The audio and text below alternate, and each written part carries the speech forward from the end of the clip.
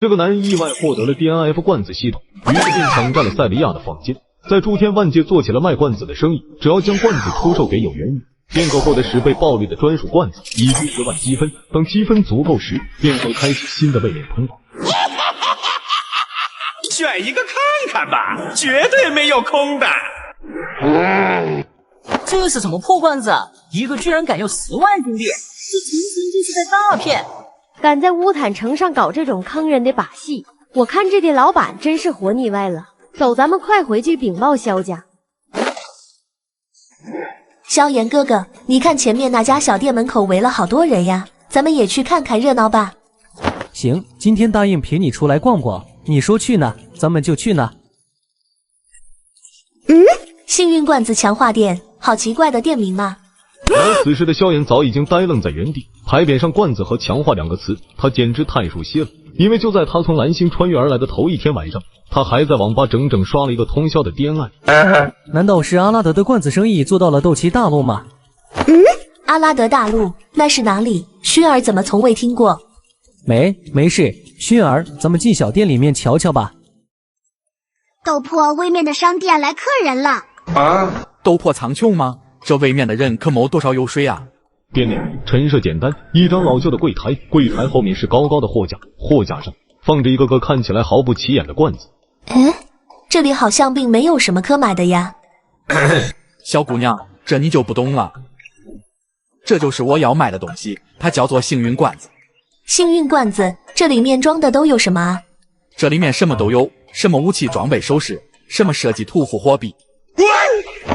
萧炎哥哥，你这是怎么了？萧炎，这不是斗破男主角吗？哦，我知道为什么他反应这么大了。我记得原著中他可是个穿越者呀。没错了，这罐子里物品的名字一听就是地下城中的，万一在罐子里开出什么宝贝，解决了我无法修炼的顽疾。不过我绝对不能让这老板知道我穿越者的身份，因为穿越的第一法则就是严谨透露自己是穿越者。萧炎哥哥，你怎么了？为何呆愣着啊？没事，薰儿，我只是有种预感，这罐子一定要开，不然我可能会错过什么重要的东西。老板，那你这罐子多少钱一个呢？10万金币一个。什么？10万金币？那可是我们萧家1年的收入啊！贵吗？买卖绝对公平合理。这万一要是开出来一件神器史诗级别的物品，看来这萧炎不光是个穿越者，而且还肯定玩过 DNF， 因为只有 DNF 玩家才会对神器史诗这些词语有这么大的反应。怎么样，选一个看看吧，绝对没有空的。萧炎哥哥，你是想开罐子吗？你身上钱不够，薰儿可以帮你买一个。萧炎哥哥，薰儿又不是什么外人，有什么不好意思的？那就开一个试试水吧。老板，给萧炎哥哥来一个罐子吧。你们看看要哪一个罐子吧。老板，我要第6排的第6个。马佛随手一挥，萧炎选择的罐子便出现在了他的面前。这是幸运魔锤，用它将罐子砸碎即可。多谢老板了。就是不知道这罐子店里罐子爆裂会不会和当年我玩的游戏那样坑。白色的光芒。这罐子里的物品等级分为普通、高级、稀有、神奇和史诗，相对应的就是白蓝紫分成5种颜色，等级越高的物品价值也就越高。这个我知道。萧炎哥哥你怎么知道啊？我是说我知道了。这叫做经验胶囊，普通，不可交易，使用后能增长当前斗气等级10%的斗之气。那这不就相当于一枚增气伞吗？10万金币也太亏了吧。不一样的，增气伞只能在短时间内让你增加斗之气，而这经验胶囊则是永久增加。萧炎不语，只是拿着经验胶囊一味地看着。也不知道这经验胶囊带来的斗之气会不会进入我的体内也会消失。萧炎将经验胶囊吞入腹中，下一刻一股精纯的斗气在萧炎身上浮现，但很快又消失不见。10万金币就这么打水漂了。萧炎哥哥，咱们回去吧，外面那些人说的没错，这罐子就是一个坑。等等。只见萧炎手中拿出来一枚丹药，上有一条淡淡的丹纹浮现。老板，这是一枚3品聚灵丹，斗师强者服用后能提升一个小境界，而且任何人一生只能服用1枚。我想用它换老板你的罐子。萧炎哥哥，这这可是薰儿送给你的丹药啊，想着等你突破到斗师的时候使用，用它换这破罐子，你是疯了吗？没事的，薰儿，反正我现在也是废人一个。这具契丹虽好，但我这辈子能不能到斗师境都不好说。与其浪费，倒不如用来搏一搏。检测此位面经济水平落后，客户有置换需求，正在估值中。斗灵丹估值10万金币，可兑换一个罐子。可以兑换，但只能兑换一个罐子。这么稀有的丹药就只能换一个罐子，老板你也太黑了吧！这某丹药或许对你们来说很珍贵，但对我来说它甚至不如一张升级券好用。升级券又是什么东西？一个罐子就一个罐子吧，老板我要第一排的第一个罐子。马后一挥手，又是一个罐子出现在萧炎面前。这还是我那个成熟稳重的萧炎哥哥吗？万万没想到，这个叫萧炎的穿越者，凭借着前世的记忆，居然在 DNF 的罐子开到了史诗级别的物品。哎呀，我擦嘞！你这运气未免也太好了吧！好耀眼的金光啊，萧炎哥哥，你好像开到了什么了不得的东西。然而此时的萧炎早已经是泪流满面。这熟悉的金光，这动听的音效，让我差点以为又回到了曾经在蓝星网吧刷深渊的日子了。光芒渐渐散去，一枚造型古朴的戒指悬浮在碎片之中。小燕，恭喜你，这叫做失灵之戒，实时不可交易，效果已根据斗气大陆特性改变，装备后对灵魂体的敌人伤害增加30%。坏了，这戒指完全就是冲我来的。马老板，除了灵魂体之外的敌人，这戒指就没其他的效果了吗？木有了。萧炎拿过地上的戒指，无奈地叹了口气。要是换做别人，早就直呼这史诗就是个骗人的东西。DNF 诚不欺我，自古红眼出光剑。这没用的戒指也不差这一个了。说着，萧炎便将手中的噬灵之戒戴在了古岩界旁边的指头上面。然而再下一刻，从古岩界中传来一声惨叫，紧接着一个老头的虚影浮现在众人眼前。你是谁？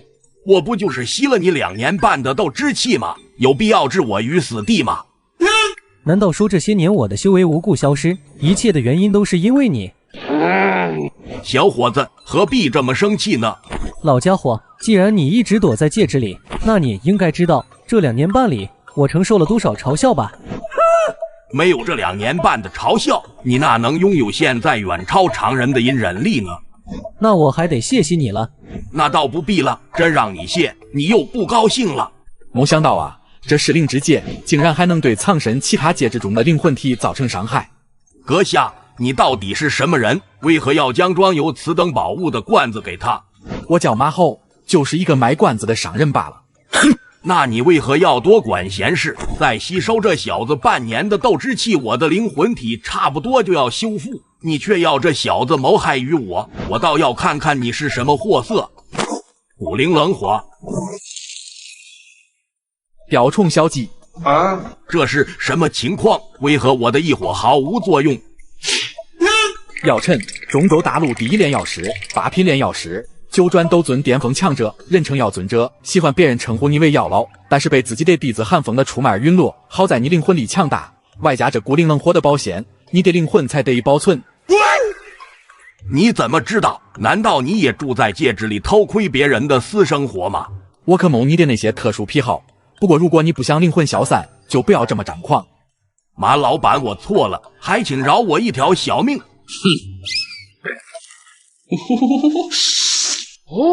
马老板真是手段通天，要不是今天开出来这是灵之戒，我还不知道要被这老头坑害多久。能开到什么都是你的运气，和我无关。怎么样，要不要趁住手气好再来几个罐子呗？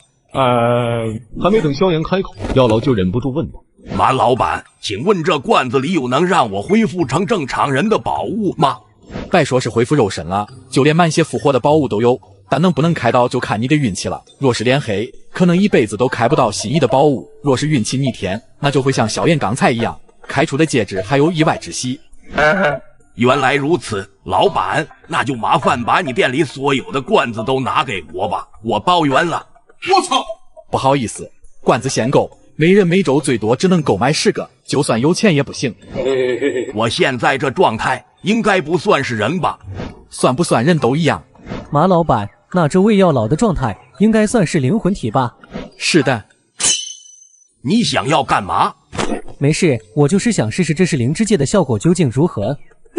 你不要过来啊！小伙子，你冷静啊！老夫保证以后没有你的允许，绝不会再吸你体内的斗之气了。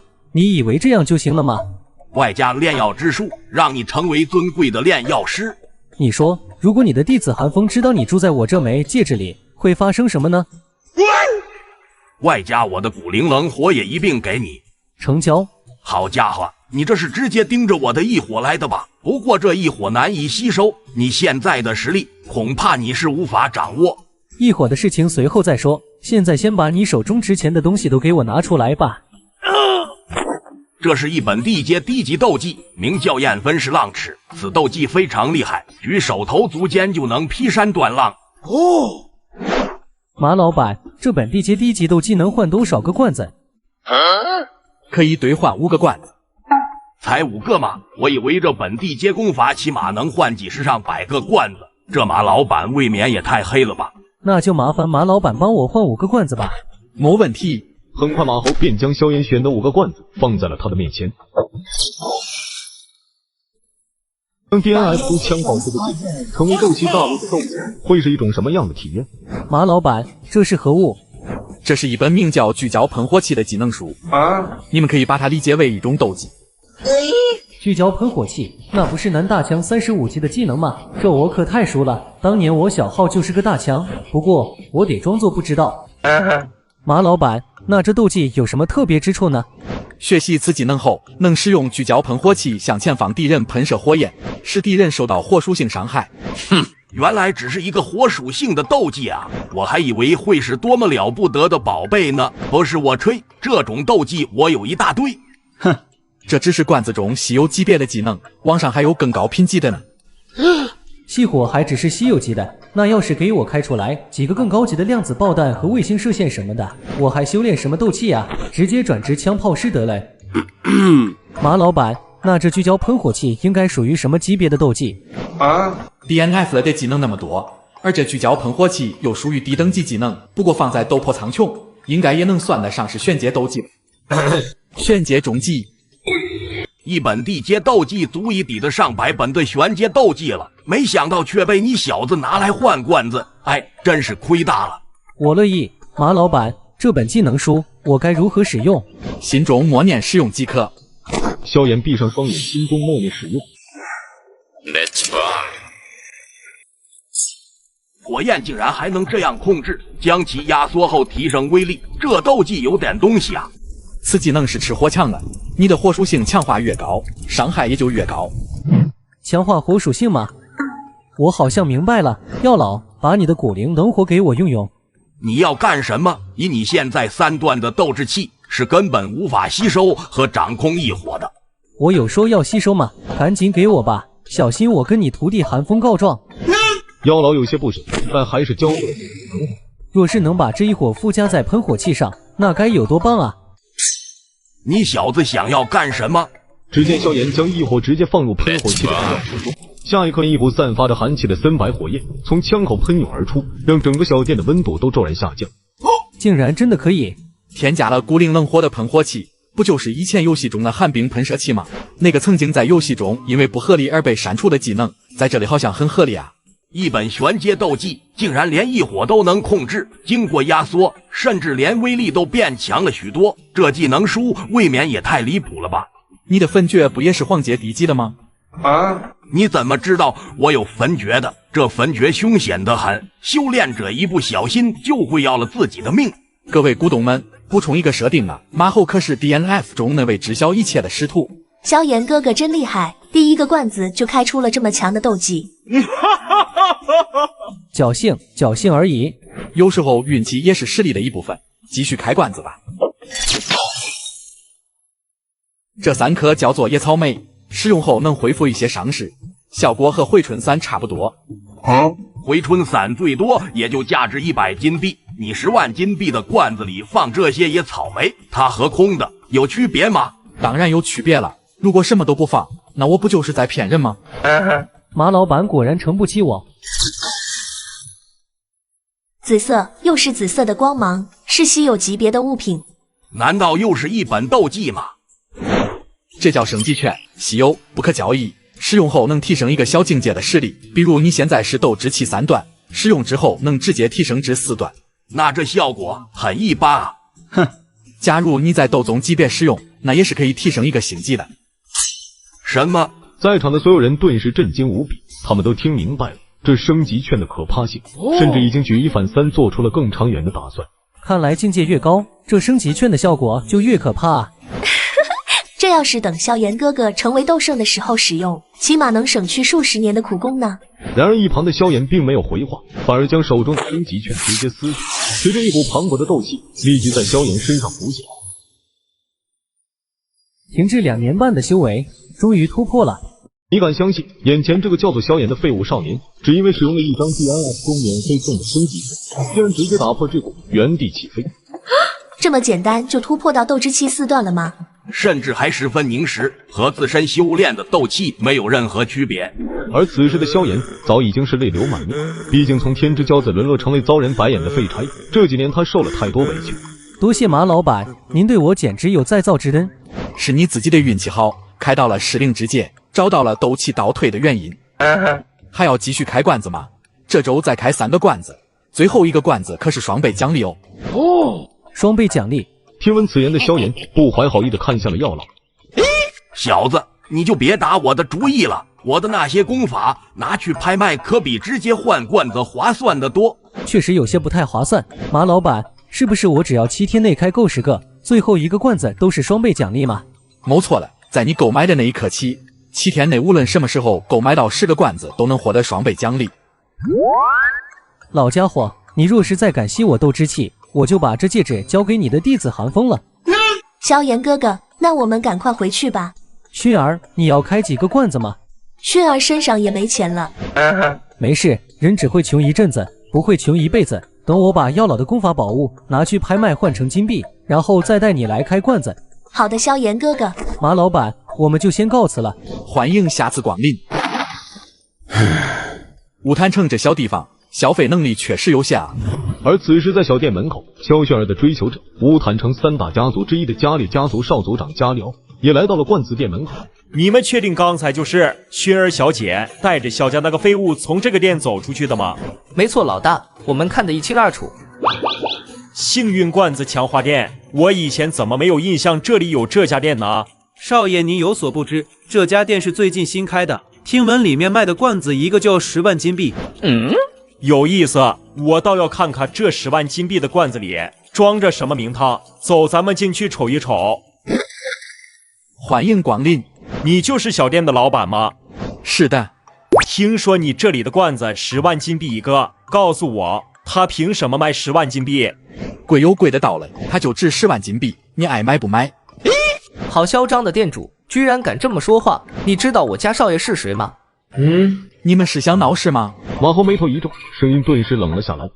他看起来比自己也大不了多少，怎么会这么强？竟然有大斗师的压迫感。加料不知道的是，在小店中马猴可是无敌的存在。之所以认为马猴有大斗师的实力，是因为在这乌坦城，他见过等级最高的强者就是大斗师。算你走运，正好赶上我妈叫我回家吃饭，咱们撤。等等，不了不了，一会饭就凉了，凉了就不好吃了。拜金章来了就是客，小子，我看你跃跃欲试的样子，要不要开一个？老大，你可别听这个店主，10万金币用来买这个罐子绝对是亏的。老板，请问薰儿小姐是不是在这里开罐子了？她没有开，但是她给萧炎购买了一个罐子。那可是10万金币的罐子，薰儿妹妹竟然送给了那个废物。老板，能不能告诉我，萧炎在这罐子中开出了什么宝贝？告诉了你也没用，每个人能开出什么都看运气。但我看你小子人也挺有缘的，就破例透露一点消息给你吧。只要你运气足够好，就能开出斗技，甚至比斗技还要珍贵的宝物也不是没有。当然前提是你的运气足够好，毕竟概率这东西我也没办法给你保证。斗技那可是每一位修炼者梦寐以求的宝物啊！要是真有，这罐子10万金币确实不贵。我前几天在米特尔拍卖会拍下的玄阶斗技，可是花了我50万金币。这要是10万金币开出来一本，岂不是就赚大了？老大，别上当啊！这绝对是打着斗技的名头来骗人的。即使有，也很可能是一些没人看得上的低级斗技。薛儿妹妹那么聪明的女孩都会买这罐子，想必这罐子肯定不一般。老板，给我来一个罐子吧。啊哈，就开一个吗？就一个，无论开出什么，我就只开这一个。老板，第3排的第6个罐子，我从进店就相中它了。先付金币后开罐子，拿起你手边的幸运魔锤砸碎罐子即可。你敢相信这个斗破苍穹中的小卡拉姆，因为开了一个 DNF 的罐，就获得了一卷天阶斗技？老板，这卷是什么斗技？为何上面连一个字都没有？然而当马猴看清楚卷轴上的图标时，却是大吃一惊。这不是阿修罗的一绝技能吗？连这都给变成斗技了啊！很快，有关于此斗技的所有信息都出现在马猴脑海之中。怎么样，老板，是不是很厉害？此斗技名叫暗天波动烟，不可交易，撕碎后便可直接领悟。使用此斗技会强行开启波动之烟，使天地一变陷入一片黑暗领域之中。而在这个领域内，你的所有属性都会得到强化，所有攻击都将会蕴含天地之波动。你也可以选择强行引爆波动之烟，使领域内的空间破碎，从而对敌人造成毁灭性的打击。不知道怎么了，听描述感觉很厉害的样子。何止是厉害，甚至感觉有毁天灭地的威能。老板，这暗天波动眼究竟是什么等级的斗技啊？世事即变，又是觉醒技能，最起码也得是个天阶斗技吧。天阶地技。老板，您能别开玩笑不？天阶斗技，我听说只有传说中的斗尊和斗圣才能拥有，怎么可能会在这罐子里出现？我没有开玩笑，开罐子就是这么神奇。这暗天波动烟乃是一名天帝所创，如果能修炼到大成，你将无敌于这世间。我这是要起飞了吗？但是想要修炼此斗技有个前提，就是你需要学习一本名叫杀意波动的基础斗技，而这本斗技罐子中就有。虽然10万金币一个罐子很贵，但和天阶斗技的价值比起来，简直就是9万牛身上的一根毛尖尖。这杀意波动，我早晚有一天会开到的。不过学习杀意波动还有个要求，修炼者需要自戳双目。老板，我没听错吧？没听错，因为当年创造这本斗技的天帝就是一位瞎子，所以想要引动波动之力，就必须失去光明。非得要自戳双目吗？我闭上眼修炼还不行吗？罐子也开完了，没什么事情就请回吧。等等，你们快回去告诉我爹，让他带着金币来开罐子。少爷，不是说只开一个吗？那是刚才，你没看我都开出来天阶斗技了吗？现在别说开一个了，就算是再开10个、100个我也愿意。族长，少爷开出天阶斗技了。你说什么？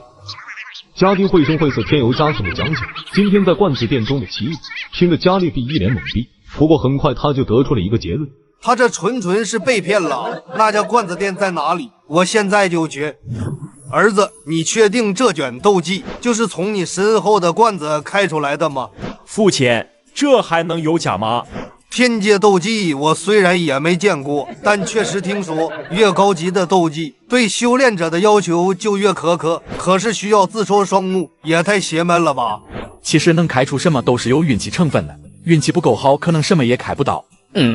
那这离谱的天阶斗技就是你吸引人的手段吧？只要那本杀意波动没人能开到，就无法证明这本斗技的真假。说实话，这斗技我还没看在眼了，罐子了比这斗技珍贵的东西还多的是，你开不开都没关系，会有人来开的。马老板，我来开。声音落下，只见萧炎带着萧薰儿走进了罐子店中。欢迎光临。我还以为是谁呢，原来是小家吃软饭的小废物啊！你骂谁是小废物呢？薰儿没事，马老板，既然加列家不开这罐子，麻烦您帮我拿3个罐子吧。小废物，先来后到的规矩，你不懂吗？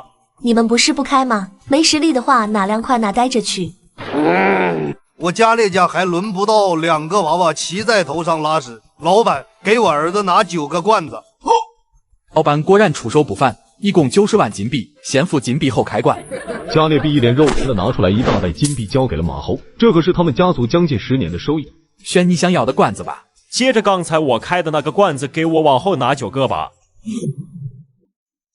罐子爹，求求你给我出一本杀意波动吧，就算是失去双眼我也愿意。只要能给我开出一本杀意波动，就算成为一个瞎子我都乐意。这是个啥？好像是一把刀啊，看这古朴的外观，一看就不是凡物。难不成是什么古董宝刀吗？并不是的，这只是一把生了锈的武士刀，普通，可交易。你拿回去找个铁匠给你处处锈，若是保存的好，往后传个10代8代，也能算是古董了。10万金币可是我家列家1年的收入啊！结果就换这么个看起来一碰就断的废铜烂铁。老板，这剧本有些不对啊！不是说好的罐子里都是精品，什么斗技、神器、宝物的，随便开吗？那也是要看运气了。不过白起雷，这把刀是我开店至今开出的最差物品了，估计不会有比这更差的了。接住开吧，不还有8个罐子呢，随便开一个都比这好了吧？作为一个专业的罐子商人，让顾客充满希望是最基本的职业素养。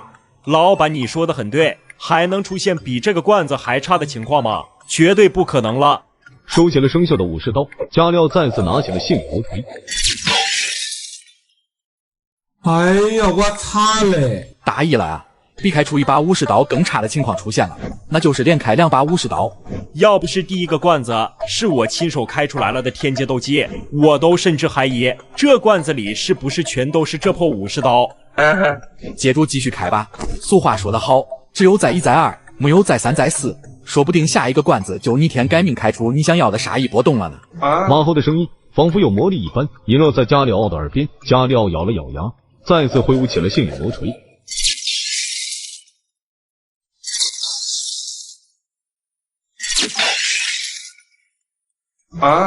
不会吧，这加里奥怎么这么黑呀？看着地上一把把的武士刀，加列父子的心都仿佛在滴血。不是说只有再1再2，没有再3再4的吗？可是这都5个罐子了，怎么还是这破武士刀啊？老板，你以前是不是开铁架铺的？把这些破玩意全都卖给我了？啊哈！你这种连出5把破武士刀的情况，说实话我也是第一次遇到，这运气实在是有些黑得太逆天了。加列一脸无辜，咬了咬牙。然而就在准备开启第6个罐子的时候，加列币的声音响起：“我算是看明白了，这开罐子就是个噱头，就是个坑，就是在骗钱。老板，赶紧给我退钱，这罐子我们不开了。”不好意思，这罐子已经售出，概不退换。你这就是在强买，买卖绝对公平合理。好强的威啊！正当马猴准备跟加列比好好掰扯的时候，一旁的萧炎开口道：“马老板，要不先让我来开吧，再开3个罐子，刚好就10个了。”加里奥，那你还开吗？如果不开的话，就收拾一下东西，拿住你剩下的罐子站一边去，不要影响我做生意。父亲，现在怎么办啊？让他们先开，我们静观其变。如果萧炎能开到宝贝，我们就接着开；要是萧炎开出来的也都是垃圾，我们就找老板退钱。如果不退，我们就去门口闹，让他在乌坦城做不了这生意。加料收起了地上一把把的武士刀和剩下的4个罐子，转身腾出了位置。马老板，第2排的前3个罐子，麻烦给我拿一下吧。马猴一挥手，3个罐子就出现在萧炎的面前。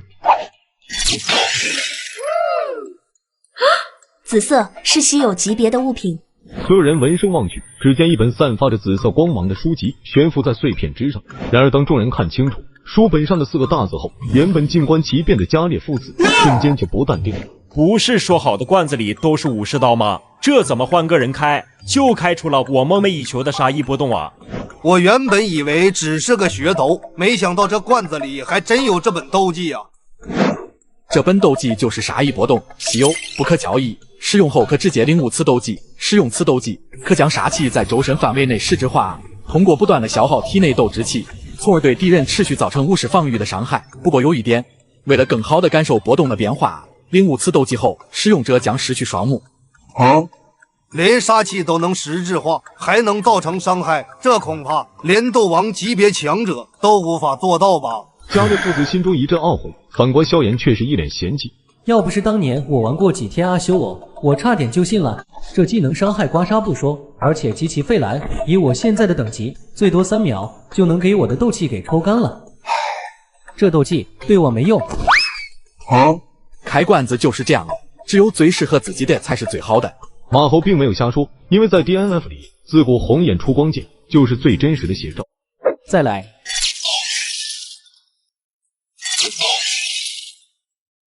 对，很对。看到这个局面，我心里就平衡多了。看着散发着白色光芒的物品，加里奥只觉得心中一阵舒畅。多么岁月静好的画面啊！这罐子的概率太递进了。第一个罐子来的是一瓶魔力果汁，使用后能恢复30%的斗志气，而双倍罐子中的2件物品叫做火蜥蜴的药水。能斗破苍穹的侥幸哥在 DNF 的罐子里开出一伙药剂是一种什么样的体验？这2瓶叫做火焰呼啸药剂，原名火蜥蜴药剂，普通，可交易，使用后在1分钟内你的所有攻击都将附加火焰。然而还没等萧炎开口，藏身于戒指中的药老却直接蹦了出来。戒指中还藏着个老爷爷吗？这恐怕是一种极其罕见的兽火吧？火蜥蜴应该也算是兽类吧？你这么理解也不是不可以。没想到啊，竟然能将兽火储存在这小小的瓶子中。虽然只有1分钟的使用时间，但在炼制丹药中，若是有这1分钟的兽火提纯，足以让一枚丹药品级提升1阶。小子，你真是走了大运了！这火焰药剂足以让天下的炼药师为之疯狂。侥幸而已。同样开出的是普通级物品，为什么他的却没有一把是生锈的武士刀，甚至都有些好的离谱呢？说实话，你这个样子我都不太想让你再来开罐子了，这要是传出去，很有可能会影响我小店的生意的。老板可不能这样子啊！要是不让我开，我岂不是一点翻身的可能性都没有了吗？你们不是说要退货吗？之前是我们误会您了，开不到好东西是因为我手气差，和您没有一点关系。对，运气差点没关系，但是可以用数量来凑啊，量变绝对能引起质变的。这加列家的日子是不打算过了吗？这4个罐子，你们可得争点气啊！也许是破釜沉舟的勇气，也许是时来运转的运气，最后一个双倍罐终于开出来了一点不一样的东西。这2件叫做装备修理券，稀有，不可交易，使用效果也很简单，能对任何损坏的武器装备进行修复，修复后的物品将恢复如初。我还以为开到了什么了不得的宝贝，这修理券是想让我维修开出来的生锈的武士刀吗？你错了，这2张修理券完全就是2张无价之宝。付钱，你是不是因为亏太多有点无法接受啊？哼！有了这2张修理券，我们不但可以去地斗，帮那些大人物维修武器装备，还能帮炼药师维修损坏的药鼎。你想想那些炼药师多有钱，咱们要个180万金币，多过分吧？有道理啊！到时候想开多少罐子，不就有多少罐子了？何愁开不到杀意波动呢？罐子赚钱罐子花，1分别想带回家。罐子也开完了，谋什么事就请回吧。老板再见。萧炎药老，你们还开罐子吗？开，马老板，这次我们可是带足了金币呢。这都是拿我珍藏多年的宝贝换的金币啊！嘿嘿嘿，全当是这2年半来吸收我的斗之气对我的补偿吧。薰儿药老，你们谁先开呢？薰儿姑娘，老夫先来吧。马老板，那就给我先来一个罐子试试水吧。就开一个呀？我看这开罐子完全是靠运气，我这一个罐子就是试试手气，若是运气好，自然还会再开的。那就选你想要的罐子吧。第3排的第7个。马猴一挥手，药老选的罐子就出现在了他的面前。蓝色的光芒，看样子好像也是一本斗技啊。猜的没错，此斗技名叫不梦之手，高级物品，可交易。使用此斗技，可以将前方的一名敌人吸入掌中，并吸收其血气，提升自身力量，然后再把吸进的敌人扔出，造成伤害。听描述，怎么感觉这斗技如此熟悉啊？好像是吸掌和吹火掌的结合体。这斗技不就是红眼的噬魂之手吗？怎么改名叫做捕梦之手了啊？听起来感觉怪怪的。药老，你一个罐子就开出了噬魂之手，这样了不得的斗技，何不趁着运气不错再开几个罐子呢？面对马猴的话，药老有些犹豫。俗话说，人越老就越精，显然他看出了这罐子的随机性太强了。想一想，金币放在那里，实际上就是一堆金属，只有真正消费了，自身受益了，才能发挥它们真正的价值。这万一要是开出一些能帮助你恢复肉身的宝贝，你可就赚大了。该说的也说了，该劝的也劝了，想卖给这老头罐子可太难了。老板，您别说了，我开罐子还不行吗？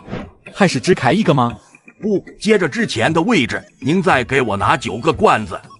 就是这种想要消费的感觉，我可太懂了。药老大手一挥，又掏出了90万金币。在米特尔拍卖行变卖的这点金币，你这是准备全都用来开罐子了啊？若是能开出恢复身体的宝物，100万金币又算得了什么？希望这9个罐子不要让我失望吧。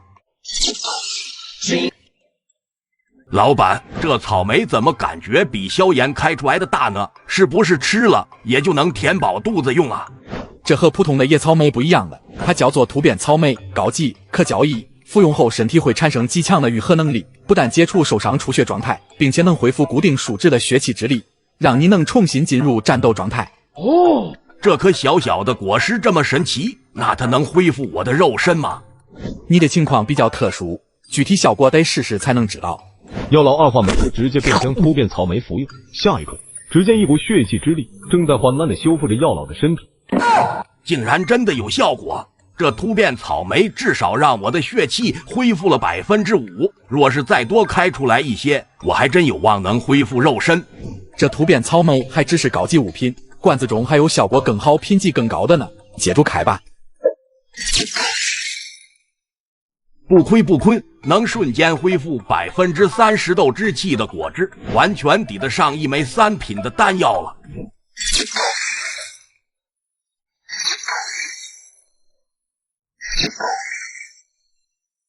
前2瓶魔力果汁我就不多赘述了。至于这件蓝色的高级物品，如你所见也是一种药剂。哦，又是药剂，我要陈和药剂就这么有缘吗？是恢复肉身的吗？这一次的药剂没有任何恢复效果，而是增幅。这药剂名为霸体护甲药剂，使用后在20秒之内，你将进入霸体状态，在霸体状态之下，免疫一切控制。只要你能站得住，就没人能阻挡你的一切行动。那岂不是意味着，在这霸体药剂面前，所有的控制类斗技和阵法都将失效？没错，这20秒内，你甚至可以在控制阵法的面溜达。逆天，简直太逆天了！究竟是什么样的人能发明出这样的药剂？我怎么就想不到啊？嘿嘿，如果没猜错，那个人应该是阿拉德大陆最强炼金术士诺顿吧？再来。而在此时的米塔尔拍卖行内，一个身材曼妙的女人和2个老头看着眼前一摞摞的斗技和丹药，陷入了沉思。地上这些宝贝都是那个神秘人送来的吗？是的，族长，他换取了200万金币后就匆忙离开了。能拿出这么多宝贝的人，恐怕不是什么等闲之辈，不可能出自这小小的乌坦城。难不成是魂殿或者中州某些家族的人吗？说不准，那人虽然做了伪装，但苍老的嗓音下却有着一双十分年轻的手。我已经派人去跟踪了，想必很快就会有结果了。不过我倒是更好奇，这人拿这些宝贝换金币是要去做什么？真不愧是药尊者，果然和药有缘啊！看着地上的各种颜色的药剂，药老的眼睛都花了。这瓶红色的，这叫做瑞颜药剂，使用后在20秒内，你的物的暴击率能增加50%。哦。而这瓶绿色的叫做食人魔药剂，服用后能提升10%的力量，持续60秒。最后一瓶紫色的叫做邪恶药剂，服用后60秒内你将黑化，黑化期间你的力量和智力都能提升15%。这还真就是黑化强10倍，洗白弱3分啊！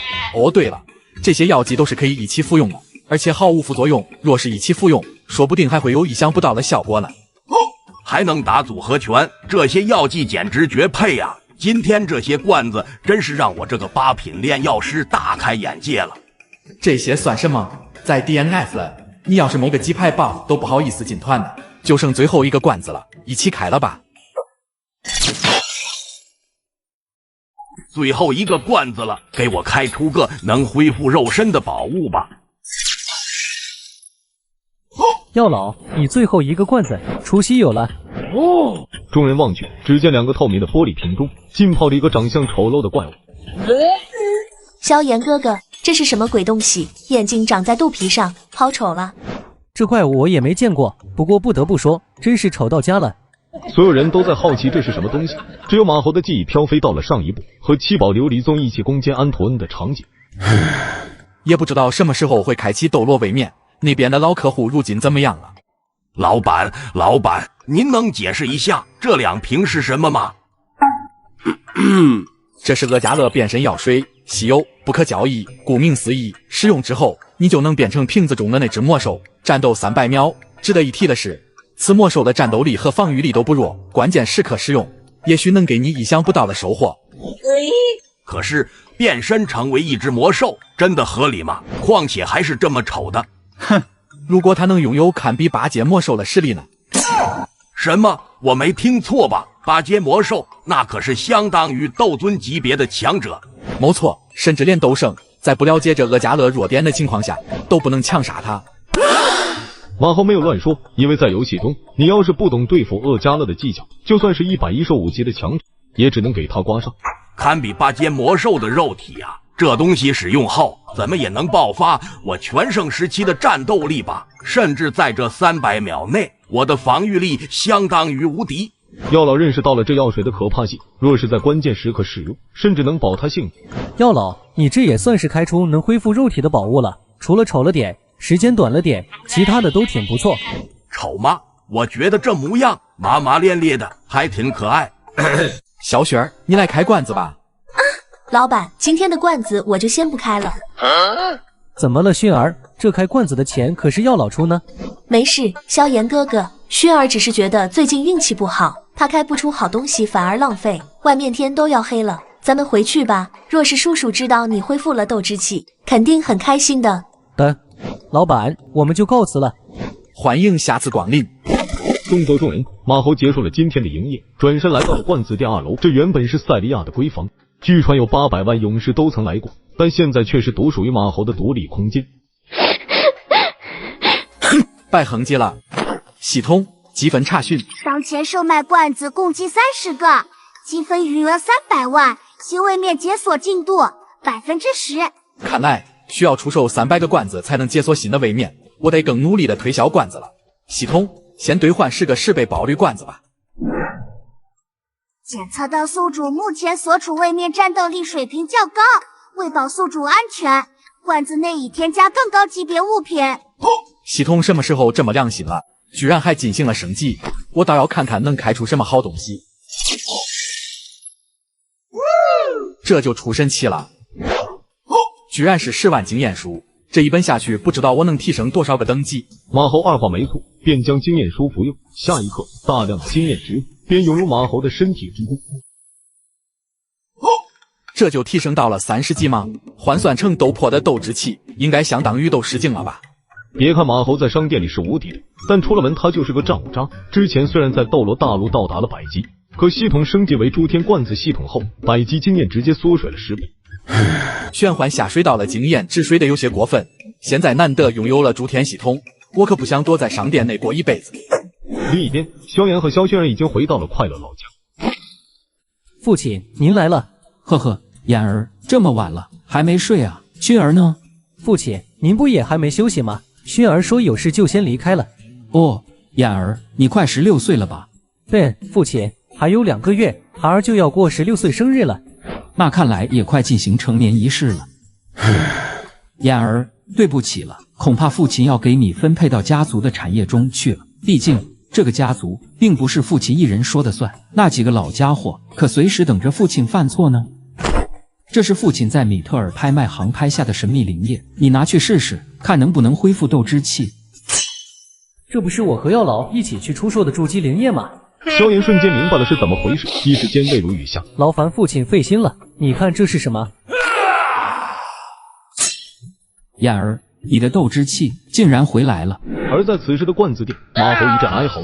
是被宝绿的罐子，除了第一个罐子开出了肾气，剩下的28个都是些什么玩意啊？这是被宝绿是凌成一试试吧？看着地上乱七八糟的东西，显然他再一次被罐子背刺。最后一个罐子了，罐子爹，您全当是可怜我，给我出点好的吧。你敢信，眼前这个男人为了获得 DNF 中最牛逼的装备，竟然搞到了一个拥有10倍爆率的顶级罐子。好像是蓝色的光芒，是高级物品吗？恭喜宿主运气爆棚，成功在罐子中开出了到达元生劫灭境界的无影之剑。什么？元气界灭了无影剑？那不就是那个连增幅王、强化王、黑铁太上皇的旭旭宝宝刷到魔怔都某出的 DNF 目前最强短剑吗？没错。马猴颤颤巍巍地拿起碎片中的短剑，有关于这把武器的所有信息都出现在马猴脑海之中。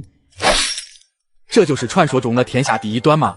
这太初无影剑不但增加了 357.8% 的技能伤害，甚至在攻击时还会用无影之剑自动追踪攻击敌人。只可惜我现在的实力太弱，即便有了这把武器，但在这斗破世界最多也只能算是同境界难有对手。宿主，请继续做好牛马，努力卖罐子。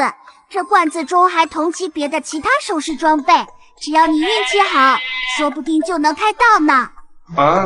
这话怎么听着这么耳熟呢？系统，你搁这给我画饼呢？哼，算了，不早了，该睡觉了。塞利亚，还不过来暖床？一夜无话，第二天起来，马猴腰酸背痛，而此时的店外早已经围满了人。你们听说了没？家里家的人在这罐子店里开到了天阶功法。真的假的？千真万确，是加列奥的小弟亲口告诉我的。那天他就在罐子店里亲眼看到的。至少罐子店的名气算是打出去了，就是不知道外面这些人了有没有眼红上头想来搏一搏的。来了，欢迎光临幸运罐子店。啊！听这老板说话的口音，并不是之前卖给我东西的神秘人。你是来开罐子的吗？就是外面那些人口中议论的罐子吗？没错。马猴为了不水，很快地讲解了有关于开罐子的所有信息。有点意思，难怪那位神秘大能要贱卖丹药和功法，感情就是上了套来开这罐子啊。怎么样，要不要也开一个罐子试试水呢？花费10万金币，你就有可能得到一个改变你一生命运的天大机遇呢。改变命运的机遇这老板是个人才，不但会搞噱头，蛊惑人心的口才也了得。老板，麻烦给第2排的第5个罐子拿给我吧。没问题，用你手边的幸运魔锤敲碎即可。老板，这罐子里能开到什么倒也无所谓，但我亚菲想交你这个朋友。这就是亚菲吗？小说中那个姿色逆天、性感妩媚，将男人玩弄于股掌间的精明拍卖师啊！哎呀，我擦嘞！运气真就这么好的吗？好耀眼的金色光芒啊！这是一块石头吗？这叫做宇宙精华，实时不可交易，出产自 DNF 起源世界，使用后可以改变一个人全身的体质，让你发生翻天覆地的变化。简单来说，就是能改变一个人的修炼天赋。在游戏中，这宇宙精华是改变装备属性的，到了这斗气大陆变成了能改变人体质的宝物，有意思。老板，你说的可都是真的？亚飞有些激动，他自小修炼天赋不行，即便消耗了大量的修炼资源，至今仍旧只有8星斗者的修为。要不是因为有些经商头脑，他早就成为家族联姻的商品了。我还能骗你不成？不过服用之后，究竟是提升修炼天赋还是降低天赋，还得看你运气。还会降低天赋的吗？那当然了 ，DNF 变强的核心理念就是一切都靠运气。我的修炼天赋再差还能差到哪呢？不管了，钱都花了，无论真假我都要试一试。这原本只是 DNF 中的一件用来调整装备磁条的小道具，但没想到在斗跑苍穹竟然成为了洗净法锁的逆天宝物。一粒金丹吞入腹，我命由我不由天。宇宙精华入口即化，一股热流传遍亚飞的身体，让亚飞的小脸变得通红。好热，快要坚持不住了。我的天赋真的改变了，从今以后我也可以依靠努力修炼来改变自己的命运了。老板，谢谢你。你不用谢我，我们一手交钱，一手交货能开出宇宙精华这样的宝物，完全是靠你自己运气。欠了，是我欠了，怪不得那神秘老者哪怕是贱卖丹药斗技也要开罐子，原来这罐子里真有天大的机缘啊！老板，敢问您尊姓大名？叫我马后就好。马老板，劳烦您在这里稍等，我去就回。没问题。如果没猜错的话，这亚飞肯定是回去通知家族中的人去了。此时的米特尔拍卖行内，海波东和藤山正在研究着一卷名为焚诀的功法。这功法诡异得很，虽然能无限进化，但也有很强的排他性。若是要修炼，恐怕要费功重修。费功重修。我之所以这么着急让你从沙漠回来，就是想着这焚诀或许对你解除美杜莎的封印有帮助。现在看来恐怕没关系，我也知道是你的一片好意，也不知道亚飞那边调查的怎么样了。不得不说，能将此功法都拿来贱卖的也是个人才啊。亚飞，你回来了。嗨老族长，我调查清楚了。亚飞很快地将他在罐子店发生的一切告诉了海波东和藤山。二人听闻后一脸的不可置信，可当他们探查亚飞的身体之后，脸上的表情也从不可置信转变为了震惊。原本闭塞的经脉如今却如此通畅，甚至连斗气的运转也变得十分玄妙。这也太神奇了吧！亚飞，快带我们去那罐子店。马老板，我回来了。还挺快的吗？这位是米特尔藤山，是我们米特尔家族的族长。这位是海波东，是我们家族的太上长老。这两位在原著中都是不差钱的主啊。欢迎二位光临罐子店。海老，这老板如此年轻，而且从他身上散发的气息来看，最多也只有大斗师的水平。难不成他是什么隐世高人？以我们的实力无法看透。你说有没有一种可能，他就只是拥有大斗士的实力？族长，海老，我给你们演示一下这神奇的罐子。亚飞一挥手，直接掏出来90万金币。哦，选你想要的罐子吧。接着之前的罐子，往前拿9个吧。接下来就祝你好运了。紫色。稀有，看起来就像是一张纸，是不是没什么用？物品升级卷，稀有，不可交易，使用后可以提升当前境界的一个等级。也就是说，我当前8星斗者的等级使用后，就能成为9星斗者了吗？对的。居然还有这样的东西！亚飞没有废话，直接将升级券使用，随之斗气等级也顺理成章地升至了9星斗者。这东西竟然能直接提升斗气等级，那要是我使用这升级券，是不是也会有可能打破体内的封印，重新恢复自己的实力呢？一个又一个的罐子后，一阵阵各种各样的光芒气得在场众人眼睛发痛。8个罐子，3张升级券，4枚经验胶囊，最后一个双倍罐子中的是2瓶瞬间移动药剂，服用后你可以瞬间传送到任何你能想到并且真实存在的地方。貌似我的运气还算不错吧？何止是不错，已经足以超过99%的人了。亚飞没有任何犹豫，直接将3张升级券和4枚经验胶囊服用，斗气等级也提升至了3星斗师。下一个我来开吧。看亚飞开的罐子，藤山有些迫不及待。藤山，咱们初来乍到，不如还是让老兄弟我给你试试水吧。我不需要，亚飞已经替我们试过了。不，你需要。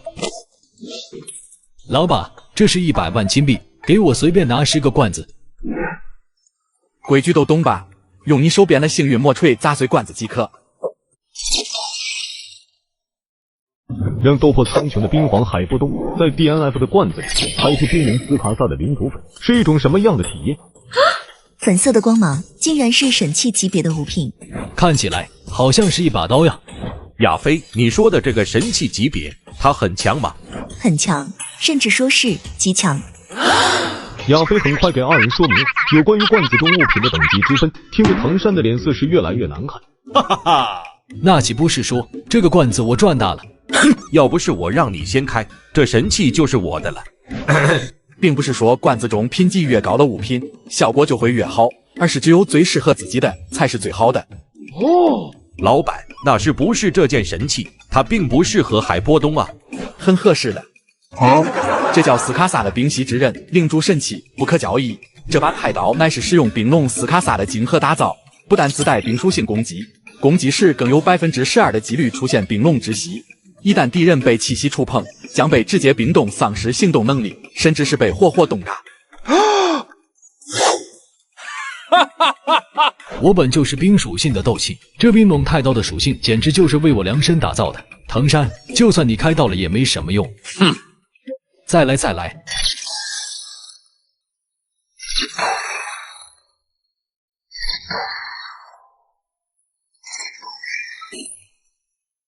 这个小珠子该不会是丹药吧？让我看看，既无丹纹，也无药香，看来并不是丹药。马老板，请问这是何物？这叫做小世界液，高级，可交易，使用后能解除自己身体上的异常状态。啊？什么是异常状态啊？异常状态那可太多了，什么内伤、感电束缚，什么创伤、灼伤、病痛，反正各种身体上的不对劲，这小世界液都能包治百病。那要是中了蛇人的封印咒后，不仅身体衰老，而且连修为都被封印的状态，算是异常状态吗？你可以试试看。你这种异常状态，我估计小世界液没有接触过。海波东有些犹豫，在被封印的几十年间，他花费了巨大的代价，几乎吃遍了这斗气大陆上所有号称能包治百病的丹药和偏方，但无一例外的是，都对他的封印咒毫无效果。吃了吧，马老板罐子里的宝贝，连亚飞这样毫无天赋的修炼废柴都能改造成顶级资质的天才，你这都算是小问题。亚飞那可是史诗级别的丹药，而这小世界已仅只是高级物品，效果真的能比吗？若是把它拿去拍卖，想必以亚飞的口才，绝对能卖出超过1枚6品丹药的价格。太上长老，你糊涂啊！以我现在的资质，只要认真修炼，斗气等级绝对能很快提升。但是太上长老，你知道为什么我直接就将开出的所有升级道具直接使用吗？为何？我当时想提醒你，这些物品若是在更高等级的境界使用，发挥的作用可能是现在的几十甚至上百倍。浅了，太上长老，如今有了这罐子店，只要我每周都来开罐子，还愁开不到这些升级券吗？我只是早用早享受罢了。你说的有道理啊，我还有这么多罐子没开，这小世界仪就算没有效果，我还有很多机会啊。海波东不再犹豫，直接将小世界仪吞下。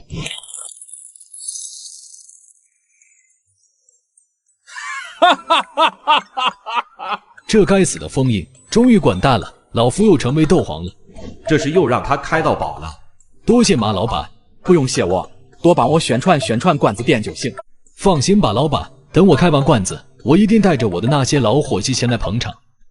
而在此时的塔格尔大沙漠的蛇人部落，正在休息的美杜莎女王心中一惊。究竟是什么人，竟然能解除我种下的封印咒？乌坦城小店中，看着海波东开出的物品，藤山的心中终于好受了一些。这叫哥布林的胡须，你若是想体验之前衰老的样子，可以给他戴上。这是破旧的皮毛，可以拿去做衣服，不过应该不太好看。还有这个是风化的碎骨，没有一点用处的废物。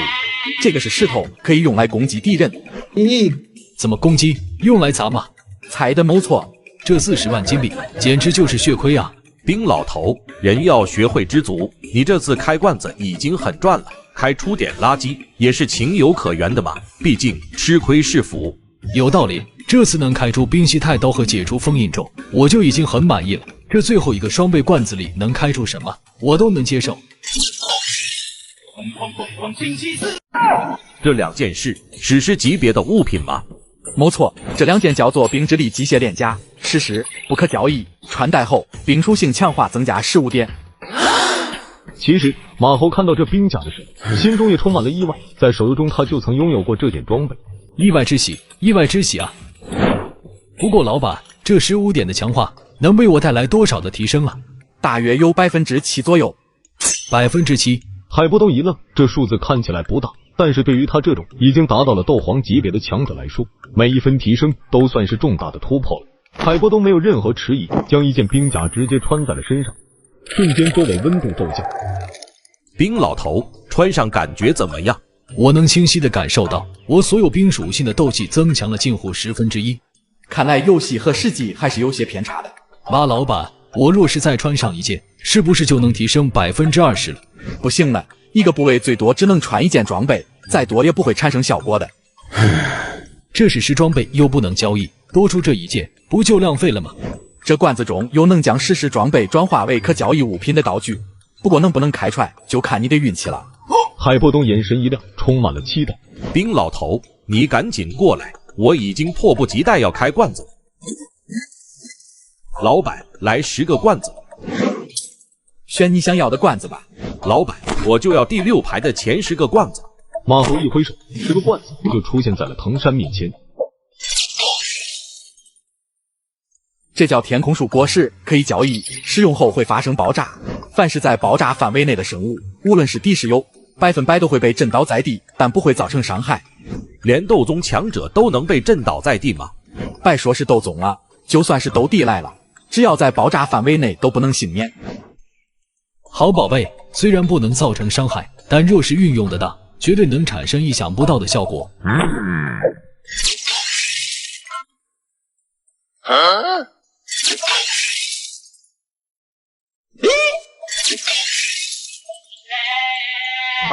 随着各个罐子后里，一颗颗麻麻咧咧的天空树果实出现在了众人眼前。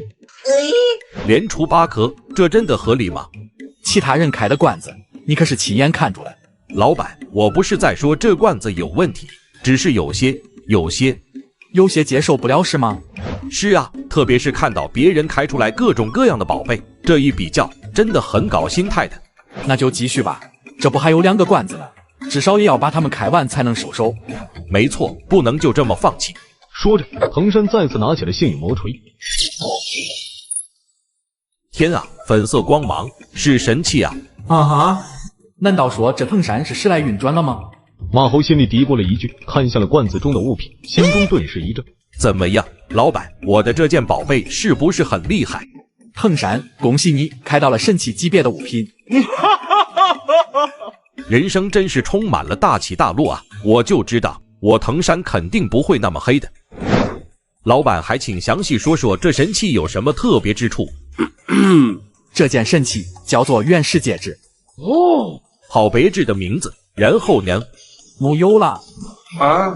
这就没了吗？这神器怕不是假的吧？如假包换，我之前说过，并不是品级越高效果就越强。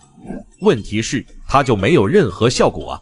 老兄弟，吃亏是福，吃亏是福啊！要是任何人都能开到宝贝，那么老板岂不是就亏大了？藤山的表情有些失望，甚至是绝望。没有任何意外，最后一个双倍罐子里又是2颗麻麻咧咧的天空树的果实，而此时的藤山也早就已经麻木。我选的这10个罐子一定都是同一批货，而且还都是坑货。老兄弟，没事的，下周你一定会有好运的。罐子也开完了，你们就回去吧，我看外面有客人在等着呢。老板再见。就在众人走后，萧雪儿带着一个老头来到了罐子店中，居然是一位斗圣强者呀！他身上肯定有不少油水。2位客人选一个看看吧，绝对没有空的。薰儿大小姐，这就是灵隐传信中所说的神奇罐子店吗？是的，古阳长老。古阳不就是那个被魂族安插在古族的卧底老六吗？二长老，你要不要开一个试一试手气呢？说着，萧雪儿便从纳铁之中拿出了金币。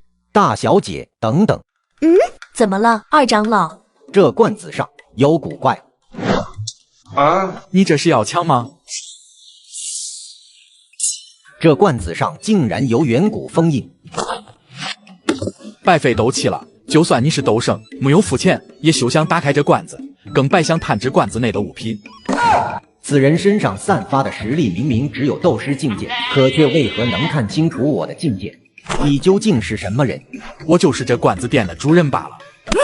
小城老板，修为低微，虽然看起来平易近人，但店里放的却都是神秘宝物，这些特征无疑不是传闻中大隐隐于市的大能形象啊！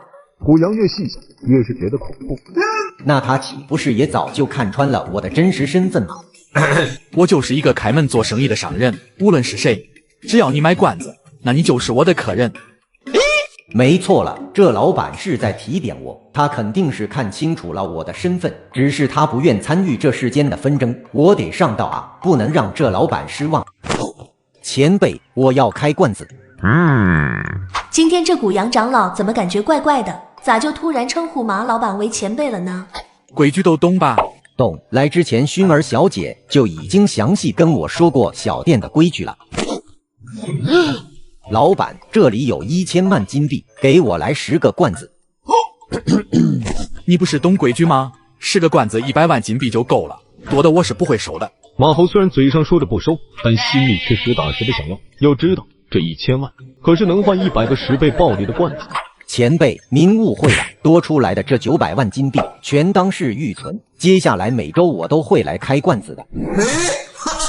既然如此，多余的我就帮你预存着了。接下来选你想要的罐子吧。前辈，就选第2排的前10个吧。马猴随手一挥，10个罐子便出现在了古阳面前。千万别乱玩它。前辈，这不就是一枚硬币吗？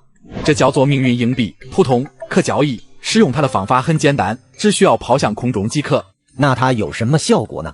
若是你运气好，你就能获得神奇的力量，哪怕就剩一口气，都能让你瞬间恢复到巅峰状态。对于我这样游走在生死边缘的卧底来说，只要不是被秒杀，这完全是多了一条命啊！前辈，若是运气不好呢？若是运气不好，你将会引来天雷，瞬间将你泯灭。这惩罚未免也太严重了吧！所以我劝你，如果不是真到了生死存亡时刻，这硬币你还是谨慎使用。就算真到了生死时刻，能不用也不要用。多谢前辈的好心提醒。继续开罐子吧。一阵阵清脆的声音响起，一个个罐子就被敲碎。前辈，前几件物品薰儿大小姐跟我说过，都是恢复斗气的魔力果汁。但这第5个罐子中的是什么宝贝啊？这是瞬间移动药剂，稀有，不可交易。使用后可以指定任何地点进行传送。没有距离限制吗？只要你能想到的并且真实存在的地方，使用后都可以瞬间到达。厉害！我现在5星斗圣的实力，瞬移距离也只不过100米，这要集中蕴含的空间之力，恐怕连斗帝见了都要汗颜。没那么夸张吧？这药剂在罐子中只能算作一般。这还只能算作一般，这前辈究竟是何等恐怖的存在？古阳小心翼翼地收起碎片中的物品，再次拿起了幸运魔锤。神器是粉色神器，竟然是到达了神器级别，那这戒指岂不是强到可怕？可当马猴看清楚古阳手上拿着的戒指时，却不由得倒吸了一口冷气。难不成将来的古阳就是用这戒指炸开了古族大阵，将驼舍古玉送给了混天帝吗？前辈，还请问这戒指有何作用？这叫疯狂一番的炸药包，神器，解封后不可交易，将它戴在手上。当你的生命只在10%及以下的时候，可以选择引爆此戒指，爆炸可以对范围内的所有物品造成20万点伤害，不过代价是死亡。前辈，这20万点伤害究竟有多强啊？竟然需要如此高昂的代价？斗帝之下皆可换命，斗帝之上皆能扳残。听完描述，萧薰儿和古阳皆是愣在了原地。这戒指竟然如此丧心病狂！何止是丧心病狂，简直就是良蜜啊！若是运用得当，甚至能让一个远古八族直接灭门。范围并没有那么大了，你最多能带走几个垫背的倒霉蛋。这古阳长老脑子里怎么想的是如此惨绝人寰之事啊？马老板，请问这戒指的爆炸可有什么应对之法？我想想啊，有了。若是把他双手砍了，不能戴上这戒指，这效果自然也就不会生效了。薰儿大小姐，我就是想想而已，我可并不打算解封使用啊。萧薰儿没有说话，只是默默记下了这个残酷的方法。赶紧开罐子吧，一会又该被喷水了。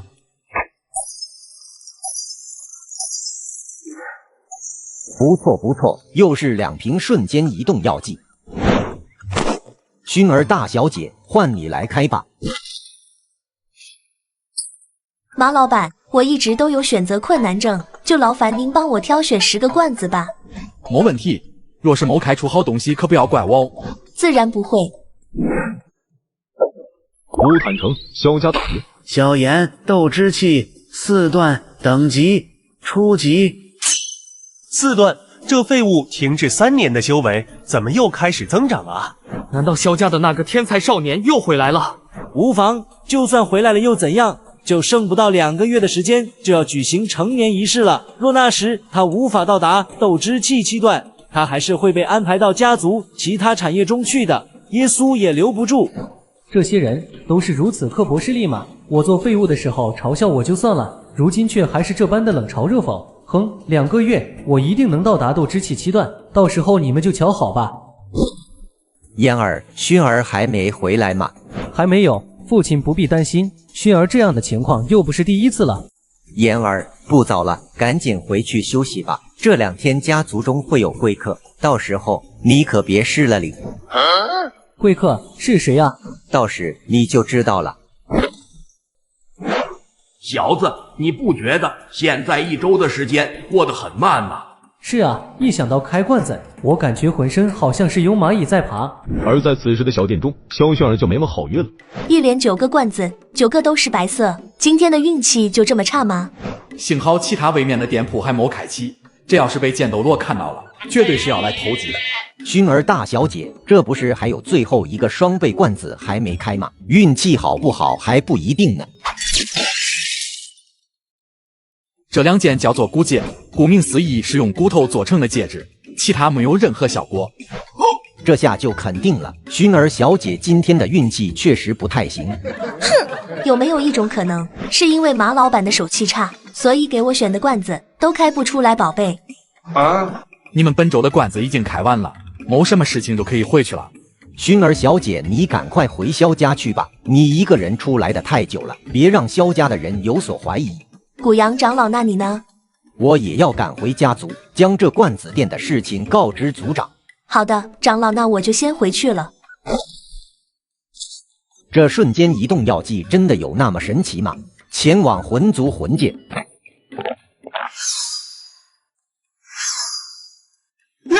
你进来的时候能先敲门吗？陛下，封印咒残留的能量波动就是从这小店中传出的。美杜莎女王没有回答，只是抬起头看向了小店门口的招牌。真是有趣的小店，走，随我进去看看。老板，我花了10万金币开出来的宝贝，你居然说是给狗吃的，这真的礼貌吗？这是奥兰奶奶手工制作的宠物营养小吃，不单单是狗，而是任何宠物都可以吃的。这有区别吗？不都不是人吃的。哼，10万金币的狗粮，老子高低也要尝尝是个什么味道。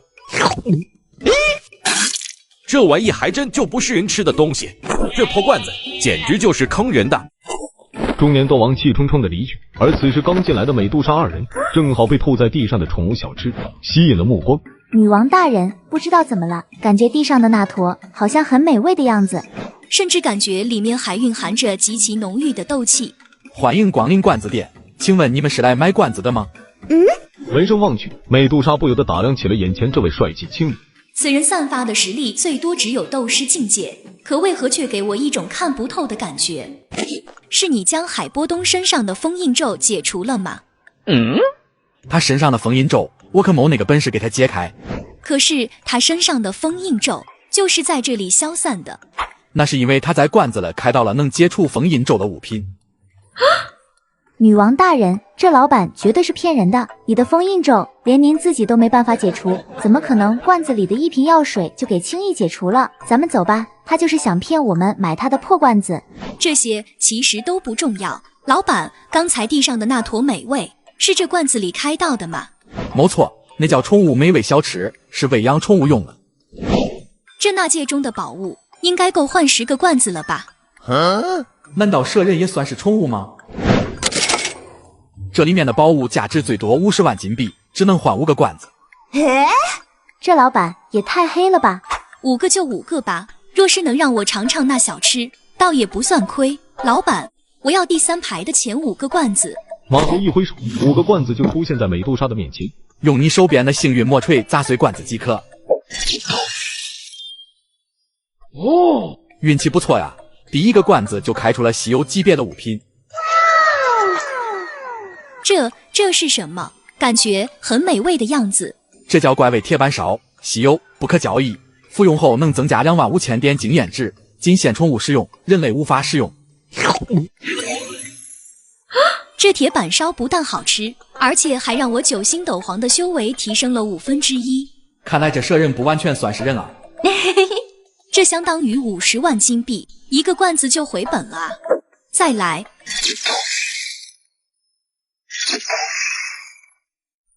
哎呀，我擦嘞！美杜莎女王，恭喜你开到了神器级别的物品。神器级别？这是一枚丹药吗？看起来很甜的样子。你理解为丹药也没错，这叫做精灵珍宝糖，神器不可交易。服用后能增加10万点经验值，效果是你之前吃下的怪味铁板烧的4倍。4倍？那吃下这枚丹药后，女王大人岂不是要突破成为斗宗了吗？然而美杜莎却是眉头一皱，因为只有她自己知道，若是想要突破斗宗，那就必须要将体内的血脉进阶，只有成功激活体内的七彩吞天蟒血脉，她才有成为斗宗的可能。可是它看起来真的很甜很甜的样子，不管了，就算不能突破，能解馋也不错。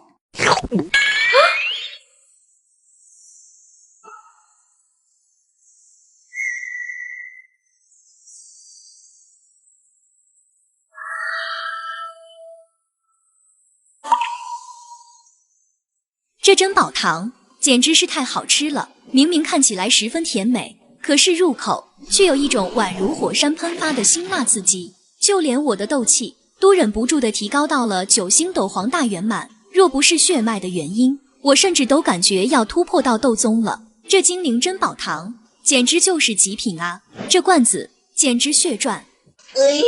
继续开吧，还有2个罐子呢。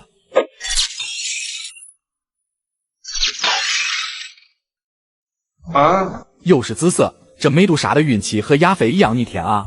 难道萧炎的老婆们才是这斗破的气运之子吗？女王大人，好像又是很美味的食物。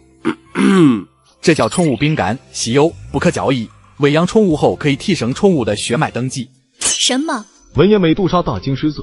她为了能带领族人过上更好的生活，翻遍古籍，也只找到了通过吸收与自身属性相冲的异火来提升血脉的土方法。为此，她甚至冒死取走了青莲地心火。你先别那么激动，这一块宠物饼干还不足以让你的血脉等级提升，你至少需要3块。老板，你看看我这青莲地心火能跟你换多少个罐子？你敢相信美杜莎女王竟然要拿异火换 DNF 的罐子？这是青莲地心火吗？马猴有些惊讶，他没想到这个傻白甜女王竟然拿出了如此珍贵的宝物。没错，老板，我若用这一火，能换你多少个罐子？哦，系统，快帮我算算这一火能值多少金币？物品：青莲地心火，品阶低阶，回收价值500万金币。美杜莎女王，这一火我给出的价格是500万金币，可以换50个罐子，你要兑换吗？换。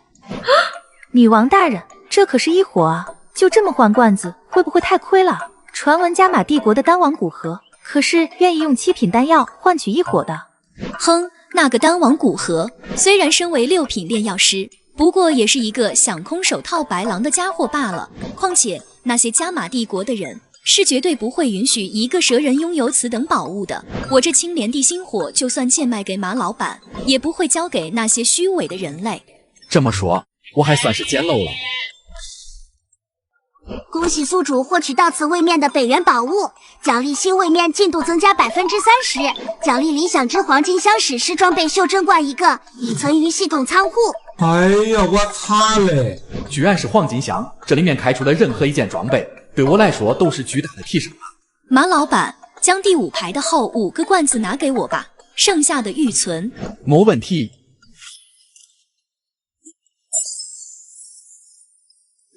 这运气是不是也太逆天了啊？好耀眼的金色光芒啊！动静比之前开出神器还要大，这次会是什么宝贝呢？随着光芒渐渐散去，一双精致的女士高跟鞋静静地躺在碎片之中。哦，美杜莎女士，恭喜你开到史诗级别的物品，这叫清辉天女短靴，不可交易。穿上之后，你的全部属性将得到5点强化，力量和智力也会提升4%。然而一旁的美杜莎的脸色却有些发黑。老板，这鞋子很好看，而且效果也很强，但是请问这合理吗？我是蛇人啊，蛇人是没有脚的，我要怎么穿这鞋子啊？罐子中能开出什么都是运气，可能这鞋子跟你有缘，有了这双鞋，或许你化形后就不会被萧炎用加玛帝国限量版高跟鞋给骗了3年吧。希望接下来的罐子里开出的宝物不会因为我的蛇人身份而有所限制了。一连3个罐子都是白色，让美杜莎的神情不由得紧张了起来。没关系，这周开不到，下周继续呗。你存款这么多，宠物饼干肯定能凑齐的。芥麻老板的吉言。出了，真的开出宠物饼干了，而且一次还是2块。这就是传说中的瞌睡了就有人送枕头吗？吃了这3块宠物饼干，应该很快就能让你的血脉成功净化。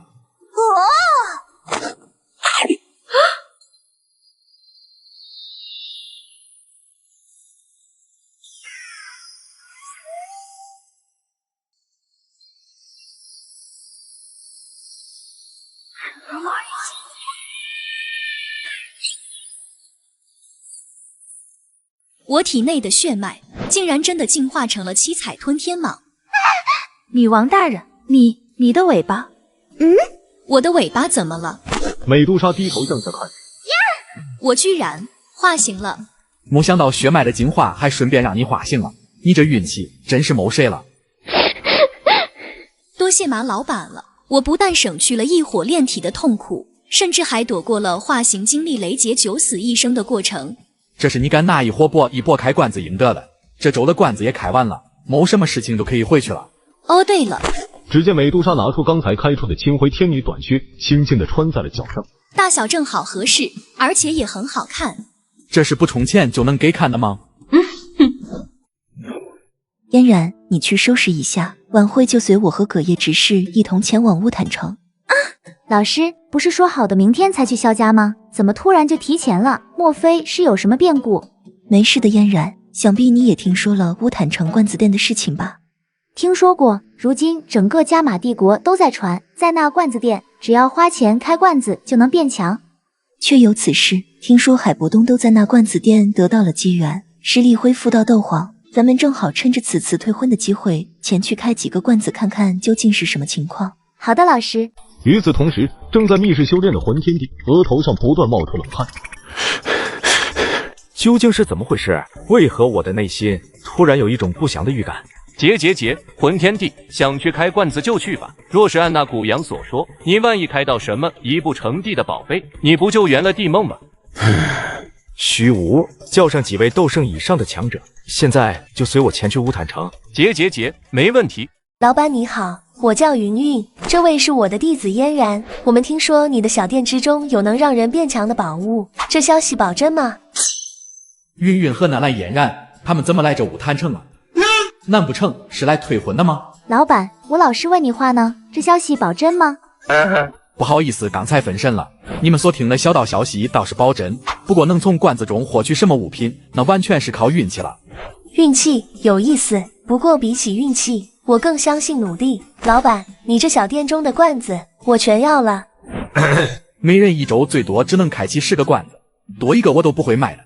哼，老师，什么一周只能卖10个？我看就是噱头，一定是想在别人开到了合适的物品之后再加价出售。没事的，嫣然，老板给我来10个罐子吧。本店规矩，1个罐子10万金币，先付钱后开罐。多少？10万金币1个罐子，10个不就是要100万金币吗？你算得很对。这怕不是一家黑店吧？葛叶执事，咱们要不要把他小店给拆了？你们想试试猖狂？一股铺天盖地的威压从马猴的身上爆发，让一群中的3人瞬间感觉自己像是背了一座小山。看到哥的实力了吗？你行吗？好恐怖的威压，这老板至少得是斗宗级别的强者。老板，您别生气，10万金币就10万金币，买卖绝对公平合理。老板，我要第2排的第1个罐子。你手边的就是幸运魔锤，直接用它敲碎罐子就行。老师，这是什么？看起来好像是一把剑，可是怎么会散发淡淡的光芒？这叫暗淡的荧光剑，普通可交易。顾名思义，它是一把会发光的光剑。光剑，这名字我倒是头一次听说。老板，那这光剑它有什么用处啊？在没有学会光剑掌握的情况下，这光剑你是没办法使用的。不过你可以把它当做走夜路的照明工具。那我可以理解为这把暗淡的荧光剑对我而言不就是一点用都没有吗？你要是这么理解，倒也没错。10万金币就听了个响。哼，老师，咱们走吧。我就说这罐子并不靠谱。要不再开一个试试？老板，得饶人处且饶人。虽然是我们有错在先，但我们也买罐子作为补偿了啊。您虽然身为斗宗强者，但能不能不要这么过分？等我们老宗主出山，那肯定也是到达了斗宗级别，别到时候弄得大家都不好看。买不买是你们的自由，我只是看到你们第一个罐子纯亏，所以好心提醒你们一下。若是再开一个罐子，万一开到了宝贝，那不就直接回本了吗？说不好还能血赚。不但能回本，甚至还能血赚啊！是啊，毕竟运气这种事情谁都说不准，万一下一个罐子了开出宝贝，那价值可就没办法估量了。老板，接着之前的罐子，再给我来一个。老师，你糊涂啊！再来一个，这次换成第3排的第1个。出一个吧，只要出一个能回本的，我就不开了。一个接着一个的罐子碎，云云也在回本的道路上越走越远。老板，你说是不是我的打开方式不对啊？怎么连着8个罐子，结果都是差强人意？开罐子就是这样，你永远都不知道下一个能开出什么。老师，收手吧，你辛辛苦苦存了几10年的存款，都已经霍没了。再开2个，第10个罐子中的物品可是双倍奖励。云云一怔，喃喃自语道：双倍奖励，万一最后一个双倍罐子开出来2件能变强的丹药或是法宝之类的，那不就回本了吗？老板，这是我的佩剑风之极，内含风属性斗气，你看能换2个罐子吗？不够，这把剑最多值5万金币。怎么办？还差15万金币才能凑够10个罐子啊！有了。只见云云转过身，一顿操作后，从怀中掏出了一件淡蓝色的内衣。老板，这叫海之星甲，是我的贴身内甲，您看看能值多少金币吧？马猴接过泛着些许温热的内甲，触感柔软如丝绸，甚至还能闻到淡淡的体香，不由得让马猴羞红了脸。这件海之心内甲，我可以出50万金币。没想到这内甲竟然如此值钱，老板，那就把剩下的2个罐子先拿给我吧。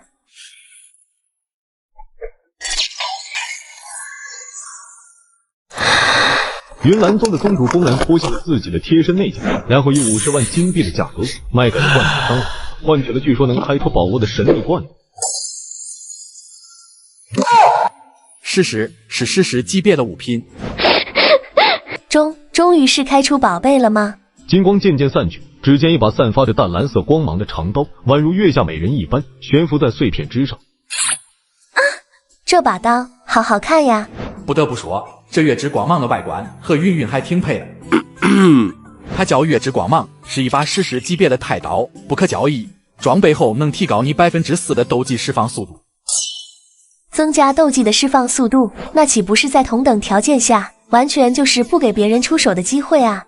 不仅如此，它还额外附加了一个玄阶斗技，即应战。只要你使用这把武器战斗，你就能释放此斗技。在场的人都是一惊，要知道云岚宗乃是加玛帝国第1宗门，而身为宗主的云云学习的最强斗技正是玄阶，谁也不敢想这一把武器中竟然会自带了一个玄阶斗技。老板，我没听错吧？不信你可以试试，只需将斗气注入这月之光芒中，便可领悟此斗技。极影斩！好快的剑，就连剑芒所过的空间竟然都颤抖了几下，真不愧是玄阶斗技。世间竟然真有这样的宝物，这一个罐子我就回本了。你还有最后一个双倍罐子呢，也赶紧开了吧。啊哈！这云云是时来运转了吗？双倍罐子了，居然是2本10万经验值的书。老板，什么是10万经验值啊？显然马猴的话让云云一头雾水，但他从马猴的表情上可以看出，这2本书并不简单。解释还要费时间，你直接打开这2本书，领悟其中的内容就行了。好的。云云盘腿坐下，打开了2本经验书，下一刻，大量有关于修炼的经验和修为疯狂地涌入到云云脑海之中。不好，他要突破了！纳兰嫣然，快带他出去！为何不让老师在屋里突破啊？你懂什么？快带他出去！纳兰嫣然二话不说，抬起云云就跑了出去。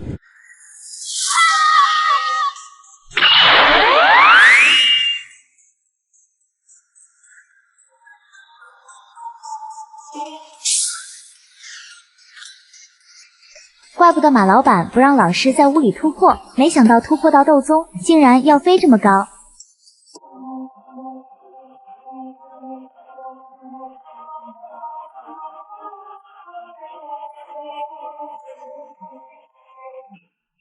斗宗强者踏空而行，真是恐怖如斯啊！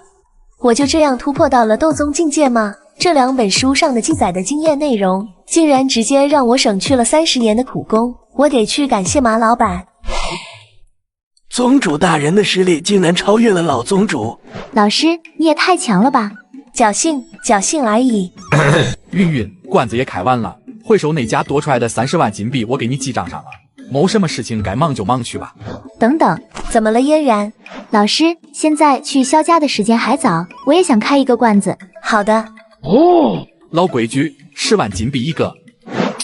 老板，第1排的第1个罐子，帮我拿一下吧。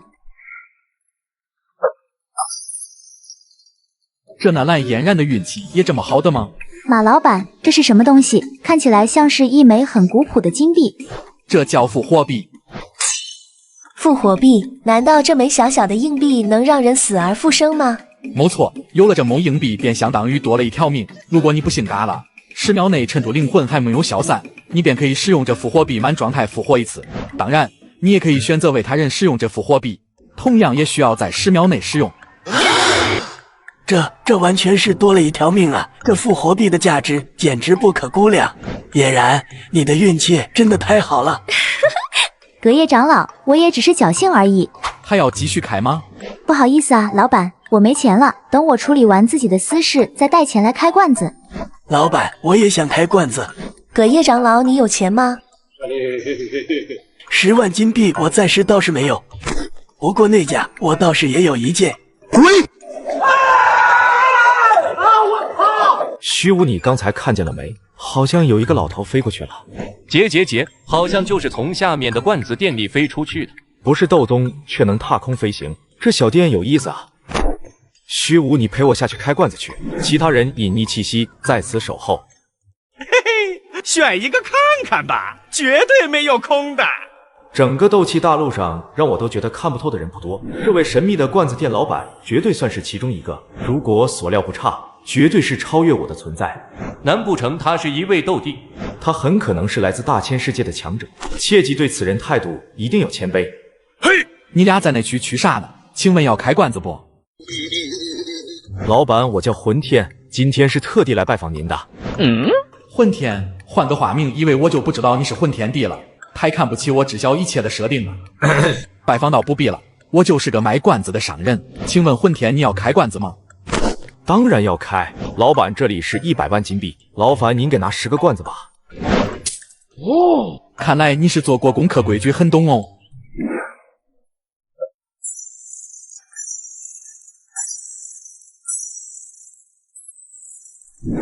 好家伙，这就是缺乏主角光环的混天帝吗？这运气未免也太差了吧！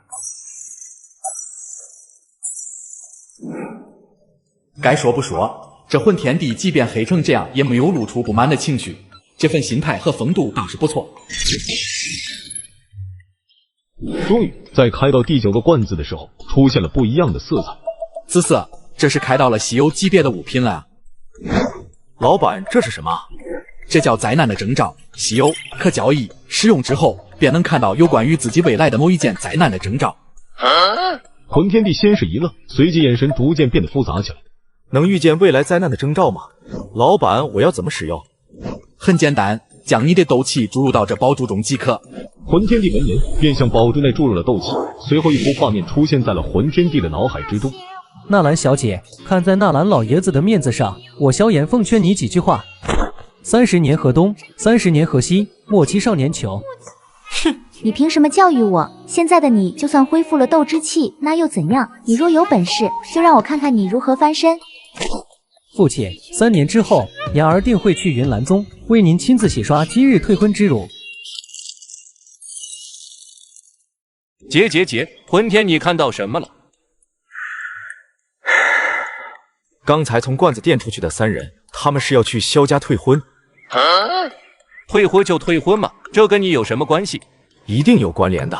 既然这退婚就是我灾难的征兆，那就绝不能让他们退婚成功。老板，最后一个罐子帮我留着，我们去就回。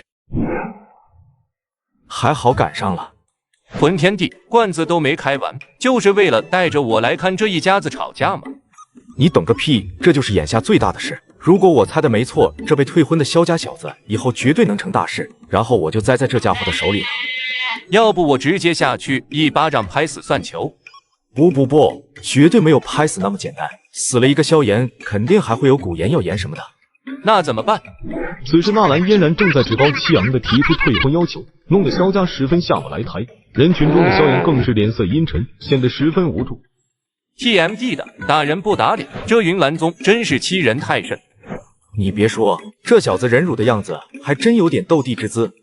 纳兰小姐，看在纳兰老爷子的面子上，我萧炎奉劝你几句话：30年河东，30年河西，莫欺少年穷。就是现在。好小子，有志气，本座前来助你。你，萧战，你们这是何意？故意找人来戏耍我们吗？戏耍？先不说我认不认识这2位前辈，你们此次前来退婚，不是在戏耍我们萧家吗？云岚宗，今天这婚不但不能退，而且还必须得结，并且还要由我亲自主持。敢与我云岚宗作对，你们怕是活得不耐烦了。斗灵强者竟然恐怖如斯！哼，什么垃圾玩意！我他妈要裂开了！你敢灭我云岚宗长老，我云岚宗是不会放过你的。就算你们宗主来了，都得成为萧炎小子的嫁妆。前辈，这个真可以。30年河东，30年河西，莫欺少女穷。我就算是死，都不会嫁给这个废物。你们给我等着！不好！这是触发什么关键词了吗？竟然让他如此忌惮！前辈，还请饶命啊！反派注定要死于话多，下辈子就不要再提什么30年了。没有人能会意屠龙四族的。复活币，在修仙世界里，没有首饰的危害有多大？魂天帝自以为手刃了一兵之地，便可此生无忧，可却没想到，这气息早已断绝的女孩，竟然靠着 DNF 里的复活币，又重新满血复活。我竟然真的复活了！萧炎，30年河东，30年河西，莫欺少女穷。今日被嘎之仇，我纳兰嫣然一定会报。而在此时的罐子店，正在准备开最后一个罐子的魂天帝，突然感觉胸口一紧。怎么了？没事，只是突然有些心慌。先开罐子吧。又是稀有级别的物品。闻声望去，只见2块散发着金属光泽的石头躺在碎片之中。啊哈，这不是灵魂晶石吗？当年忘了1级极限牛都需要用它换门票，还有灵魂列者也需要它作为消耗品。老板，这是什么东西？我感觉似乎有些价值。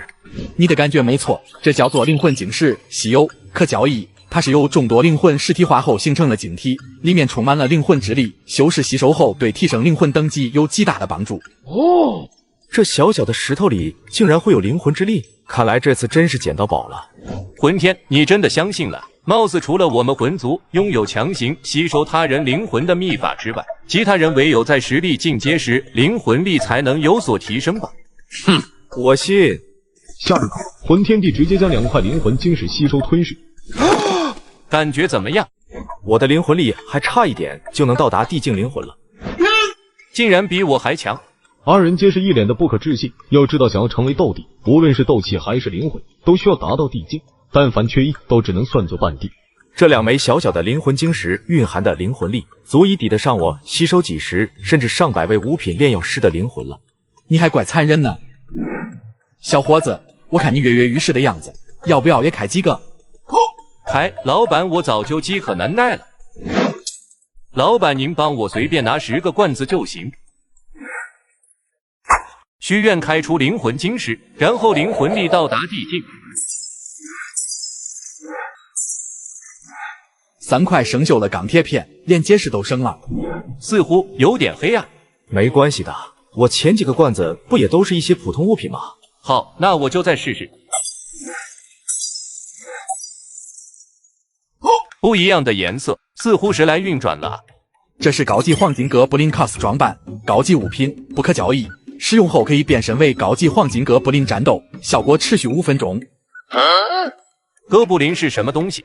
是雕塑上的这个怪物吗？没错，你可以把它理解为一种魔兽。可是变成这样，未免有些太丑了吧？难道这黄金哥布林他是有什么荣誉吗？虽说荣誉不敢当，但伟大实至名归。你别看他外观猥琐的样子，但在合适的机会，他完全可以仅靠肉身强度，一个滑铲带走一位堪比斗帝的强者。你若是使用得当，会有意想不到的效果。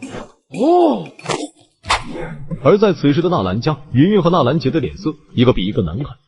宗主爷爷，3年之后，嫣然定会去萧家，亲自报这被嘎之仇。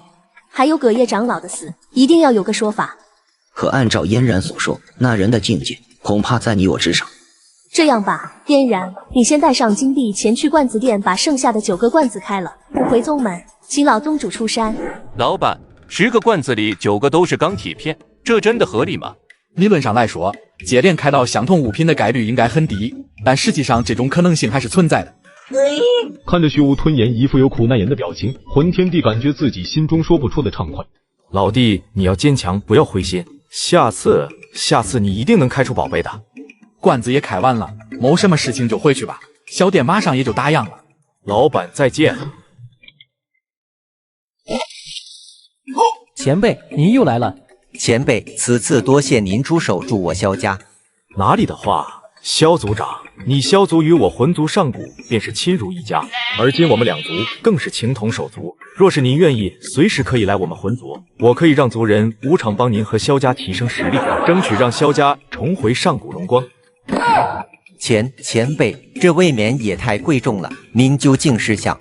老哥不用想太多，我纯粹是看萧炎这小子有大帝之姿，所以甚是喜欢。虚无，把令牌拿来。这是我魂族护法令牌，有了它，魂族的势力任你调用。从今以后，你萧炎就是我魂族护法。萧护法好啊！不知不觉，赖着斗破未免都快1星期了，比起当年在斗罗的销量，还是差了点啊。正当马猴准备起身关门的时候，一个背着竹筐的女孩气喘吁吁地走进了小店之中。老板，请问你这罐子里有没有能解毒的宝物啊？老板，请问你这罐子里有没有能解毒的宝物啊？马猴看向了眼前这个少女，一眼便认出了她就是小一仙。当然有，但你身上的毒恐怕是没办法解除。可我听闻这罐子中有一种名叫世界仪的宝物，据说能解除身体上的所有异常状态。是有这么件物品没错，但想必你自己也清楚，你身上的毒也是你力量的来源。若是连根拔起，先不说你还能否修炼，恐怕会要了你的命啊！老板，那怎么办？我能感觉到我身上的毒过不了多久就要压制不住了。说着，小一仙忍不住的就啜泣起来。马猴虽然是个商人，但是人心都是肉长的，对于小一仙的这种情况，还是产生了怜悯之情。这罐子中应该有控制你体内毒素的方法，但一个罐子就得要10万金币，而且能不能开出来还得看你的运气，很有可能一个罐子下去就是听了个响。老板，开！这罐子店就是我最后的希望了，给我来10个罐子吧。看来是我多虑了，我还以为你谋什么钱呢。嘿嘿，这些都是我在一处山洞中寻来的，这次开罐子就给全部带来了。啊哈！莫非是原著中萧炎获取飞行斗技的那个洞府吗？提销护法默哀1秒钟，选你想要的罐子吧。老板，就从第1排的第1个开始，往后拿10个吧。事先说明，能从罐子了开出什么全靠运气，尽量以平常心对待。老板放心，实不相瞒，来这里我已经做了最坏的打算了，所以无论什么结果我都能接受。那就祝你好运了。粉色是神器。老板，不是说好的平常心吗？你怎么比我还激动？然而当马猴看清楚碎片中的物品时，更是差点蹦了下来。小一仙，你简直就是欧皇附体啊！有了这项链，简直就相当于随身带了个移动泉水。这不就是一条用树藤编织的项链吗？哼，这条项链名叫赤道碎形花戒，神奇，可交易。受伤后戴上它，你每10秒都能恢复9%的生命值和5%的斗志气。那岂不是只要戴上这条项链，就相当于拥有了无限恢复的生命力吗？没错，你只要不是被直接秒了，就能勾住等项链慢慢给你的状态回满。这10万金币换来一件保命的底牌，太值了。小医仙将项链解除封装戴在了脖子上，一股股浓郁的生命力便开始滋养着他的全身。看来只要我体内的毒不是突然爆发，这项链便能止住毒力尸体。既然都开门红了，想必第2个罐子应该也不会太差吧。哎呀，我擦嘞！这就是欧皇的运气吗？这要是让他去玩 DNF 手游即将上线的肉鸽玩法，估计纯靠运气就能通关50层了。老板，我能感受到这瓶子里装的东西是一种极其可怕的剧毒。你猜的没错，这里面装的是迪瑞基止血，蕴含着大量的温度。这一波也不亏，毒性越剧烈的毒药，对我的实力提升便越有好处。我现在十分想不明白，老板为什么说开罐子会有人亏呢？难不成这老板是在故意帮我？别这样看着我，如果没什么问题就继续吧。老板，不好意思，是我失礼了。离谱，简直太离谱了！这罐子的爆率绝对有问题。老板，是不是我又开到宝贝了？我跟你说，你可不能后悔啊！我是付过钱的。你手中这件叫做邪龙的精髓镜甲，实时不可交易。穿戴后，你的攻击有3%的概率使敌人进入中毒状态。就这，感觉也很一般嘛。我可是有的是手段，让想要伤害我的人中毒。哼！这邪龙的精髓可是一套实时级别装备，但一件下装的效果确实比较一般。若是能凑齐其他4件部位的装备，它将会有十分恐怖的效果。是吗？那当然，如果能凑齐5件，你的所有攻击不但能增加22%的伤害，还自带让敌人中毒的效果，真正做到下毒于无形。不需要任何毒药就能让敌人中毒，这邪龙还真是邪恶啊！不过要想从罐子了开出一套实时装备，那可以说是比登天还难。除了要有逆天的运气，更是需要极其雄厚的财力。毕竟每周100万金币的开销，可不是一般人能承受得起的。唉，看来我是跟这史诗套算是无缘了。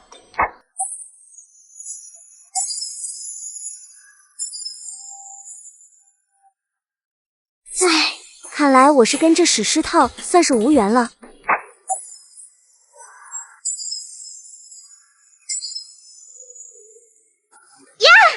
老板，这3个罐子里开出来的，好像都是史诗级别的物品啊。我知道。老板，那你说这3件，该不会也是邪龙的精髓套装中的部位吧？小一仙，你是真敢想啊！这3件要全都是邪龙套装了的部位，我就……马猴话还没说完，有关于地上3件史诗的信息便出现在马猴的脑海之中。老板，你就要怎么啊？我就恭喜你了。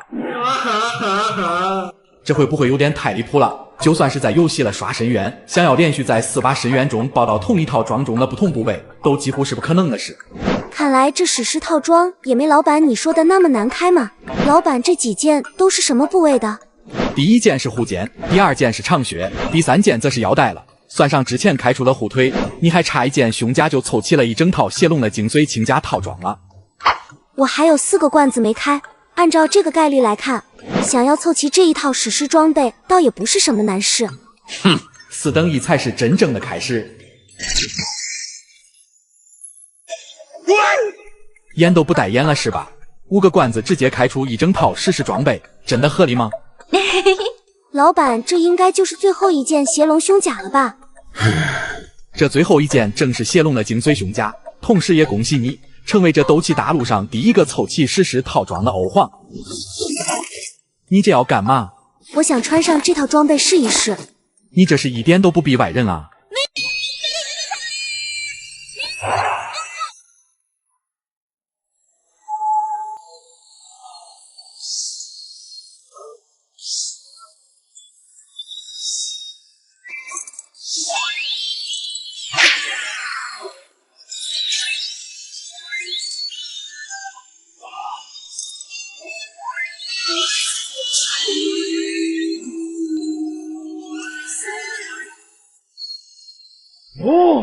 怎么样，老板？这套装备我穿上好看吗？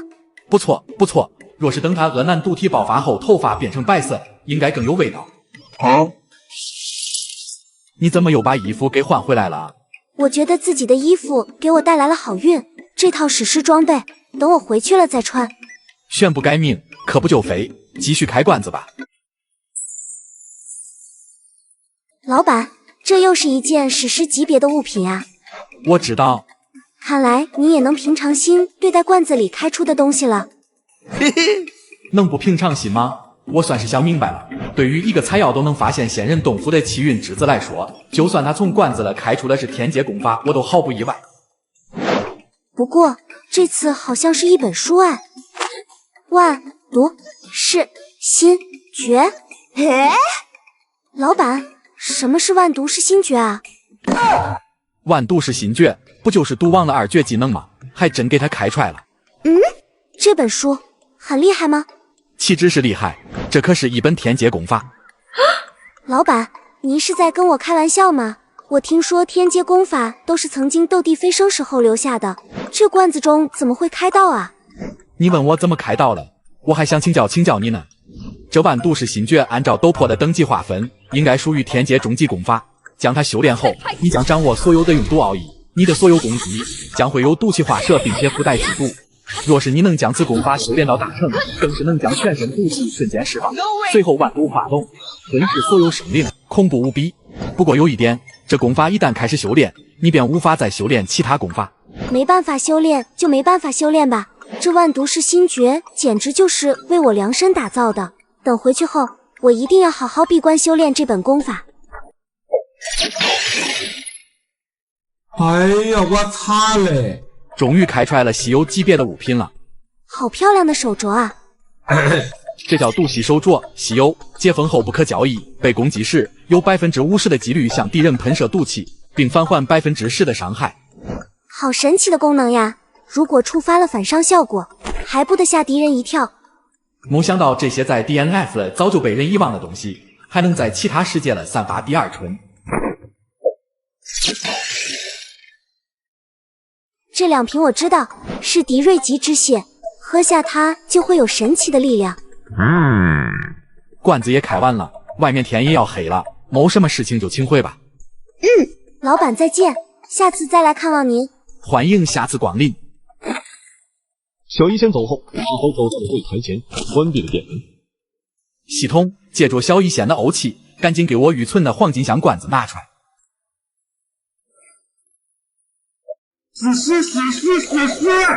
太除！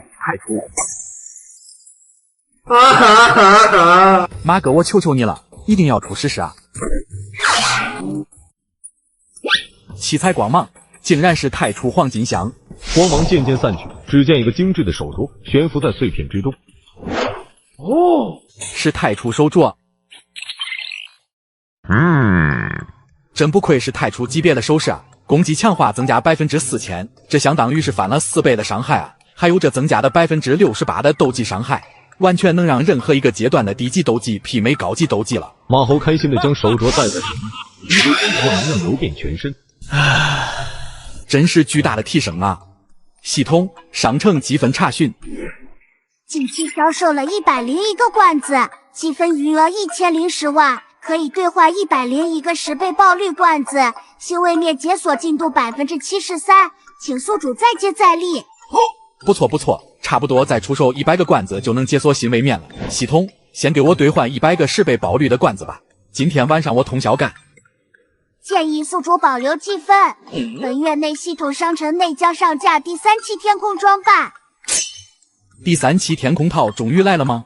系统，这1000万积分给我留住和天空用。上一季在斗罗大陆我就差了一件头部，这一季我必须干出完整一套。塞利亚，我现在火气很大。一夜无话，第二天一大早，小店外就传来敲声。老板，营业了吗？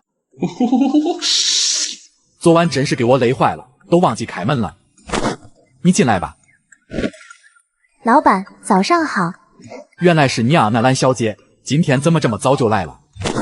老板，上次我开了1个罐子，这次正好把剩下的9个全都开了吧。没问题，选你想要的罐子吧。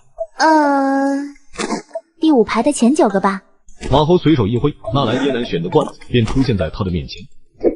罐子啊，罐子，你可一定要多给我出点宝贝啊！3年之约，我纳兰嫣然一定会去萧家拜访，要个说法。第1个罐子就开出来了高级物品。老板，这本小册子是什么啊？这是一本名叫《月相的荒界斗技》高级，可交易，学会它你能短暂的获得飞行能力。竟然是比地阶斗技还珍贵的飞行斗技。准确来说，是由于跳得足够高，从而产生的制空效果。虽然在很多方面不如斗气花艺，但在你成为斗王之前，这项月绝对能给你很大的帮助。多谢马老板了，没有到斗王境界便可以实现飞行，这要是传出去，绝对是一件惊世骇俗的事情了。回去了好好修炼，现在继续开罐子吧。又是1枚复活币。唉，当时若是没有这小小的硬币，我恐怕就再也没机会开罐子了。多谢马老板，让我又多了1条命。是你的运气好。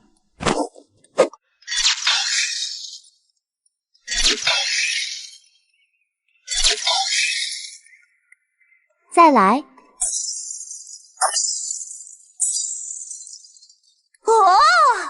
又是2件稀有级别的物品，我今天的运气似乎不错啊。老板，第1个罐子中的命运硬币我认识，剩下的2件是什么东西啊？第1个闪着金光的瓶子叫做神灵的庇护。神灵庇护？老板，怎么庇护啊？难道它能保护我的周全？差不多吧。当这神灵的庇护使用后，能让你进入短暂的透明状态，你也可以理解为是一种无敌状态。在这种状态下，你将免疫一切伤害与控制。免疫伤害与控制？纳兰嫣然眉头一皱，又认真的问道：哪怕是斗尊级别的强者攻击，也能免疫吗？你是不是对免疫一切伤害有什么误解？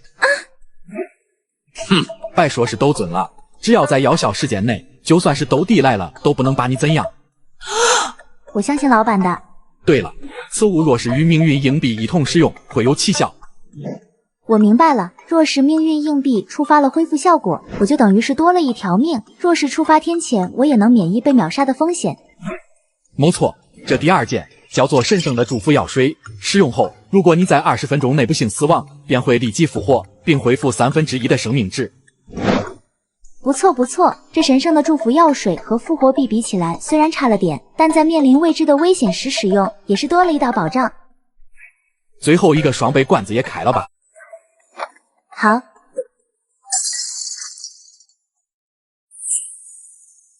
老板，你说什么？这2个糟老头居然拥有堪比斗尊强者的实力啊！马猴并没有乱说，因为当年 GS 地带玩家刷图所带来的震撼，完全不亚于这片大陆刚修炼的修士遇见斗宗强者所带来的心理冲击。这2个可是甘道斯人偶，你可以把它理解为一种药盔，使用之后能召唤出甘道斯持续15分钟，对使用者言听计从，并且能拥有在斗尊级别无敌的实力。不过你每次最多只能召唤1个人偶，冷却时间24小时。竟然能让1名斗尊强者对自己言听计从，别说是15分钟了，哪怕就算能为我出手1次，即使100万金币都值得。这人偶绝对是我今后最大的底牌。说罢，纳兰嫣然便将 GS 地名小心翼翼地收入纳戒之中。甘道斯前辈，这段时间就委屈您在这戒指中了。好嘛，萧炎戒指了有老爷爷，这夏纳兰嫣然的戒指了也有老爷爷了，就是不知道我的出现会给这世界带来什么样的改变。这萧炎穿的怎么这么像魂殿中人？萧炎，怎么是你？我这是见鬼了吗？纳兰嫣然，你不是已经被嘎了吗？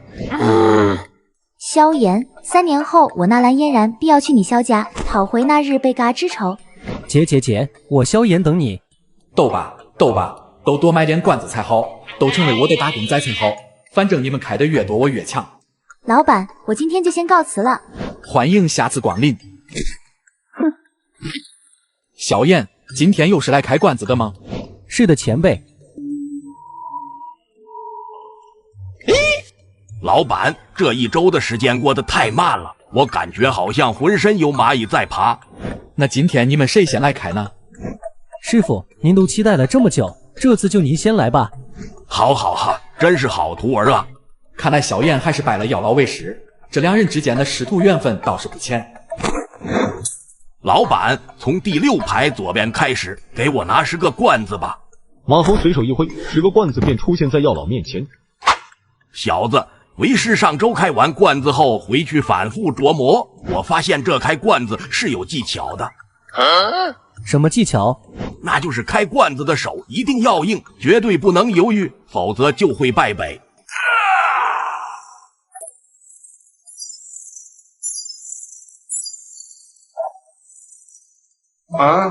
师傅，你这技巧似乎有点不太行啊。哼，哪有小孩天天哭，哪有赌狗天天输？我要陈就还不信我开不出宝贝了。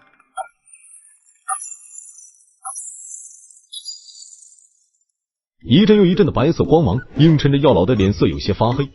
师傅，我曾经还听说过一句话，你想知道是什么吗？什么？果断就会白给。这不还有一个双倍罐子谋开呢，也并不是说完全没有翻盘的机会了。老板，你就别安慰我了。我要陈若是运气好，还会沦落到如今这个地步吗？药神不禁回想起自己这悲惨的一生，先是年幼丧父，随后又被同族陷害，逐出药族，好不容易做出了点成绩，结果被徒弟背后捅刀，尸骨无存。呵呵，多希望我也能被这天刀眷顾一次啊！没有任何意外，2个麻麻咧咧的天空树果实就那么静静地躺在碎片之中。这天空树的果实也不错了，就算是斗帝，在没有防备的情况下，也会被他偷袭成功。这片大陆上哪里还有斗帝啊？师傅，你要坚强，人只会倒霉一阵子，不会倒霉一辈子的。今后您的机会还多的是。老板，快给我也来10个罐子。你要哪几个呢？就接着我师傅刚才拿的，继续向后拿10个就行。小子，我拿的那排罐子爆率有点黑啊。没关系的，师傅。马猴一挥手，10个罐子便出现在萧炎面前。穿越到斗气大陆之前，我在蓝星玩 DNF 就听说过开罐电子大法，药老已经连出10个普通物品了，我就不信下一个罐子里还会是白色。这个叫小火火的 DNF 玩家有多狗，为了能从罐子中开到宝贝，竟然让自己的灵魂导师当电子。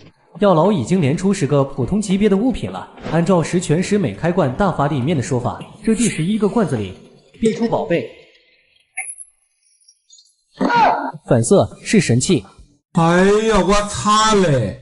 有了这玩意，这萧炎还用手搓佛怒火莲吗？明明都是从同一排拿的罐子，凭什么你小子第一发就能开出神器？侥幸而已。不过老板，这大铁疙瘩是个什么玩意啊？这叫量子爆弹，和你之前开到的聚焦喷火器一样，都是来自天界科技的产物。按照你们的理解，也能称之为是一种很特殊的斗技。可我记得当年的量子不是很小的一个导弹吗？这次又是那种从未见过的科技啊！没错，需要使用的时候，只需要消耗斗气将它用力投向敌人，即可产生巨大爆炸，从而对范围内的敌人造成伤害。使用者的斗气等级越高，这量子爆弹的威力就会越大。老板，那这量子爆弹使用完不就没有了吗？这个你放心，使用后5分钟便可补充下一颗量子爆弹。就是不知道以我4段斗之气的实力使用这量子爆弹会有多大的威力。小子，你还是来试试吧，这样心里还能有点谱。好。马猴一挥手，便将他们传送到一处密闭的空间。马老板真是好手段，瞬间就创造了这样一处小空间。小子，准备向我开炮吧。师傅，那您小心了。放心吧，等下我做好防御。我还没准备好呢。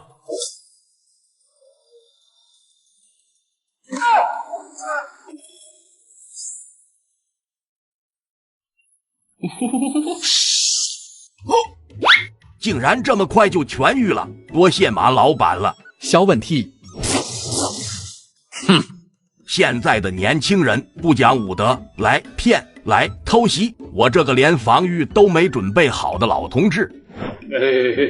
不好意思啊，老师，我以为你有经验能防住呢。况且在实战里是不会给任何人准备时间的。不过这量子爆弹的威力，您感觉如何？最起码有斗师的全力一击，而且这攻击来得很突然，并且一般人也没见过这玩意，很有可能会反应不过来，被轰成重伤。那这量子爆弹简直就是越级装逼的神技啊！这罐子中能装备的宝贝还多着呢，继续开罐子吧。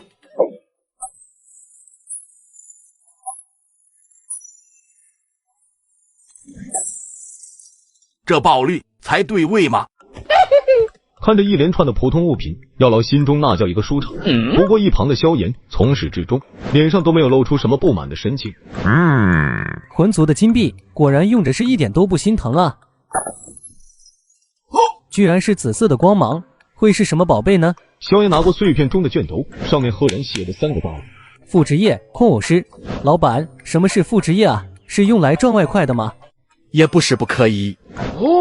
这卷轴中记载住如何成为一个控偶师的方法，学会它，你就可以创造傀儡成为你的伙伴。当然，越强大的傀儡需要的材料就会越珍贵。哟呵，有趣，竟然能制作人偶当伙伴。让我看看里面写的是什么。萧炎打开卷轴，认真的看着卷轴中记载的内容。师傅，我想要的内容倒是没有，不过您倒是有救了。这上面记载的正是让灵魂融合肉身的方法。真的吗？真的，不过却需要很多珍贵的材料，比如淬炼过的斗尊强者的尸体、强韧过的斗尊灵魂、5阶魔兽的魔核之类的。这些材料倒是好说，机缘何是早晚能凑齐的。只是我现在的灵魂力最多也只有斗宗级别，如今肉身消散，根本没有办法能将灵魂力恢复到斗尊了。前段时间，有人在这罐子中开出了灵魂晶石，晶石内蕴含住极其强大的灵魂力。你若是运气好能开到一个，吸收后你的灵魂力就可以突破到斗尊了。那可真是太好了，这下就有希望了。多谢马老板的告知。谋士，这都是应该的，不给点动力，怎么才能诱惑你们来消费呢？老师，您放心，总有一天我会帮您重铸肉身的。卧槽，是金色的史诗物品。这史诗绝对不简单，我的灵魂都忍不住的在颤抖。这史诗绝对不简单，我感觉自己的灵魂仿佛都要被它吸走似的。老板，这条项链是不是很厉害？这次的婚恋好像不太一样啊。下一刻，有关这条项链的所有信息便出现在马猴脑海之中。没想到这项链还根据这个世界做出了改变啊！现在绝对算得上是一件邪修之宝了。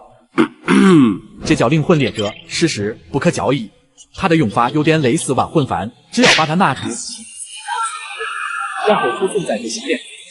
当你需要使用的时候，便可戴在脖子上，它便会将储存的灵魂体每分钟炼化一个，从而使你增加30%的攻击力。居然能增加30%，真是巨大的提升啊！老板，那这项链上的小人是不是都代表的是一个灵魂体呀？是的，项链上的小人会随着猎取灵魂体的数量而不断增加。药老的额头不断冒出冷汗，他越看越是觉得项链上的小人和自己有几分的相似。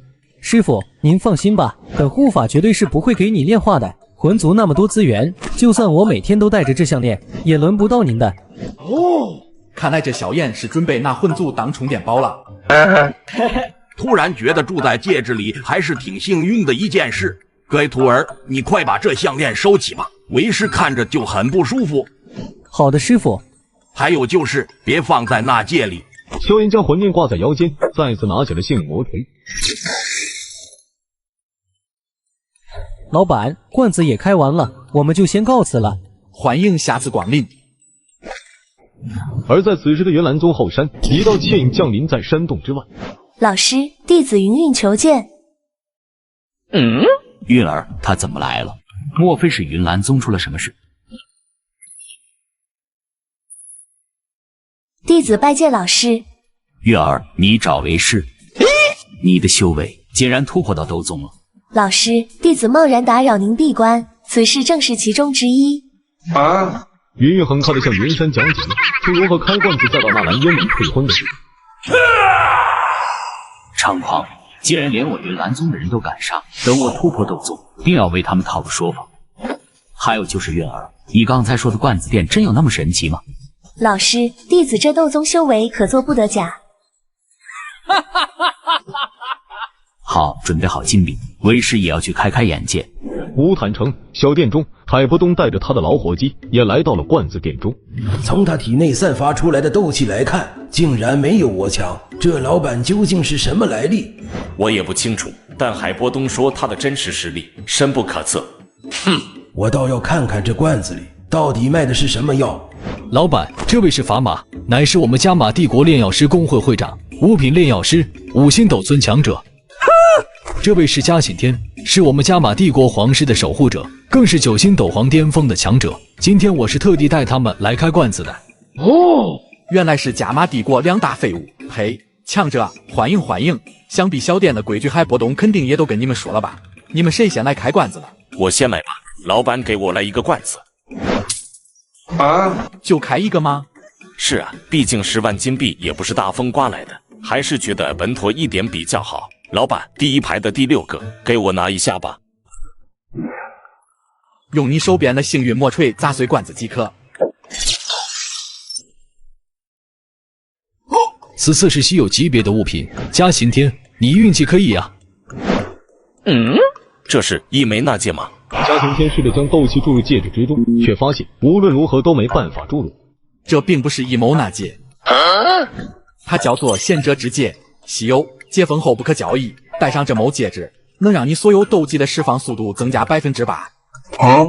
一枚戒指还会有如此功效？你戴上试试不就知道了？老板还能骗你不成？嘉行天将信将疑的戒指戴在手上，下一刻，他所掌握的全部斗技不受控制一般在他的身体中自行演练。妙啊！没想到斗技竟然还能这样释放。这枚戒指让我感觉自己的斗技像是进行了千百次的练习。这10万金币简直太值了！难不成这罐子里还真有宝贝啊？老板，接着刚才拿的罐子，再给我拿9个罐子吧。家老，你冲动了。哼，俗话说得好，爱拼才会赢。第1个罐子下节耗时，第2个罐子生锈的50刀，第3个罐子野草莓，一直到第9个罐子都是白色。这罐子里就没其他品级的物品了吗？白的又是白的，还是只能砸人的石头。老板，再给我来10个罐子。嘉行天，这罐子每人每周最多只能开10个。看来你的时运不怎么样，下周再努力吧。可是我总感觉下一个罐子里绝对有让我意想不到的宝贝。也许这就是开罐子上头的感觉吧。家老，你还看不明白吗？这小店的套路很简单，就是第1个罐子给你点好处，勾起你的贪念，等你入坑后再把你当猪一样宰杀。你说的确实有可能，但把我比喻成猪，真的礼貌吗？老板，给我也来1个罐子吧。不是说是套路，是杀猪吗？你这是干嘛？哼，对付这种套路的最好办法就是薅羊毛。老板，您就随便给我拿1个罐子吧。若是我分析的没错，这第1个罐子中开出的物品肯定不会太差。我操，还真是紫色稀有级别的物品。我说的没错吧？这小店玩的就是人性。可是这是个什么玩意啊？看起来像是个箱子。这叫品级调整箱，稀有，可交易。它的作用很简单，凡是有品级的物品都可以进行调整，浮动5个等级。能调整任何有品级的物品？难道连丹药的品阶也能调整？别说是丹药了，甚至连你头上的药顶，运气好都能给你提升几个品阶。可是，法马会长，你就别可是了，这罐子中超出认知的物品简直太多了，你试试不就知道了。也对，老夫正好带了1颗2品生骨丹，我倒要看看这调整箱能给它调整成为几品丹药。法马拿出生骨丹，二话没说便放进了调整箱中。随着箱子一震后，调整箱应声而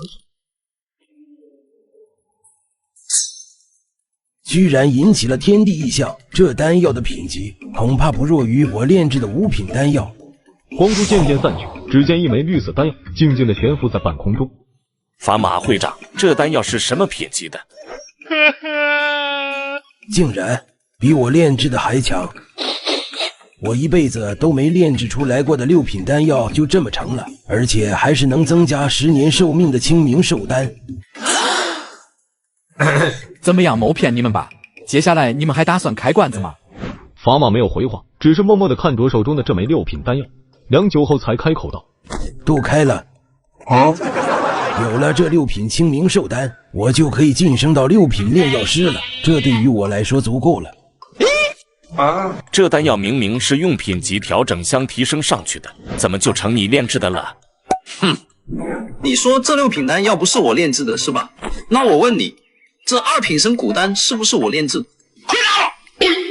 好，你说2品丹要变成6品，是这物品调整箱的功劳，跟我有毛线的关系？那我问你，这物品调整箱是不是我开到的？回答我！是不是我的运气，它才能从2品提升到6品？回答我 ！Look in my eyes, tell me why, why baby why？ 好像有道理啊。所以确定不开了吗？若是再开到5品调整箱，用6品丹药为基础，你甚至能炼制出9品甚至是低品丹药，到时候你可就是天下第一炼药师了。不开了。这都不心动吗？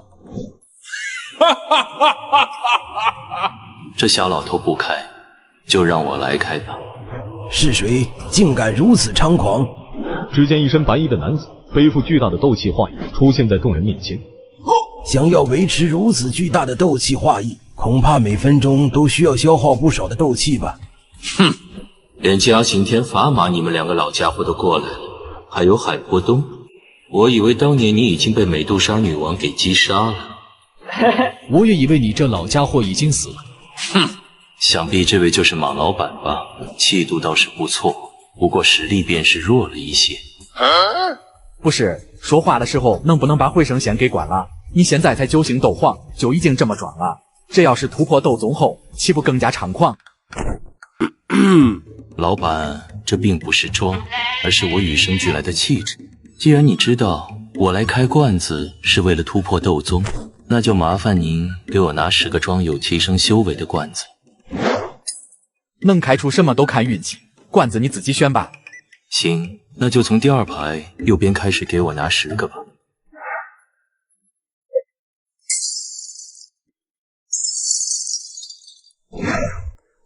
老板，这一枚小小的胶囊真的能让我突破到斗宗吗？你现在距离斗宗无非就是临门一脚的事，而这经验胶囊中蕴含了10%的经验，足以让你突破到斗宗了。云山顿时震惊无比，他万万没想到自己闭关了20年都没突破这最后一层壁垒，如今一个罐子就让他完成了心愿。斗宗，我云山来了。我操！等等啊！老板怎么了？若是要突破，就去外面突破吧。好的，老板。走，咱们也去看看。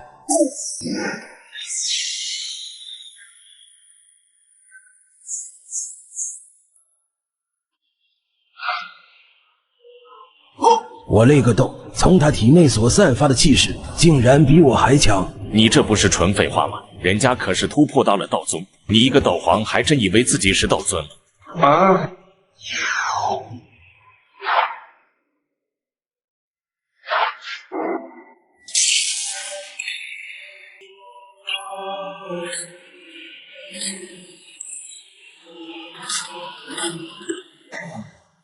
他的每一步竟然都撕裂了虚空。斗宗出世，加玛帝国的格局恐怕要重新洗牌了。海老，我们要将此事告知帝国，就先回去了。告辞，我也正好要赶回沙漠一趟。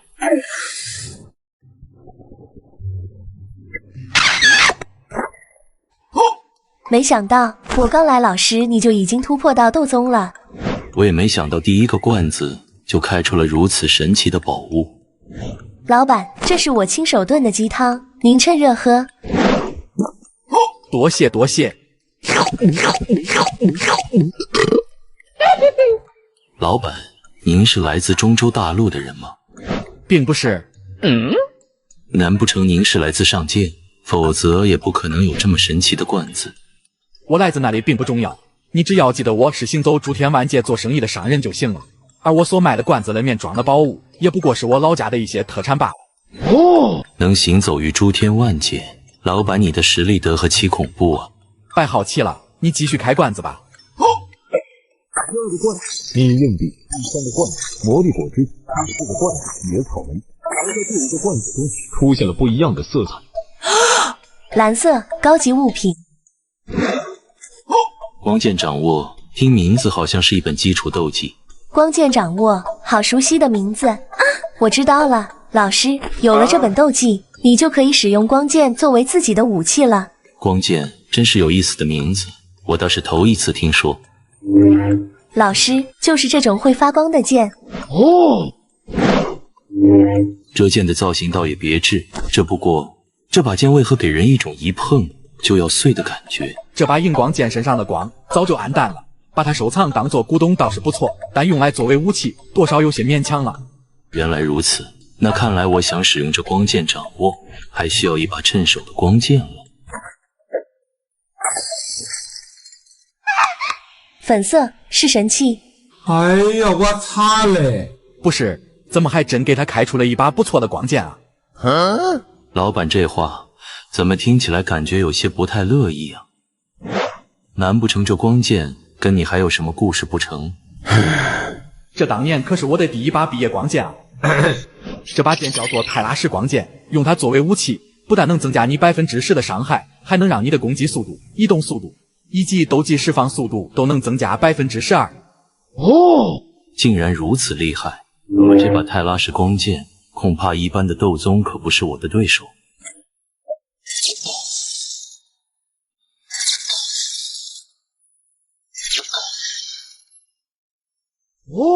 这好像又是一本斗技。没错，此斗技名叫猛龙断空斩，乃是一本地阶中级的身法斗技。学习后能以极快的速度向前移动并斩击敌人，炼制大成最多可以连续位移斩击12次。传闻风雷阁丢失的3000雷动，乃是到达了地阶低级的身法斗技。没想到这猛龙断空斩竟然比他还要高一个等级。云山直接原地打坐，随后大量有关猛龙断空斩的信息便涌入云山脑海之中，仅仅片刻就将其学会。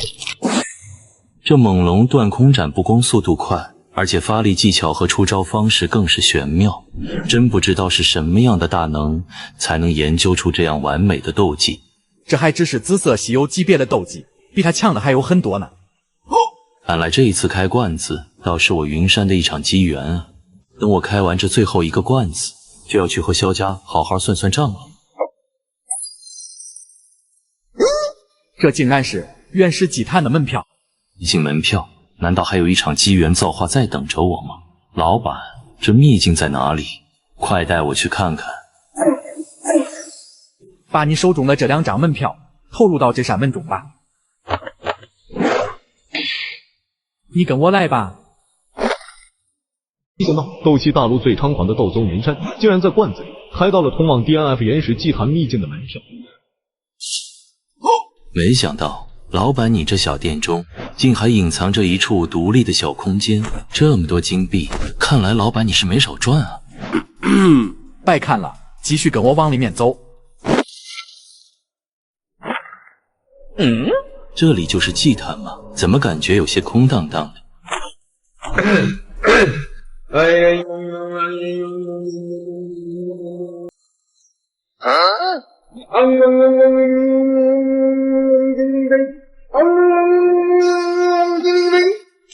原始祭坛降临。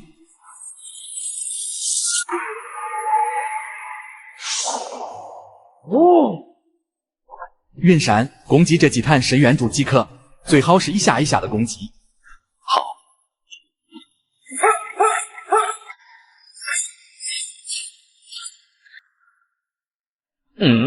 老板，这是什么情况？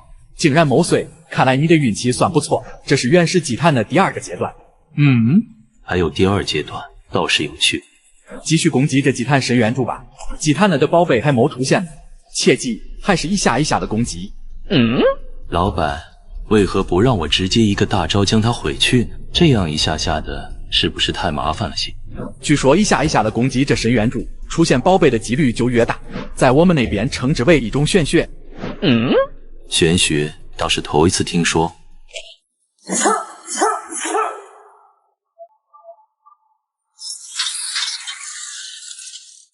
我操！竟然到达了第3阶段的深渊。老板，这第3阶段的深渊是有什么不同之处吗？我看就连柱子都产生了变化。这深渊一共分为5个阶段，到达的阶段越高，这祭坛出现高品级的宝贝概率就越大。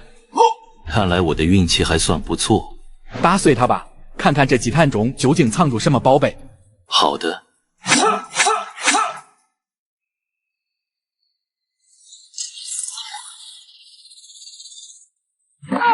第4阶段，原始祭坛竟然到达了第4阶段。这么轻松就到达了第4阶段，难不成我真是什么天命之子吗？老板，第4阶段能爆出什么东西啊？不好说，但我感觉出史诗的概率很大。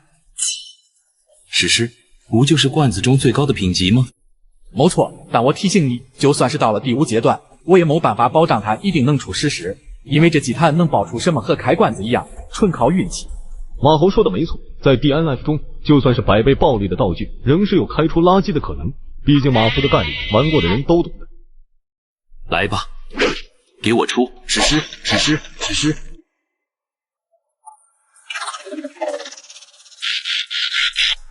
我勒个兜，老板，这深渊柱又产生变化了。第5阶段，这祭坛竟然到达了第5阶段。到达第5阶段好像也没那么难啊。您这样是不是有些夸张了？哼，我夸张？你是不知道，在我老家有人即使来这祭坛上100次，都不见得能到达一次第5阶段。更重要的是，这第5阶段是有概率能爆到一种极其稀有的无形装备。稀有是紫色的那种吗？呸！那种垃圾玩意怎么配出现在第5阶段？这无形装备就连我的罐子中都没，只能在这祭坛中才有很小的概率能获取到。既然老板这么说，那想必这无形装备一定很强吧？等你能报到了再说吧，因为就算是第5阶段，想要报到无形装备也是很困难的。现在告诉你也是浪费口舌。呵呵，这无形装备倒是成功引起了我的兴趣。我也好奇这第5阶段深渊了究竟能爆出什么。现在你就可以用你的全力一击来攻击它了。风之极，猖狂狂！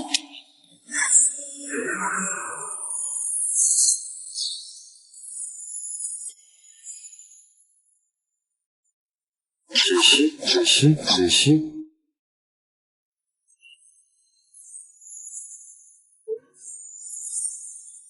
我操！竟然连出了2件史诗装备，在第5阶段深渊中爆出2件史诗，倒也不算什么稀奇事。老板，那这2件史诗都是什么呢？马猴也好奇地看向地上的一堆装备。这一件是胸甲，叫做黑暗中的盲人，装备后攻击时附加9%的伤害。这第2件是云山，你真是个狗驼啊！老板，这第2件怎么了？你为什么要骂我呢？我这是夸你运气好。这第2件就是我跟你说的无形装备，名叫祈福之灵上衣。这就是无形装备吗？听名作还以为会像斗气化翼一样，能变化成为各种形态呢。它虽然不能变化形态，但这祈福之灵却能装载到第1件的胸甲上，并为它带来8%的伤害提升。8%加9%，竟然达到了恐怖的17%，简直就是巨大的提升了。不光如此，穿上它，你的周身将会有光环围绕，让你宛如谪仙下凡，并且还能隐匿修为，令人琢磨不透。光环围绕，隐匿修为，那岂不是就算是御剑斗帝，他都得掂量掂量是不是我的对手？哦，对了，还有一点，穿上它之后，你的一举一动都能让虚空产生涟漪，形成幻影。虽然没有什么实质作用，但情绪价值还是能给你拉满的。这无形装备简直就是为我量身打造的，无形的装备才是最为致命的。云山二话没说，便将祈福之灵装在了深海胸甲上，最后便直接穿在了身上。接下来一阵光影射下，让云山整个人都仿佛蒙上了一层淡淡的薄雾。看不透，根本看不透。老师，你身上的气势，就算是斗帝，估计也就不过如此。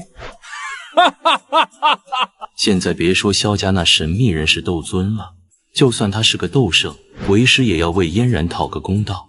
老板，我们就先行告辞了。马老板再见，欢迎下次光临。今日系统商城更新，第3期苍穹之翼天空装扮已经上架商城，限时开启合成，请问是否合成？哦，新天空终于来了吗？马猴一挥手，便将小店的大门关闭。终于能搞到一套天空套了，系统打开商城。然而当看清楚用于合成时装的价格时，马猴差一点忍不住破口大骂。2件用于合成的时装就要40万，一个装扮合成器还得30万积分，运气好合出来一件需要70万积分，若是运气不好，直接血亏50万。系统，你怎么不去抢？游戏了都比你良心的多。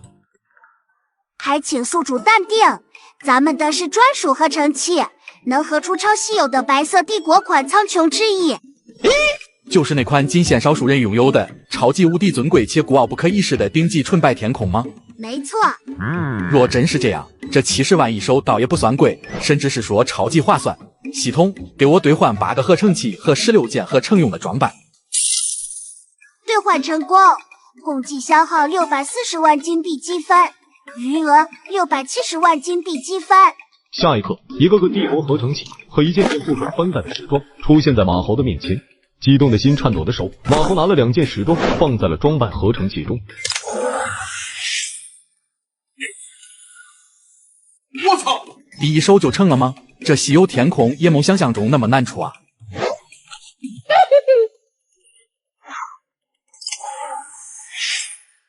哦 ，yes！ 可能这就是天赋吧。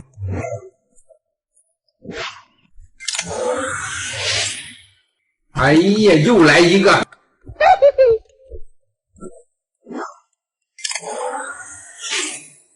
逆天改命大法。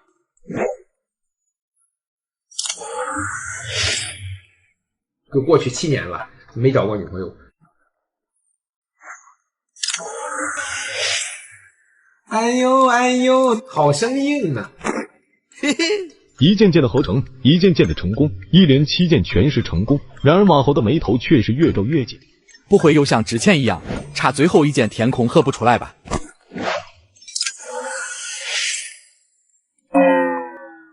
果然又是这样。可是差最后一件好难受啊！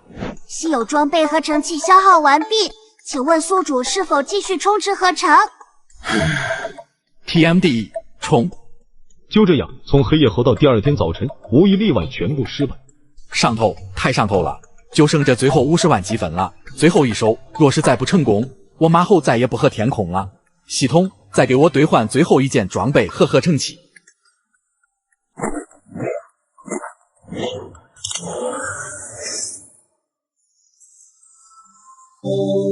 白色帝国天空着甲仪式开启。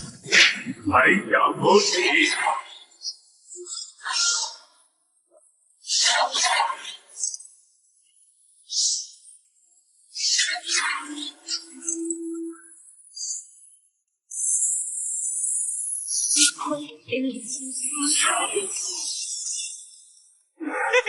相逢已是上上签。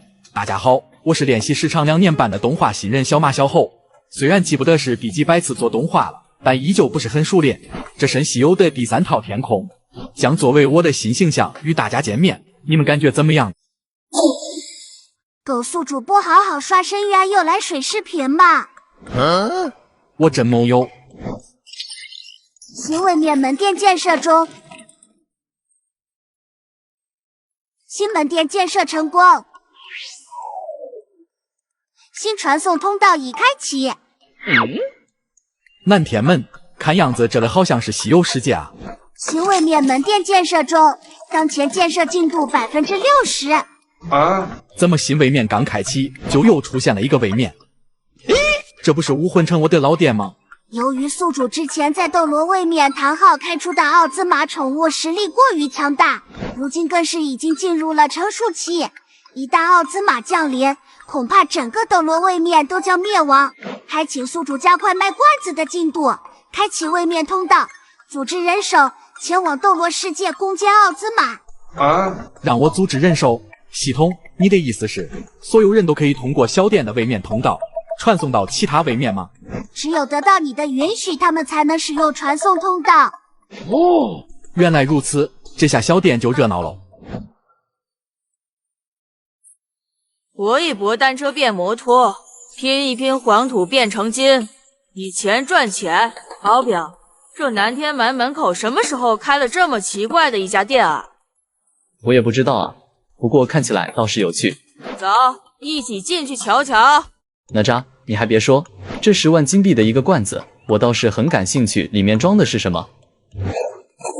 别好奇了，就算这罐子是纯金打造的，它也不值10万金币。还有这道炉，造型倒也十分别致，一看就不是凡物。三太子好眼光，此物名叫强化器，是强化灵宝用的，下至梵铁，上至混沌至宝，皆可强化。哦，不知道这强化器要如何使用，费用又是几何？只需要将灵宝放入这强化器中即可。强化主要收取的并不是金币，而是一切蕴含导航的物品。根据强化物品的品质和强化等级的不同，所需要的金币数量和导航也是不一样的。不过有一点还是要提醒你们，强化会有失败的风险，强化等级越高，失败的概率就会越大。强化10以上的宝物，每强化一次就有碎掉的可能，不过回报也是极其丰厚。越是强化到后期，每一个等级的差距都将是巨大的提升。想不到这3界之中竟还有此等神奇的宝物，若是真的，还真算得上是逆天改命了。敖丙说的不错，在西游中，很多时候灵宝的重要性远要超过本身修为，像什么紫金葫芦、紧箍咒之类的，哪一件不是让人印象深刻？切，小爷我倒要看看这强化器是否真的有那么神奇。掌柜的，我要强化风火轮。物品：风火轮，后天高级灵宝，特殊坐骑，排量 2.0，150匹马力，灵摆加速10秒左右。特点：可变换外形。不错的飞行法宝，就是马力和速度弱了些。你只需将风火轮放入这强化器中，随后注入导航，便可进行强化。哪吒没有犹豫，直接将风火轮放入强化器中。只需要1000年的道行和1万金币啊！这强化一次倒也并不算贵。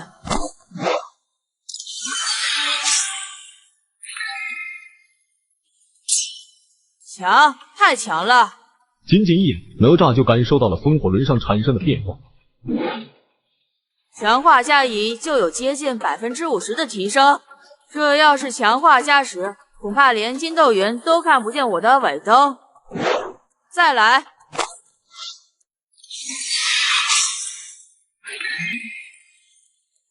还不够，继续给小爷上。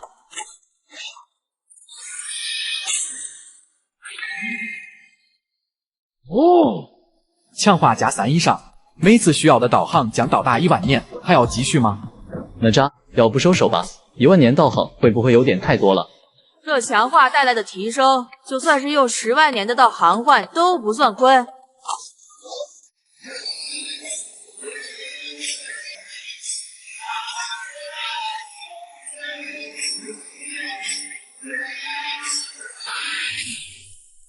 越强化越兴奋，一连19手，哪吒成功将风火轮强化到了加9，甚至可以在风火轮表面看到一丝雷霆之力。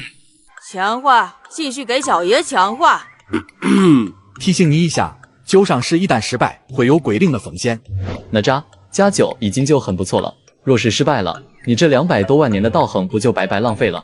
我能感觉到，若是能强化加持成功，绝对能让我的风火轮有跨越等级的提升。你是说风火轮有可能成为先天灵宝吗？没错，我命由我不由天，上9上10，我自己说了算。牛逼，真不愧是反骨仔。哪吒，你可要想清楚了，这风火轮若是强化失败，可就直接归零了。风火轮马上就要突破到先天灵宝了，现在停下来就太亏了。和普通玩家的心理一样，哪吒总觉得自己若是再强化一次，很有可能就会成功。拼了！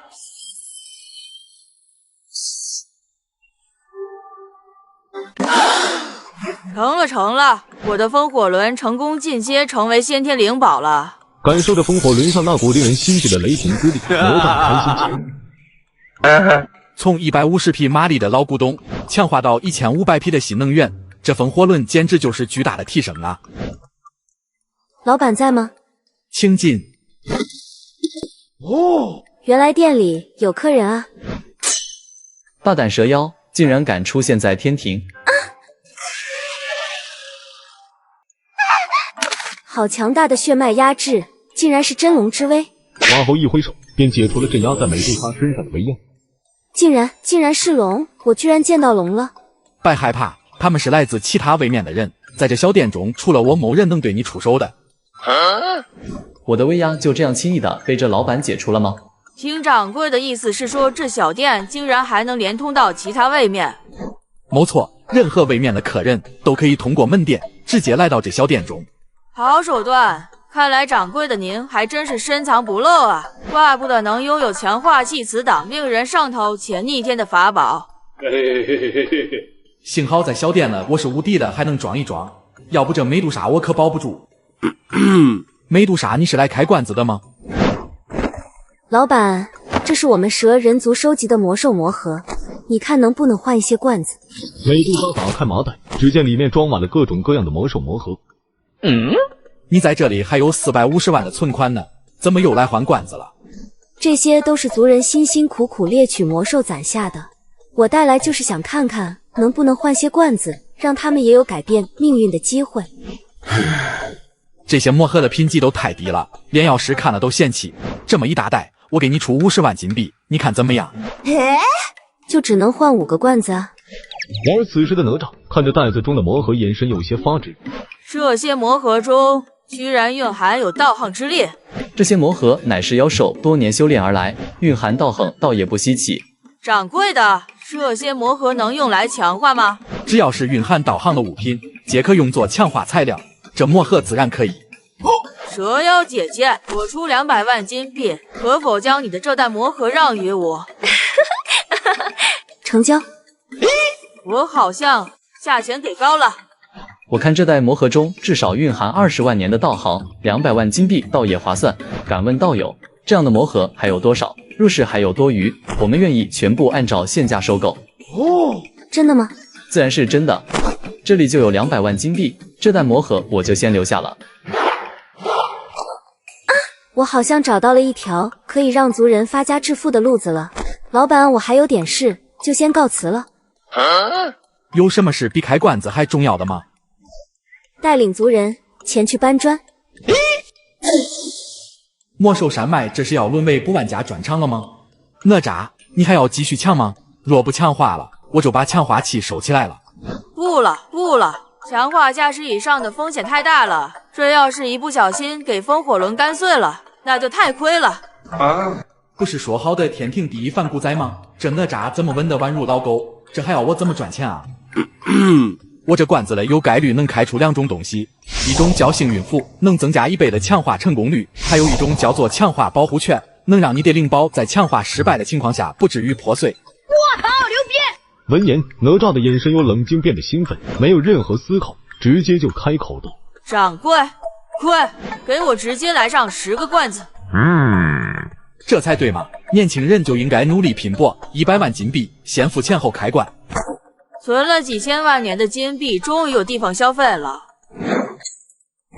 第2排的前10个罐子，我相中很久了。马猴一挥手，10个罐子便出现在哪吒面前。你手边的就是幸运魔锤，直接用它砸碎罐子就可以了。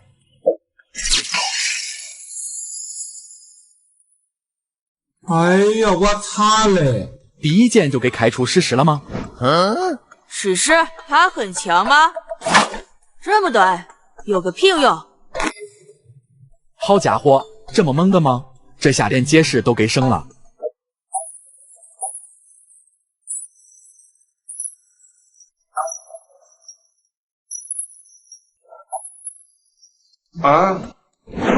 掌柜的，这2张布纸就是您说的保护券和幸运符吗？没错，将它们一起使用，不但强化成功的概率会翻倍，而且也不用担心装备会有碎掉的风险。哦，哪吒收起手中的2张符纸，再次拿起了幸运魔锤。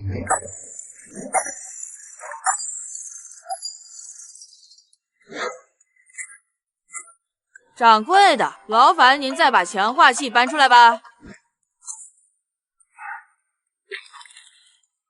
哪吒，这风火轮已经强化到先天灵宝了，你怎么还要强化它？先天灵宝已分3、6、9等，强化加时并不是它的极限。如今强化有魔核作为消耗，失败了大不了从头再来。若是需要使用保护圈和幸运符，将它们同魔核一起放入强化器中即可。使用。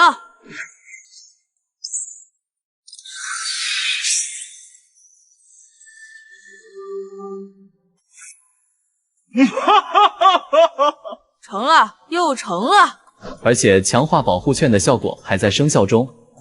保护圈只有在强化失败的时候才会被消耗。哦，强化，继续强化。哪吒，魔核不太够了，11上12，需要15万年的道行，剩下的魔核中最多只有10万年。哪吒一愣，但随之上头的感觉瞬间将他的顾虑驱散。魔核不够，那就用自己的道行继续强化。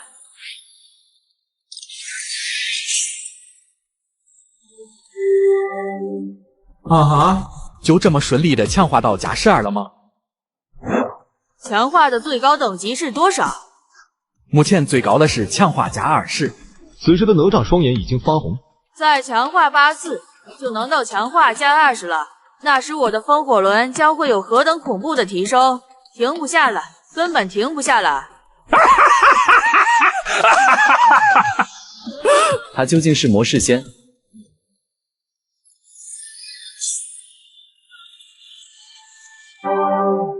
我操！成了，又成了！什么筋斗云一个跟头10万8千里，现在小爷我的风火轮一脚油门下去，起码要比他快1倍。怎样？还继续强化吗？看着强化器上6%的概率和60万年的道行，哪吒多少也是有些肉疼。算了算了，小爷我今天累了，改天再来强化。敖丙，要不你也来试试强化的感觉吗？我这3000万年的道行可不够折腾的，等收来魔核再来强化也不迟。有道理。我还是更好奇，这罐子中还有没有其他宝贝？掌柜的，给我也来10个罐子吧。而在此时的乌坦城，一股强横的气势如风萧驾而去。这云山身上的气息竟然如此恐怖，就连虚空都被他的气势引动爆炸。还有萧家那个神秘人，实力恐怕也在你我之上。看来这加玛帝国又要洗牌了。萧家，你们今天总得给我个解释吧？姐，你们贸然前来退婚，还公然羞辱我萧家，是真当我萧家无人不成？不然呢？从此人身上散发的气势来看，恐怕不弱于我。难不成他是一位斗帝吗？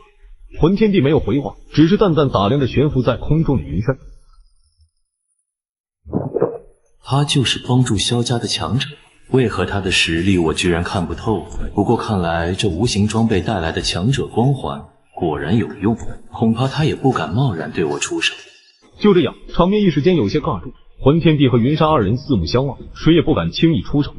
而在此时的小店中，敖丙看着地上的物品，多少有些郁闷。这些东西若是放在下界，算是不错的法宝，可对我来说是真的没用。不要气馁，下周再接再厉。那我们就先回去了。若是那美杜莎道友带着魔核来了，就请他暂存在小店之中。没问题。掌柜的再见。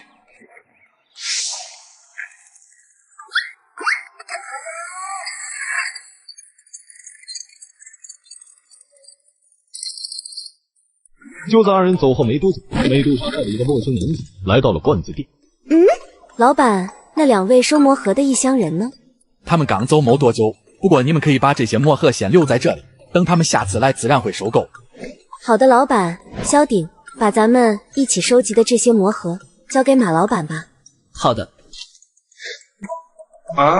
小丁就是那个传闻要和美杜莎结婚的萧炎亲大哥吗？不过现在好像是给美杜莎搬砖的打工仔。老板，久闻罐子店的大名，可无奈一直囊中羞涩，如今终于有钱来开罐子了，劳烦您就帮我选10个吧。看来系统安排稀有位面的出现，就是为了能让斗破更多的搬砖党也能体验到开罐子的乐趣。既然就问，想必规矩都懂吧？老板，金币就从我的账上扣。没问题。哦，多谢女王大人了，等魔盒出售，我就还给你。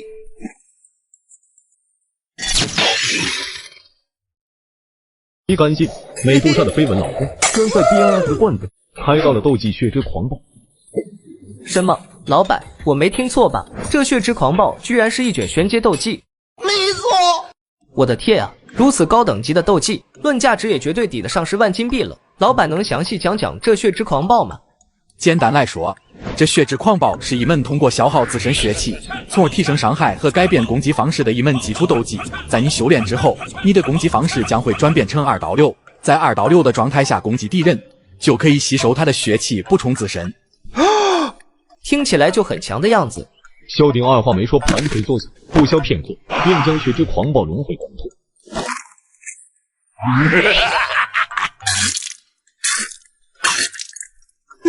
这血气消耗的速度未免也太快了吧！在血之狂暴的状态下，只有不断的战斗，才能从敌人身上吸收血气，维持生命值，否则你会流血致死。这斗技怎么给我一种邪修的感觉？这重要吗？能变强才是最要紧的，好吧？况且玄阶斗技在罐子中只能算作很一般的物品，往后只要你认真搬这魔盒，就会有开不完的罐子。到时候别说是玄阶斗技了，就算是地阶、天阶斗技都是有可能的。真的吗？怎么，我身为蛇人族的女王，还能骗你不成？有道理。等我回去后，一定会更加努力搬砖，就算安全帽里全是汗，也要来开罐子变得更强。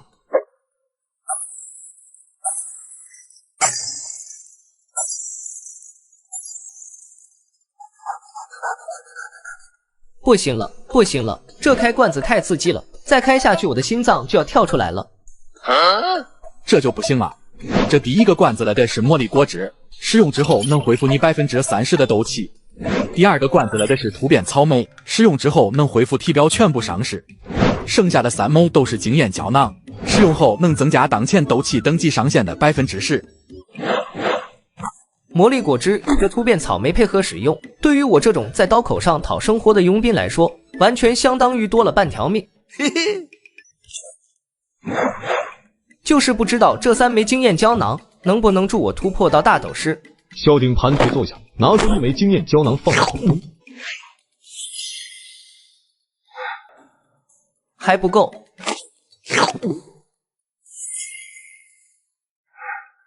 就差最后一点了。大斗师，我来了！突破了！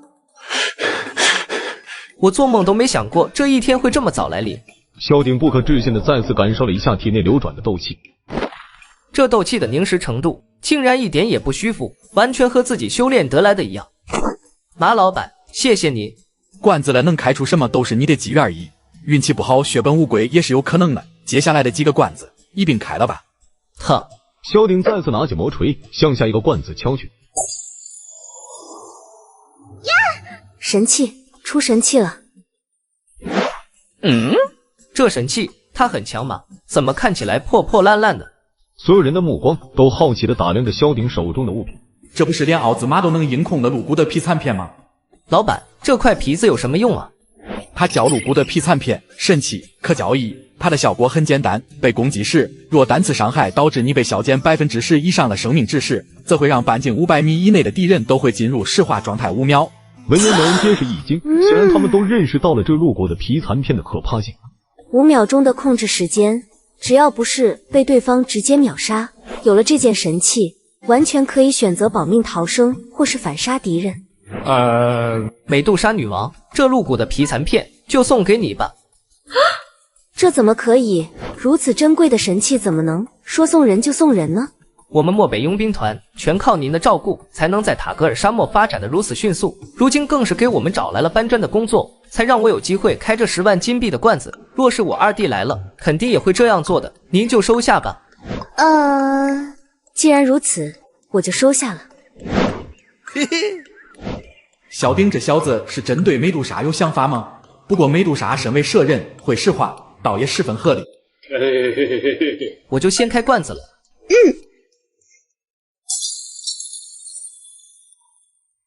万万没想到，萧炎的大哥萧鼎竟然在 DNF 的罐子里开到了隐藏水兽。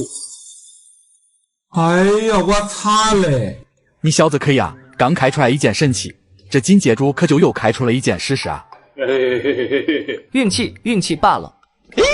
好嘛，萧炎侥幸，你运气是吧？然而当马猴看向碎片中的物品时，却忍不住的惊呼起来：这居然是只存在于 DNF 传说中的武器巴恩的短剑。没玩过 DNF 的朋友可能不知道，这件装备乃是游戏中只有 NPC 才能使用的武器，普通玩家想要获取是根本不可能的事情。老板，这件除了细了点、短了点，好像没有什么特别之处啊。暴击你听说过吗？没有。暴击就是发挥出超越自身实力的攻击，一般人想要打出暴击伤害，通常需要很多 buff 的加成，比如被退婚、父母双亡、被打压、受尽屈辱之类的。原来是这样，可是这跟我手上这把短剑有什么关系啊？当然有关系了，只要你用这把武器攻击，你的所有攻击都将会100%产生暴击。不光如此，这武器还能让崩山击冲击波范围增加200%。竟然翻了2倍之多！可是老板，这崩山击是什么？是一卷黄阶斗技，虽然伤害一般，但能对一定范围内的敌人造成集体伤害。你若是有缘能开到，就能体验超大崩山击的快乐了。集体伤害。若是用超大崩山击去清理魔兽猎取魔核，想必搬砖的效率一定很高吧？希望能给我开出斗技崩山击。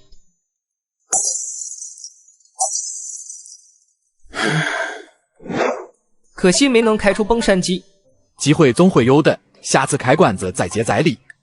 老板，接着萧鼎的罐子也给我往后拿10个吧，让我也沾沾他的运气。好的。你在这里预存的金币还剩下250万。好。而在此时的萧家，云山和魂天帝二人依旧互相打量着对方，谁也不敢轻易出手。没想到这两人即便是已经对峙了快1天，但彼此身上散发的气势依旧令人感到畏惧。这两人若是出手，恐怕这加玛帝国的格局就又要洗牌了。回到小店中，美杜莎女王的脸色多少有些发黑。女王大人，别灰心，希望总会出现在下一个罐子里。粉色是粉色的神器。终于出现不一样的颜色了。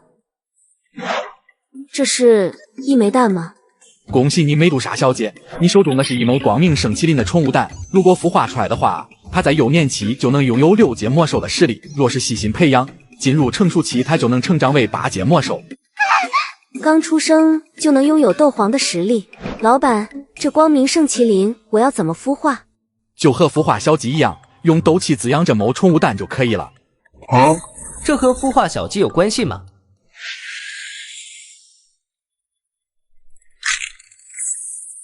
这股威压确实是6阶魔兽。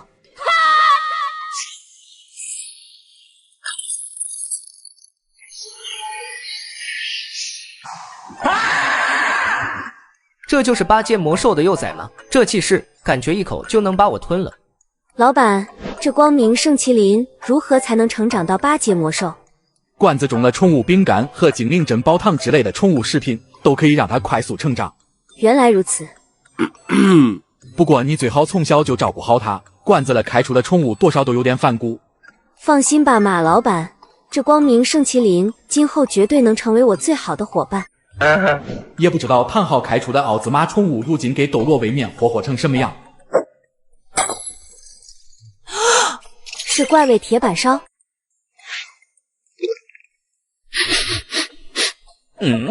这味道闻起来好奇怪啊。哼，你懂什么？唉，虽然很想吃一个，但还是给金麒麟吃吧。嘿嘿，罐子也开完了，某什么事的话，各位就请回吧。老板，记得让那2位异乡人把金币预存在你这里哦。没问题。光明圣麒麟，咱们回家吧。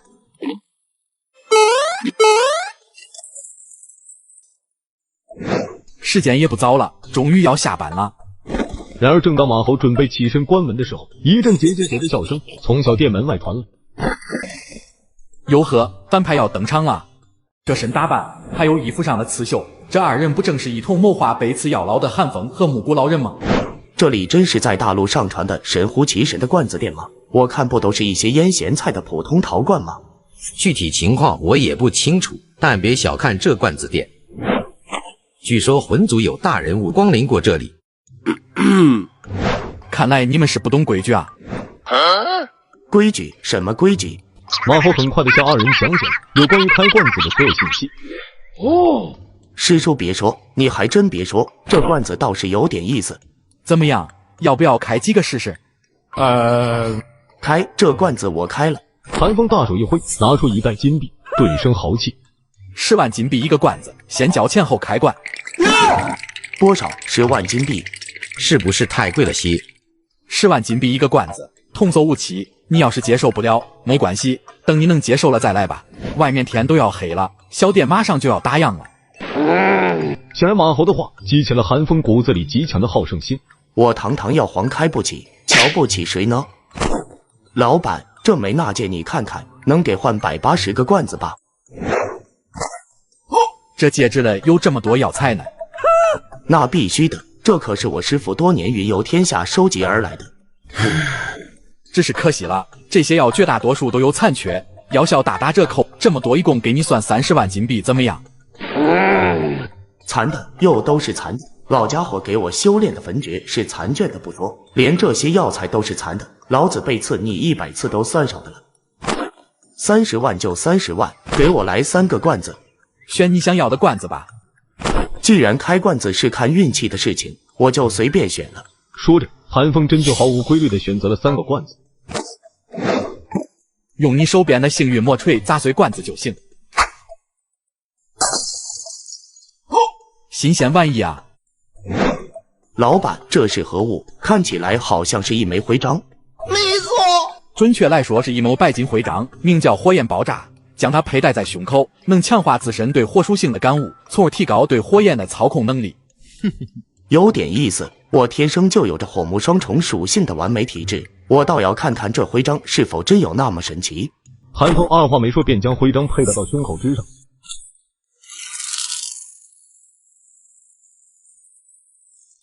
火焰上竟然出现了细小的爆炸，这白金勋章果然神奇。这不是异火榜上排名第15的海心焰吗？若是我能给他搞到手，一定能大幅提升新位面的建设进度。再来，这又是一枚白金徽章吗？没错，而且还是火焰爆炸。没等马猴解释，韩风便将徽章佩戴在胸口上，下一刻2枚徽章竟自行融合在了一起。这是什么情况？每人只能佩戴1枚白金徽章，若有2枚相同的徽章，便会自动融合成为更高一级的徽章。原来是这样。韩风看着手中跳动着的海心眼，显得十分满意。好刺眼的金光，能散发出这种光芒的东西一定不简单。哎呦，这韩风不是反派吗？这运气是不是有些不太对？光芒渐渐散去，只见一件披风悬浮在碎片之上。神奇的隐身披风。隐身披风，难不成披上就能隐匿身形？好神奇，不但能隐匿身形，就连你的气息我都感受不到。真的吗？这件披风装备后，能进入伪装状态15秒，冷却1分钟。在伪装状态下，你的第一击将会额外造成12%的伤害。这件披风简直就是为了偷袭被刺而量身打造的，别说是10万金币了，100万都值。还要继续开罐子吗？开够10个，最后一个罐子中可是双倍奖励。师叔，你那里还有金币吗？我这回手气正好，能不能先借我一点开罐子？有倒是有，不过我就带了100万，正好能开10个罐子。就带100万吗？那师叔你先开吧。看着木姑把一大袋金币交给马豪，看得韩风心中一阵恶寒。原本我还以为这10万金币的罐子多少有些不靠谱，现在多谢失职事实了。这些都是侄儿应该的。老板，随便帮我拿10个吧。马豪一挥手，10个罐子便出现在木姑老人面前。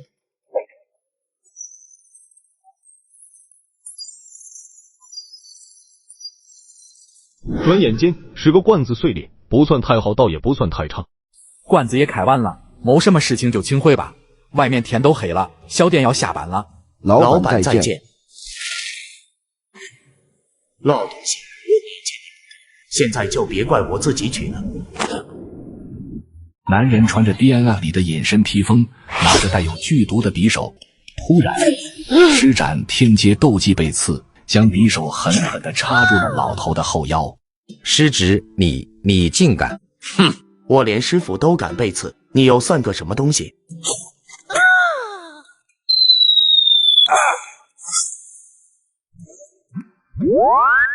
师叔啊，你是真不长记性！我问我师傅借焚诀，他不给，结果他就被我背刺了。问你借点金币开罐子，你也不给，现在就别怪我洗了你的号了。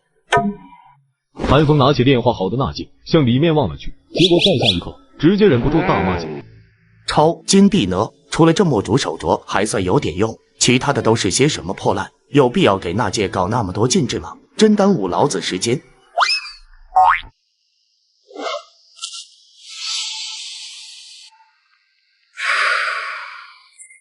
这韩风果然是喂不熟的二五仔啊！幸好有魂殿秘法，让我的灵魂得以残留。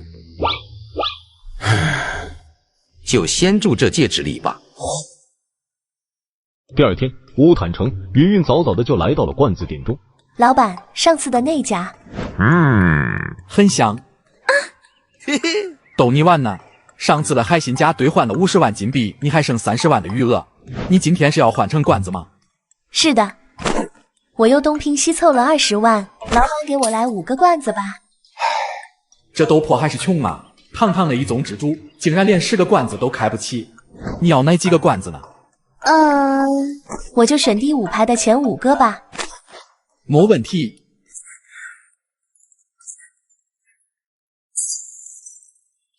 物品：卡妮娜的手工面包，高级，可交易，吃下后能恢复20%的伤势。虽然外形可能难看了一点，但味道还是不错的。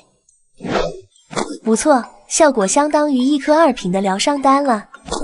再来。物品：魔界抗疲劳药剂，稀有，不可交易。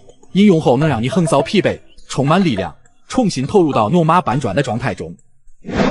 这个倒是还行，外出历练的时候难免跋山涉水，有了这东西，能让我的耐力更加持久。再来。神奇级物品，好像是一本书籍啊。不会是经验书吧？极域剑术，时空斩。这好像是一本斗技。没错，这时空斩是一本地阶高级斗技，而且还是很适合你的剑类斗技。修炼至大成，你甚至可以斩断虚空。听闻此言，云云心中震动不已。当即便坐下领悟斗技中的内容，要知道地阶高级斗技是仅次于天阶斗技的存在，放在任何一个宗门都是震天之。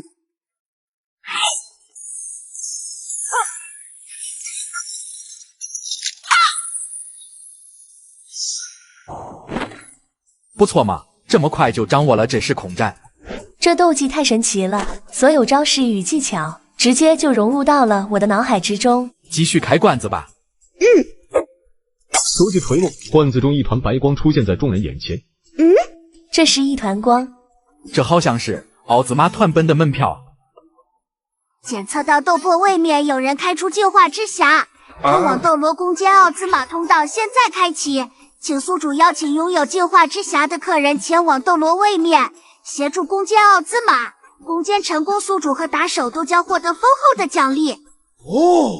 老板，这团光是什么东西啊？这叫净化之匣，将它捏碎，就会被传送到异世界的秘境中。想必这秘境中肯定有不小的机缘吧？机缘和风险是并存的，在这秘境中有住一位师徒级别的宠物的存在，他的实力极强。宗主，现在的情况好像不太乐观啊！这些伪装者，我们根本就清理不完。不彻底解决这奥兹玛，恐怕这斗罗大陆就将陷入到无止境的猜疑和混乱中。父亲，咱们去干了这奥兹玛吧。蓉蓉，即便父亲现在到达了100级，可仍旧不是那奥兹玛的对手。现在只能祈祷马老板的罐子店快点开门营业了。不但有大量的金币作为报酬，而且若是运气好，还能得到天大的机缘。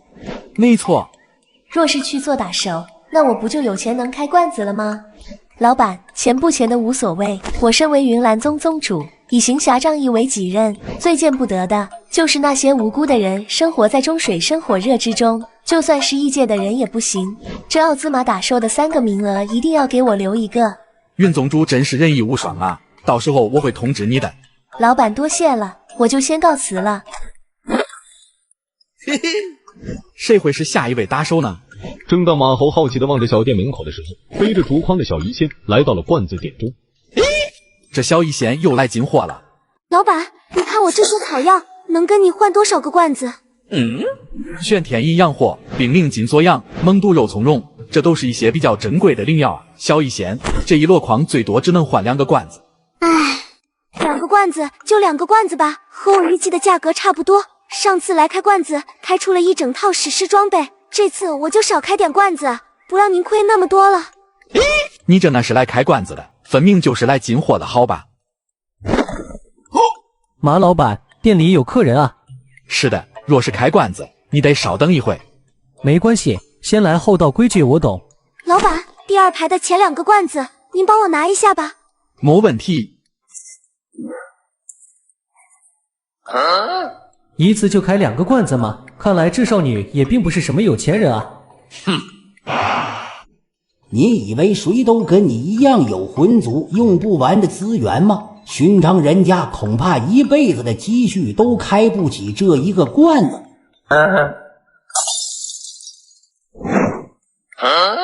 这是一枚经验胶囊吗？不对，经验胶囊怎么会发出紫色的光芒啊？哎呀，我擦嘞！这不是前段时间手游送的65级经验胶囊吗？这并不是普通的经验胶囊，这叫65级大成胶囊，稀有，不可交易。使用后能让你的斗气等级提升到65级，也就是5星斗王的境界。什么？不过这65级经验胶囊每人一生只能服用1次，而且要在5星斗王以下，若是高于65级，即使用了也是无效。多谢马老板提醒。小医仙二话没说，便将经验胶囊服用，下一刻大量的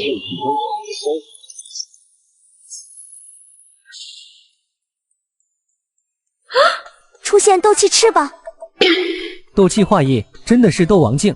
15、16岁就到达了5星斗王，这女孩的未来不可估量啊！多谢马老板了。不亏不亏。第2个罐子能开出来什么宝贝呢？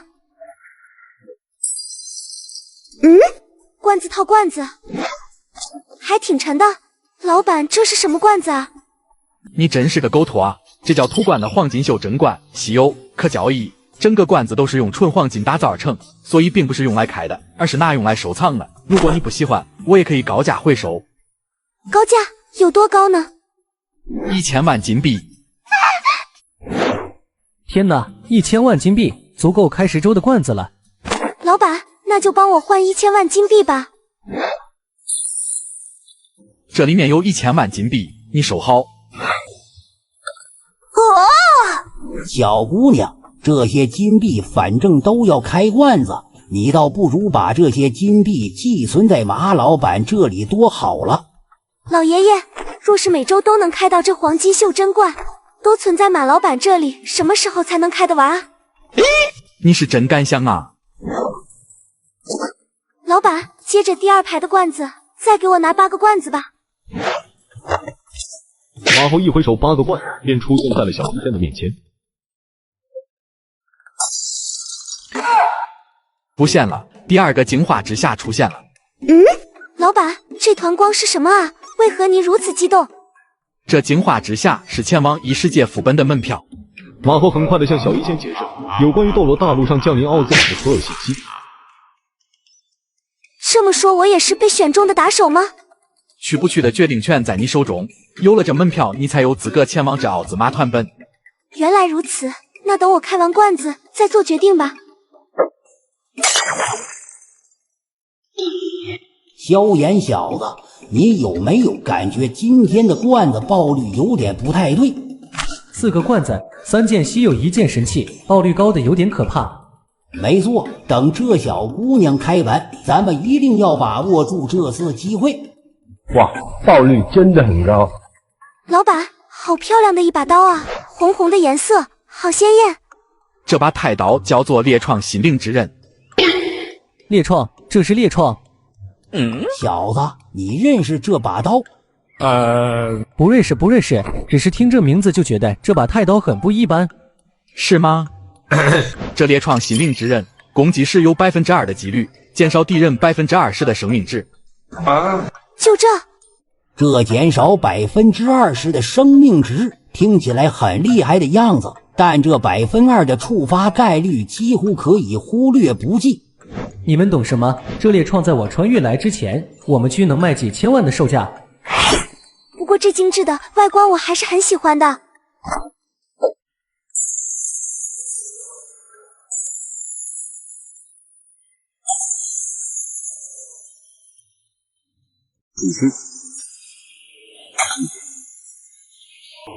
还是主心。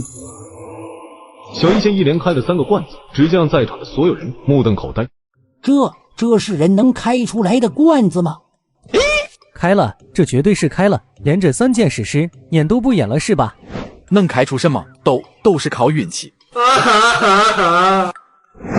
马老板，别难过，你这个样子我都不好意思继续开罐子了。谋士，还有人一把神元就爆出了3件史诗呢，像你这样的狗托我见多了。老板，这3件都是什么啊？看起来像是一套首饰。没错，这3件首饰叫做波动邪命套装，佩戴这套首饰能让你的伤害提升5%，让你的所有斗技伤害提升29%。这一套首饰竟然提升了将近35%的伤害，我感觉我手中的灵魂猎者瞬间就不香了。小子，你赶紧把你手中这捣造玩意收起来，我看着心里瘆得慌。比起这套首饰，我还是更喜欢我的赤道碎星花结。又是紫色稀有级别的物品，难不成这10个罐子里连一个白色物品都没有吗？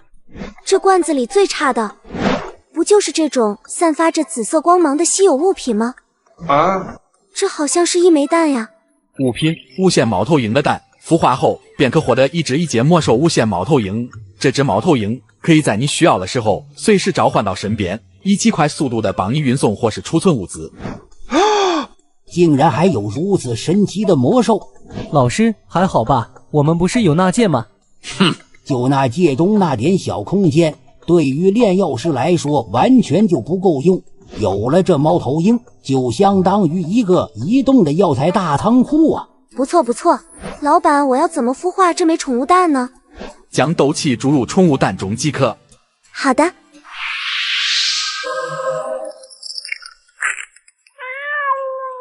你好啊，主人。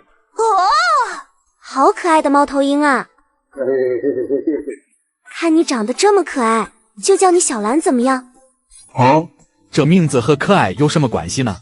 不过在原著中，小一仙就拥有一只名叫小兰的飞行魔兽，只是剧情后期就再也没出现过了。小兰，帮我把这些金币都送回家吧。没问题。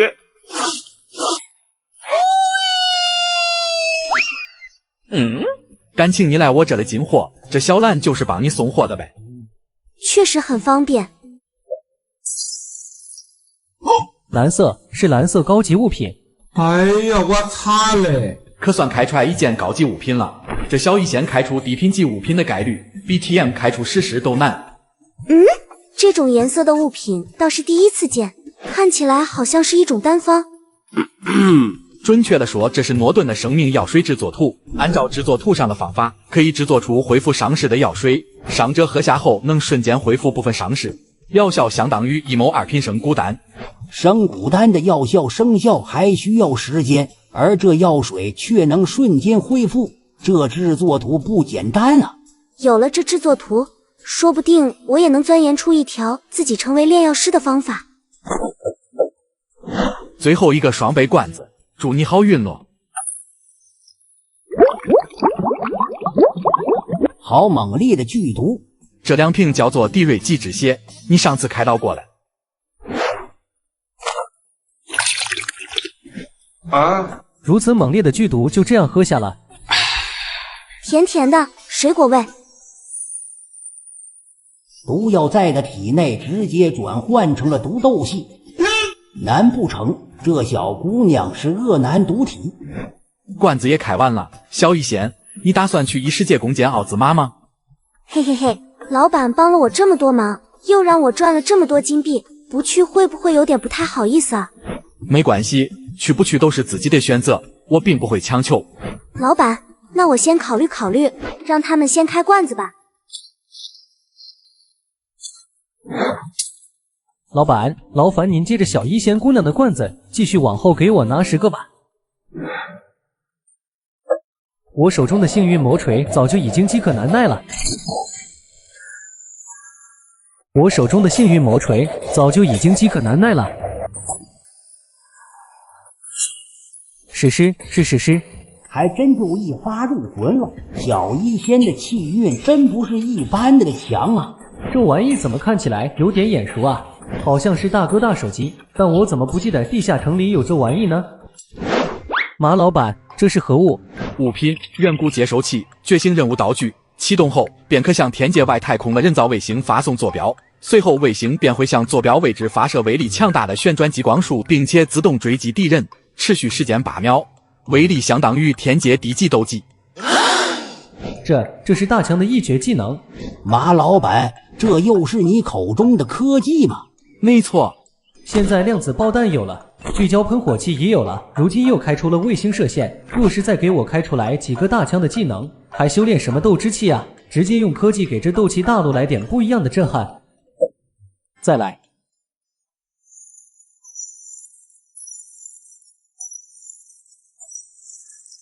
哎，哈哈哈！哎，这太贵了，这感觉。这些罐子里怎么全都是白色的物品？你礼貌吗？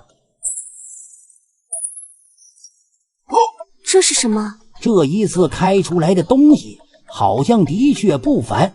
这不是手炮吗？不过这款造型的倒是第一次见。没想到这罐子了还能开到灵珠分。这是查雷的火箭炮，灵珠神器，不可交易。装备后能将斗气转化为炮弹发射，还能在制空时发射火箭弹轰击地面上的敌人。哦，没见过的科技呀，就是不知道威力如何。试试不就知道了。马后一挥手，2人便出现在一处小空间之中。药老，小心了。放心吧，这次我准备好了，用你的全力攻击我。药老一脸淡定地伸出手掌，斗气瞬间在周身形成了一个防火光头。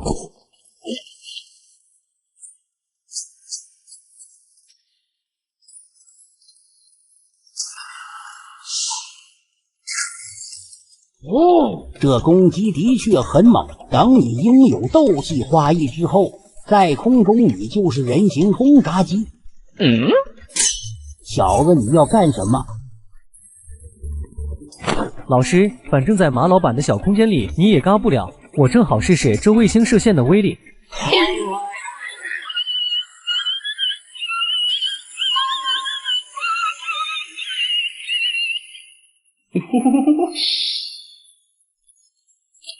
你别说，你还真别说，这科技的伤害的确不弱。那必须的，来自天界的科技可是能对抗魔法的存在。再来。第3个净化之匣出现了。净化之匣不就是刚才小一仙开出的通往异世界团本的门票吗？是的。就以我这3星斗士的水平，估计连那奥兹玛团本的门槛都够不到，去了也是白给。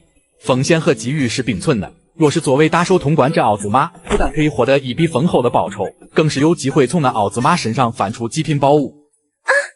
不但有这么多金币，还能抱到宝贝，马老板你可真舍得啊！能不舍得吗？这些钱都是武魂殿和七宝琉璃宗出的。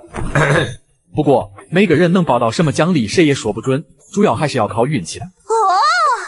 老板，我要加入攻坚队。啊！马老板，萧炎小子也要加入攻坚队。药老，我就是找你试了试斗技，但你没必要让我去送啊。你小子糊涂啊！若是能跟着小医仙一同前去，你绝对会有意想不到的机缘。若是遇见危险，我自会上身。好像有道理啊。老板，我也要加入攻坚队。恭喜宿主成功组建奥兹玛攻坚队，随时可以开启传送通道，派遣打手前往斗罗位面。3人小队已经齐了，你们随时都可以准备出发了。3人小队，不还差1个人吗？我现在就通知他过来。马猴拿出传信预警，直接等着也是等着，我先开罐子了。最后一个双倍罐子碎裂，只见2枚野草莓安静地躺在碎片之中。老师，该你开罐子了。老板，给我也来10个罐子吧。你要哪几个罐子呢？小医仙姑娘，你能帮我挑选10个吗？这个吗？我愿意教给你一些炼药之术，让你成为一名炼药师。真的？童叟无欺。小医仙心动，毕竟成为一名炼药师是他这辈子最大的梦想。马老板，麻烦您给这位老先生从第3排开始拿10个罐子吧。没问题。小医仙姑娘帮我选的罐子，也不知道能不能开出恢复肉身的宝物。我操！老师，是粉色的。真不愧是小医仙姑娘，老夫第一次开出了神器。难不成还真有玄学这么一说吗？一把刀。好帅啊！细长的刀身，漆黑如墨的颜色，马猴一眼就认出了这把太刀的身份。这是黑刀暗月。好名字，一听就是宝刀。宝刀算不上，但帅刀是实至名归。虽然这黑刀暗月对伤害的提升并不大，但是附加了暗属性攻击，还能为使用者生成一个光环领域，只要在范围内的队友都能提升暗属性抗性。不知道怎么了，我感觉对这黑刀有着一种特别的亲切感。老师，你说有没有一种可能，灵魂体状态下的你和鬼也没什么区别，自然会对暗属性的物品有亲和力？你说的倒是有点道理。这黑刀暗月我很喜欢，毕竟帅可是一辈子的事。又是神器。小医仙姑娘，你说吧，想学什么炼药术？我要臣手把手带你从入门到精通。难道真是因为我的运气好吗？何止是好啊，小医仙姑娘，若是什么时候有空了，也给我选几个罐子呗。没问题的，马老板。这次的好像是一本功法。没错，你手中的这本功法乃是一门召唤鬼神之法，名叫明焰之卡洛。学会这门功法之后，你便能召唤出卡洛之魂附身，附身之后，你就能掌握暗之力量和释放黑焰的能力，相当于地阶高级斗技。明焰之卡洛，卡洛之魂。老板，这功法我能理解为是鬼上身吗？倒也不太一样，卡洛上身并不会夺取你身体的控制权，而是让你掌握他的力量。原来如此，就是不知道以我现在灵魂体的状态，能否掌握这门功法。鬼气也是人不人鬼不鬼的状态，药老修炼这门功法应该没问题。你可以试试。药老二话没说，直接拿起功法修炼起来。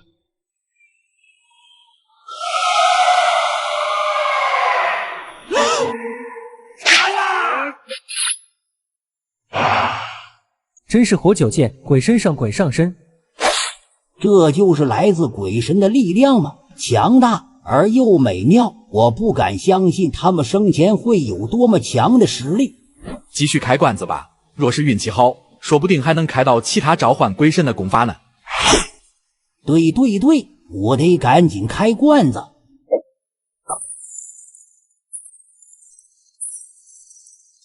哦，真不愧是小医仙选的罐子啊！说不定今天真能开出恢复肉身的宝贝。这3个罐子中倒是没有恢复肉身的宝贝，不过这3个罐子中开到了物品和你上个罐子开出的一样，都是召唤鬼神的功法。又是请鬼神上身吗？也不全是。这第一本蓝色的能召唤出刀魂之卡赞，在召唤领域内卡赞将提升你的力量和智力。这第2本叫做侵蚀之普利蒙，同样是召唤出鬼神形成领域，不过这普利蒙却是让在领域内的敌人降低防御。哦，这一增一减简直就是巨大的提升啊！老板，那这最后一本呢？最后一本叫做残影之铠甲，属于鬼上身类型的鬼神，在他附身之后，你的移动速度会增加，而且在移动中，你的身形会像幽灵一样忽隐忽现，隐身时你将处于无敌状态，我们称之为鬼影步。听马老板的描述，若是能把握住无敌的时机，这鬼影步绝对能成为战斗中的利器。没错。哦，老师，你还要肉身干什么？你和这些鬼神这么有缘，要不也跟我一起转投魂族吧？小燕说的倒是有几分道理，我从没见过有人一连4个罐子都是有关鬼神的功法，若是再开出几本，你说不定就能凑齐9大鬼神了。9大鬼神？马猴很快地向在场的众人讲述了 DNF 中鬼神的传说。老师，你这是去打团，有必要穿成这样吗？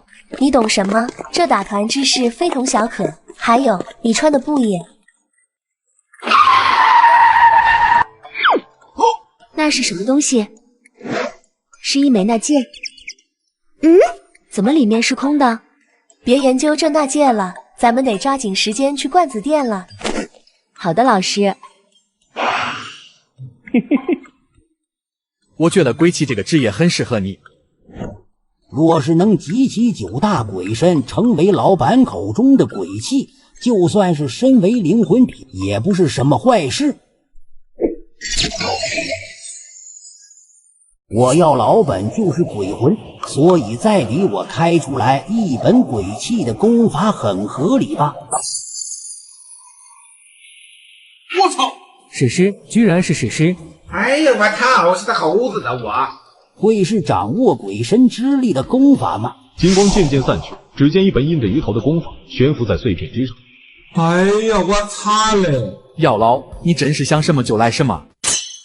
这居然又是一本召唤鬼神的功法，还是史诗级别的，而且是最强的鬼神之一——邪神之不拉修。鬼泣觉醒，剁椒鱼头。邪神不拉修，听名字就不是什么好惹的家伙。这邪神不拉修乃是冥界第7大鬼神，拥有着吞噬其他鬼神的能力，所以必须要有2个以上鬼神作为献祭，才能从冥界的沼泽中将它召唤出来吞没敌人。当然，献祭的鬼神越多，不拉修的伤害就会越高。若是能献祭6个鬼神，这不拉修的一击能超越天阶中级斗技，甚至比剑天阶高级斗技。天阶高级斗技，恐怕整个大陆都没有吧？若是9星斗圣被这不拉修咬上一口，我估计不死也得重伤啊！继续开罐子吧，你现在只有4个能献祭的鬼神，还不能发挥不拉修最大的威力。就看剩下的4个罐子里还能不能开到修习鬼神的功法了。麻木，完全麻木了。从小一仙姑娘选的罐子开出来神器，宛如吃饭喝水一样简单。你这是在卡其云的集邮局啊？这碎片里的好像是一枚戒指。物品：黑珍珠米斯特，神器，可交易。装备后斗技破招时增加50%的伤害。哦，听起来很厉害的样子，但感觉用斗技破招好像有点难。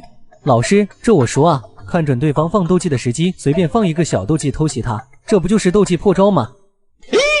这不是老六行为吗？你以为谁都跟你一样不讲武德？来骗，来偷袭，这好吗？这很不好。爱用不用，这玩意在我们老家也曾是鬼泣毕业的戒指。小医仙姑娘，这戒指就送给你了，还请莫要推脱。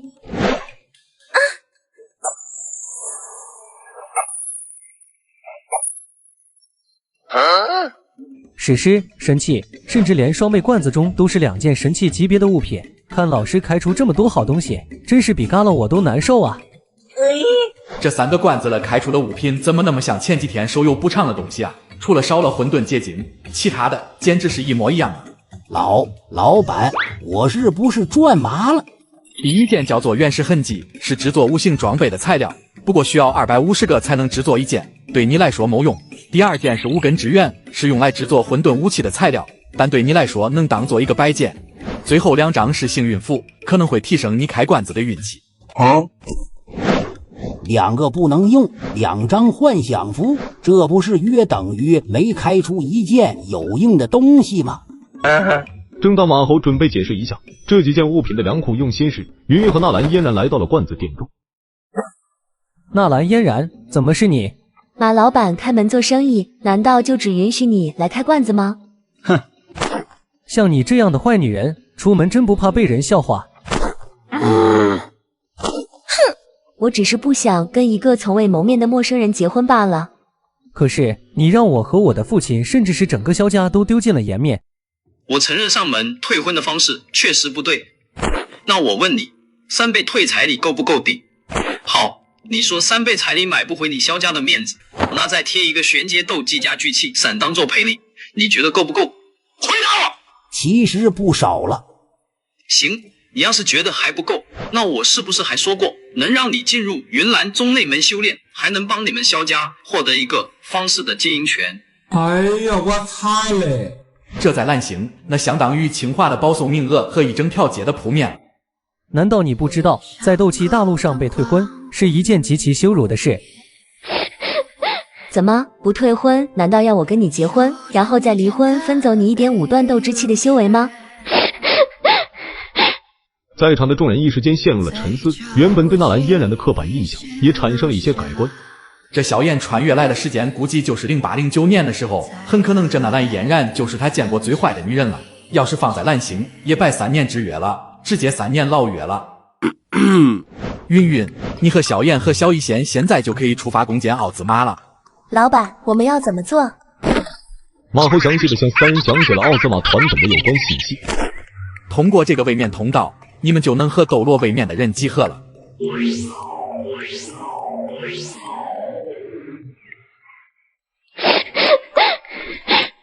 纳兰小姐，你要开罐子吗？开，我一定要变强。3年之后，我一定要去萧家讨个公道。老板，这些金币是我纳兰家将近10年的收入，真的不能通融通融，帮我选一些爆率高的罐子吗？哼，就算你如今的口碑有所反转，但原则上的问题也不能改变。况且开罐子能不能从罐子开到你想要的，得看命，谁也没办法改变。唉，那是真的没戏了。老板，就把第2排的后10个罐子拿给我吧。马猴随手一挥，10个罐子便出现在纳兰嫣然面前。萧炎，总有一天，我纳兰嫣然一定会站在这大陆的巅峰，让你后悔当初对我的羞辱。传闻中，连斗圣强者都要退避3舍的果实，而且还是嘎人掠获争取机缘的必备良品，这10万金币不亏。不错不错，不但能瞬间恢复斗气，而且味道也极其甜美，10万金币倒也划算。第3个罐子被敲碎，纳兰嫣然的眼角狠狠的一抽。这10万金币是血亏啊！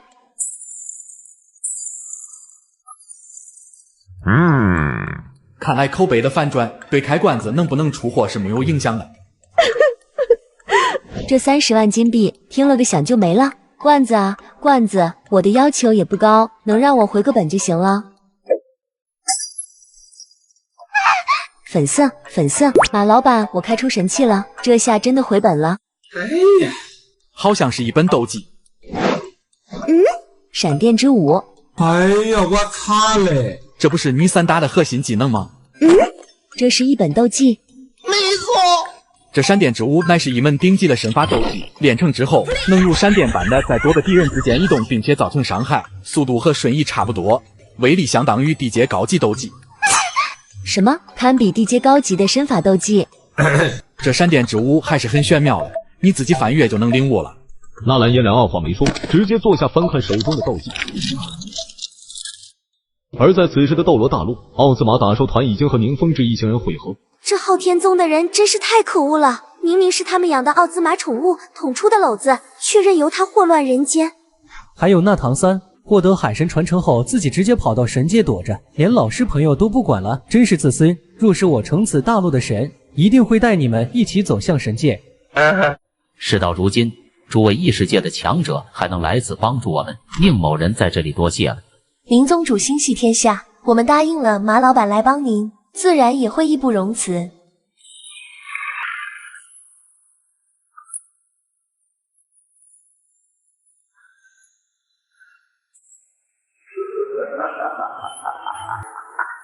这就是这方世界的神明吗？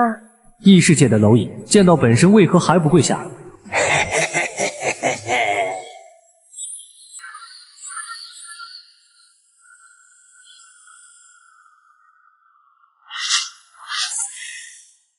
出场气势确实可以，但跟我石云山比起来，还是要差了一点。随着海神唐三的气息震荡开来，刹那间，云韵、萧炎和小龙仙一时间居然都感觉身体有些不适。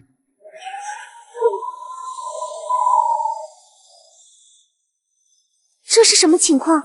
为何感觉身上凉飕飕的？不清楚啊，这唐海神身上散发的修为波动，怎么会弱得如此吓人？不对劲，这是三弹斗之气的修为波动，难道他是在伪装？不过能将修为隐匿得如此之好，看来此人心性也是恐怖如斯啊！唐海神将斗破众人脸上呆滞的表情尽数收于眼底，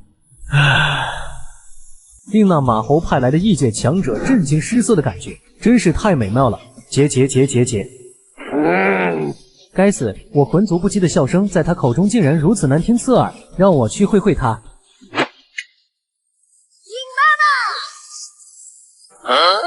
这是什么？妙，实在是妙啊！如此强大的斗技，真的是人所能谱写的吗？这么快就领悟了，看来你的天赋还不错嘛。怎么说，我也是纳兰家100年之内最有天赋的少女吗？就是不知道这罐子能不能再给我来一个惊喜。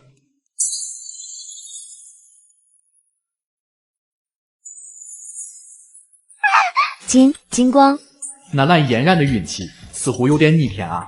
马猴心中一阵嘀咕，不得不说，纳兰嫣然能开出史诗，是他万万没有想到的。斗技竟然又是一本斗技！马猴闻声望去，一瞬间，他极其还有的露出来目瞪口呆之色。怎么会是他 DNF 中最强的一绝技能？这特么简直离谱啊！最强离谱！老板，我是不是开到什么了不得的斗技了？你手中的这本斗技名叫无神强踢，可以说是所有觉醒斗技中威力最大、爆发最高、技能形态最完美的斗技。若是能合理搭配装备和掌握好时机，甚至能做到一脚踢碎虚空，恐怖如斯。马猴没有夸张，武神强踢即便在如今的手游中，仍是让各大 BOSS 露头就秒的存在。老板，这武神强踢是什么级别的斗技？超越天阶低级，仅次于天阶高级的存在。那不就是天阶中级吗？没错。天阶中级斗技，恐怕在整个加玛帝国都是独一份的存在吧？而我仅靠10万金币就开到了。纳兰嫣然二话没说，直接坐下开始修习武神强踢上记载的内容。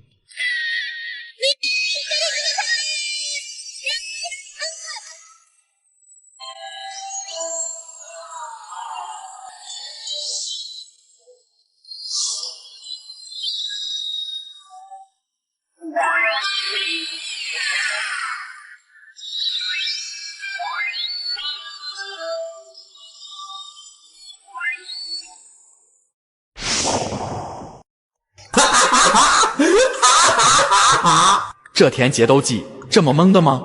老板，洒家觉着这条腿上有着使不完的力气。不过身为武神，提个剑说颠倒也十分合理。纳兰嫣然，你接住开罐子吧。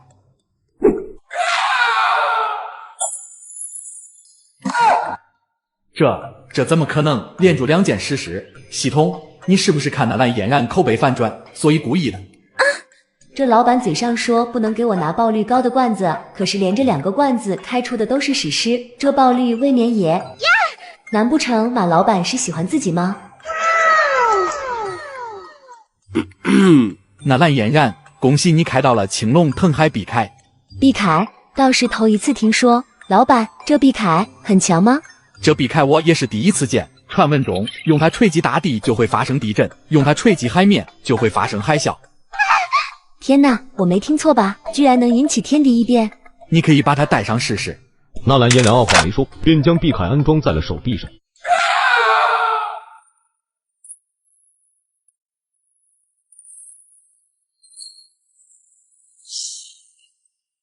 传闻是真的。这一拳的威力竟然如此恐怖，若是轰击在寻常修士身上，恐怕是没有任何效果。对，这青龙腾海碧铠真的很强大。等等，老板，您是说没有任何效果吗？是啊，我描述了很清楚，轰击在地上会引发地震，拍打在水面上会引发海啸，但拍在其他东西上面就没有效果了。不过这青龙腾海碧铠至少能帮你把给特效拉满，对敌人的威慑力还是有的。老板，下次您就直说，这样的大起大落，我实在是受不了。纳兰嫣然收起碧铠，再一次拿起了血影魔锤。这是2枚经验胶囊，使用后能增加当前斗气等级上限的10%。我卡在斗师巅峰有段时间了，这2枚胶囊正好能助我突破大斗师。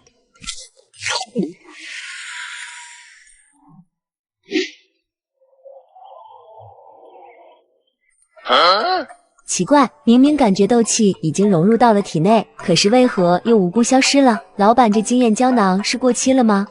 跟我的经验胶囊可没任何关系，罐子也开完了，没什么事就请回吧。真奇怪，难不成是我的身体出了什么问题吗？马老板，那我就先告辞了。而在此时的斗罗大陆，和唐三的战斗丢到了白刃。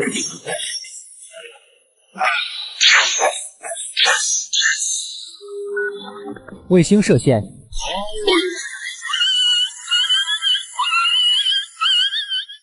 真不愧是来自异界的修士啊！这少年年纪轻轻，没想到竟然能和唐海神打成平手，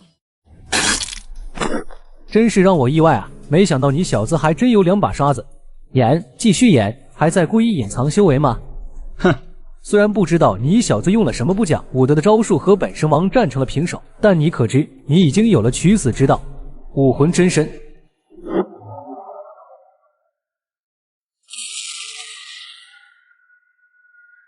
终于不再隐藏了吗？蓝银缠绕，给本王死！佛怒唐莲，给本神王死！萧炎小子，让我来吧。好的，老师。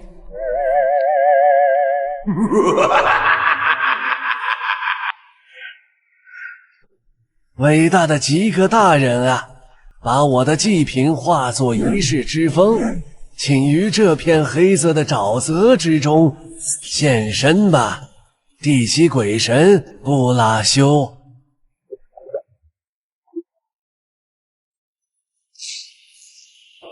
出来吧，地级鬼神布拉修。不可能，这绝对不是你的力量。唐海神绝望地看着巨大的剁椒鱼头，竟然生不起一丝逃跑的念头。不，怎么会这样？我刚成神就要祭了吗？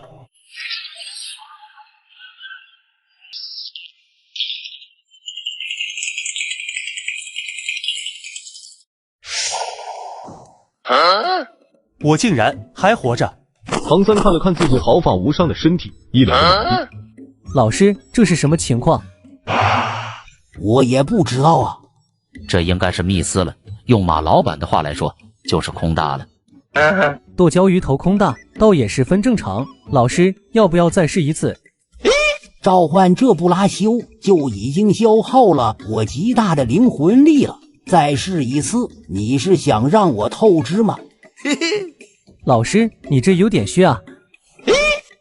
还是让我来吧，正好也让我试试我的天阶斗技时空斩的威力究竟如何。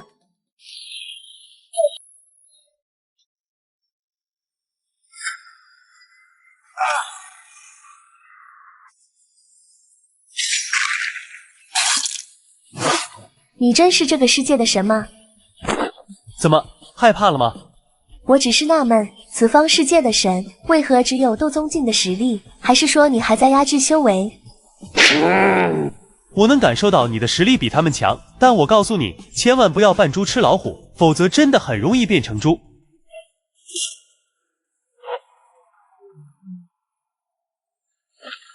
御剑术，时空斩。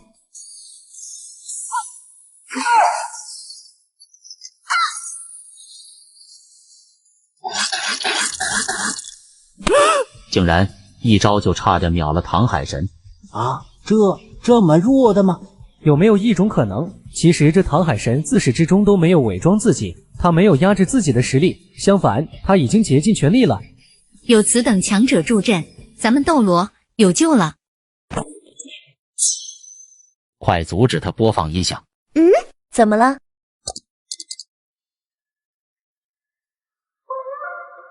随着一阵强劲的音乐响起，一个男人手持昊天锤出现在远方的天空之中，而他背后一个巨大的黑影笼罩着大地。谁敢伤我儿子？爸爸，不是唐海神，怎么打不过还能叫爸爸啊？而在此时的罐子店内热闹非凡，所有人都注视着海波东面前的罐子。不知道这次会开出什么样的宝物呢？粉色神级级别，海波东，恭喜你开到了10万经验的书。10万经验的书，顾名思义，这本书中蕴含大量的修炼经验。至于这10万的数值，以你现在五行斗皇的实力，或许能让你突破到斗宗。斗宗，在场的人皆是吸了一口冷气。我当年从9星斗皇突破到斗宗，用了差不多20年，这一本书就能省去几十年的苦修吗？未免也太夸张了吧！试试不就知道了。海波东盘腿坐下，翻看起手中的经验书。下一刻，大量有关于修炼的经验疯狂地涌入到海波东的脑海之中，随着一股庞大的能量不断地在他全身窜动。如此浓郁的斗气注入体内，竟然没给这小斗皇称霸。我看他斗气的流转路径，仿佛就和苦修来的一样。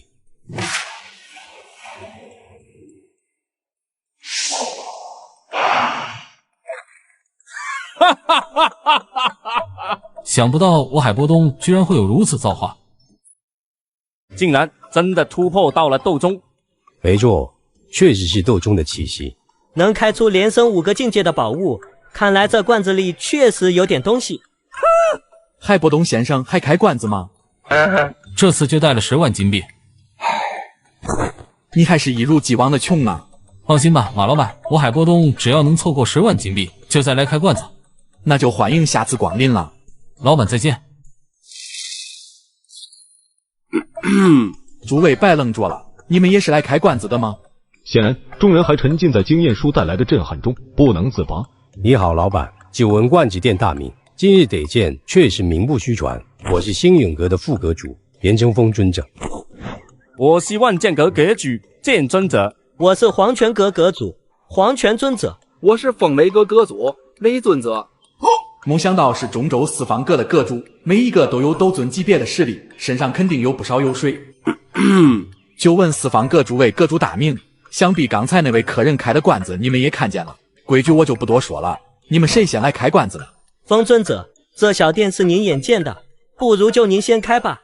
是啊，这万一要是开到什么宝贝，也好给我们长长眼了。呵呵，真开到宝贝还不得给你们气势？那我就先给各位试试水了。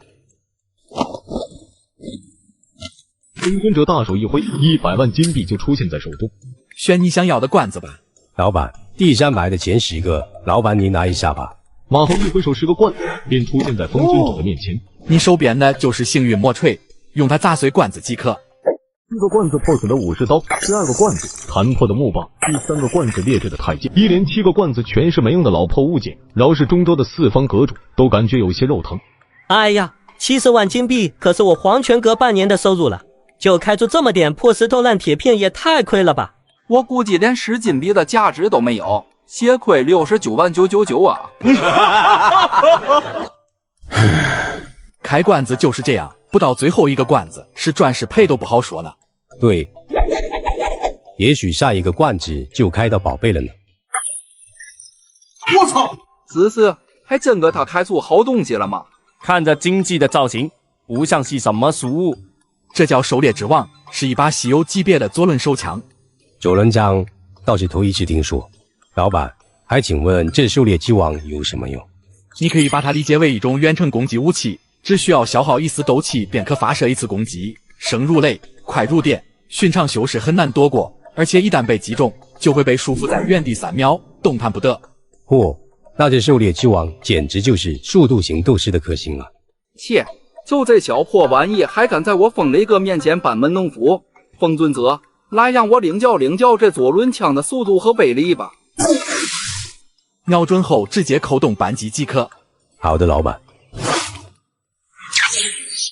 3片雷动。不知道。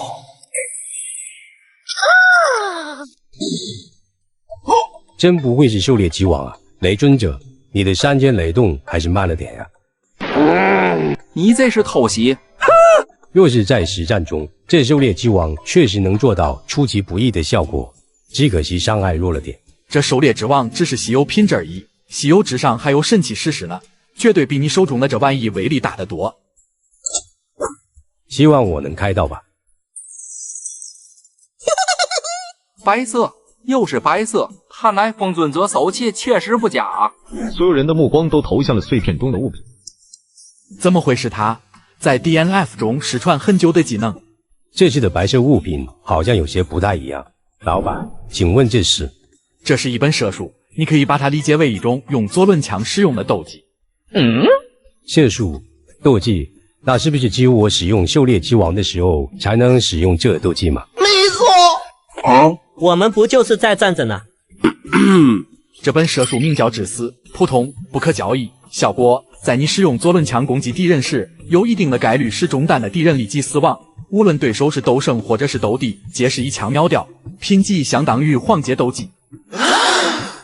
无吊车越级秒杀斗圣就已经很过分了，还妄想秒掉斗帝，简直就是离谱，好吧？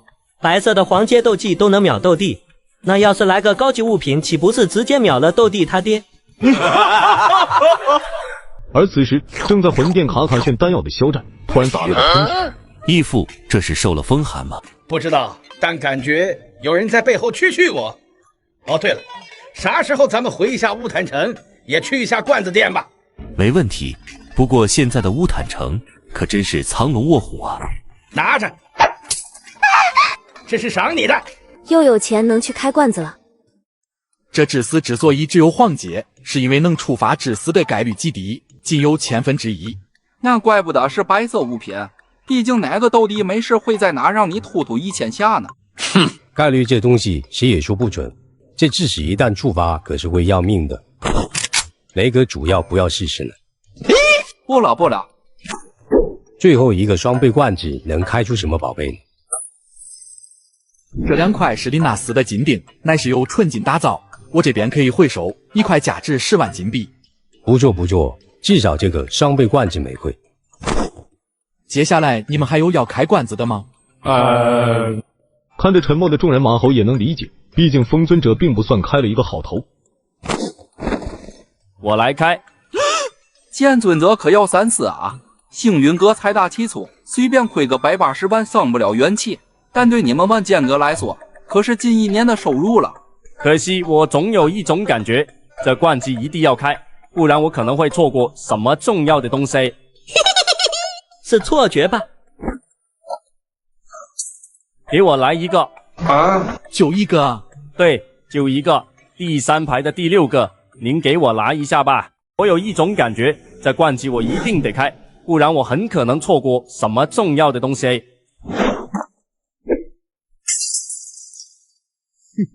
这就是你口中很重要的东西吗？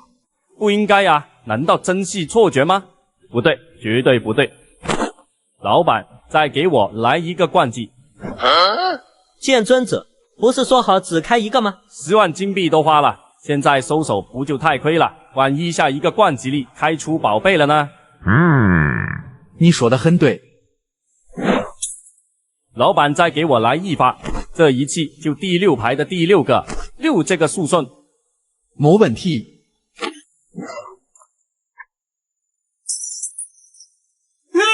怎么又是这破刀啊？剑尊者一脸肉气，就算他是万剑阁阁主，有点存款，但也架不住10万金币，10万金币的打水漂。还要再来一个罐子逆天改命吗？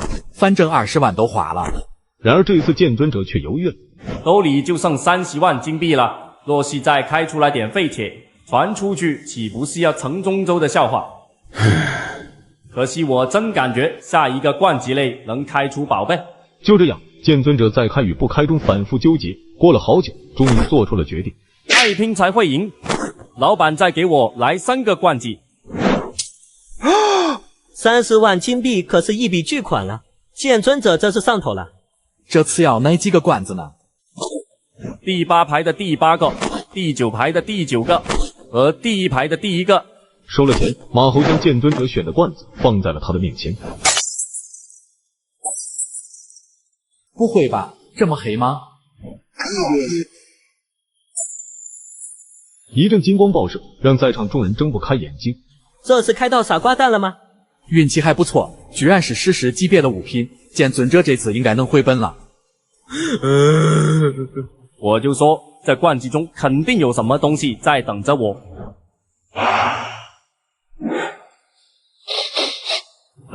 老板，这看起来好像是一本斗技。没错，而且还是一本天阶低级斗技。什么？不是，这罐子店是疯了吗？天阶斗技都往罐子里塞？老板，你没和我开玩笑吧？就算把我们万剑阁卖了，都换不到一本天阶斗技啊！哼，你手中这本斗技名叫极鬼剑术暴风式，此斗技乃是剑圣传承中最为华丽的斗技。释放后，能将斗气化为24把神剑，形成剑阵。在剑阵中的敌人将被吊在空中，无法动弹。任凭释放者用24把神剑一剑剑斩之，造成巨大的伤害。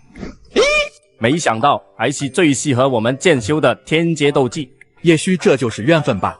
雷尊者，现在这万剑阁有了天阶斗技，恐怕接下来的4方阁大会，咱们4家的排名要变动了。哼，变动？你哪一次不是最后1名？我们黄泉阁倒是无所谓，恐怕您万年老2的位置这次都保不住了。哼，剑尊者还要开罐子吗？见好就收，老板，我今天就不开了。这都能忍住，要不就是谋钱，要不就是戒过烟。那你们2个呢？马猴望向雷尊者和黄泉尊者2人。嗨，老板，给我也来10个罐子。哎呦，等的就是你开罐子。而在此时的斗罗大陆，七宝琉璃弓箭队和唐昊战得正酣。宁宗主，唐昊现在的实力怎么会如此之强？咱们联手竟然也有些吃力。难不成他也成为了一名伪装者？你们猜的没错，现在就让你们见识见识什么叫做真正的力量。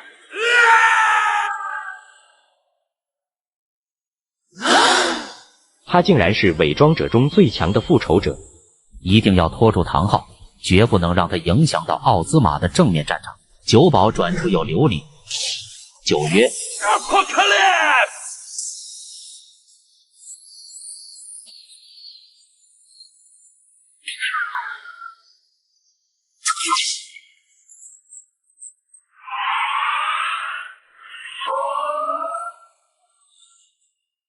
老师，古灵能火借我用用。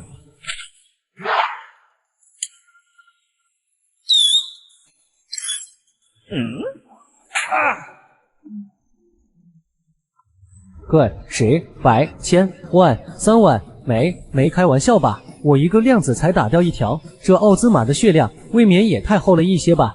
别看他血条厚，但是按照马老板的教程走机制，咱们磨也能给他磨死。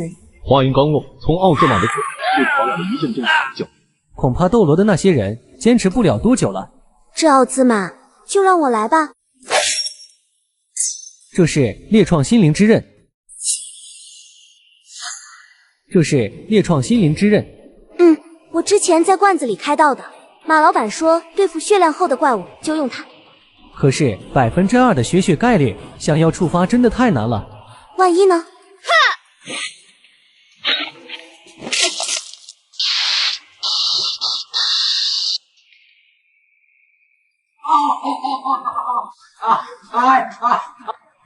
这一刀是砍到这奥兹玛的大动脉了吗？这是触发了烈创心灵之刃，减少20%血量效果了。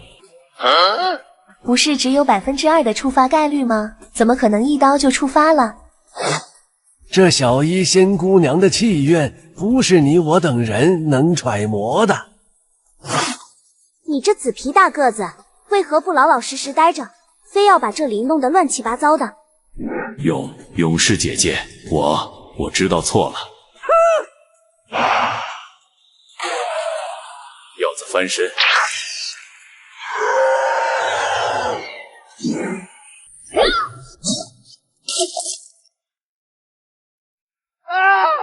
还敢偷袭我！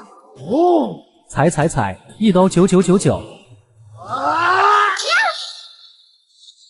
你这是什么刀？一刀竟然被砍了这么多的伤害。这可是马老板罐子里开到的神器，名曰裂疮。可恶！小医仙姑娘，抓紧时间输出。再吃我一刀！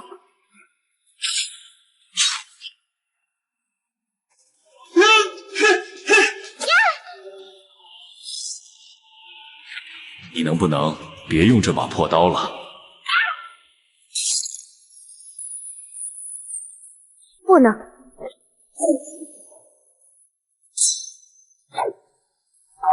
嘿嘿，打不着我了吧？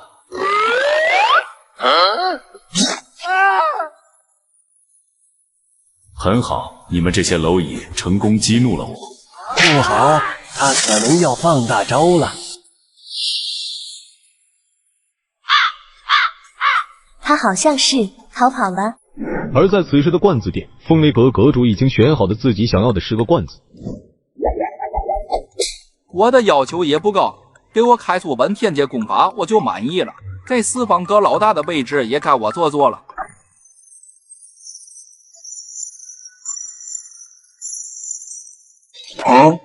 坚持住啊！已经连着5件白色物品了，最好接下来的罐子里都是白色物品。我就不信了，罐子里全都是这些破烂玩意。哎呀，太对了！继续。如果我猜的没错，应该快到爆宝贝的临界值了。这是什么情况？老板，你是不是给我拿的罐子里装的都是垃圾？罐子是你自己选的，能开到什么都看你的运气。怎么，有什么问题吗？一股强大无脑的马头身上瞬间散发开来，压得雷尊者喘不过气。在老板的修为竟然是1位半圣，甚至可能是斗圣。马老板别生气，雷尊者他可能就是一时间接受不了，毕竟近100万金币对我们来说也不是一笔小数目，还请您收几位呀？对，老板我知道错了。哼，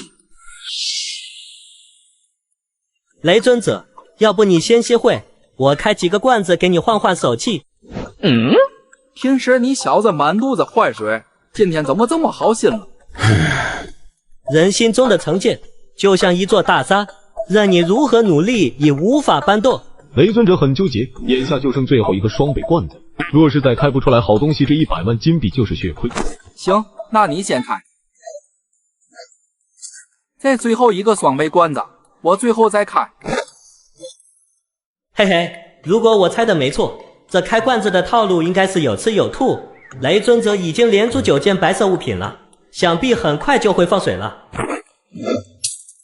老板，接着雷尊者的罐子给我拿1个吧。马猴收了钱，将黄泉尊者选的罐子拿到了他的身边。很对，真要是一个罐子就开出宝贝，这雷院总还不非废了我。看来我的运气不太好，老板，接着再给我拿1个吧。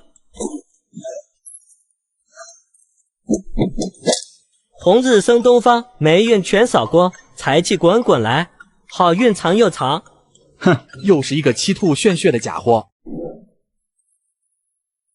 红日升东方，霉运全扫光，财气滚滚来，好运长又长。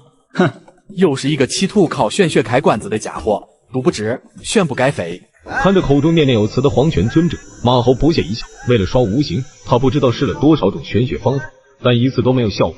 嘿，不是，怎么还真给他出货了？为什么他2个罐子就能开出了10色，而我连开的9个都是白色？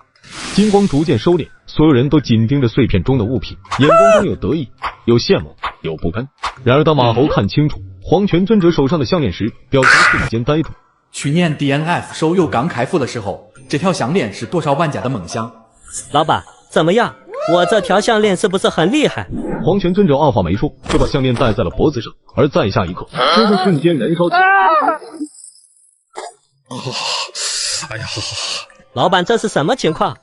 你手中的这条项链叫做火焰女王的项链，事实不可交易。戴上之后能让你增加10%的伤害，不过作为代价，这条项链会让你进入灼伤状态30秒，冷却时间30秒。啊，灼伤30秒，冷却30秒，那不是只要戴上这项链就会被一直火烧吗？对，10%的提升还是蛮大的，但被火烧谁也受不了呀。这真是实事吗？黄泉尊者淡定，有些医宝偶尔有点小弊端也是很正常的现象嘛。可这……黄泉尊者一时语塞，他觉得自己完完全全是被坑了。还要继续开罐子吗？不开了，没想到这史诗里也有垃圾。黄泉尊者二话没说，头也不回的转身离开了小店。雷尊者，你这个双倍罐子还开吗？嗨，不知道怎么了，看了黄泉尊者开的罐子，自己的心情突然就舒服多了。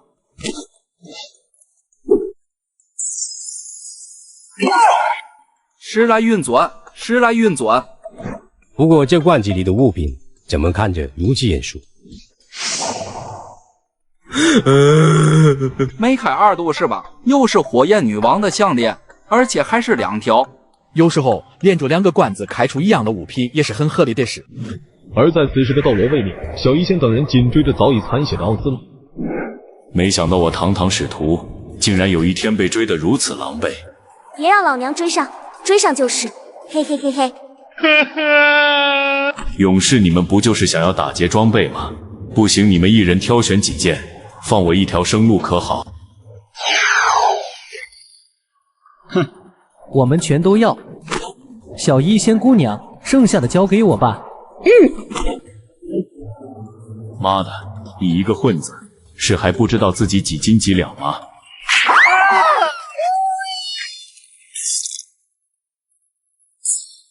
偷袭！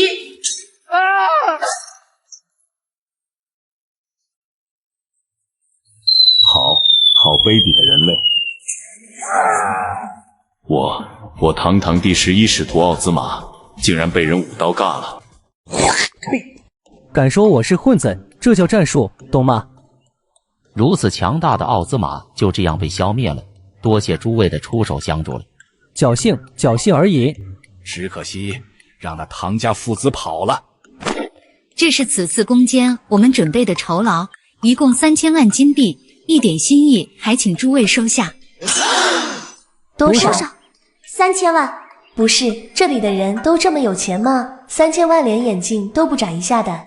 分到手，一人就是1000万金币啊，足够去罐子店消费100个罐子了，这不直接赚麻了。那我们就收下了。拿来吧你！诸位，这奥兹玛遗留后事还有很多需要处理，我们就先告辞了。记得替我们向马老板问好，希望他的罐子店尽快在武魂城营业。我手中的金魂币早就饥渴难耐了。没问题。告辞。我们也该回去了吧？等等，你们没听这奥兹玛说吗？他身上还有很多宝贝呢。经常打奥兹玛堂本的勇士肯定都知道，通关之后一定要在 BOSS 身上摸尸舔包，否则很有可能错过奥兹玛身上隐藏的极品道具。出货了，是一个宝箱。这么大一个箱子，里面肯定有好东西。侥幸而已。让我也摸摸。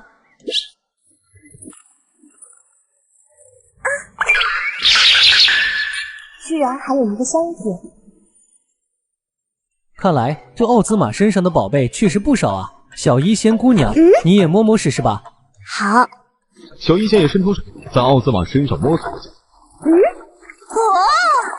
好像还真有东西啊。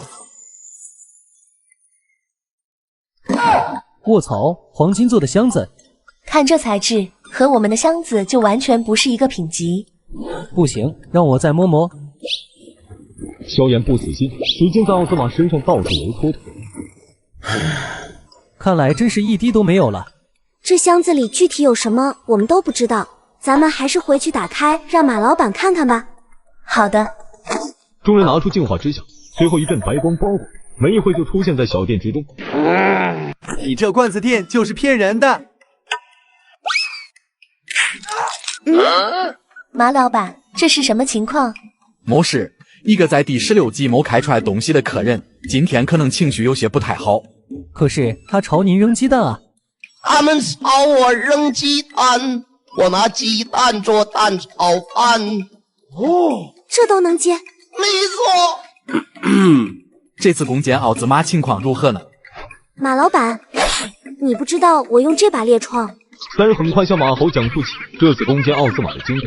这猎创要是不看，我估计 DNF 了的所有领主一个个都得制作策划的鼻子马样。马老板，这是我们在奥兹玛身上摸到的宝箱，您能帮忙看看这里面都是些什么东西吗？没想到还有通关奖励，经典的翻牌子环节啊！老板，我的箱子和他们的还不一样，居然还有金牌！我在游戏了几个月都没翻过金牌了，快打开你们的奥兹玛宝箱，让我瞧瞧了都有些什么。我先来吧。萧炎上前一步，直接打开了手中的箱子。会是什么宝贝呢？金色的光芒，出史诗了。随着金光收敛，只见一副精致的手炮悬浮在箱子中。狗驼，绝对是狗驼，这都能开出来团本武器。团本武器？我怎么不记得以前的 DNF 里有这种东西呢？老板，我是不是开到了什么不得了的宝贝了？萧炎试探性的问了一下，毕竟他从蓝星穿越来的时候 ，DNF 中最强装备也才是无影剑、杀猪刀之类的而已。这叫混沌中炎之裁决者手炮，事实不可交易。这把手炮中蕴含住冰火光暗4种属性，所以对于绝大多数修士都有克制作用。那风属性呢？你这个例外。哦，看来我老师云山还是整个斗破最强的斗宗。这手炮还能提升你18%的力量和32%斗技威力的提升。18%加上32%等于50%，简直就是巨大的提升啊！这团本手炮也太强了吧！这茶里的火箭炮瞬间就不香了。下一个，你们谁来开？我来吧。不知道会开出什么宝贝。粉色的光芒是神器。卧槽，怎么还有一件？运气罢了。光芒散去，一把史诗太刀，一张神器卡片出现在众人眼前。哎呀，我惨嘞！一张粉卡，一把团本武器，比萧炎开的箱子都好。难受啊！老板，你的意思是这把太刀和萧炎的手炮属性一样吗？没错，它叫做混沌中炎之裁决者太刀，属性和萧炎的手炮一样。那这张粉色的卡片呢？这叫做创造之奥兹玛卡片，是一张附魔卡。附魔卡倒是头一次听说。将这张卡片附魔在上衣或者下装上，能增加你20点斗技攻击力和42点智力。提升攻击力我能理解，可这提升智力，就是能让你变得更聪明，领悟力更强，也算是一种实力的提升吧。哦，原来如此。打上智力卡片，云韵突然之间就对一些原来想不明白的事情和道理有了感悟。小医仙姑娘，到你了！我已经迫不及待的想要知道这黄金箱子里能开出什么宝贝了。其实我也很好奇，这奥兹玛宝箱里能开出什么宝贝？出货了，是一张粉卡。又出来一件！我操！居然是策划周年庆送的纯白天伞。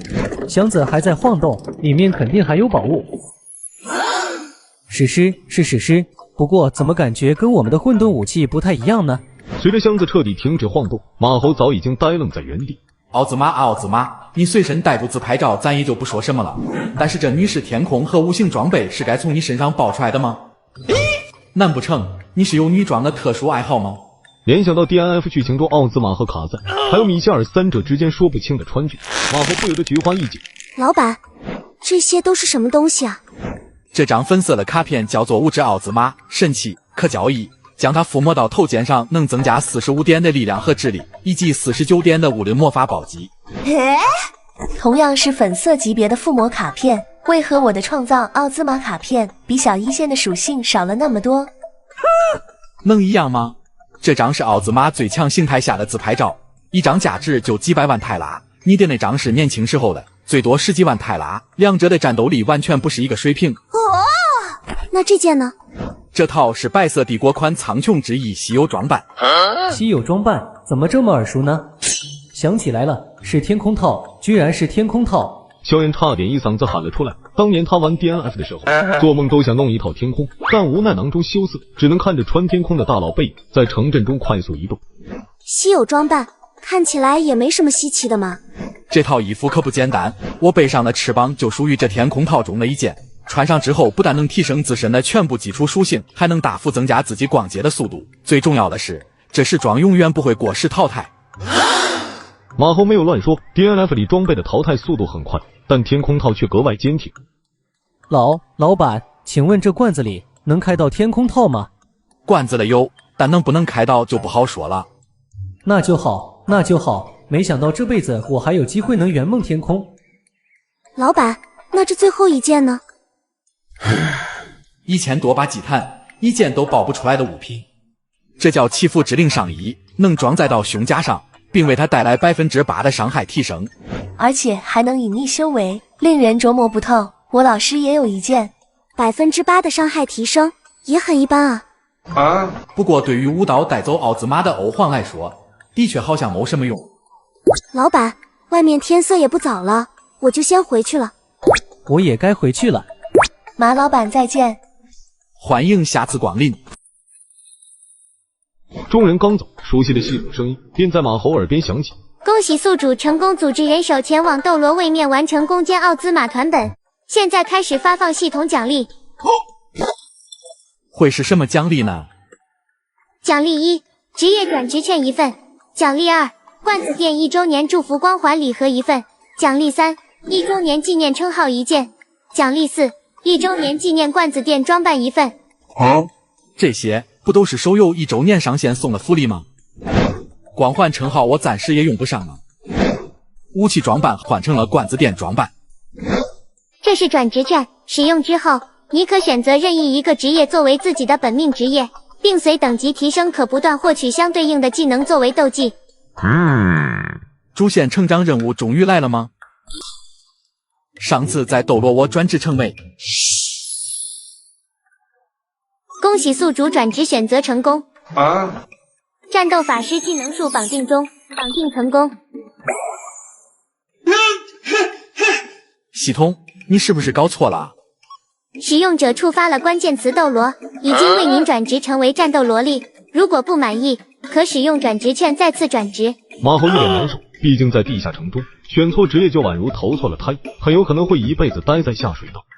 看来只能等以后开到转职券再重新选择职业了。系统，这罐子店装扮有什么用？马猴拿起罐子店装扮，好奇地打量起来。此道具能让你的罐子店焕然一新，从而提升顾客体验。过几天斗罗位面应该就要重新营业，现在小店内的空间确实有点小了。马猴心念一动，便将罐子店装扮成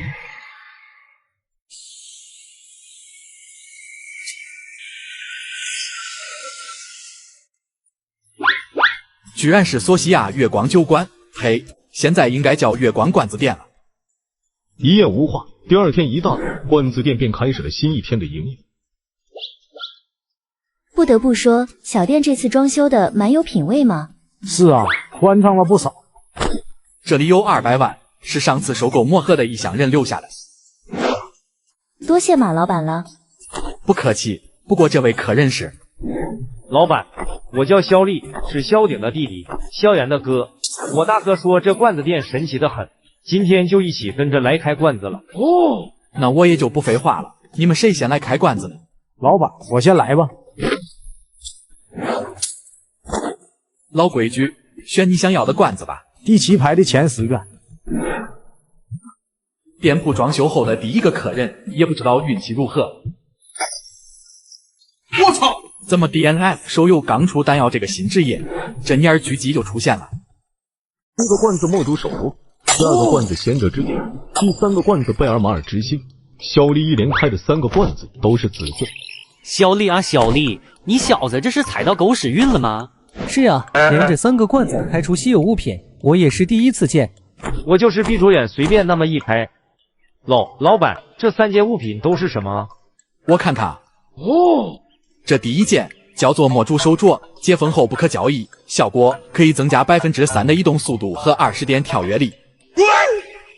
墨竹居然是墨竹手镯，我说怎么这么眼熟？这效果感觉很一般啊，增加的移动速度和跳跃力都只是对肉体上的提升，而这种提升通过对身体的锻炼不就能获得吗？哼，小伙子，越是到后期，肉体的每一分提升都堪比登天之难。有了这手镯，能让你的速度永远都会比别人更快一步。这意味着什么？恐怕你作为刀口上讨生活的佣兵，比我更清楚吧？哦，老头，你说的很对。老头，你是哪里冒出来的？这是我的老师，具体的等回家再和你们细说。二哥能让我看看这手镯吗？萧炎眼中透露着一丝渴望，因为在他穿越到斗气大陆的前几天，他才在悬空城中抱到了这墨竹手镯，结果还没舍得解封使用，就穿越到了这片陌生的世界，所以他对这手镯感觉格外亲切。随便看。这就是让我魂牵梦绕的墨竹手镯吗？冰冰凉凉的触感，真不错啊！二哥，还给你。老板，这手镯既然是可交易物品，那它能值多少金币啊？差不多200万左右吧。居然这么值钱！三弟，这手镯二哥送你了。不行不行，这手镯太贵重了。拿着。这罐子本来就是你请我开的，更何况这么多年没见，二哥送你件礼物怎么了？多谢二哥了。萧炎不再推辞，收下了手镯。他太了解萧丽的性子了，知道再拒绝也没什么用。这也算是圆了在蓝星时候的梦了。老板，那这枚戒指呢？这是贤者之戒，佩戴后能增加8%的斗技释放速度。哦，这也是好宝贝呀，能比对手更快的释放斗技，就能更多一份胜算。老板，值钱吗？值钱，起码100万金币起步。赚麻了，真的赚麻了。老板，那这条项链呢？这项链叫做贝尔马尔之星，能增加你体内的斗气上限，还能增加你的斗气恢复速度。不错不错，这项链的恢复效果很适合持久作战，肯定也值不少钱吧？几十万金币还是有的。3个罐子中的物品就价值300多万，您简直就是慈善家啊！是你的运气好罢了，开罐子亏得连裤衩都不剩了，也大有人在。哦，再来。是神器。然而当马猴看清楚罐子中的粉色物品时，却是一头雾水。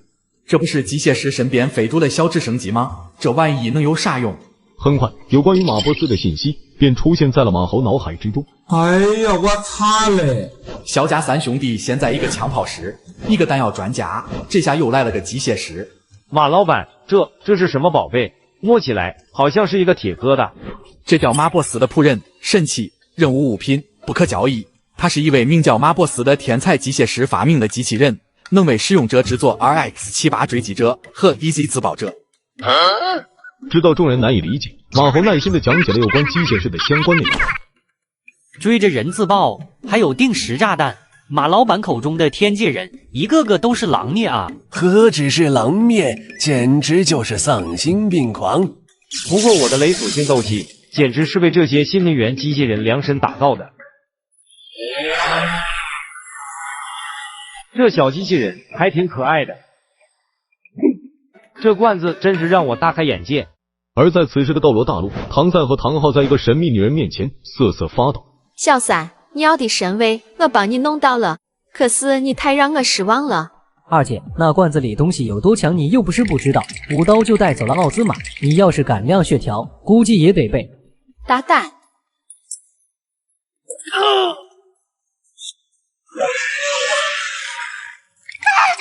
好恐怖的魂兽，从气息看起码10万年以上。10万年，你太小看他了。现在的雷龙还很弱小，等他到了成熟期，结，你们父子2人带他去星斗大森林吧。那位马老板估计很快就会回来了。这些我就不介绍了，都是些日常消耗品。没关系，这次开罐子已经很赚了。二哥，想不到你在开罐子上很有天赋嘛。侥幸，都是侥幸罢了。金光渐渐散去，只见一个造型奇怪的手柄悬浮在碎片之中。我怎么不记得地下城有这东西，反而看起来像是迪迦奥特曼的神光棒？这是召唤盖博加之拳的超时空装置。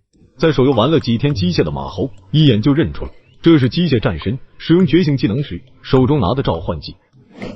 超时空装置肯定也是来自天界的科技喽。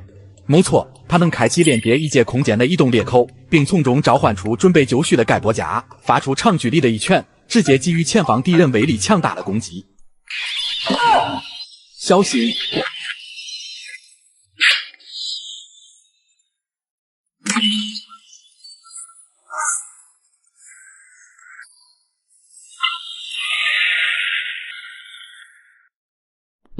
老板，我是不小心按到了。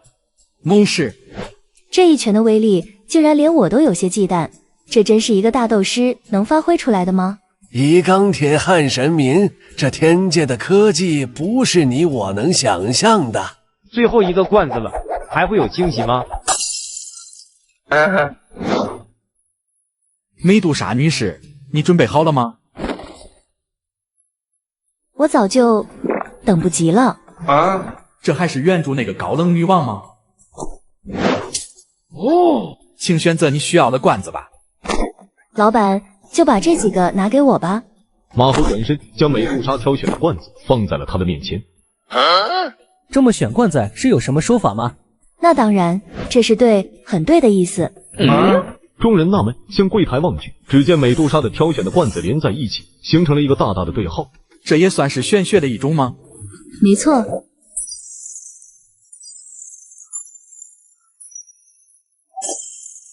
一连5个罐子，5道白光照的美杜莎有些眼晕。这些都是什么啊？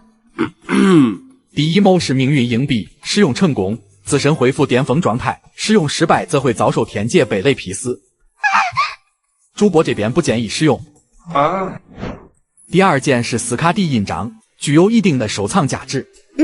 收藏价值，我能理解为1毛不值吗？怎么理解都可以。最后这3个叫做熟透的山葡萄，你可以直接使用，也可以找我兑换成精灵葡萄酒，味道十分不错。看来接手了月光酒馆，索西亚的活我也得干。唉，我怎么感觉这50万金币打水漂了？老板，给我来一杯精灵葡萄酒吧。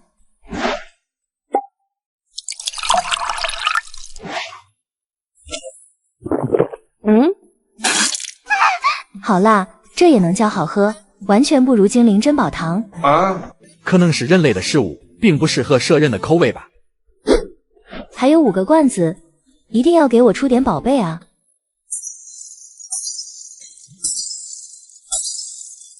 一个个罐子碎裂，美杜莎原本美艳的面容也变得有些扭曲。大哥，你说怎么会有人脸这么黑？连着9个罐子都是白色，确实不多见。不对，这一点都不对，一定是哪里出问题了。或许是因为今天的运气差了一点。唉，看来现在只能靠头铁了。完了，白光。不对，这好像是2枚经验胶囊。就是那种能提升当前等级10%斗气的经验胶囊吗？没错，而且毫无副作用。美杜莎愣住了，她之前虽然靠着宠物饼干化形成功，但修为还是处在9星斗皇巅峰，而现在这2枚经验胶囊足以让她突破到斗宗。有了这2枚经验胶囊，我蛇人族周围的一些人类帝国，谁还能欺负我们？小店内有禁止，若要突破，就到外面去。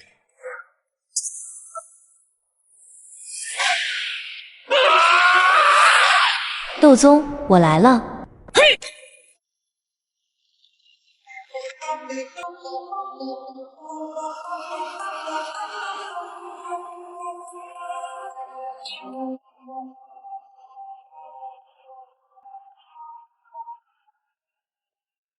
看美杜莎的气势，竟然比我还强。就算是我和他动手，恐怕也是难分胜负。这加玛帝国的格局，恐怕又要重新洗牌了。恭喜美杜莎女王突破斗宗了。三弟，你不开罐子吗？这罐子一周只能开10个，我还没到时间呢。哦，诸位罐子也开完了，时间也不早了，小店就准备打烊了。马老板再见。目送众人离开，忽然马猴耳边响起来系统的提示音：恭喜宿主累计交易点数突破3000万，余额1300万，新位面解锁进度100%，是否解锁？斗罗又要来了吗？系统解锁新位面。1300万积分扣除中，积分扣除完毕。不是免费的吗？声音落下，马猴眼前出现了一个世界。等等，这是喜羊羊与灰太狼，怎么连这个世界都有？斗罗位面解锁成功，检测到斗罗位面经济发达，为了提升营业额，白金罐子已送达仓库，请宿主注意查收。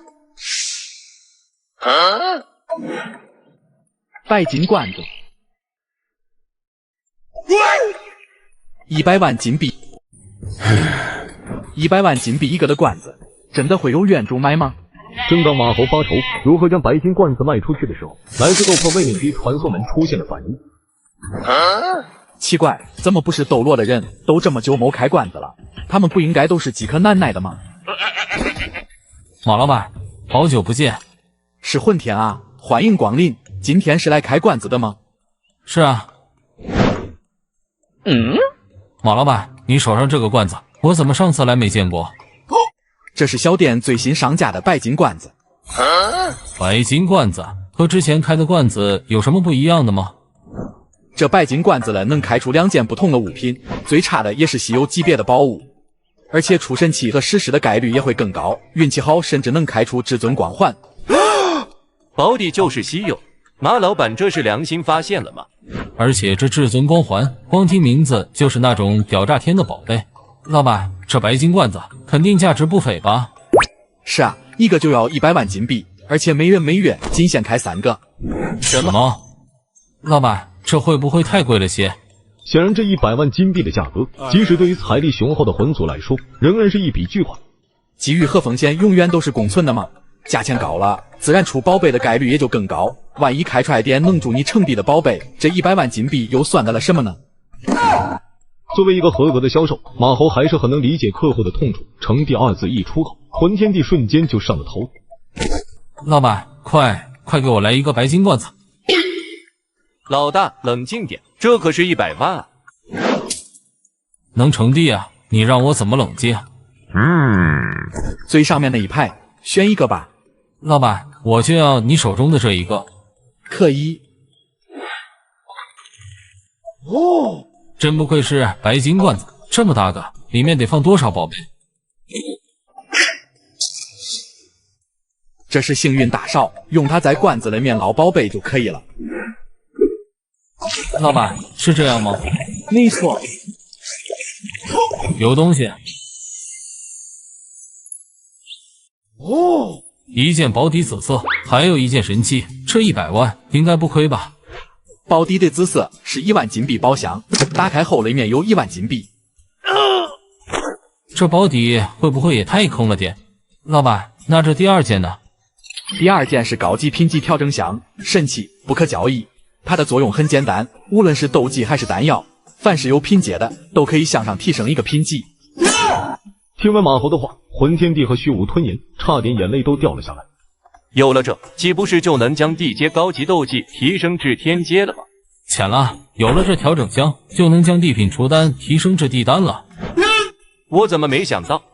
现在只需要前往驼舍古地洞府找到地品除丹，然后用这调整箱将它提升至地丹，只要将其吸收炼化，我不就能成为斗帝了？哪里还需要用中州为底、生灵为料来炼制地品除丹啊？这高级调整箱的价值简直不可估量哦！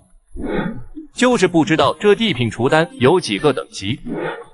有道理，保险起见，等再开出2个这调整箱，咱们就去寻找驼舍古地洞府。怎样？要不要再来一个白金罐子呢？来，必须得来。这白金罐子可太香了，卖出去2个就抵得上平时卖20个小罐子了。老板，给我拿一下第一个罐子吧。马后一挥手，硕大的白金罐子就出现在魂天帝的面前。这次能捞到什么宝贝呢？哇，太有感觉了！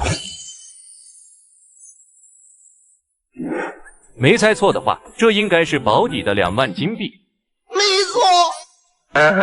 不亏不亏，今天出的高级调整箱已经很赚了。这么快就学会安慰自己了，这魂天帝很有玩 DNF 的天分啊。怎么样，要不要继续？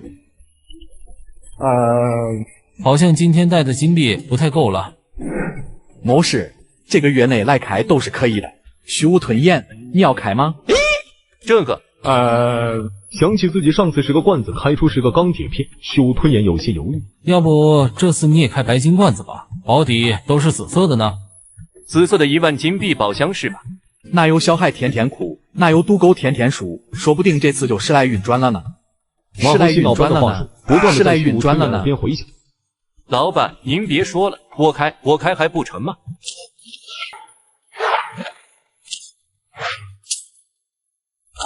给我也来一个白金罐子吧。选一个看看吧。我要最左边的那一个。时来运转，时来运转。嚯，有东西！万万没想到，虚无吞炎居然在 DNF 的白金罐子开到了至尊光环礼盒。史诗还是白金罐子中的史诗。真的是来运转了。哎呀，我擦嘞！白金至尊光环了呵，而且还是2个。这就是传说中的至尊光环吗？没错，这叫白金至尊光环了呵。事实，打开后可获得时光之速至尊光环。光环装备后，你的所有基础能力能得到50点的提升，斗气属性强度也能增加10点，以及提升大量的移动速度和伤害。自从到了斗圣级别后，我的力量、智力基本上就到达了极限，本以为再也无法提升了，没想到这光环效果竟然如此之强。其实这至尊光环增强实力的效果是次要的，真正厉害的是它能在佩戴者周围形成相当强悍的视觉冲击效果。俗称装逼。老板说的是什么意思啊？你穿上试试不就知道了。将盒子捏碎后，直接放在胸口就可以了。好，我试试。虚无吞炎直接将礼盒捏碎，拿出了里面的一团金光，放在胸口。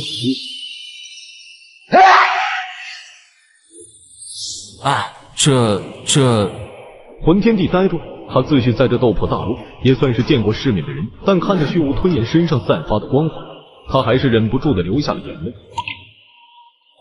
斗帝之姿，当年萧玄散发的气势，恐怕也就不过如此吧。明明只差一点，我也能到达斗帝了，可是在他面前，我仿佛就如同蝼蚁一般。这就是装逼的感觉吗？真是太美妙了！若是成为斗帝，再搭配上这光环，结！魂天帝，莫怪我要跟你争一争地品出单了。贪从心中起，恶向胆边生。感受过装逼快乐的虚无吞炎，成功激活了体内25载血脉。他决定自己一定要成为一名斗帝。只可惜多了一个至尊光环，真是浪费了。这光环了呵，可以继承给和你拥有血缘关系的人。看来是时候谋划一下，找个媳妇了。这至尊光环，我一定要开到。马老板，我去取一下金币，很快就回来。Later。这么快就回来了？这位是萧家族长萧战，和我乃是至交好友。这体型比想象中胖啊。马老板你好。正当二人准备付钱开罐子的时候，又2人来到了罐子店中。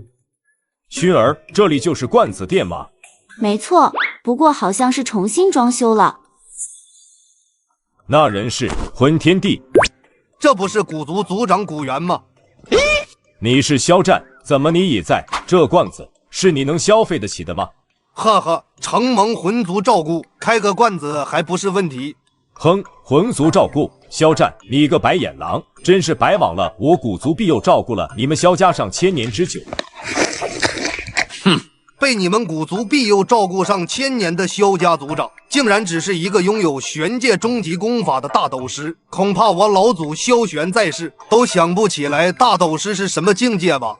胡说！我若不是诚心帮助你们萧家，会将女儿送往你们萧家吗？古元，别虚伪了，你心里打的算盘，以为我不知道吗？为了图谋我萧家的驼蛇谷地狱，你居然让薛儿接近萧炎，你说你还是人吗？薛儿在辈份上都能做萧炎的太奶了。还有就是萧家的驼蛇谷地狱，我已经借给了魂天帝。什么？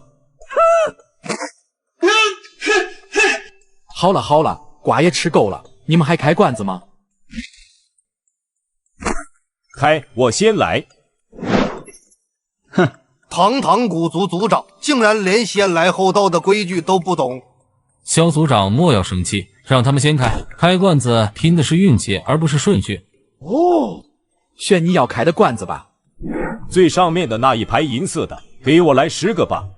那是白金罐子，一个要100万金币，而且每个人每月最多只能开3个。100万金币一个，你怎么不去抢？以钱赚钱，买卖绝对公平合理，谋实力自然会觉得夸张。马猴露出了一副狗眼看人低的嘴脸，期待着果园上头消费。我没实力，你还真当我是冤种啊？这点小伎俩就想让我上套？老板，给我来10个普通罐子就可以了。选你要开的罐子吧。第3排的前10个。马猴随手一挥，10个罐子便出现在果园面前。用你手边的幸运魔锤敲碎罐子即可。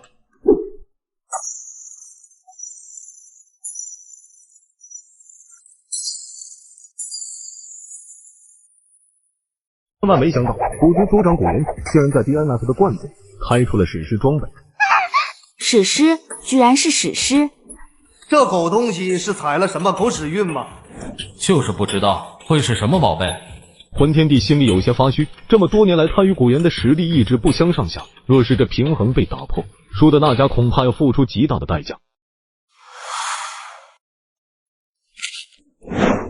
这开罐子出货也没想象中那么难嘛。老板，这是什么？我看看啊。然而当看清楚古元手中的物品时，马猴差点喷了出来。怎么还会开出这玩意？大蓝洞皮鞭腰带，这简直离谱啊！马猴有些激动，因为他清楚地记得1年前在 DNF 手游报道这腰带时，激动的不行。可看清楚物品的属性后，直接问候了策划全家。嘿嘿，稳了，看老板的反应，我这东西肯定很不一般。确实成分有些复杂。这叫大蓝洞皮鞭腰带，实施不可交易。装备后你的伤害将会减少10%，所有的斗技冷却时间减少15%。场中一时间鸦雀无声。我没听错吧？这腰带还能让我的实力境界下降10%？那不还减少了15%的斗技冷却时间作为补偿吗？可是绝大多数斗技好像都不需要冷却时间吧？这腰带纯就是负提升啊！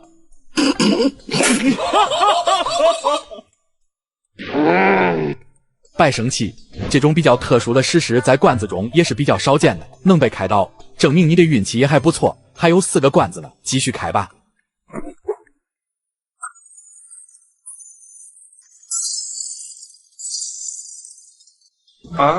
说好的经验胶囊、升级券呢？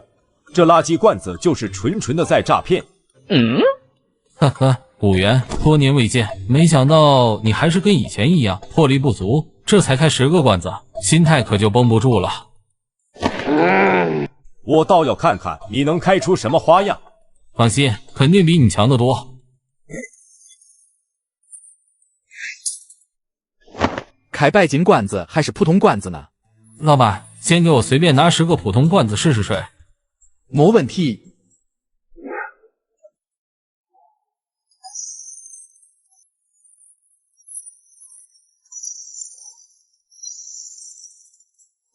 哎呀，魂天帝，看样子你开出来的东西好像也没比我强到哪去啊！哼，开罐子不到最后一个，你永远都不知道会不会有惊喜。对，舒服啊！哎呀，简直太舒服了！原本郁闷的心情真是一扫而空。看来今天的普通罐子出货率真是一塌糊涂。反观魂天帝，此时却是一脸淡然。哼，还挺能装的。这些普通罐子对我来说只是前菜而已。最后一个双倍罐子碎裂，2枚经验胶囊静静地躺在碎片之中。经验胶囊。什么？父亲，这2枚就是能增加10%当前等级斗气的经验胶囊。没错，而且没有任何限制和副作用。我已经到达9星斗圣巅峰上千年之久，可是无论怎么修炼都无法再有增进。这2枚经验胶囊能让我突破到斗帝吗？你要不试一试？魂天帝拿起1枚经验胶囊，直接吞了下去。好像没什么反应。魂天帝又拿起1枚经验胶囊，然而过了好一会，依旧没有突破的迹象。如果猜的没错，魂天帝当前的境界就和地下城到达满级的玩家一样，所以经验胶囊对他们是没有任何作用的。而斗破的人想要突破斗帝，就必须有帝之本源或者斗帝传承，就相当于 DNF 了的满级阿修罗想要成为天帝，就必须觉醒一样。所以只要开到觉醒书，就相当于开到了帝之传承。老板，你不是说这罐子里有能突破斗帝的宝贝吗？你这不是虚假宣传吗？这罐子中有帝之传承，只是你们没有开到罢了。斗帝传承，没错，天帝、暗帝、间帝、年帝、地穴是天的传承，应该都算斗帝传承吧？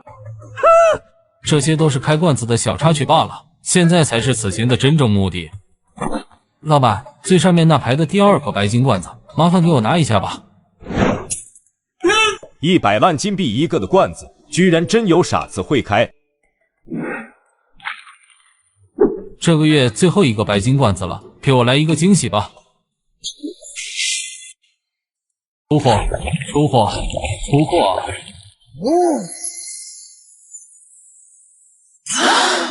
金光是史诗，还有一件是紫色的。这史诗会是至尊光环吗？光芒渐渐散去，魂天帝手中的物品也显露在众人眼前。一个金罐子，另一个看起来怎么那么像之前开出来的高级物品调整箱呢？老板，这2件都是什么宝贝啊？这金色的罐子叫土罐的黄金袖珍罐，稀有，可交易。虽然也是罐子，但并不是用来开的，不过具有一定的收藏价值。如果你不需要，可以在我这里兑换1000万金币。老板，你说多少？1000万金币啊！1000万金币，这开罐子比一夜暴富还邪乎啊！怎么样？你要不要兑换成金币呢？算了，反正我也不缺金币，这黄金袖珍罐我就留着收藏了。老板，那这件呢？这是大师级物品调整箱，实时不可交易，和你之前开出来的高级物品调整箱一样，都是用于调整物品等级的道具。只不过高级调整箱最多只能提升物品的一个品级，而这大师级物品调整箱则是能将任何一件物品直接提升到最高级。老板，这东西能把玄阶低级斗技提升到天阶吗？别说是玄阶了，就算是黄阶低级斗技都能给提升到天阶高级。黄阶变成天阶，我都不敢想这些低级斗技提升后会变成什么样。恐怕就算是最普通的息掌，都会发生巨大的改变吧。噬魂之手变成噬魂封魔斩，这很合理吧？本以为还需要再存几个高级物品调整箱，才有把握将地品出单调整到最高级别，没想到幸福来得这么突然。如今最后一块驼蛇谷地狱，萧家已经给我了，现在我只需要打开古地洞府，找到地品出单，我魂天就真的能突破到魂天地了。魂天帝强忍着内心激动，收起了手中的调整箱。哼，这怎么可能？有些功法斗技确实能提升品阶，但这未免也太离谱了吧5元，罐子里的宝贝有多神奇，不是你能想象的。我这次就给你尝尝见识。这是大地钢眼。没错，它正是一本地阶高级斗技。现在就是见证奇迹的时刻。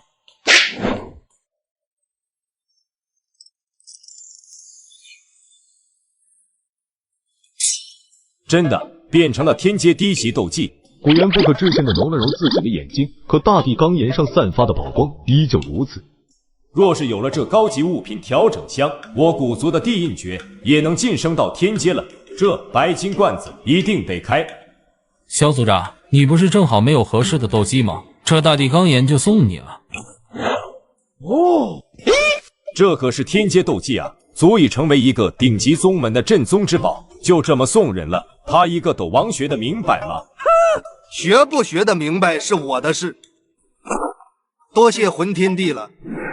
接下来你们谁开罐子呢？我来吧。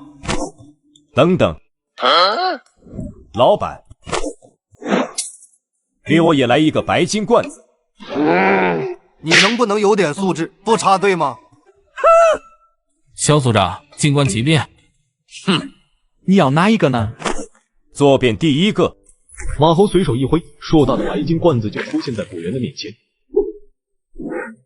100万一个的白金罐子，初见史诗，不过分吧？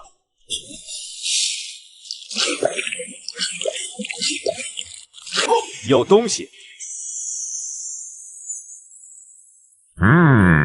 如果猜得不错，这2个箱子应该是保底的1万金币宝箱。没错，打开后能获得1万金币。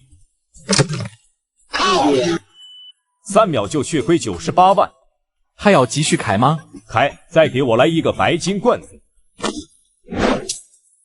这次我要最后一个。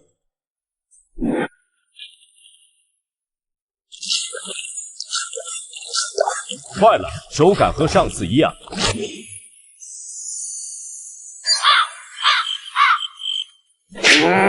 我就不信了，我这白金罐子里都是这垃圾保底。老板，再给我来一个。父亲，今天你手气不好，要不过2天再开吧。现在收手的就是傻叉，万一下一个罐子里就出现天阶功法至尊光环了呢？唉，父亲，你这是上头了。老板，左边第3个白金罐子，给我再拿一下。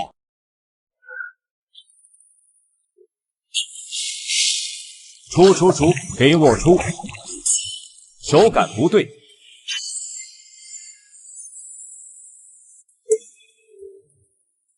史诗起飞了，还真给他出货了。光芒渐渐散去，只见古猿左手上一个箱子，右手上的则是一个奇怪的头头。像素透。老板，这些都是什么？你又收上了，是和至尊光环一样稀有的像素透。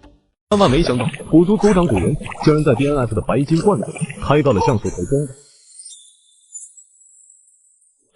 竟然是和至尊光环一样稀有的宝贝，这像素头肯定也是极其逆天的存在。古族这次恐怕是要起飞了。苍天有眼啊！不过这像素头倒是头一次听说。老板，它是法器还是法宝？都不是，而是戴在头上的装扮。戴在头上？没错，这像素头可以隐藏你的真实容貌。然后呢？没然后了。它不是史诗吗？合着这像素头不就是一个面具吗？而且看起来还是个萝莉。我堂堂9星斗圣戴在头上，真的礼貌吗？对于古猿的崩溃，马猴是能理解的。他自己在游戏里也开出过这像素头，可又有什么办法呢？开罐子这东西是看脸的。其实换个角度想想，你也不亏的啊。这像素头从未在这斗气大陆上出现过，你也算得上是独一份的存在。要知道，很多大佬就是喜欢追求稀奇玩意呢。是啊，古猿戴上这像素头，你绝对是在人群中最为瞩目的仔。这么一说，心里好受多了。老板，那这一件呢？这也是物品品级调整箱，不过是最普通的一种。它的作用很简单，凡是有品级的物品都可以进行调整，浮动5个等级。5个等级，岂不是比高级调整箱上调1个等级的效果还要厉害？具体调整到如何，还是要看运气的。不错，这比像素头有用多了，这100万不亏。这下总该到我开了吧？薰儿，你开这罐子不？父亲，让萧伯伯先开吧。哼，薰儿比你懂规矩多了。老板，给我来10个普通罐子吧。没问题，你要哪几个呢？第1排的前10个就可以了。马猴转身将肖战选的罐子放在了他的面前。虽然花的不是我的钱，但是压力还挺大的。肖兄放平心态，以后开罐的机会多的是。传句：猫妖的底下，哥布林的皮毛，牛头怪的尾巴。一连5个罐子都是一些没有用的杂物。老板，你说我今天会不会铺盖啊？你铺盖不铺盖我不知道，但是什么？但是你要是铺盖了，就是你的命，不会因为我一句话而发生改变的。有点扎心了。出神器了，恭喜恭喜啊！不过看起来好像是一滴水啊。老板，这一滴水有什么用啊？拜小瞧这滴水，它是取自一汪河中的一滴水，神奇不可交易。喝下这滴水，能让你无痛转修其他功法。功法和斗技不同，一旦修炼，想要转修其他功法，就得散尽斗气，实力大跌。这滴水竟然能无痛转修功法，这可是好宝贝啊！是啊，若不是因为我修炼的狂狮怒罡只有玄阶中级，我恐怕早就靠着魂族的丹药突破到斗宗了。这1万河水滴，简直就是为我后续的修炼铺平了道路。多谢马老板了，是你的运气好罢了。现在的我就是缺了一本好功法，神器又是神器。这真是普通罐子吗？爆率高的，让我感觉我之前开的都是假的。这次的是一本书。哎呀，我擦嘞！小战，你还真是想什么来什么。难不成这是一本功法？没错。这本功法叫做死亡左轮。死亡左轮，好霸道的名字。这死亡左轮是一本顶级基础功法，修炼之后能让你在使用左轮枪系列武器攻击敌人时增加暴击几率和暴击伤害。见众人疑惑，马猴详细的讲解了有关死功法的详细内容，让众人听的是目瞪口呆。死亡左轮神声文，一定要做枪终身。老板，就是说，只要我运转此功法，我的攻击伤害会翻倍，甚至是翻好几倍。是的，将此功法修炼的等级越高，暴击概率和暴击伤害都会不断增加。只可惜我连一把左轮枪都没有，这么强的功法也只能先看着。肖组长，放心吧，这左轮手枪你早晚能开到的。再来。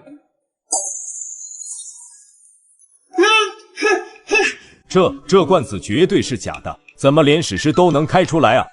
第一次开罐子就能开出2件神器1件史诗，肖组长运气真是逆天啊！这可能就是新手光环吧。过奖了，就是不知道会不会是左轮枪。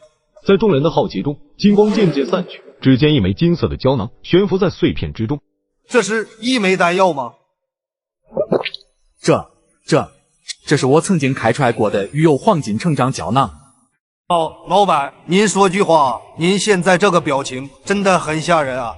哎，不行，我有点晕，等一下。这究竟是什么丹药？竟然让马老板都如此紧张？这是一某鱼油的黄金成长胶囊，实时不可交易，使用后能获取到大量的经验值，让使用度的等级提升到满级。居然是史诗级别的经验胶囊！老板，你说的满级是多少级啊？该不会是9星斗圣巅峰？安静，小店内仿佛抽了真空般的安静。过了好一会儿，肖战才开口道：“老板，我没听错吧？你确定不是9星斗王巅峰吧？”你没听错，确实是9星斗圣巅峰。不可能，绝对不可能！就算是9品丹药，也绝不可能将一个5星斗王连提5个境界到达斗圣，更何况还是9星斗圣巅峰。有没有一种可能，这胶囊它超越了9品丹药了？天啊，地品丹药！自从1000年前我族族长萧玄突破斗帝失败后，我萧族就落寞成加玛帝国中的一个小家族，甚至族人都忘了我们萧家也曾是远古8族之一。今日就让我萧战带领萧家重回巅峰吧！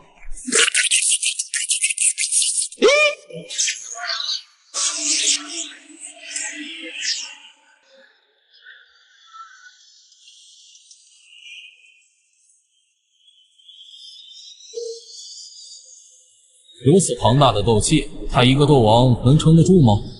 放心吧，罐子里的经验胶囊没有任何副作用。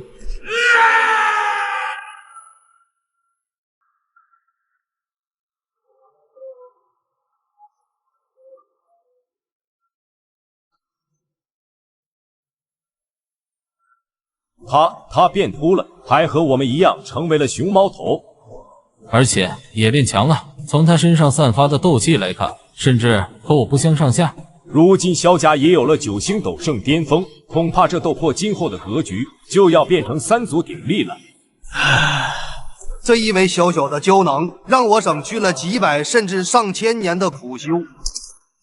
多谢马老板了。大可不必，是你自己的运气好罢了。还剩最后一个双倍罐子也开了吧。神器又是神器，肖战开的普通罐子，运气未免也太离谱了吧？侥幸罢了。恭喜你开到了2把左轮手枪。这就是搭配死亡左轮功法使用的左轮手枪吗？没错。这2把左轮枪叫做死亡五步神器，可交易，消耗1丝斗气便可发射1枚子弹攻击敌人。被命中了敌人不但会受到伤害，还会减少敌人15%的移动速度和攻击速度，持续5秒时间。越是在斗气等级高的对决中，每1分的速度都很有可能决定生死。一旦被这死亡5步命中，造成减速，恐怕就已经决定了必败的结局。这左轮真是恐怖如斯。等回去后，我一定好好修炼这本死亡左轮。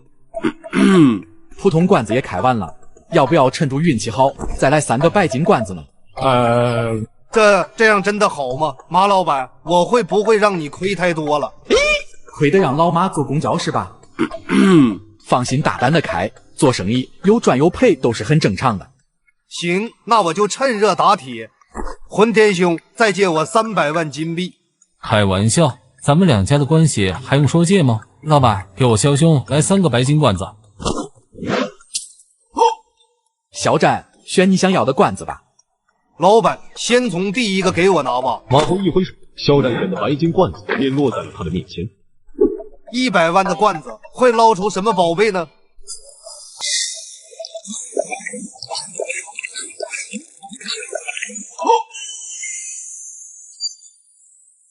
哟呵，这箱子我认识，里面装的是1万金币。没关系，不能让马老板亏太多。老板，接着第2个给我拿一下吧。没问题。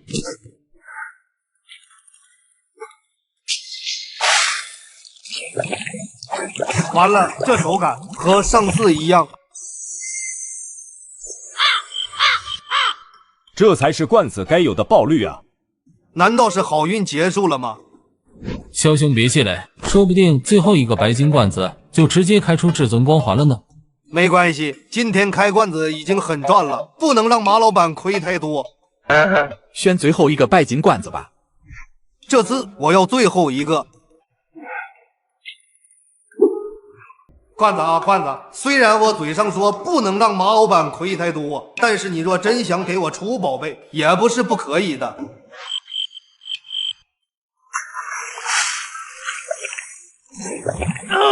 完了，又是这个熟悉的手感。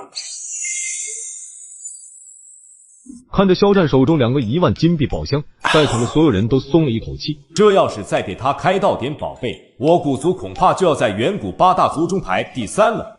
薰儿，该你开罐子了。好的，父亲。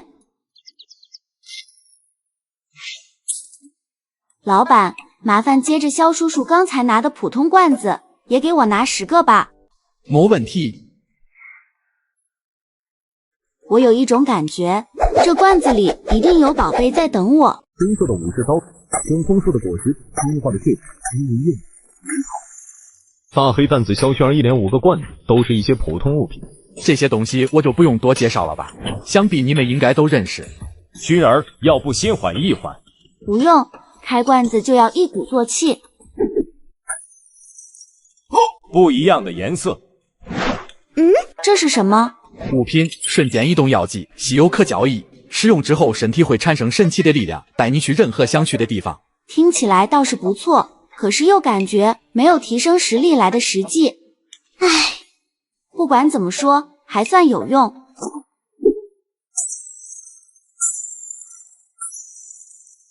这3个罐子里的是茉莉果汁和2枚命运硬币。我知道，现在就剩最后一个双倍罐子了，给我来2个惊喜吧。最后一个罐子碎裂，2颗麻麻咧咧的天空树果实躺在碎片之中。完了，如果我没记错，小雪儿一共开了20个罐子，最好的应该就是那瞬间移动药剂了。薰儿，要不咱们再试试白金罐子？他们不都说吗？哪有赌狗天天输？父亲你才是狗呢！开这罐子我就从没出过宝贝，不开了。薰儿，你等等。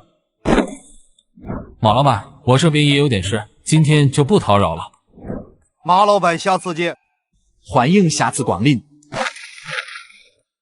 不得不说，这白金罐子真香啊！这半天的收益快赶上之前卖1个月的罐子了。不过奇怪的是，明明斗罗位面的门店已经开启，怎么到现在都没有人来呢？难道是出了什么事吗？马猴不知道的是，在此时星斗大森林，因为雷龙的降临，已经成为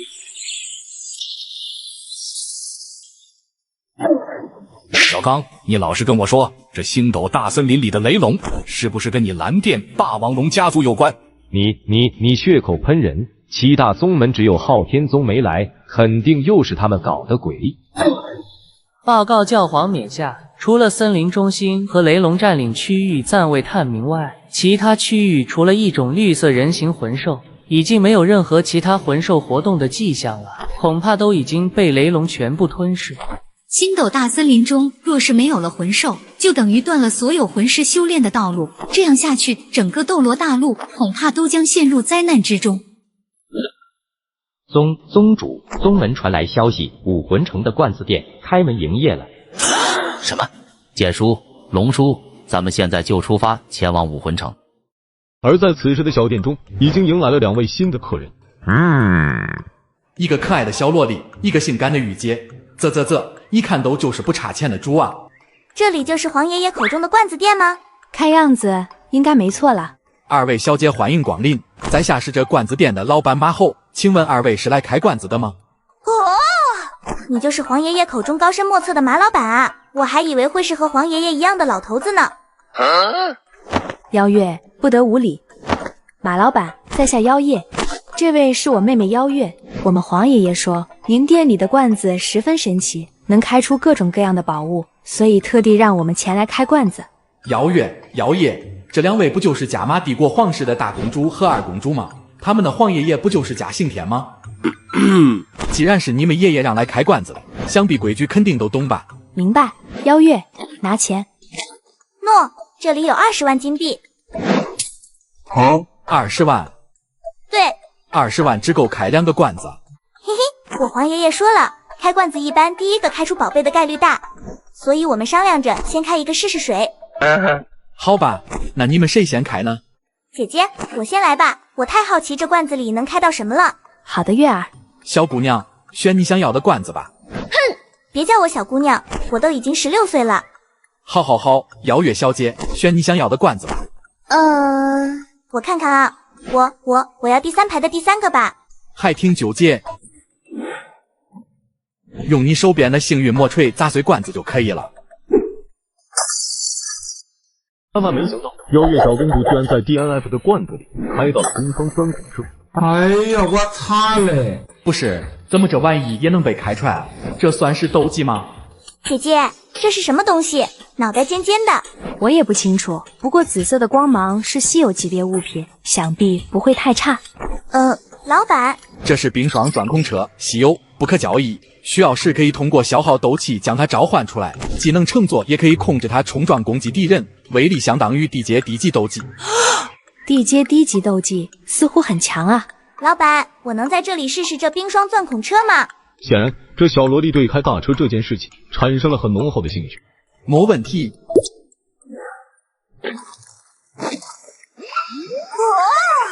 好神奇啊！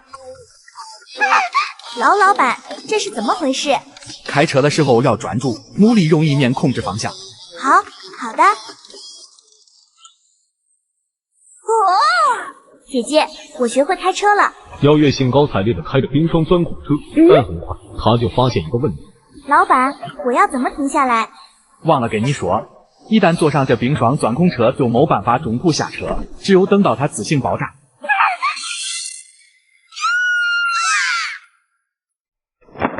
我的小车车就这么没有了？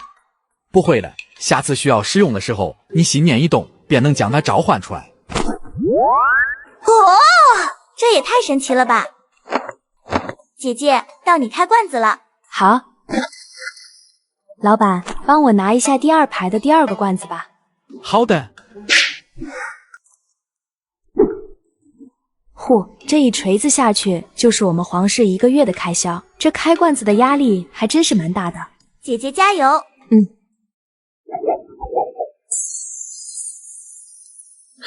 姐姐，金色是史诗。我知道。光芒渐渐散去，只见一根翠绿的竹竿躺在碎片之中。这史诗难道就是一根破竹竿吗？我皇爷爷的后花园里比这长得粗得多的是。这并不是一根普通的竹竿，而是雀血战矛。老板，还请问这雀血战矛有何作用？这雀血战矛乃是史诗级别的武器，用它作为武器战斗，能提升使用者62%的战斗力。天哪！这小小的竹竿竟然会如此之强！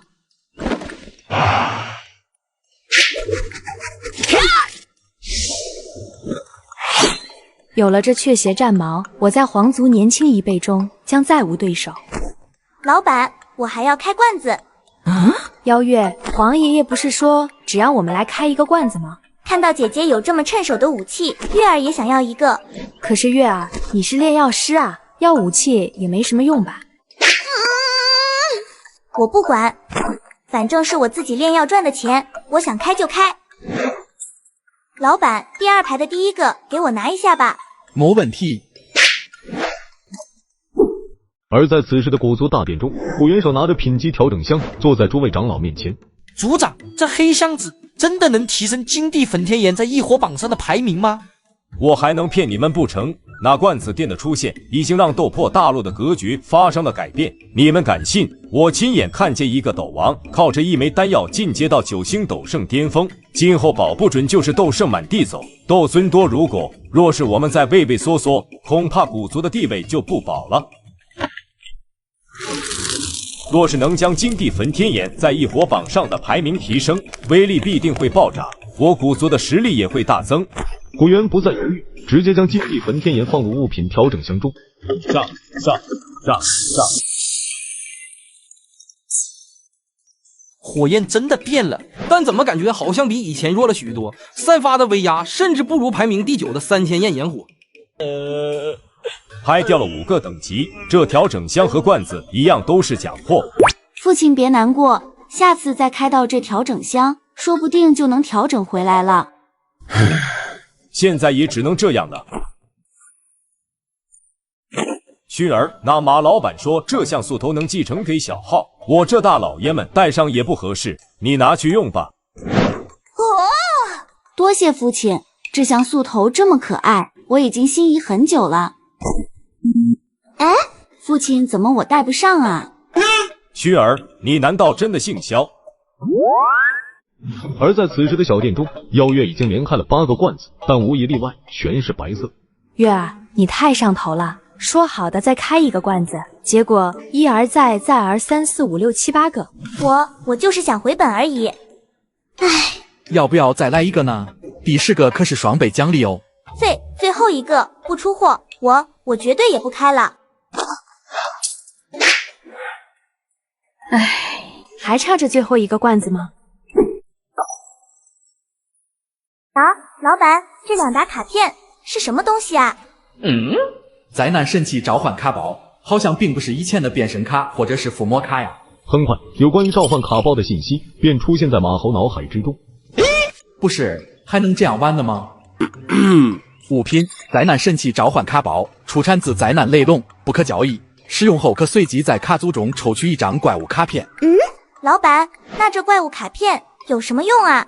可以将封印在卡片中的怪物召唤出来协助战斗，持续15分钟。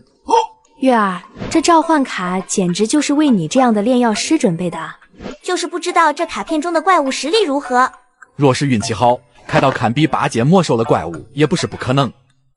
什么？8阶魔兽？那可是相当于人类斗尊级别的强者啊！老板，我要怎么使用？直接从卡组中抽取一张卡片就可以了。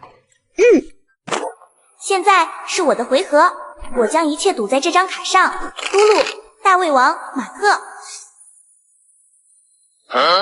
月儿，你为什么要说出这么奇怪的台词？我也不知道，嘴巴控制不住的想喊出来。罐子类有些是属于规则系的道具，使用的时候就必须按照规则喊出一些奇怪的台词。原来如此。明白了原因的众人打量起了妖月手中的卡片，只见一个啃着鸡腿的大胖子被封印在卡牌之中。这是大胃王马特，实力相当于5阶魔兽，虽然战斗力几乎为0，但防御力和血量惊人，寻常斗宗就算是耗尽全身斗气，恐怕都弄不嘎他。一个王的修为就能硬刚斗宗，这大胃王马特的防御确实惊人。唉，可是我一个炼药师，更需要的是一个能保护我和帮助我战斗的伙伴。你不是还有一个卡包吗？继续抽吧，说不定就抽到你需要的卡片了。现在还是我的回合，我将一切赌在这张卡上。嘟噜、小丑、艾尔。居然是小丑卡！之前 DNF 手游刚开服的时候，可是一卡难求的神卡。老板，这张是什么卡？这是小丑2卡，实力也相当于5阶魔兽，他善于隐身偷袭，背刺安置陷阱，寻常修士稍有不慎就会中招，很难防御。听描述，这小丑艾尔完全就是一个老六。对了，如果对这2张卡片不满意，可以将这2张卡片进行一次献祭合成，运气好的话能合成出更好更适合你的卡片。还有开出其他怪物的机会啊！2张合成1张，那不是以后只剩1只怪物了吗？姐姐，我需要的是能保护我的卡片。这大胃王和小丑，一个是肉盾，一个是老六，对我的用处确实不大。老板，我该怎么合成？将2张卡片的怪物召唤出来后，心念一动便可献祭。好的，老板。这是最后的回合了，在此我将大胃王马特、小丑王艾尔、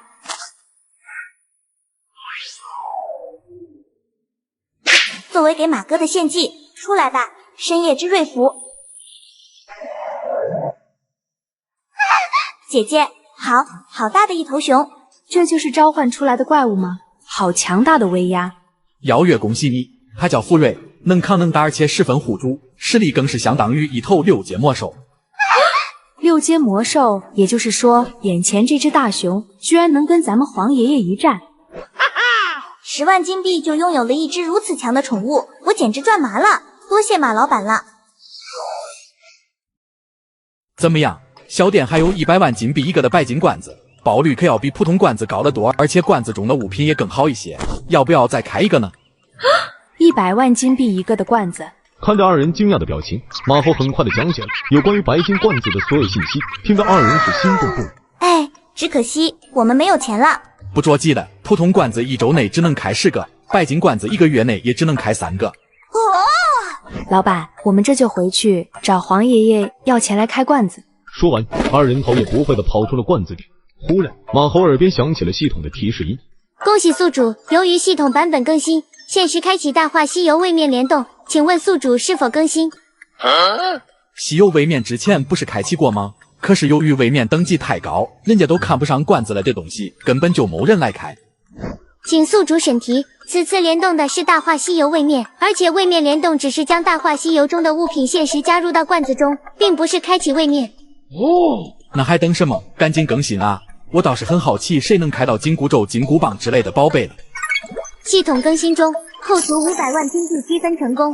系统更新成功，西游道具已经成功添加到白金罐子中，限时7天，请宿主尽快销售。100万金币一个的白金罐子本来就不好卖，你还限时销售7天，系统，你是在坑我吗？开了几百块钱的月光宝盒，我给了我一堆章鱼丸子和服务器喇叭。正当马猴对自己昨晚剁手氪金的事情感到郁闷的时候，斗破的传送门突然有了反应。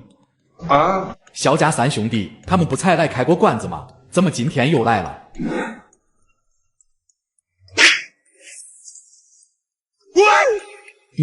你们这是要干什么？是要把我的小店盘下来吗？嘿嘿，老板，我们就是来开罐子的。父亲给我们说马老板这里新出了白金罐子，我们就迫不及待的来了。1、2、3、4、5、10、11、12，可是3个人900万就够了，这怎么还多出来了300万？嘿嘿，老板还有我呢。我都忘了还有你这个老龟呢。不过话说回来，你们萧家这是发达了，哪里搞来了这么多金币？这还得多谢马老板了啊！家父靠着您罐子里的黄金经验胶囊，一跃突破至9星斗圣巅峰。这2天，几乎整个大陆上有头有脸的家族都来上门结交送礼拜访。这些金币还只是其中一部分。哼，30年河东，30年河西，莫欺我爹穷。纳兰家现在估计肠子都悔青了。你们也算运气好，正好白金罐子了添加了来自大话西游的全新物品，若有缘，说不定就能开到大话西游位面的宝贝了。大话西游，我怎么从未听说过？三弟，你知道吗？我也不清楚。大话西游不就是至尊宝和紫霞仙子的世界吗？看众人疑惑的神情，马猴简单的介绍了有关大话西游的信息。竟然有比至尊光环还要强的至尊变身装扮。我更好奇的是那不用时宛如银针，握一握便能如手腕粗细的金箍棒。那你们谁先来开罐子呢？老板，我先来吧。最上面一排的就是白金罐子，选一个看看吧。老板，那就从第一个开始给我拿吧。马猴一挥，萧炎选的白金罐子便出现在他的面前。这么大一个，这是幸运大勺，用它从罐子里面的汤汤水水中捞宝贝就可以了。好的，老板。会捞到什么呢？开出个满级经验胶囊，一家双斗圣也不是不可以。有东西。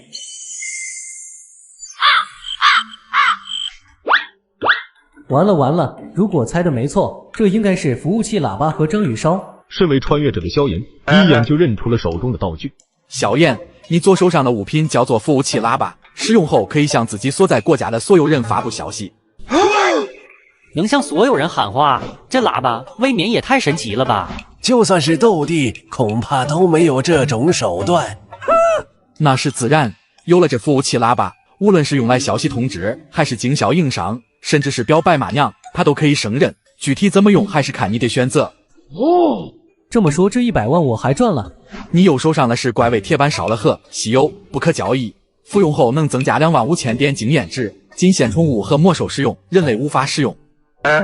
这不纯就是凑数的吗？没错。老板，接着刚才的罐子，再给我来一个。没问题。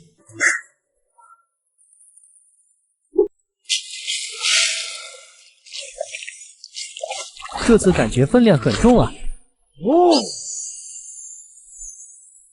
紫色，又是紫色，而且还是2件一模一样的物品。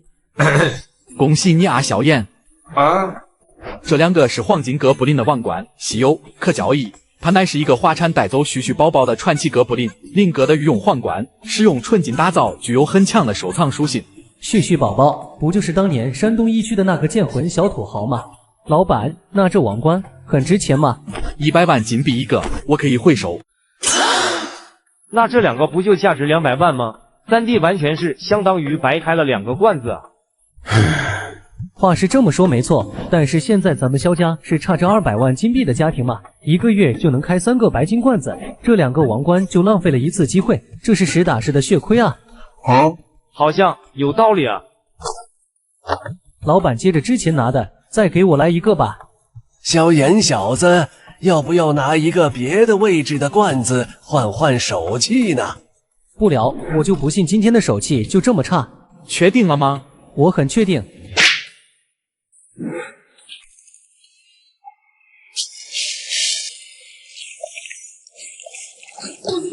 感觉很强烈啊！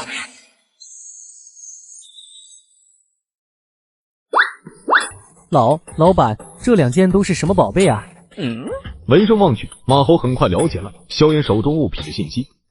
你左手上的是黄金格林机枪，稀有，不可交易。使用它可以对敌人发射火力强大的子弹，从而对敌人造成伤害。威力相当于玄阶中级斗技。又是来自天界的科技。老板，这黄金格林机枪肯定要比普通的格林机枪威力更大吧？并没有，只是个皮肤而已。小眼小子，什么是普通格林机枪啊？糟糕，差点露馅了。我想着有黄金，肯定就会有白银、青铜之类的，所以就随口问了下。老板，那这件神器呢？这是大话西游角色装扮的盒，神器不可交易。开启后能获取一套大话西游角色 cosplay 装扮，穿上后能提升自己的基础属性，具体能提升多少和开刀的 cos 任务有关。老板，你说的 cos 装扮是什么东西？我怎么从未听说过？看来萧炎穿越来的时候 cosplay 并不流行啊。你可以理解成这是变身术的一种，穿上之后你的一切行为举止都将和你 cos 的角色一模一样。变身术若是能变成齐天大圣，我岂不是就……激动的心，颤抖的手，萧炎没有丝毫犹豫，直接将手中的礼盒打开。只见一套袈裟出现在萧炎手中。怎么会是这废物？萧炎，恭喜你开到了大话西游唐三藏 cos 装扮，穿上后增加10%的基础属性提升。萧炎有些意外，在他的印象里，大话西游中的唐三藏就是一个靠嘴炮输出的战五渣。看来这唐三藏也没想象中那么弱啊。萧炎小子，你要不要穿上试试这装扮？是啊，3弟让我们都开开眼。这个，萧炎有些犹豫，但看着众人期待的眼神，咬了咬牙，还是穿上了手中的袈裟。这家伙就是唐三藏吗？贫僧唐三藏，藏天藏地藏众生。如果施主听不懂大乘佛法，贫僧也略懂一些拳脚。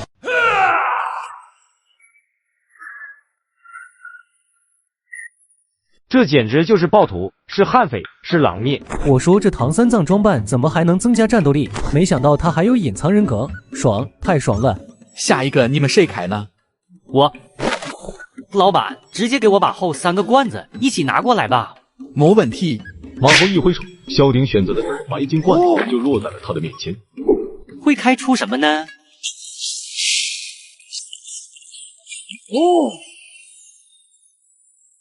第一个白金罐子里的是2分怪味铁板烧，第二个罐子又是2分怪味铁板烧，然在第3个罐子里出现了不一样的色彩。这是大话西游装扮礼盒。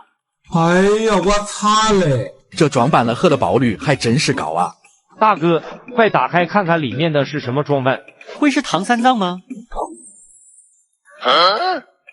这是沙悟净 cos 装扮，穿上后能增加10%的伤害，效果持续60分钟，冷却24小时。沙悟净，这名字绝对也是一个狠角色。你们是不是听错了？这沙悟净人老实，话不多。马猴很快地向众人讲解了和沙悟净的有关经历。老板，这样的狼孽还不算是狠角色吗？是啊，这沙悟净不但坐过牢，他甚至还吃过人啊，完全就属于人狠话不多的类型。萧鼎心念一动，直接穿上沙悟净 cos 装扮。大哥，这也太有范了吧！小丽，还等什么？赶紧开罐子吧！老板，麻烦随便帮我也拿3个白金罐子吧。那我就帮你选了，没开到宝贝可别怪我。放心吧，马老板，我萧丽就不是那种人。马猴也不再废话，直接拿了3个白金罐子放在了萧丽的面前。也给我来一套 cos 装扮吧。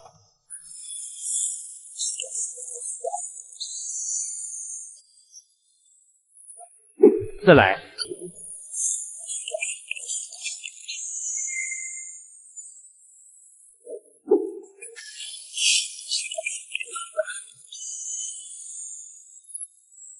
出了，我也开出了大话西游装扮礼盒。二哥，快打开看看会是什么装扮。好。黑色的衣服，这是猪八戒的 cos 装扮，穿上后能增加10%的伤害，效果持续60分钟，冷却24小时。为了避免水痕，马猴很快地向众人讲解了有关于猪八戒的故事。这猪八戒又好色又能吃，我变成他真的合适吗？好色？哪个男人不好色？还有能吃就是福，这些都是优点。大哥说的对。肖丽不再犹豫，直接穿上猪八戒的 cos 装扮。除了胖了点、丑了点，倒也还能接受。哦，唐三藏、猪八戒、沙悟净，好家伙，现在就差了个孙悟空，直接凑齐了取经小分队了是吧？老师，到你开罐子了。好，老板，帮我拿一下中间的那3个罐子吧。难不成他会是齐天大圣孙悟空？就剩这最后一个白金罐子了，希望也能给我开出一件大话西游变身装扮。这次的手感很不对劲。哦，史诗，居然是史诗！哦，会是什么宝贝呢？金光渐渐散去，只见一个七彩宝箱出现在众人眼前。马猴呆住了，他一眼就认出了，这是在游戏里需要用400灵宝才能兑换的《大话西游之盖世英雄珍宝箱》。马老板，你这是怎么了？这么精致的箱子里装的究竟是什么宝贝呀？我谋士，这是《大话西游之盖世英雄宝箱》，开启后能获得一套盖世英雄 cos 装扮，一根大话西游如意金箍棒，以及一辆七彩祥云坐骑。脚踏祥云，手持金箍棒，这盖世英雄 cos 装扮，不就是孙悟空吗？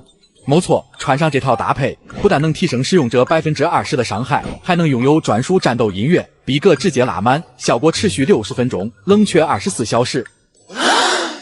老师，你快穿上，让我们见识见识。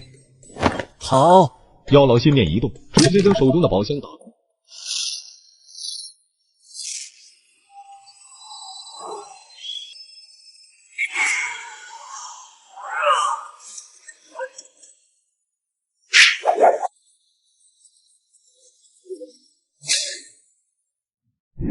真是人比人的撕，货比货的扔。咱们的 cos 装扮和这盖世英雄比起来，未免也太寒酸了点吧。然而此时的药老却呆愣在原地。药老，你怎么了？我的肉身居然恢复了，而且实力更是达到了9星斗尊巅峰，竟然比老师被嘎之前的实力还要强。没想到这变身装扮竟然还有这样的效果，虽然每天只能用1个小时，但是对我来说就很满足了。虽然声音听起来有些不习惯，但至少我不用再让鬼上身了。今天的罐子也开完了，咱们就准备回去吧。正当萧炎等人准备离开的时候，来自斗罗的传送门有了反应。这里是哪里？这罐子店和以前完全不一样了，看来是重新装修了。居然是斗罗的老客户。马老板，好久不见，我可想死你了。你想的是开罐子吧？宁宗主，比比东教皇，好久不见啊！这位先生是宗主。这些人看起来奇奇怪怪的，感觉不像是什么好惹的家伙。你什么时候不学好，招惹到了这类人？原来是萧炎勇士啊！刚才这身打扮确实没认出来。我们身上穿的都是在马老板的白金罐子里开到的cos装扮。白金罐子，我们以前怎么没开过？这么久没来了，想必各位都饥渴难耐了吧？还请马老板出手相助。你们不是来开罐子的吗？马老板不好意思，这次来的慌张，并没有带金魂币。是出了什么事吗？马老板，在星斗大森林中，不知道什么时候出现了一只雷龙。比比东等人很快地向马猴讲述了雷龙降临，星斗大森林几乎被全灭的惨案。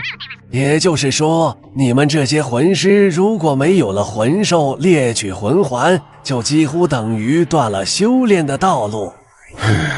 对于绝大多数魂师来说，确实如此。我说斗罗位面营业后，怎么一直都没人来开罐子？原来都去前线阻止雷龙了。听您宗主的描述，这雷龙的实力应该和我们这里的9阶魔兽的实力差不多。老板，这雷龙身上会和奥兹玛一样有宝贝吗？应该会有的。马老板，那这雷龙交给我们吧。萧炎勇士，这次我看小医仙姑娘不在，没有她的烈创心灵之刃，恐怕。嘿嘿，宁宗主，其实我还有个9星斗圣的爹，实力估计比你们那的神要强得多。好家伙，满级满有，一拖3斩龙。如果你们觉得有把握，我可以为你们打开小店的位面通道，让你们前往斗罗大陆。那就多谢马老板了，我们这就回去准备准备。萧炎勇士先别着急，依据我们的观察，这雷龙每周3会进入沉睡，那时是最适合挑战他的时候。今天周5，那还有几天的时间呢？到时候我们罐子店集合。多谢各位勇士了，马老板，我们就先告辞了，欢迎下次光临。马老板，前线吃紧，我们也就先告辞了。等雷龙被灭，我们一定前来开罐子。谋士谋士，这雷龙绝对不会平白无故出现在斗罗大陆，这背后一定有人在谋划着什么事。难不成是想把我骗出小店嘎我的腰子吗？不过这斗罗位面真的是太惨了，一会奥兹玛，一会雷龙了，都快混成副本了。接下来不会是安图恩再次复活吧？到时候再出个12人团本，那就有意思了。正当马猴纳闷究竟是谁在背后搞鬼的时候，一个背着箩筐的小姑娘来到了罐子店中。老板，我的恶难毒体快要压制不住了。老板，我体内的恶难毒体快要压制不住了。你的实力竟然到达了斗皇，你不会把之前开到的地瑞纪之血全都喝了吧？我没忍住，越是猛烈的剧毒，对我的吸引力就越大。地瑞纪之血可是连斗尊甚至是斗圣都能威胁到的毒药，你全给干了。恶难毒体能扛到现在已经很不错了，若不是有赤道碎星花劫给你吊住命，恐怕你半个小时前就会被万毒侵蚀而亡。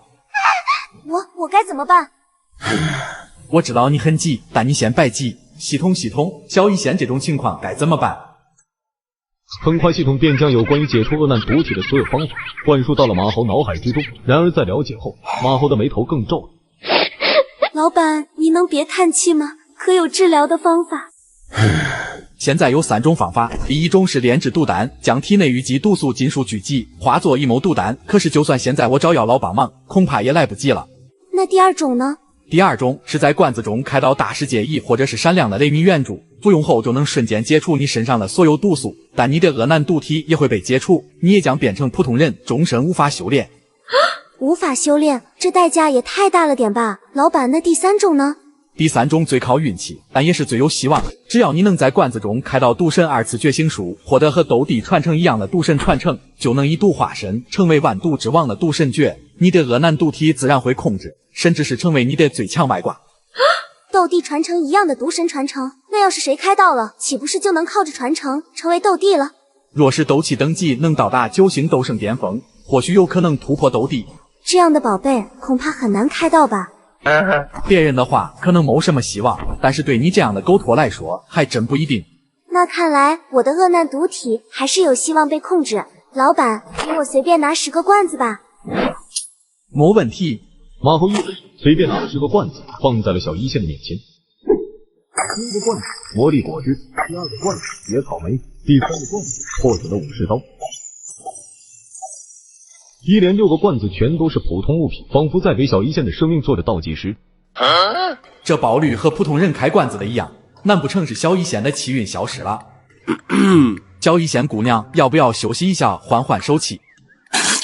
不用了，从第1次来罐子店，我就已经做了最坏的打算。还有就是，我现在的样子还有时间缓吗？有道理啊，有救了。马老板，这就是大师界仪，使用后能清除身体上所有的负面状态。不过使用后，我的恶难毒体就会消失，我也将再也不能修炼了，对吗？乐观点，使用了它，至少你能保住性命，而且再也不用承受被恶难毒体万毒噬心的痛苦了。还有3个罐子，我想再试试看。第8个罐子命运硬币，第9个罐子里的是一颗野草莓。看来这气运之子一旦气运消失，运气比普通人的还要差。真的没希望了吗？那还不如让我痛快点。你不要命了？然而想象中的天谴并没有落下，反而一股强大的生命力滋养着小一仙的身体。我体内的毒素竟然散去了。这是命运硬币的正面效果，能恢复你的全部状态，但你身体中的中毒效果并不会消失。毒气侵蚀的感觉又来了。不过这命运硬币都没带走我，看来老天还并不想收我啊。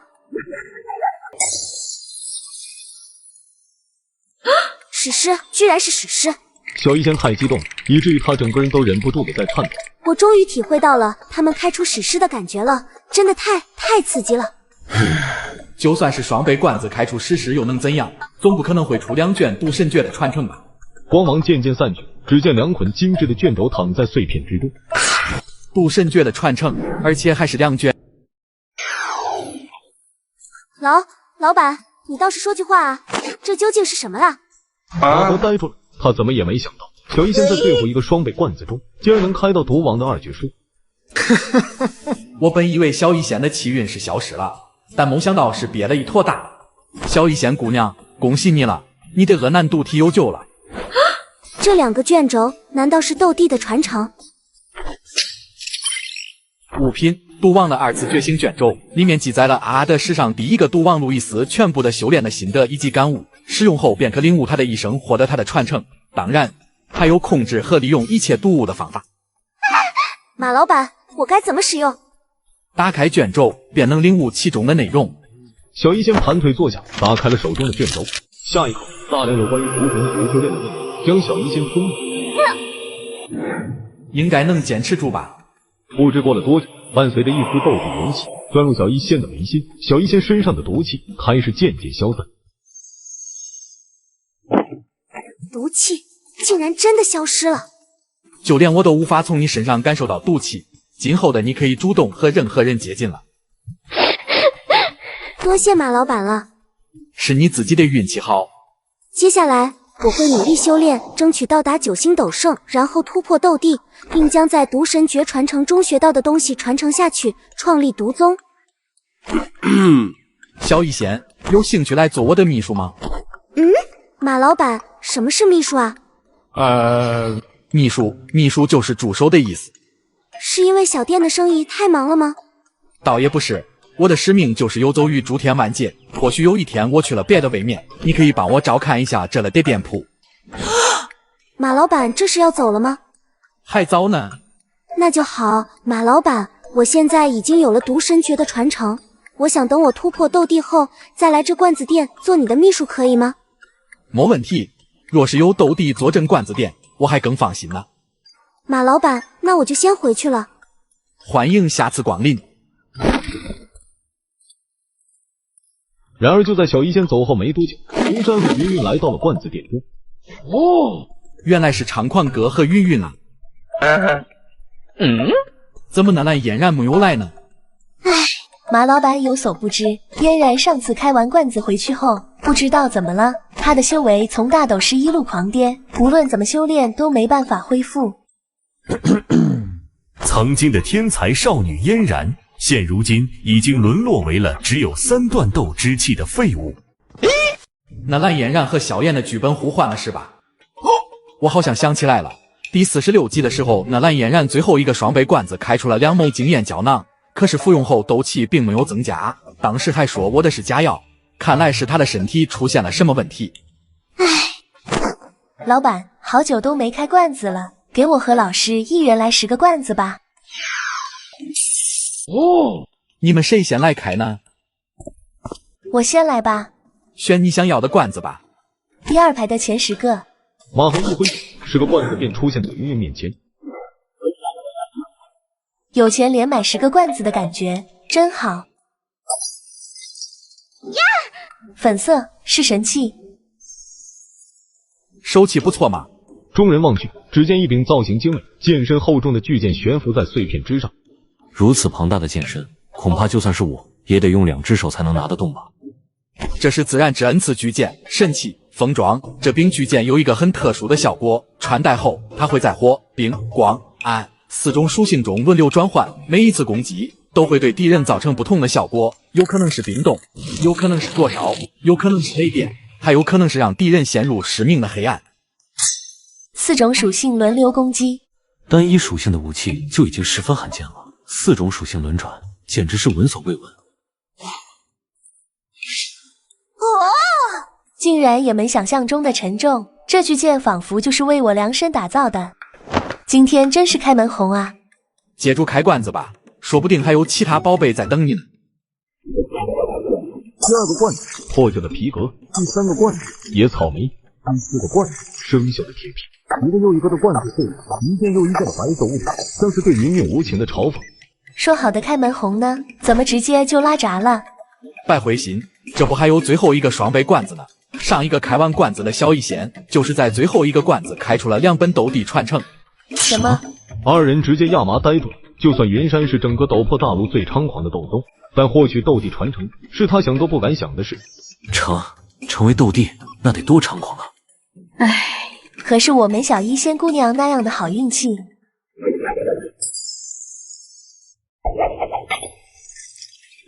这2张是原始祭坛的门票。老师，就是你获取无形装备的那个秘境吗？没错。云云呆住了，他清楚的记得当时去萧家讨说法时，魂天帝面对穿着无形装备隐匿了修为的云山，丝毫不敢轻举妄动。老板，能带我去这秘境吗？没问题，2张门票正好可以开启一次原始祭坛。把你手中的2张门票捏碎吧。随我来吧。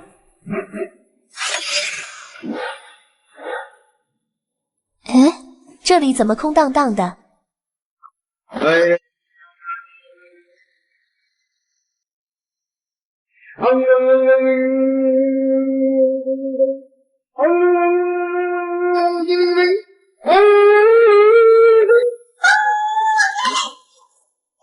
原始祭坛降临。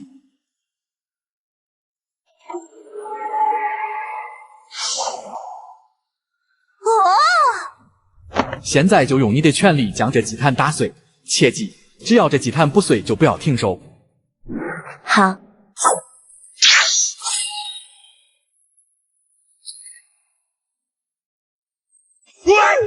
七彩螃蟹，这是第5阶段，难道是要出无形装备了吗？风之击，时空斩。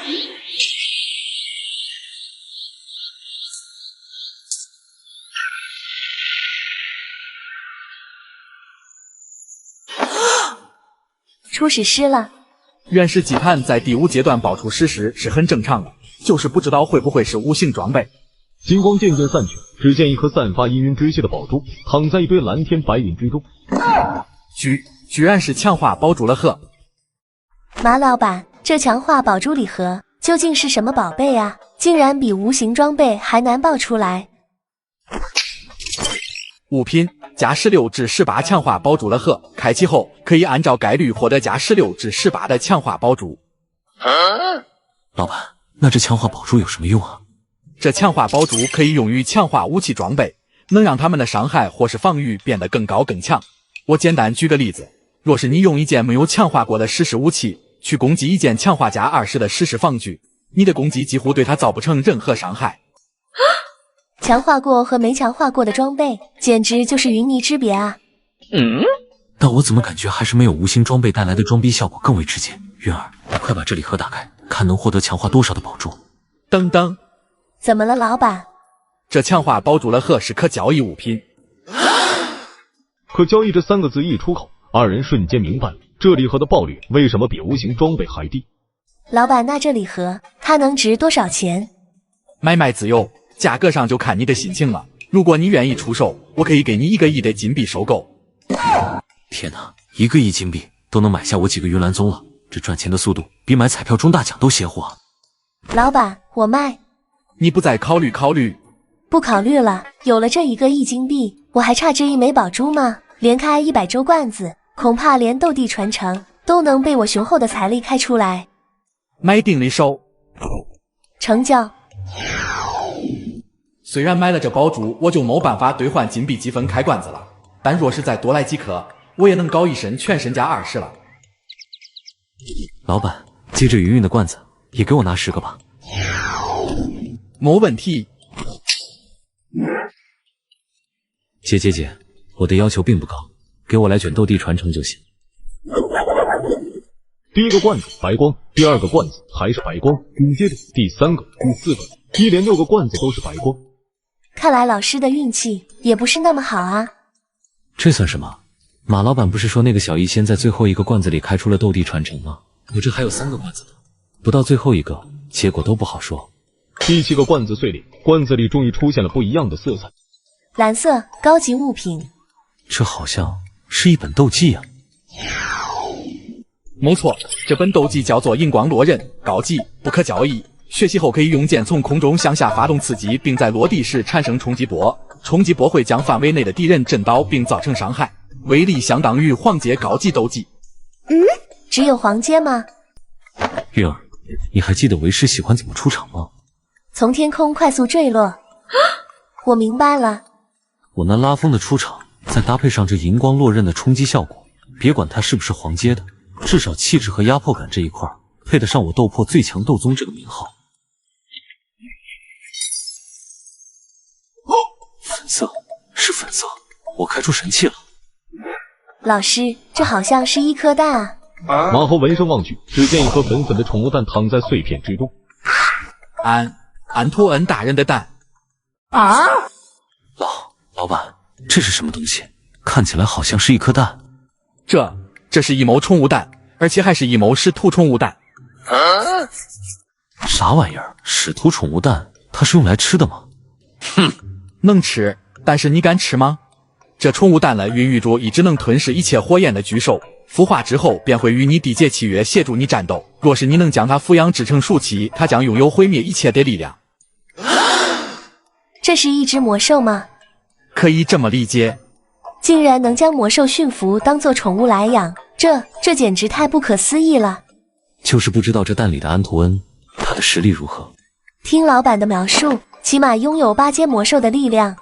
哼，8阶魔兽，你也太小看使徒的力量了。若是这安图恩成长到成熟期，恐怕20个斗帝都不是他的对手。什么？20个斗帝联手都不是对手？这……老板，这真的还是魔兽吗？使徒，那可是超越了世界魔兽的存在。若是能将它作为宠物，那我在这斗破大陆不就想怎么称呼就怎么称呼了吗？姐，老板，我要怎么孵化它？将斗气注入这某蛋中即可。说着，云山就准备将手中的宠物蛋孵化。等，怎么了，马老板？这安图恩成长期需要的食量巨大，一旦吃不饱，就很有可能反叛。但那时恐怕就不是你能控制得住了。没关系的，马老板，这安图恩孵化后就是我云岚宗的正宗神兽，以韵儿的1个1金币开罐子出的宠物零食就够他吃了。说罢，云山便将体内的斗气注入了宠物蛋中。只是瞬间，云山的脸色就变得萎靡，体内的斗气也被掏空。真是个贪吃的小家伙。在云山不知道灌了多少瓶的魔力果之后，宠物蛋终于有了孵化的迹象。要出来了！哇，看起来好萌，好可爱。老板，你是不是在诓我吗？这玩意儿长大后真的连20个斗帝都不是对手吗？白被他的外表迷惑了，这家伙可是排名第7的使徒，你还是小心点为好。是吗？看着安图恩的可爱模样，云山怎么也想不到未来的某一天，他会化为安图恩身体的一部分，成为全能之云山。老板，他怎么不吃这宠物饼干啊？韵儿，老板不是说他叫火焰吞噬者吗？你把之前在魔兽山脉获取的兽火拿出来，喂给他看看。好。云从纳戒中取出紫火，下一刻便直接被安图恩吞噬。居然真的可以吞噬火焰，那么我得给小家伙不断寻找各种火焰当口粮了。看来火焰就是安图恩能量的来源啊，比在斗罗时吃牛粪煮玉米强多了。就是不知道这个世界的一伙安图恩能不能吃得下。今天的手气不错，再给我来点惊喜吧。史诗，竟然是史诗！今天的运气真是好的不得了啊！而在此时的马猴看着金光下的物品，已经呆愣在原地。这好像是一枚丹药啊！怎么又是一枚满级经验胶囊啊？满级经验胶囊就是我手中的这颗丹药吗？没错。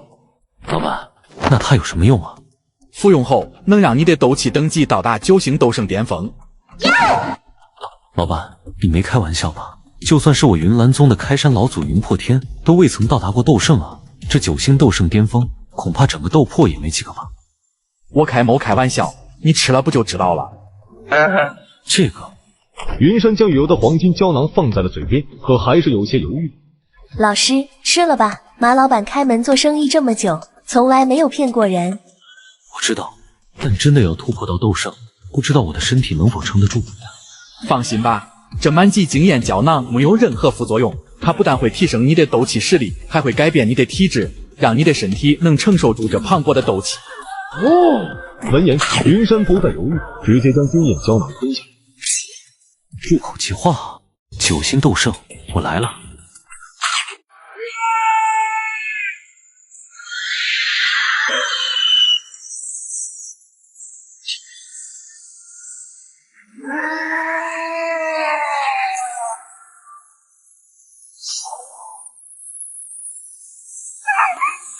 好强的气势！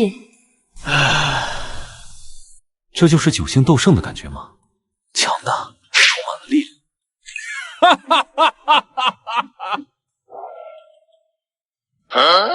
就是怎么感觉头上凉飕飕的？我头发呢？正常，你们这里的人到达9星斗圣巅峰后都是这个发型。可是我现在还有头发吗？不过多谢马老板了，让我一跃站在了这斗破的巅峰。是你的运气好罢了，把最后一个双倍罐子也开了吧。好。龟龟，别着急，等我开完罐子，就带你寻找异火吞噬。以我现在的实力，什么口味的异火都能给你弄来。等你到成熟期，咱们2人一起硬刚20个斗帝。最后一个双倍罐子碎裂，2瓶蓝色的药剂躺在碎片之中。物品瞬间移动药剂，稀有可交易，使用后能瞬移到任何你想去的地方，前提是你知道方位。不错不错，这可是赶路的好宝贝啊！普通罐子也开完了，二位要不要再试试小店最新上架的白金罐子呢？居然还有罐子可以开！老板，这白金罐子怎么卖？100万金币一个，哪怕运气不好，也会有2件稀有级别的物品作为保底，每人每月仅限开3个。开，老板，给我和老师1人来3个。那你们谁先开呢？月儿，我先来吧。今天为师的手气热得发烫。好。然而就在云山准备开白金罐子的时候，一旁的安托恩突然变得焦躁起来。老师，他这是怎么了？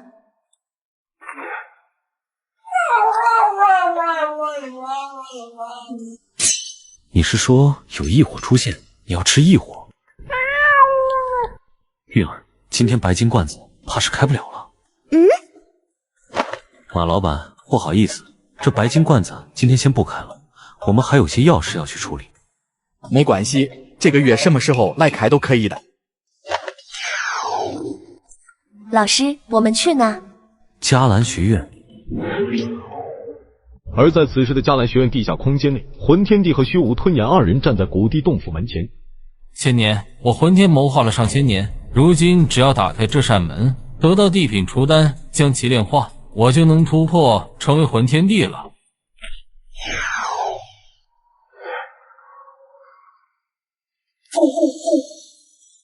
午后，魂天帝要打开古地洞府了。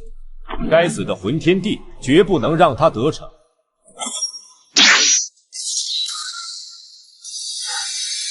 5元，晚了。急！古地洞府终于打开了。地品除丹，我来了。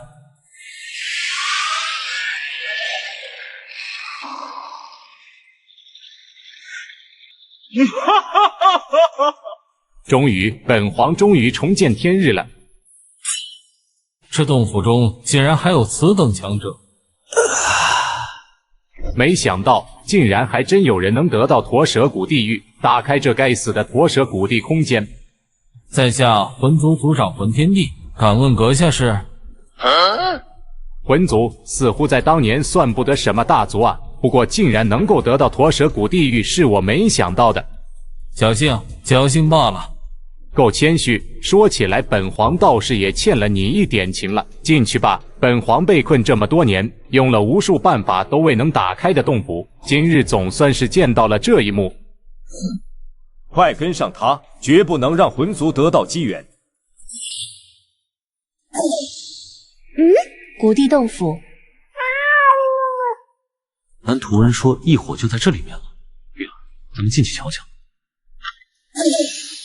而在此时的乌坦城，肖战带着肖家三兄弟已经来到了罐子店。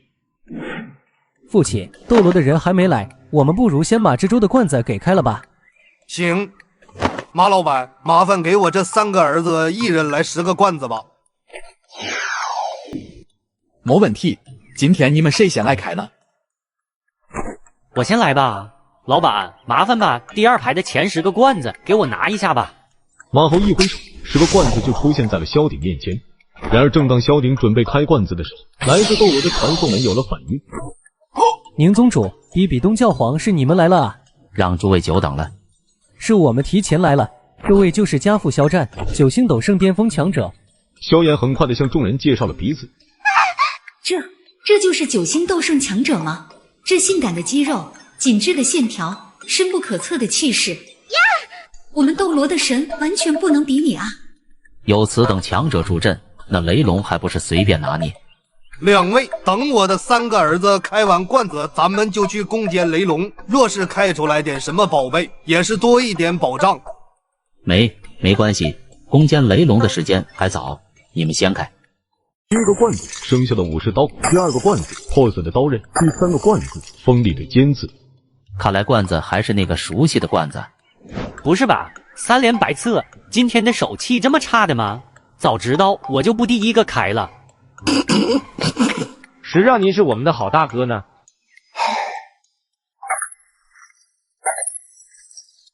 不错，3白梁子跑起来了。众人好奇地向2个紫色的罐子中望去，只见2个造型一样的长方形盒子躺在碎片之中。老板，这2件稀有级别的物品是什么啊？第4个罐子中了，是装有20法宝焰弹的弹匣，稀有，不可交易。将它放入你之前开出的弓弩中，便可发射出威力巨大的火焰弩箭，一旦命中，就会在敌人身体上产生剧烈爆炸，并附加火属性伤害。普通弩箭最多只能对人造成贯穿伤，在上面涂个毒就算不错了。而这爆炎弹竟然能在伤口上搞爆炸，这也太凶残了吧！何止是凶残啊，这一套连发下来，估计直接就化成灰了。老板，那这第2个弹匣呢？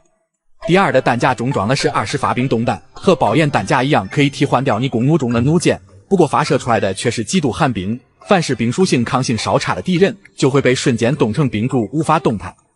这2梭子下去，就能体会到什么叫做冰火2重天了。只可惜只有20发，得省着点用了。你放心，这些弹匣都是克制的，使用完便会一点点自动填充。这也太良心了吧！还有更良心的呢，这弹匣你还可以支援给你有血缘关系的人用。这么说，我的左轮枪也可以用这2个弹匣吗？没错，不光你的左轮可以用，萧炎的手炮也是可以的。我的死亡左轮功法已经修炼到了入门，这附加了冰火的子弹得有多可怕？现在就差我一个人，没有枪械类的武器呗。二弟，大哥相信你早晚能开到的。金光，我居然开出史诗了！天呐，今天是什么日子？罐子的爆率未免也太高了吧！早知道我先上了。光芒渐渐散去，只见一朵黑色的玫瑰孤零零地躺在碎片之中。黑玫瑰特种部队啊！特种部队，我怎么头一次听说？你可以把它理解为佣兵团，而你手中的这朵黑色玫瑰就是他们佣兵团的标志。哦，佣兵团，那我可太熟悉了。我跟二弟就是干这行的。老板，可这朵黑玫瑰有啥用啊？很简单，将这朵黑玫瑰抛向空中，就可以召唤出她们姐妹协助你战斗，为你提供强大的火力支援。啊！老板，你说什么？姐妹？老板，这真的礼貌吗？我堂堂漠北佣兵团的团长，找同行帮忙就已经很丢面了，更何况还是几个姑娘。这黑玫瑰狗都不用，是吗？他们每个人可都是有斗尊级别的实力，而且还完全免费。狗不用我用用的就是黑玫瑰佣兵团。Come on, my blank nose。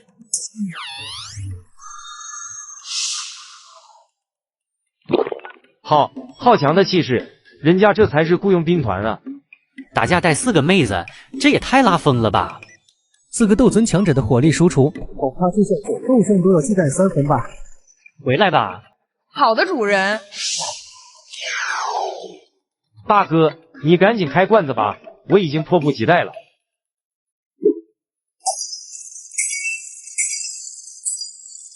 一连4个罐子，4种不同颜色的宝石躺在碎片之中，能接受。今天的收获已经很满意了。下一个谁来呢？我。选你想要的罐子吧。老板，我要第1排的前10个。好嘞。也给我开出4个女斗尊吧。白光，还是白光。肖丽一连5个罐子，全都是白色普通物品。不慌，前几个是白色的，很正常。又是4个罐子碎裂，4件白色物品，映照的肖丽脸色有些惨白。怎么一连9个都是白色的？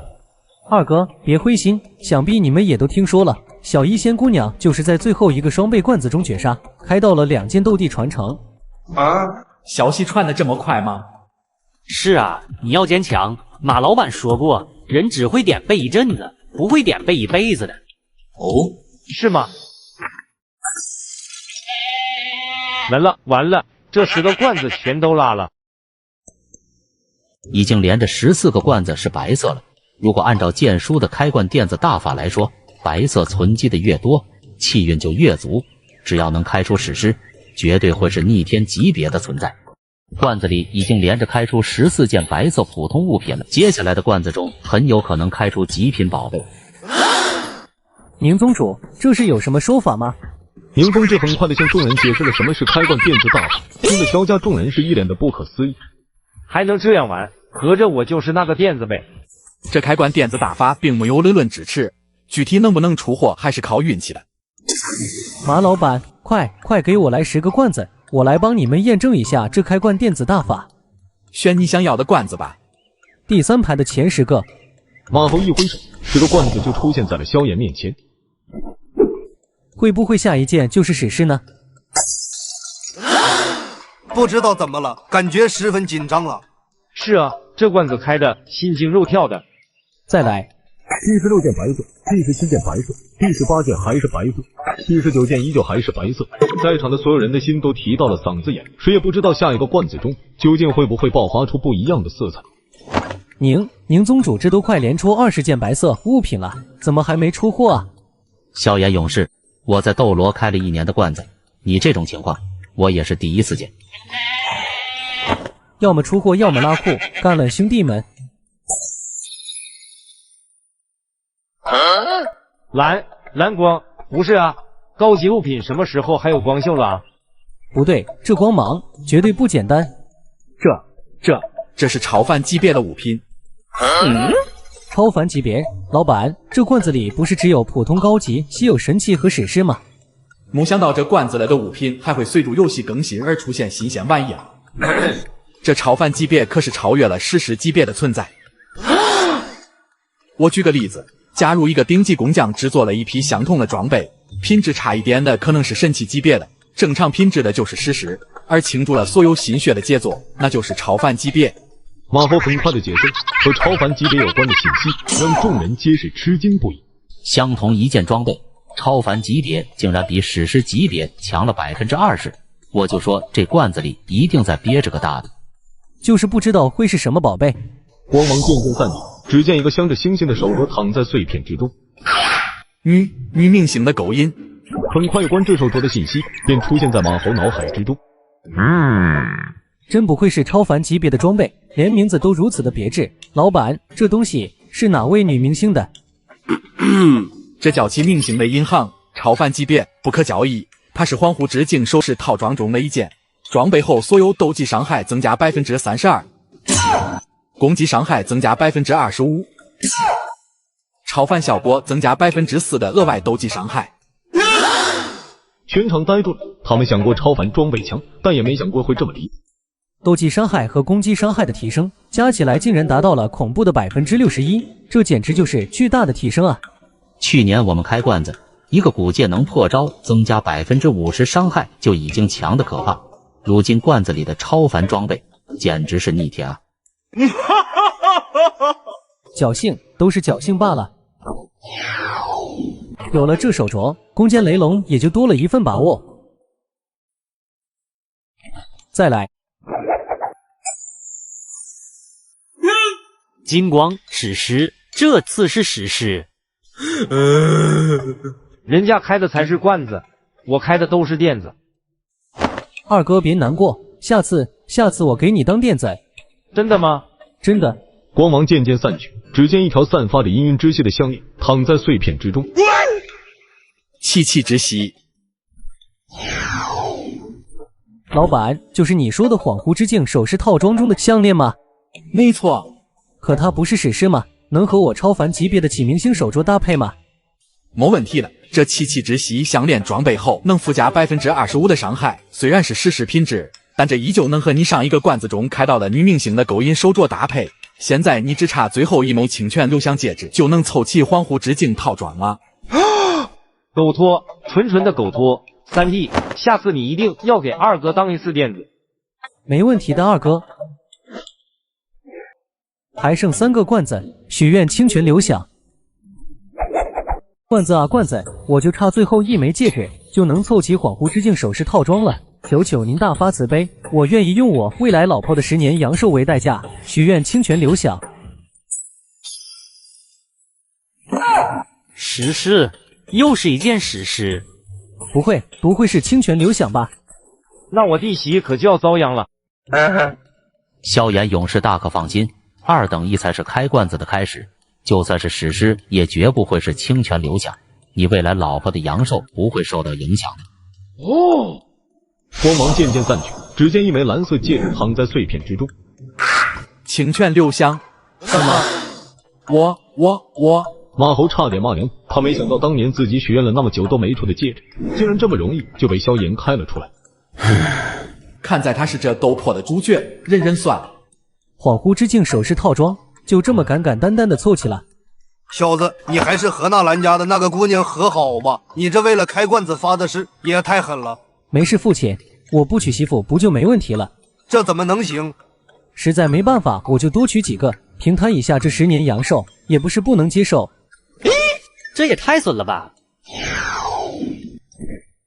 老板，那这戒指有什么用啊？这戒指的效果倒是一般，只是增加了12%的暴击伤害，但当你穿上它的时候，就能触发套装效果，额外增加20%的斗技伤害。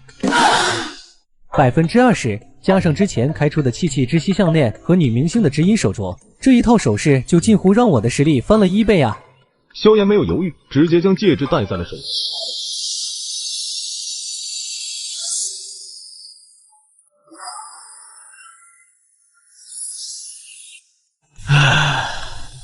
真是巨大的提升啊！继续开罐子吧。好。而在此时，魂天帝等人已经进入到古地洞主内的一个广场。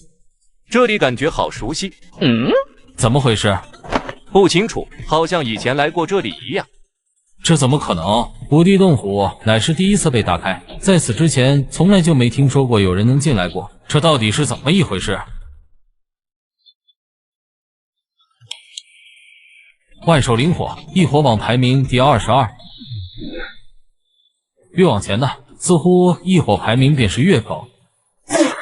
没想到这驼舍虎帝居然还如此喜欢收集异火。这是怎么回事？难不成这里还有守护魔兽？发财了，发财了！好多的异火，宝贝安图恩，你有口福了。你是谁？气度倒是不错，不过实力便是弱了一些，就是不知道你吼那么大声音干什么。你还挺能装逼的呀！我乐意吼你能怎么样？有本事去找物管啊！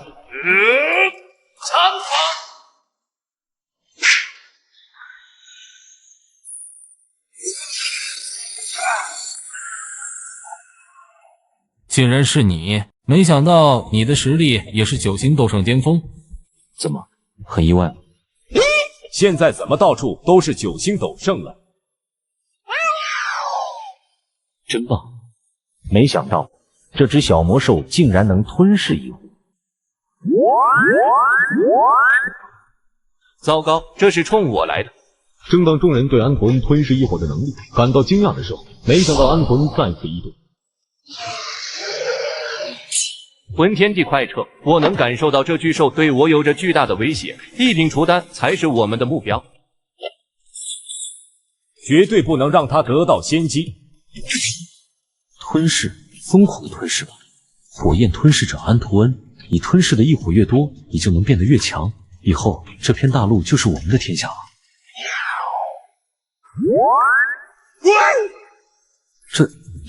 这也太大了吧！还不够，异火还是不够。刚才那个红毛，还有那个最高的台子上，他们都是很强的火焰，我需要他们的力量。放心吧，这2种异火，我一定能给你搞到的。而在此时的小店中，萧炎已经开完了全部的罐子，听魔力果汁，2罐瞬间移动要紧。萧炎勇士，现在已经中午了，我们准备出发攻坚雷龙吧。没问题，还请马老板帮忙打开一下斗罗位面的传送通道吧。好，老板，那我们就出发了。众人刚走，2个老头带着妖月一同来到罐子店中。是你们2个老头啊，好久不见。马老板，我也想每周都来啊，可经济实力他不允许，这不才搞了点金币，就拉着老友一起过来了。那你们谁先来开呢？我实力比他强，我先。哼，别以为你突破到斗宗就了不起了，早晚我也能突破到的。那我等你。老板，第2排的前10个罐子给我拿一下吧。没问题。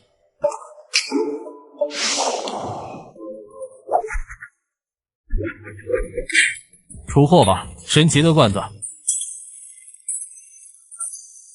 3道白光亮起，看得海波东一阵肉疼。海老头，怎么这就接受不了了？不行你就加入我们皇室吧，我保证你每个月能开上10个罐子。那倒不必了。贴着头肉一道不一样的颜色从罐子中乍现。出货了，真的出货了！居然是粉色光芒的神器，海老头，你这家伙运气也太好了吧！千里冰封，这好像是一本斗技啊。没错，听名字，感觉这斗技绝不简单啊！这千里冰封乃是一本神器级别的斗技，领悟后可以使地面生长出冰刺攻击敌人。修炼的越熟练，冰冻的范围就会越大。修炼至大成，甚至能冰冻前方几百米的范围，威力相当于地阶高级斗技。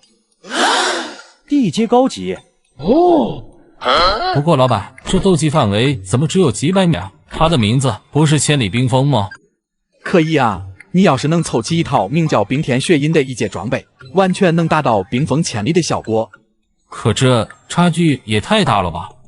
知足吧，你不是也对外吹牛逼说自己曾经一怒之下冰封了整整一座城市吗？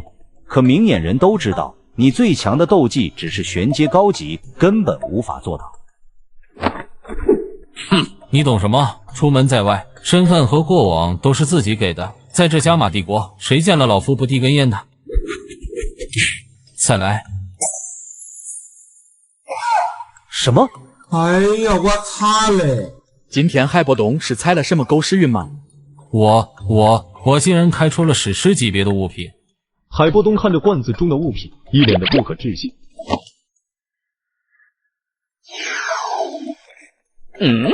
一颗冰心，老板，这是……然而此时的马猴早已经看得目瞪口呆。这是冰冻之心。玩过 DNF 冰结社的玩家有可能知道，这颗冰冻之心正是冰结社2次觉醒成为刹那永恒时必须替换的心脏。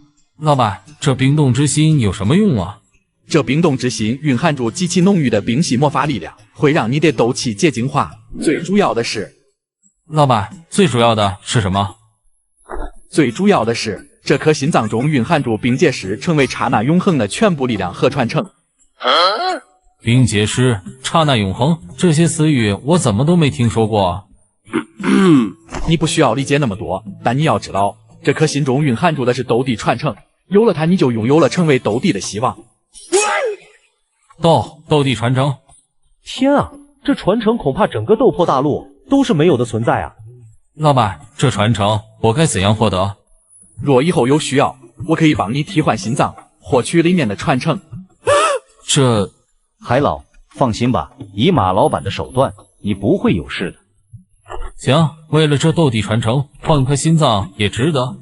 先别着急，以你现在斗宗的实力，还没办法使用这颗心脏，起码要到5星斗尊才能承受得住这颗心脏中蕴含的斗帝传承。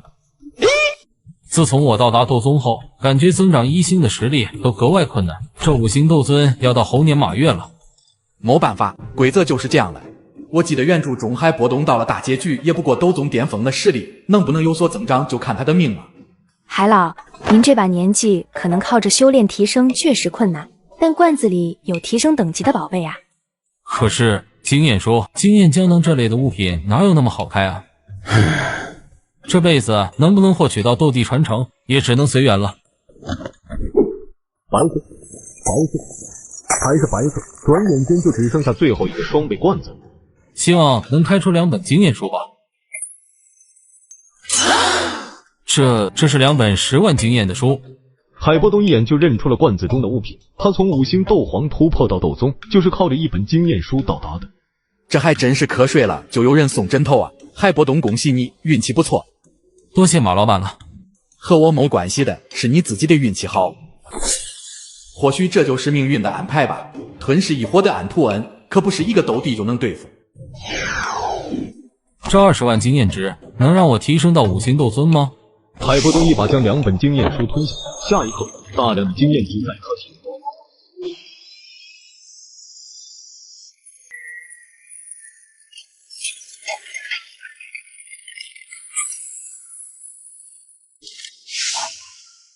奇迹，这简直就是奇迹啊！竟然真的让海波东突破到了5星斗尊了。这2本书至少省去了100年的苦修。老板，现在我可以获取这斗帝传承了吧？老板，我准备好了，劳烦您把这冰结师的心脏给我换上吧。医治这冰冻之心，需要割开皮肉，你要做好心理准备。没问题，为了刹那永恒的斗帝传承，这点痛我受得住。马老板，麻烦轻一点。放心，我会很快的。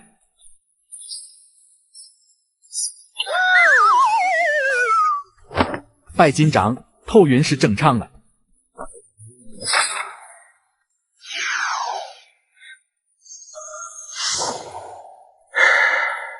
完成啊！这样就行了吗？是的。不过他这回还需要和冰冻之心融合，等醒来应该就没问题了。接下来你们谁来开罐子呢？我来。老板，第2排的前10个罐子，麻烦帮我拿一下吧。没问题。我的要求不高，能开出一件让我停滞几10年的修为有所提升的宝贝就很满意了。而在此时的斗罗位面，萧炎一行人已经到了星斗大森林的中心地带。从这里进去，就到了雷龙的老巢了。不知道怎么了，我这心里总有一丝不祥的预感。宁宗主，东西都准备齐了吧？恢复药剂和瞬间移动药剂，我这里管够。行，那咱们进去吧。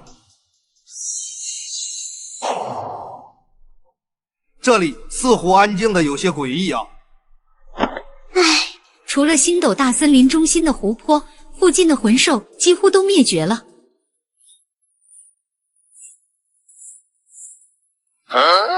这是怎么回事？你们头上都出现了一串数字。大家头上都有，可这抗魔值是什么意思啊？萧斗圣的数值最高，这抗魔值很可能和实力挂钩。先不管了，咱们还是小心为妙。父亲，这爆炎弹你拿着。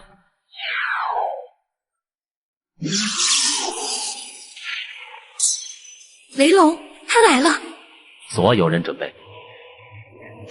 Shut here! Miracle Pigeon! Buster ready!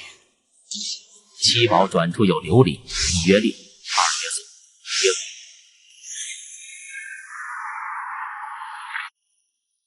我们上。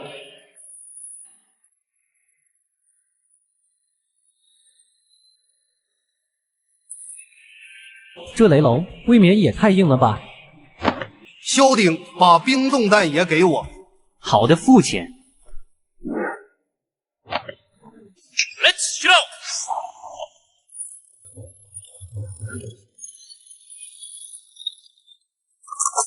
让这雷龙体验一下什么叫做冰火两重天。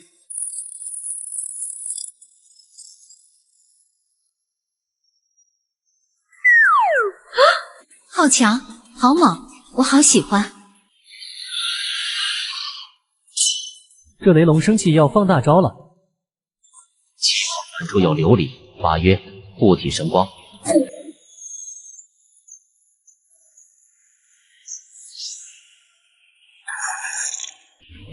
这攻击力绝对不是之前的雷龙。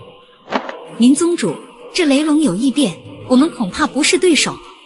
大家快使用瞬间移动药剂撤离，回去后再做商议。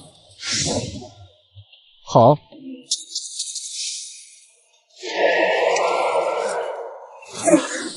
又是这些异界的人，幸好赫尔德大人把雷龙加强到了 2.0 版本。姐，这斗罗永远都是我唐三说的算。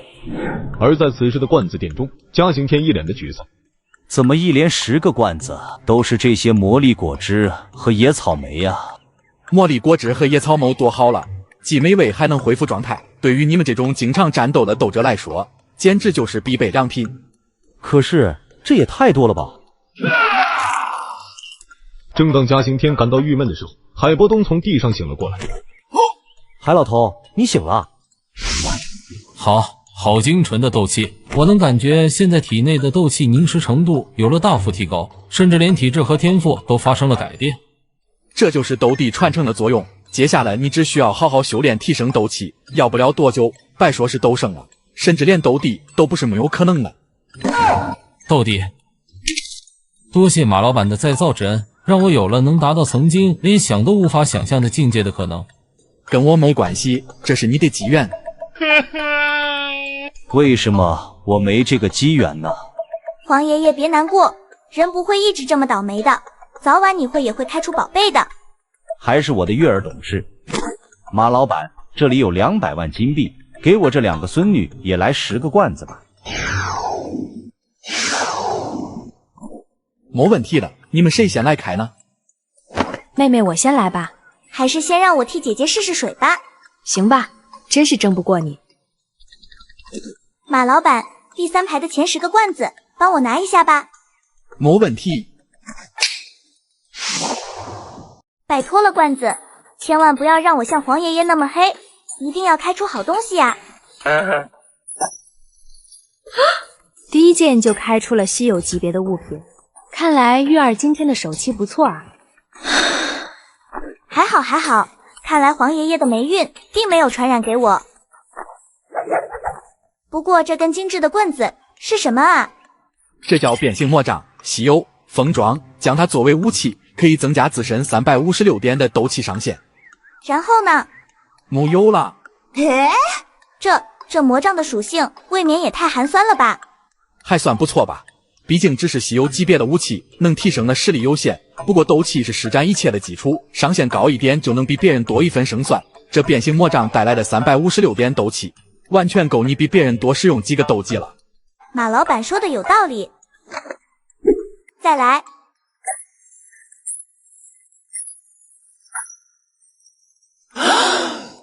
粉色是粉色的光芒。不错，比黄爷爷开的罐子爆率高多了。不过这次的看起来好像是一本书啊。太好了，不会是斗技书吧？看封面好像和斗技书不太一样啊。契约召唤，路易斯。马老板，这是新鲜玩意啊！这契约召唤书倒是第一次在罐子中出现。我的运气这么好的吗？马老板，那这契约召唤书有什么用啊？这本书中记载的是召唤师和路易斯姐姐签订的契约，当你需要他的帮助时，可以按照契约中约定的条件召唤出他协助你战斗。听描述，好像和月儿上次开出的召唤卡片效果是一样的啊。差不多吧，但这契约召唤需要一定的条件，有的契约生灵需要金币报酬，有的需要材料或是斗气。老板，我可以试试吗？拿住。这里面的是一些无色小晶体，你等会给路易斯3颗就可以了。多谢马老板了。蕴藏魔界力量的魔法，显现你真正的力量吧。根据契约，月儿命令你解除封印。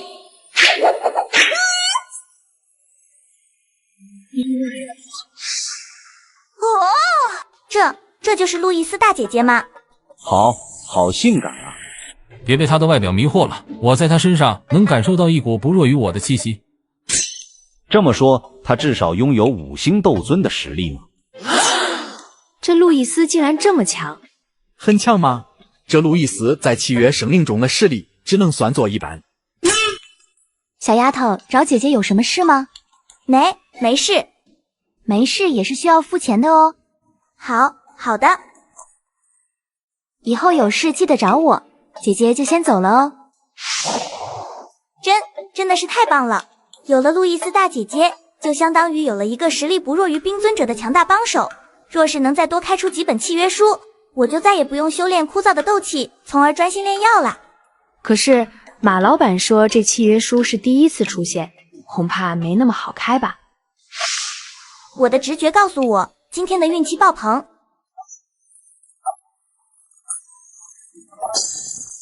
哎呀，我擦嘞！这是打算给邀月往召唤师上整吗？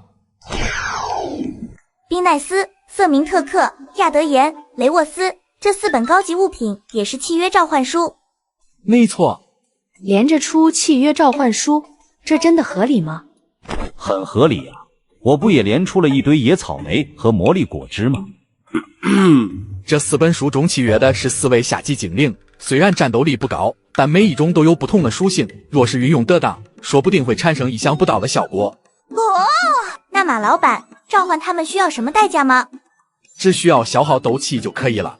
是吗？邀月二话没说，便开心的将4只小精灵召唤了出来。这些小家伙们也太可爱了吧！可爱吗？他们一般是用来当做祭品，献祭给那些更强的契约生灵使用的。天哪，会不会太残忍了？没办法，有些实力较强的契约生灵，只有通过献祭才能召唤出来。虽然不知道是谁和这些生物进行了契约缔结，但一定也是一个弱肉强食的世界。时间也不早了，邀月继续开罐子吧。万万没想到，加玛帝国的小公主邀月竟然在迪安娜火罐开到了第4使徒卡西利亚斯。史诗，居然是史诗！月儿，你的运气未免好的有些过分了。侥幸而已。怎么都学会了这句台词？就是不知道会是什么宝贝。金光渐渐消散，只见一卷未展开的卷轴躺在碎片之中。卷轴，难不成是功法斗技吗？有可能，我之前看到有人开出过类似的卷轴。史诗级别的卷轴，那岂不是最差也得是天阶的功法斗技才配得上这个品级？这并不是什么天阶功法，而是比天阶功法都要强的存在。什么？月儿，你快打开看看，这里面究竟是什么东西？竟然比天阶功法都要强！邀月颤抖的双手将卷轴展开，只见一个面容如恶鬼般的男人画像展现在了众人眼前。这是什么？看起来凶神恶煞的，好丑啊！确实有点不堪入目。他叫卡西利亚斯，是来自战法之地艾肯的征服者。他生性好战，败在他剑下的人不计其数。然而他还有一个身份，那就是第4使徒。使徒？什么是使徒啊？使徒都曾是各个世界中的最强者。马后简略地向众人讲述了有关使徒的故事，让海波东等人一脸的不可思议。拥有毁灭一个位面的力量，在他们眼里，恐怕连斗帝都算不得什么吧。可是这卡西利亚斯实力如此之强，为什么还会跟人签订契约，被随时召唤做打手呢？这卡西利亚斯为了让自己变得更强，便和魔界的召唤师凯蒂签订了契约，这样就能通过召唤契约让分身去和其他位面的强者进行战斗。所以，我召唤出来的卡西利亚斯也是分身吗？没错，虽然实力远弱于本体，但在这斗气大陆，寻常斗帝可不是他的对手。太夸张了吧？这不就意味着月儿不用修炼就拥有了斗帝的实力吗？被召唤过来的卡西利亚斯分身，最多只能维持3分钟。这就足够了。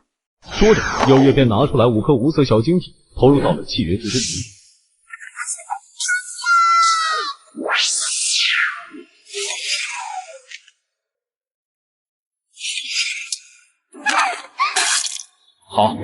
好强大的气势！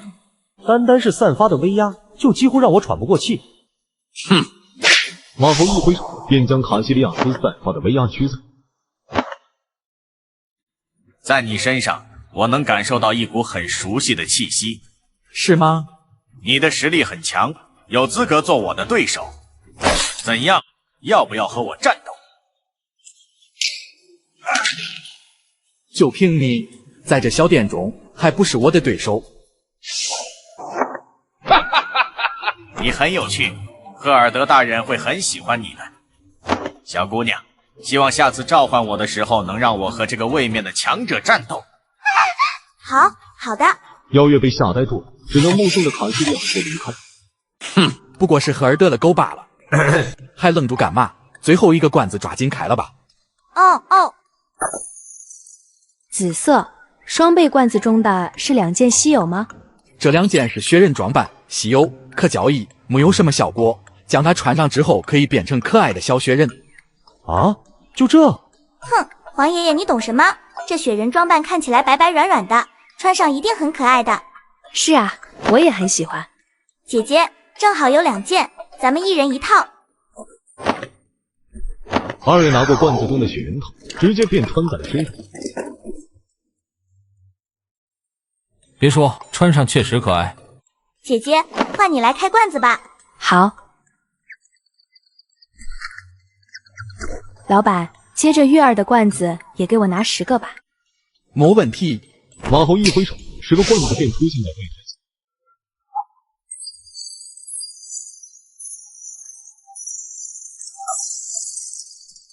这罐子里开出的东西很眼熟啊。能不眼熟吗？和我开的一模一样。不会是黄爷爷的霉运传染给我了吧？白色，显然妖夜并没有和妖月一样的好运。要不要洗一洗脸？老板，这是有什么说法吗？据说能让脸黑的大黑蛋子脸白一点。好，海老，劳烦您帮我弄点水吧。没问题。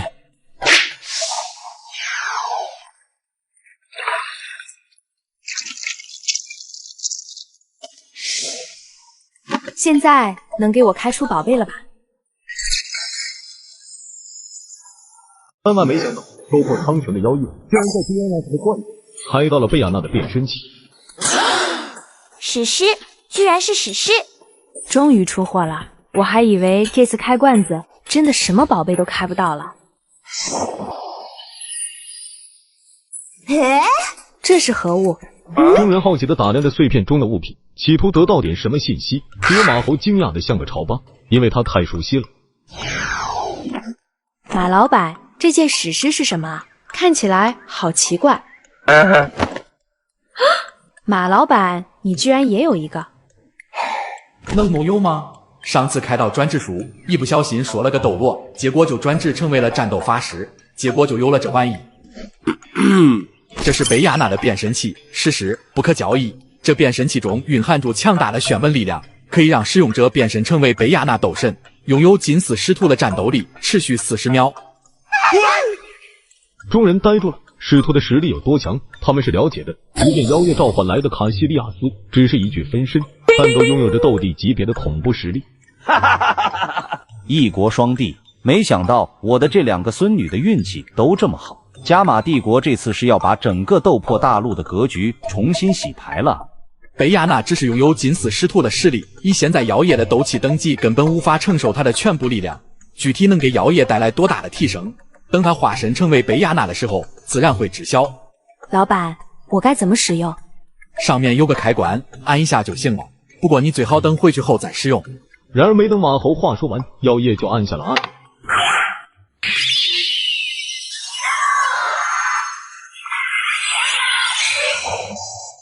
这贝亚纳斗神怎么是个女的啊？而且身材还这么火辣。众人望向马猴手中的变身器，好像明白了什么东西。别用这种眼神看我，我可从没用这变身器变成过女的。好可怕的力量，竟然比我还强！来，让老夫试一下这近似使徒的力量。妖夜，用你的全力攻击我。好，好强！竟然连5星斗尊的防御都能破除。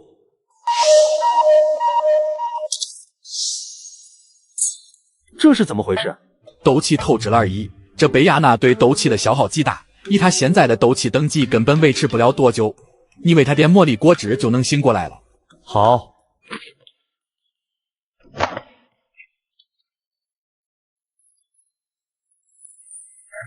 看来即便是有了这贝亚纳变身器，还是得提升自己的实力才行啊。好了，罐子也开完了，小店也要打烊了。马老板再见。众人离开后，马猴起身关闭了店门。最近斗帝传承接 2.3 的出现，恐怕这里要发生什么大事情了。系统积分查询。最近一共卖出了250个罐子，可兑换250个10倍罐子，是否兑换？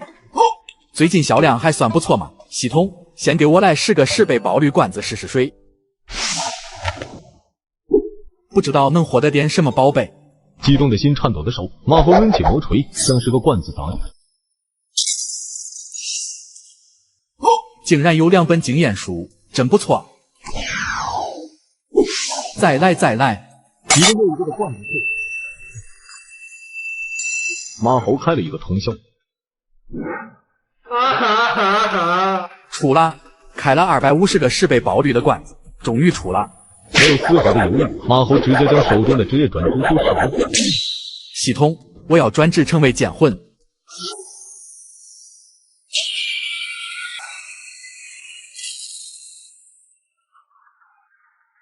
恭喜宿主成功转职成为剑魂。舒服，很舒服，今后再也不用担心使用斗技时大喊猪头笨蛋。虽然没开到满级经验胶囊，但这20多本经验书和这一堆经验胶囊，应该也能让我的斗气等级提升不少。随即，马猴便将全部的经验道斗气等级一路飙升，估计下一次就能突破到斗圣了。这是什么？竟然是新深渊暴走研究所的门票！竟然开出了暴走研究所的门票！马猴看着手中的门票，掐指一算，顿时一惊。今天这是要给我出货了！马猴没有犹豫，直接脱光了身上所有装备，随手拿出了一把生锈的石刀。这样就不怕策划的背包检测了。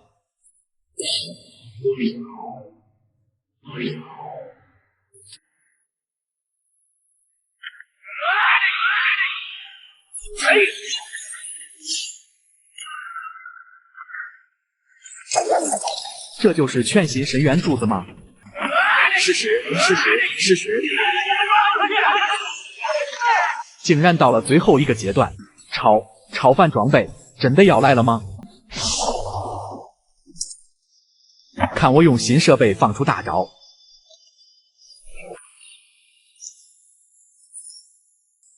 最近换了新设备，玩起来更顺畅了。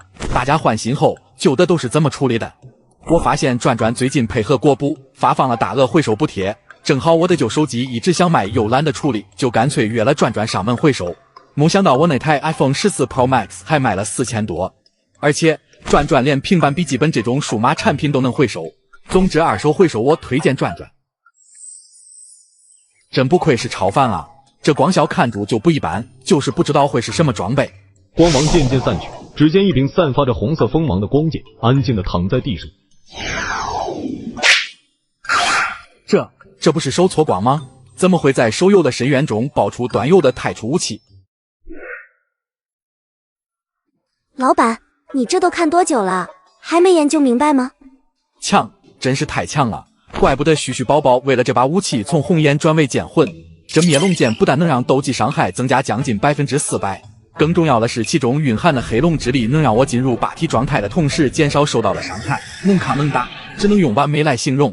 这无影剑原生歼灭简直没有任何可比性。马老板还真是喜新厌旧啊！我只是喜欢实力提升的感觉。那给我来10个罐子吧，我也想有巨大的提升。选你想要的罐子吧。我看看啊，老板，帮我把第2排的前10个拿给我吧。好嘞。好久都没开罐子了，手都痒了。第1个罐子1根毒影针，第2个罐子1个飞盘，第3个罐子1块板砖，第4个罐子1块破渔网。老板，我知道你开店也是要赚钱的，可是这些东西在外面随处就能捡到，放罐子里会不会有点不太合适啊？别小看这些不起眼的东西，曾经的毒王路易斯经常用它们战斗。武器？可是这些怎么看都不像是武器啊。这第1个罐子里的毒影针虽然不能对修士造成多大伤害，但上面涂有能让肌肉硬化的毒药，一旦偷袭命中就能让敌人行动减缓，反应迟钝。马猴很快地向小医仙讲解了罐子中物品的用法，让小医仙大受启发。这毒王简直就是无赖啊！错，这叫为了生存而不择手段。是啊，为了生存而不择手段。若不是有了这罐子，我恐怕早就因为恶难毒体爆发而亡。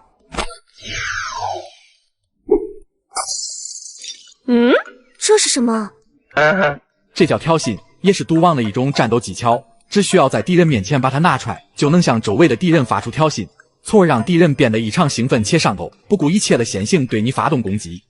啊，歹徒兴奋拳。这个挑衅最大的作用就是让敌人上头，从而丧失了智。若是能抓住机会偷袭，即便是实力比你强的对手，也很有可能被你偷袭成功。还能帮队友吸引火力，这么想，这挑衅确实不错。再来。史诗，居然出史诗了！对于你这样的狗驼来说，我丝毫不觉得意外。嘿嘿，就是不知道会是什么宝贝。哎呀，我擦嘞！这装备简直就是为你量身打造的。老板，这史诗有什么用？这件史诗叫做第7帝国肩章，辅助装备，把它戴在肩膀上，能增加25%的力量和智力，以及8%的斗技攻击力。没想到这枚小小的肩章竟然这么强。最重要的是，这肩章还能使你的异常伤害提升12%。老板，什么是异常伤害？异常伤害是一种很特殊的伤害构成，一时半会很难跟你解释清楚，但你要知道，中毒就是异常伤害的一种。我的恶难毒体让我的所有斗技都赋予了毒性，那不就意味着我的所有伤害都能再增加12%？没错。这肩章简直太适合我了，多谢马老板了。愿意谢就谢吧，你接住开罐子吧。好。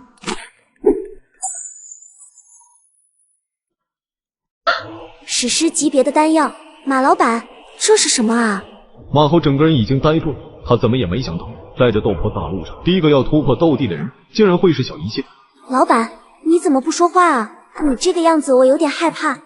小一仙，恭喜你！这颗金色的胶囊叫做鱼油的黄金经验胶囊，也就是满级经验胶囊。满级经验胶囊也是提升斗气等级的宝贝吗？服用后，它能让你的修为突破到9星斗圣巅峰，甚至是斗帝。什么斗帝？老板，你是在开玩笑吗？莫开玩笑，你本身就有读神诀的2次觉醒术，只要你到达满级，也就是9星斗圣巅峰，就能靠住斗帝传承，从而突破至斗帝。这一切不会是我恶难毒体爆发临死之前的美梦吧？放心吧，这一切都是真实的。还记得你第一次来罐子店我跟你说的话吗？运气好，开罐子突破斗帝都不是不可能的。小一仙满含热泪，不再犹豫，直接将黄金胶囊服用。随着传承不断涌入小医仙的身体，成都那个天性善良，却因为恶难毒体爆发，成为人人憎恶的天赋。终于要突破了吗？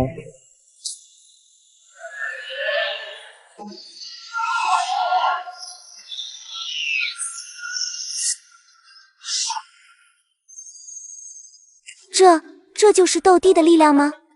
我感觉自己的一念之间就可以让天地变幻，山河破碎。检测到此位面有人到达满级，触发主线任务。这都80多级了，怎么现在还有主线任务啊？任务名称：安图恩攻坚战，任务等级：灾难级，任务要求：寻找此位面的12位斗帝，组建安图恩攻坚队，阻止使徒在此位面带来的灾难。我就知道这安图恩出现准谋好事，可是系统，我上哪找12位斗帝啊？在这斗破原著中，到最后也只有5位斗帝啊。这就要请宿主努力卖罐子了。这跟努力卖罐子的多少完全没关系，好吧？遇见大黑蛋子，就算我卖给他1万个罐子，他都不可能突破斗帝的。好像有点道理啊。那我给罐子加个保底吧。这是100%史诗罐子，凡是累计购买30个罐子的买家，可以有资格购买5个这史诗罐子。系统，你可算做一次人了。那这史诗罐子多少钱一个？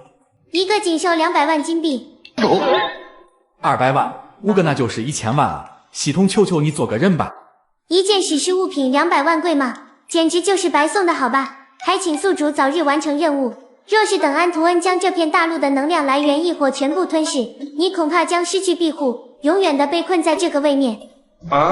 200万是不贵，可是系统，你是不是忘了，这里可是斗破苍穹啊！而在此时的古地洞府，魂天帝手上拿着地品除丹，一脸的兴奋。看样子这地品除丹是没办法反抗了。结，我魂天帝终于要突破斗帝了。虚无，帮我护法，我现在就用这满级调整箱把这地品除丹提升至地丹。好。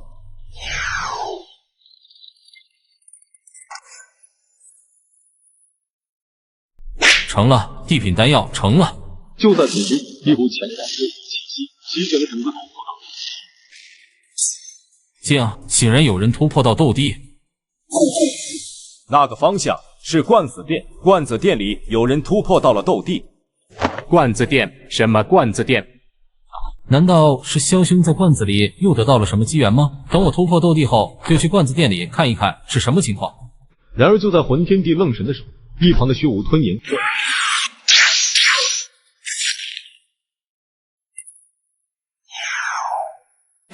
结，魂天你别怪我，我也想成为斗帝。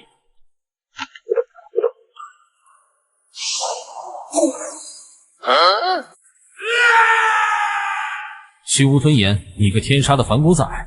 而在此时的罐子店中，小一仙已经将斗帝境界稳固。多谢马老板了。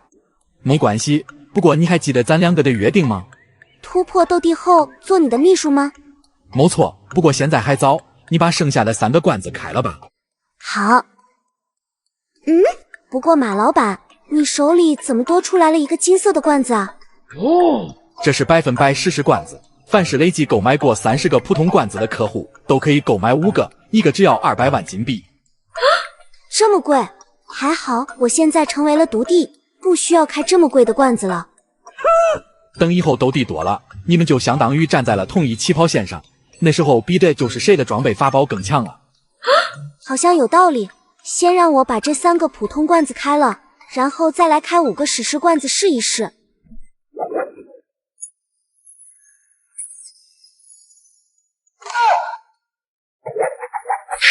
马老板说的对，成为斗帝只不过是一个新的开始。这哪里还是来开罐子的？这分明就是来进货的，好吧？显然，小一仙的手气再次让马猴刷新了对欧皇的认知。嘿，不好意思啊，老板，这次开罐子的手气确实有点不错。这还是不错吗？这简直就是离谱好吗？光芒渐渐散去，只见一条挂着星星的项链和1枚镶嵌着星星的戒指悬浮在碎片之上。都有一颗星星，这2件好像是同一套装中的呀。没错。然而当这件装备的详细信息出现时，马猴也是一愣。奇怪，怎么现在的装备还会增加抗墨值？算了，不管了。这条项链叫做风化绝世之坠，史诗不可交易。穿戴后不但能增加18%的斗技攻击力和25%的伤害，还能在进入战斗状态时发动风化窒息的效果。额外增加5%的攻击速度。哦，不错不错，竟然比我现在戴的波动项链还要强，而且这项链的名字和款式都要比波动首饰更精致，我很喜欢。看来你也是细心研究啊。我只是喜欢实力提升的感觉而已。马老板，那这枚戒指呢？这枚戒指叫做风化绝世之戒，穿戴后能增加18%的斗技伤害和25%的暴击伤害，以及额外的5%的移动速度。嚯，这2件装备竟然能提升这么多！现在就算是有别的斗帝出现，恐怕也不是我的对手。若是你能开到风化绝世手镯，就能凑齐风化绝世首饰套装，还能额外给你增加30%的提升。到那时，恐怕2个斗帝都不是你的对手。一人独占2位斗帝，这也太猖狂了吧！哦，对了，忘了告诉你，这2件装备每件都能提升3500点抗魔值。抗魔值倒是头一次听说，它有什么用啊？这抗魔值是和自身的实力挂钩的。闻声望去，只见萧家众人狼狈的来到了罐子店中。是你们啊！看样子是雷龙攻坚失败了。我们尝试了几次都没能攻坚成功，宁宗主他们也受了重伤。萧炎等人很快的向马猴讲述了他们在雷龙的遭遇。马猴听的是一头雾水。雷龙为什么变强了，我也不清楚。但你们说的抗魔值是怎么回事？老板，你看。萧家众人心念一动，4人头顶便显现出一个数值：19000、23000、35000，怎么才这么点抗魔值啊？这队伍打雷龙不是纯白给吗？萧炎，如何才能让这抗魔值显现啊？心中默念就可以了。萧一仙心念一动，抗魔值不再掩饰显露而出，57000。我没看错吧？57000，那雷龙岂不是随便拿捏？竟然比我高出了这么多，难不成他是一位斗帝？没错，运气好在罐子里开到了满级经验胶囊，正好我还有斗帝传承，就突破到了斗帝。众人亚麻呆住，斗帝他们听说过了无数次，但当真正见到的时候，还是觉得那么不可思议。可是为何我没有感受到一点来自斗帝的威压呢？无论是谁，在这罐子店内都是平等的，随意散发威压是会被我压制的。竟然连斗帝都能压制，马老板的实力得多恐怖啊！我明明和斗帝只差了最后一线，没想到却相差了2万多的抗魔。果然是这样的，身上的装备也能带来抗魔值的提升。罐子中的武器装备能增加实力，自然会带来抗魔值的提升。老板，这里是我全部的积蓄了，正好1000万，给我来5个100%史诗罐子吧。什么？100%史诗罐子？这罐子以前怎么没有啊？这是白金罐子下架后最新上架的史诗罐子，凡是累计消费30个罐子的客户都有资格购买5个，你们几个中暂时只有萧炎有资格购买。原来如此。最上面一排的金色罐子就是100%史诗罐子，萧一仙姑娘选5个看看吧。老板，我要最右边的5个。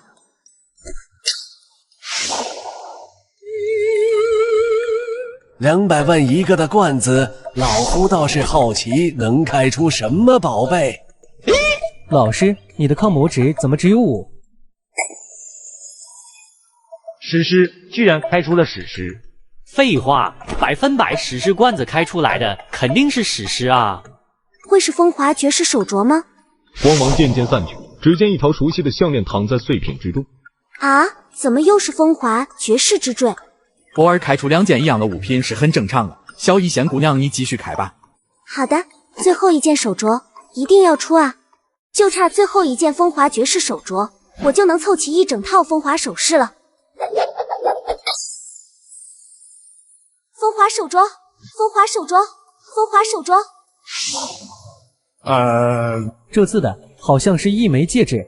萧一仙姑娘，这谋是风华绝世之戒，和你手上戴的戒指是一样的。马老板，这史诗罐子是不是有问题啊？明明我都已经有了项链和戒指，为什么还会开出来一样的啊？这就是概率问题而已，毕竟谁也不知道罐子中开出的是什么物品。可是这一锤子下去就是200万金币啊！而且开出的史诗又不能交易，这和空的有区别吗？偶尔有一个空的也情有可原嘛。唉，难不成是我开罐子的方式不对吗？之前的戒指和项链是连着开出来的，这次我再试试。小一仙再次拿起魔锤，直接向着2个史诗罐子。这次总该能开出来了吧？然而随着光芒散去，小一仙不可置信地揉了揉自己的眼睛。老板，我没看错吧？这2个罐子里的是风华绝世之坠和戒指吗？你没看错，确实是的。这真的合理吗？哪怕是开出一件别的史诗，我都会觉得可能是我的运气不好，但是这连续开出重复的，也太搞心态了吧？确实，这史诗罐子中开到重复的物品，就好像是在普通罐子里开出生锈的武士刀一样，让人讨厌。这不还有最后一个罐子吗？开罐子不到最后一个，你永远不知道会不会有惊喜在等着你。马老板说的对，最后一个罐子能不能翻盘就全看你了。手镯，马哥，我求求你，一定要是风华手镯啊！然而随着金光渐渐消散，让小一仙原本悬着的心也彻底死了。没想到这欧皇也有脸黑的时候。怎么又是这戒指？早知道我就把这些钱留着开普通罐子，100个罐子肯定能开出风华绝世手镯的。小一仙姑娘别难过了，马老板之前跟我说过，2等1才是开始而已，缘分到了自然能开到的。哼，罐子也开完了，没什么事情就可以回去了。好，小一仙姑娘等等，怎么是想跟我炫耀你开出的这套首饰吗？你误会了，我想邀请你一起去攻坚雷龙，以你的抗魔值，我们一定能挑战成功的。没兴趣。1000万金币。具体方案说说。打住，你们的事情等你们回去了再聊。小燕要了，你们2个都有开史诗罐子的资格，你们要开几个史诗吗？这个。老板，我开。老师，小一仙姑娘开的史诗罐子你也看到了，感觉有点坑啊。这罐子店开了几个月了，可是我连一件史诗装备都没有开到过，我想圆自己一个史诗梦。可是老师，你不是没钱了吗？老板，这是老夫年轻时在光影空间与坟局一同获得的黑魔鼎，天鼎榜排名第8，我想用它换罐子。黑魔鼎，老师，你是认真的吗？失去它，你今后还怎么炼药？这罐子中的丹药哪一个不比我炼制的神奇？而且我感觉到这罐子里一定有比这药鼎更珍贵的宝物在等我。劳烦马老板帮我算一下这药鼎能换多少罐子。可以。系统，帮我鉴定一下这黑魔鼎价值多少金币。物品：黑魔鼎，诞生于光明与黑暗2大本源的斗争中，属于天生的黑暗神物，对炼制丹药的品级和成功率都有提升，是不可多得的炼丹法宝。但是这药鼎中有药尘的灵魂印记，他人无法使用，价值500万金币。竟然和青莲的新货一个价格。药老，我愿意出500万金币的价格让你换罐子，请问你愿意吗？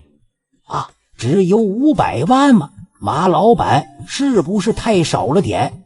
想必你也知道，这黑魔鼎只有你自己能用，在别人那里可能一文不值。这500万已经是良心价格了，你还要换罐子吗？老板，我换，我要2个史诗罐子和10个普通罐子，正好500万。成交。选你想要的罐子吧。老板先随便给我拿10个普通罐子，让我找开罐子的感觉吧。没问题。马后一个响指，10个罐子就出现在药老的面前。万万没想到，斗破大陆的药老竟然在 DNF 的罐子里开到了及格的手臂。不是吧？第1个罐子就圆梦史诗装备了吗？药老，你今天的运气未免也太好了吧？这要是风华绝世手镯，我直接就原地爆炸了。光芒渐渐散去，只见一条刻满紫色花纹的红色手臂躺在碎片之中。这怎么看起来像是一条手臂呀？没错，这这是鸡哥的龟手。鸡哥是谁？鬼手又是什么？我怎么从未听说过？老板，这手臂有什么用啊？鸡哥是世上第一个龟器，更是拥有斗帝级别实力的强者，而在这手臂中蕴含的正是他的力量来源。按照你们的理解，就是斗帝传承。什么斗帝传承？没想到这条布满纹身的手臂竟然是斗帝手臂。这可不是普通的纹身，而是封印咒语。当年鸡哥把所有收服的鬼神全部封印在了这手臂中，有了它，你就有了能控制鬼神而不被反噬的方法。若是能把这手臂移植到你的身体上，你就能获得它的全部力量。若是等我复活肉身后再移植上这斗帝手臂，我的实力恐怕要比我贝卡之前都要强。我要抓紧时间凑齐恢复肉身的材料了。嚯，连着3件都是蓝色高级物品。第一个还是能将斗气转化为火焰的神奇兽火。侥幸而已。老板，剩下的2个罐子中的是什么？第2个罐子中的是暗黑倾向药剂高级，可交易，使用后可以使自身的斗气转化为暗属性，持续60秒。暗属性，那可是极其稀少的斗气属性，对我掌握的鬼神之力都有极大的提升。老板，那最后一个呢？最后一瓶是血解渴药水高级，可交易，效果是可以让自身及周围的队友斗气都转变为冰属性，效果持续60秒。竟然连周围人的斗气都能改变，这要是在实战中绝对会有意想不到的效果。能炼制出这样药剂的人，在炼药上绝对是不弱于我的存在。老师，你连黑龙鼎都没了，就别想着炼药了。那我还是开罐子吧。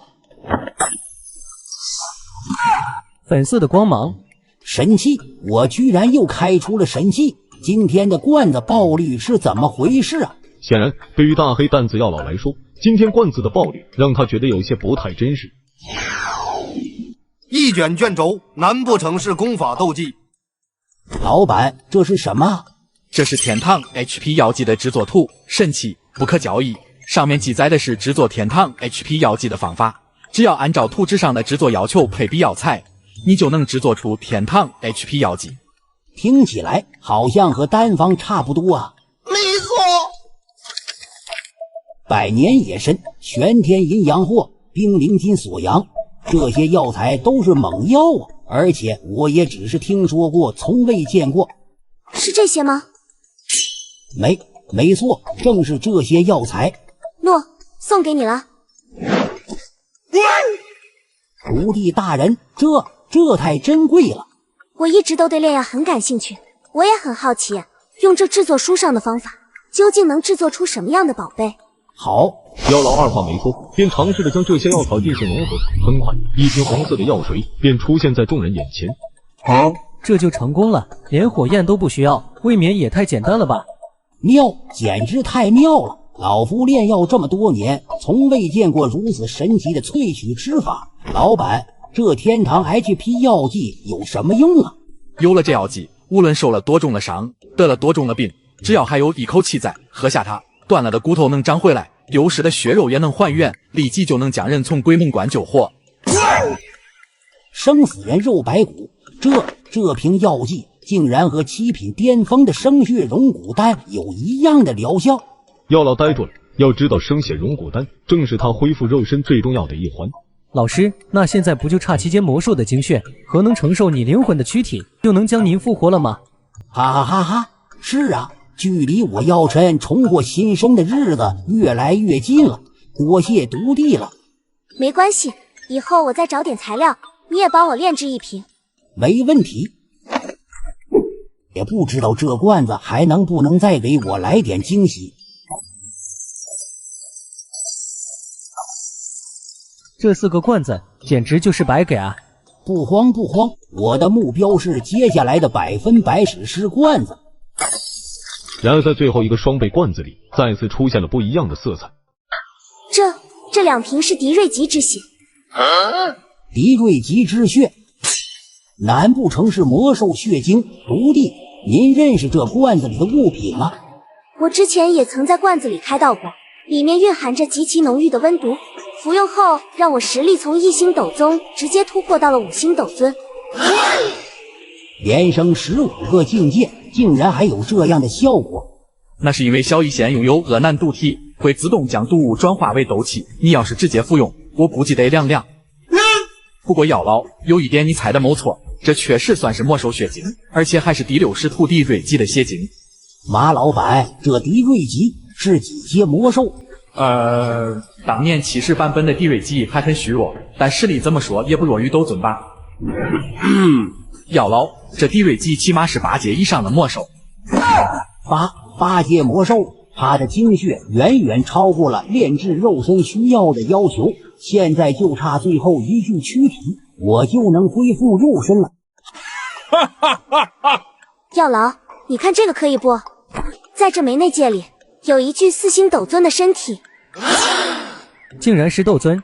有一天我在野外采药，正好看见有一个人用涂满剧毒的匕首从背后偷袭，捅死了这位斗尊。我看他挺可怜的，怕他暴尸荒野，便好心给他收了起来。小一仙姑娘，此举还真是大发善心呢。多谢毒帝了。然而当药老从纳戒中取出斗尊躯体的时候，不由得大吃一惊，居然是他！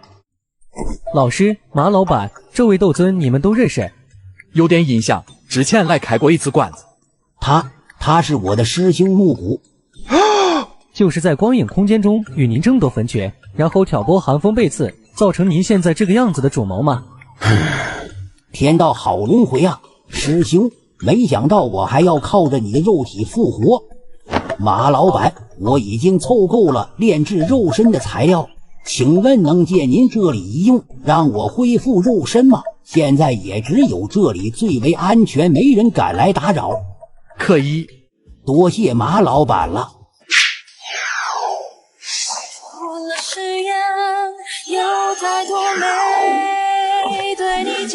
这一天终于来了。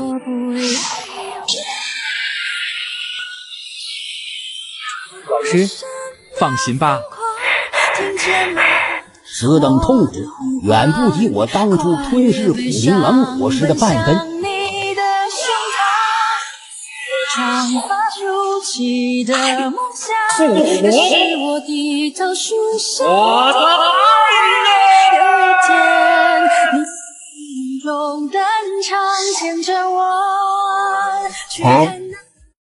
成功了，好强的气势！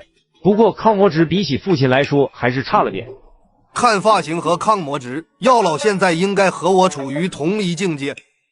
我原本以为有了斗帝手臂的加持，能达到半圣就是极限了，没想到竟然到达了9星斗圣。还是我们太小看斗帝的传承了。不，而是小看了黑暗君主吉格的传承。我能感受到吉格大人封印在这手臂中的鬼神有多可怕。多谢马老板，多谢小医仙姑娘了。我倒是不用谢，记得帮我炼制天堂 HP 药剂就行。你要是真想谢我，就等你到达斗帝再说吧，到时候还真有个小忙需要你帮助。放心吧，马老板，无论什么忙，药尘都在所不辞。好，你还有2个100%实施罐子，趁住手气好，一起开了吧。老板，就劳烦您把右边的前2个给我拿一下吧。没问题。普通罐子就已经这么给力了，史诗罐子里又会有什么样的惊喜呢？会是什么宝贝呢？看不清楚，但感觉好像是有1颗星星。不会是风华绝世手镯吧？光芒渐渐散去，只见一枚风华绝世戒指躺在碎片之中。幸好不是风华绝世手镯。不过马老板，是不是这史诗罐子里都是戒指和项链啊？按道了说换了个人开，不应该还是出现在首饰。药老你继续开吧，我也好奇下个罐子了会出什么。人生第一件史诗装备啊，这戒指对我来说还是很不错的。再来。已经哐啷一声，罐子中出现了不一样的物品。听声音，绝对不是首饰了，看来罐子是没问题的。那会是什么宝贝呢？金光渐渐散去，一把外观普通的太刀躺在碎片之中。不会吧？居然是狮子占岛者！万万没想到，化身鬼气的药老，天赛 DNF 的史诗罐子，开到了当年最强的消血太刀。竟然是狮子占岛者，就是不知道他当年那恐怖的消血效果还在不在。很快，有关于这把太刀的所有信息便出现在马猴眼前。消血效果竟然还在。马老板，我是不是开到了什么了不得的东西了？你这个表情有一点夸张。这把是狮子占岛者，事实不可交易。抗魔之甲5000，它是曾经剑神希兰的配件之一。使用它攻击敌人时，有3%的概率直接削减敌人30%的血量，无视防御，无视斗气等级。在场的所有人都呆住，他们怎么也没想到，这把造型普通的太刀竟然有着如此逆天的属性。这把刀竟然能加5000点的抗魔值，5000点都少了。不是防御，无视斗气等级，这不就意味着哪怕是普通人有了这把太刀，都有3%的几率让斗帝重伤吗？你可以这么理解。当时我用了5刀就带走了奥兹玛，更何况你的十字斩刀者触发概率和消血血量都要比我的裂疮更高。恐怕我运气没有独立您那么好。若是不能触发者3%的概率，它不就和烧火硬的铁棍一样？这就是这把武器的魅力所在，因为谁也不知道下一刀会能砍出什么伤害，所以这狮子斩刀者给了弱者挑战不可能的希望。是啊，这纯粹就是在赌，输了大不了再来一刀，而敌人输了，这简直和开罐子一样刺激。怎么样，你还能再购买3个试试罐子，还要继续开吗？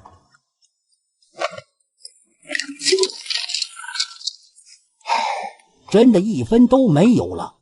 老师，我来。马老板给老师再来3个史诗罐子。萧炎小子，这……老师，您这一路上帮了我这么多，但您恢复肉身我也没帮上什么忙，这几百万是我应该的。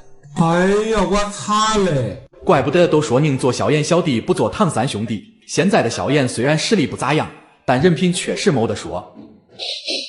小家伙，多谢了，能收你为徒是为师最大的幸运。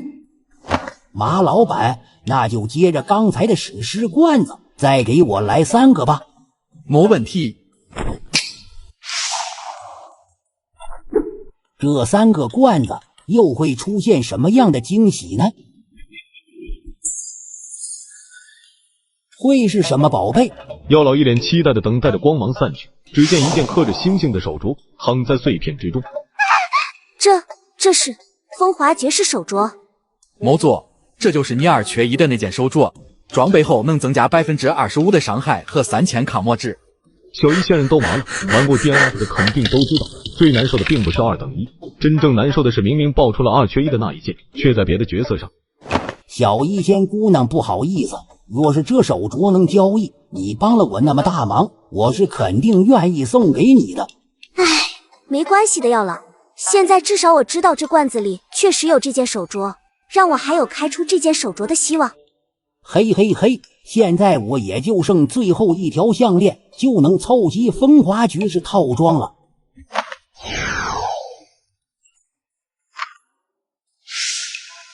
出项链的概率那么高，这样让他凑齐一套，比嘎了我都难受啊。项链，手镯，又是一件手镯。幸好不是项链。怎么这手镯的爆率也这么高吗？罐子爹，求求您了，给我出一条风华绝世项链吧。手起垂落，所有人都紧张的等着罐子中物品的显现。这不科学。舒服，太舒服了。药老，看你开的这几个史诗罐子，让我原本郁闷的心情一扫而空。老板，下周我还能再开这史诗罐子吗？不行了，你下次想开，就要等到你再次开够30个普通罐子了。好，小燕，你今天要开这史诗罐子吗？萧炎有些犹豫，但看了看自己全场最低的抗魔值，还是决定要放手一搏。凯，虽然感觉这史诗罐子里有很多重复的，但只要能出一件有用的，1000万就不亏。老板，左边的前5个史诗罐子，麻烦帮我拿一下吧。好。200万金币一个的史诗罐子，我多少还是有点紧张的。萧炎小子，放手一搏吧，别顾虑太多。好。会是什么宝贝呢？好像是一条腰带。小叶，你运气不错啊，这是镇魂区无尽腰带。马后一眼就认出了这件装备，因为他在游戏里的大枪就正在3等2镇魂曲。镇魂曲，好奇怪的名字。老板，这腰带有什么用啊？带上这条腰带，不但能给你增加23%的伤害和3000点抗魔值之外，还有一个很特殊的功能。哦，居然还有隐藏效果，还请马老板告知。看见上面的那个按钮木？是这个吗？没错，当你按下这个按钮，就能播放音乐，在战斗中，这音乐能随机恢复一个你使用过玄阶高级斗技的冷却时间。虽然只有玄阶斗技，但在战斗中想要使用2次，起码也要间隔几分钟的时间。有了这腰带，完全相当于让玄阶斗技的伤害翻倍了。不过我挺好奇，这腰带能播放出什么样的音乐？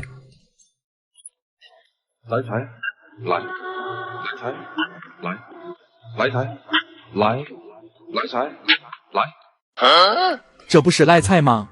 来财。怪不得这条腰带叫做镇魂曲，这音乐真的是硬控啊！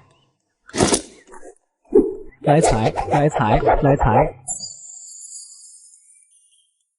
这次的好像也是一件装备，幸好不是重复的。马老板，这是什么？运气不错啊，这是镇魂区无尽护肩，和你开的腰带是同一套套装中的。哦，果然也有一个和腰带上一样的按钮，难不成也能恢复斗技的冷却时间吗？没错，除了能增加20%的暴击伤害和3000点的抗魔值以外，同样还能让你一个使用过的斗技冷却时间恢复。不过这次的是低级斗技。果然和我预料的没错，但没想到竟然能恢复的是低阶斗技的冷却时间。萧炎小子，你能按一下上面的那个按钮吗？比起属性，我很好奇这次的镇魂曲是什么。好。随着萧炎按下按钮，一阵强劲的音乐随之响起。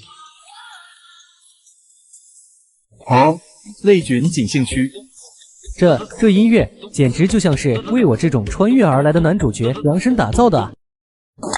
马老板，请问这镇魂曲套装一共有几件啊？一共5件，还有上衣、裤子和鞋子这3个部位。怎么，萧炎小子，你想凑齐一套吗？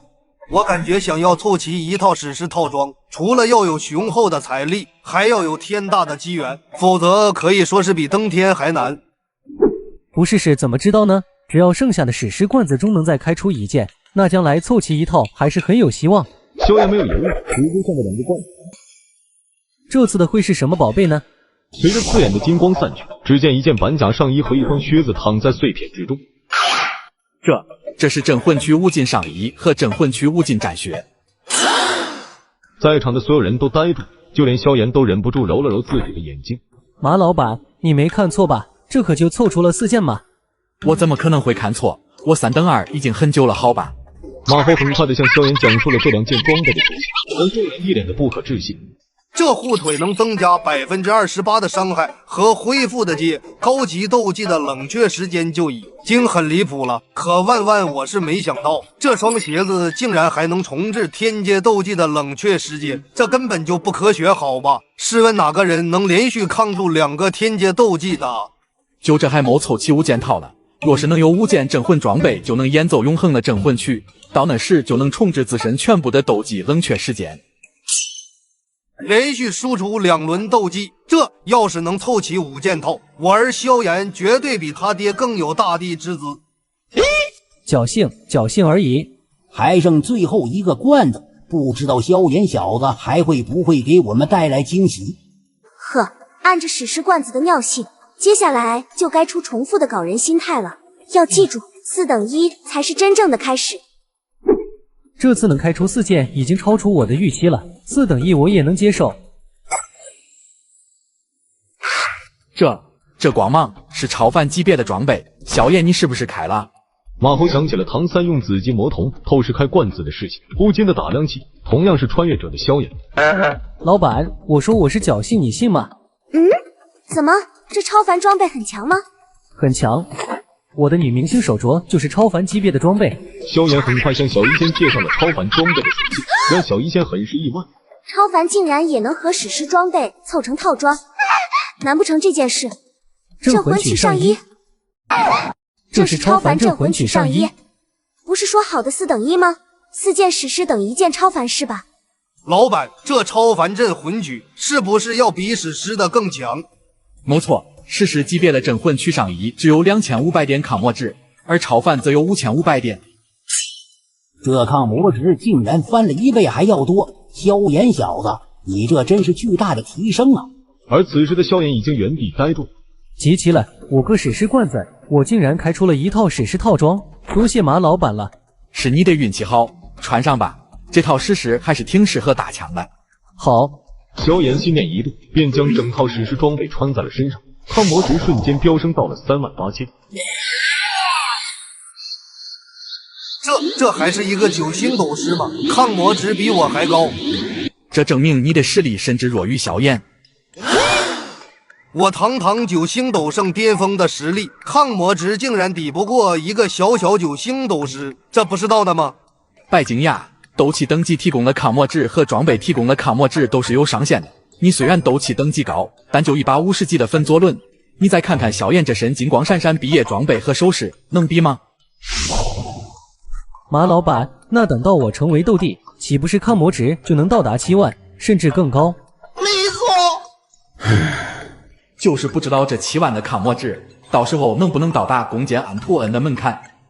看来我还有很大的进步空间啊！马老板说的果然没错，斗帝也只是一个新的开始而已。罐子也开完了，你们该干什么就去干什么吧。我看见外面有新客人在等着呢。好的，马老板。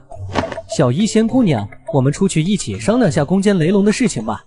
好。姐姐，这里就是你说能开出好东西吃的罐子店吗？没错，紫妍妹妹，咱们进去吧。这位小姑娘是谁？她身上怎么也有魔兽的气息？马老板，好久不见。这位是紫妍，我在魔兽山脉猎取魔核时认识的妹妹。太虚骨龙族，我说怎么感觉不是人？紫妍小姑娘，欢迎光临。姐姐，就是老板背后的这些罐子里面装有美味的小饼干和珍宝糖吗？没错，但能不能开出来就看运气了。你要不要试试呢？好，姐姐请你开。马老板，麻烦给我紫妍妹妹拿10个罐子吧。没问题，选你想要的罐子吧。那就麻烦老板帮我给拿一下第一排的第3、5、6个和第2排的2、7、8个吧。对了，还有第5排的最后4个。好的。这么选罐子是有什么说法吗？没什么说法，我就是感觉这些罐子里会有好吃的。用你手边的幸运魔锤砸碎罐子就可以了。好。真是想什么来什么，第一个罐子就开出了珍宝糖。紫妍妹妹，你的运气也太好了！这珍宝糖服用后能增加10万点的经验值，大量提升体内的斗气。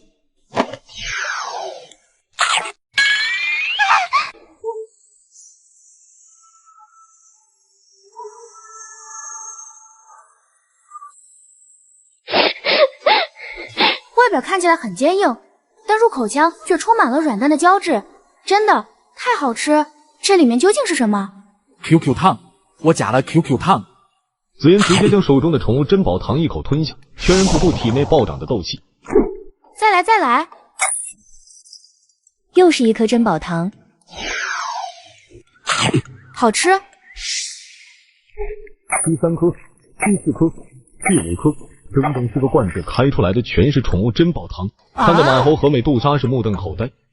紫妍妹妹，你是怎么选的罐子？怎么全都是这珍宝糖啊？我也不知道，但是我能感觉到这些罐子里会有好吃的。我都忘了，原著中紫妍是拥有灵物感应的能力的。可是这能力用来吃，是不是有点太浪费了？算了，这都是顾客的选择，咱尊重就行了。全部都吃完了。美杜莎姐姐不好意思，本来想分你点的，但是我没忍住。不是，当时我吃了一颗，就差点让我突破斗宗。你这身体不怕被撑爆吗？没关系的，姐姐，我们有祖传秘法，可以储存这些斗气，需要用的时候可以在短时间提升实力。那就好。紫妍妹妹，能帮我个忙吗？什么事情呢？就是能帮我也选10个罐子吗？显然美杜莎也是知道紫妍有感应宝物的能力。没问题，第一排的第6个，第2排的第3个。很快紫妍就帮美杜莎挑选了10个罐子。姐姐这几个罐子我感觉不错，里面应该有好东西，但具体是什么我也不太清楚。好，老板，帮我把紫妍妹妹选的罐子给我拿一下吧。好的。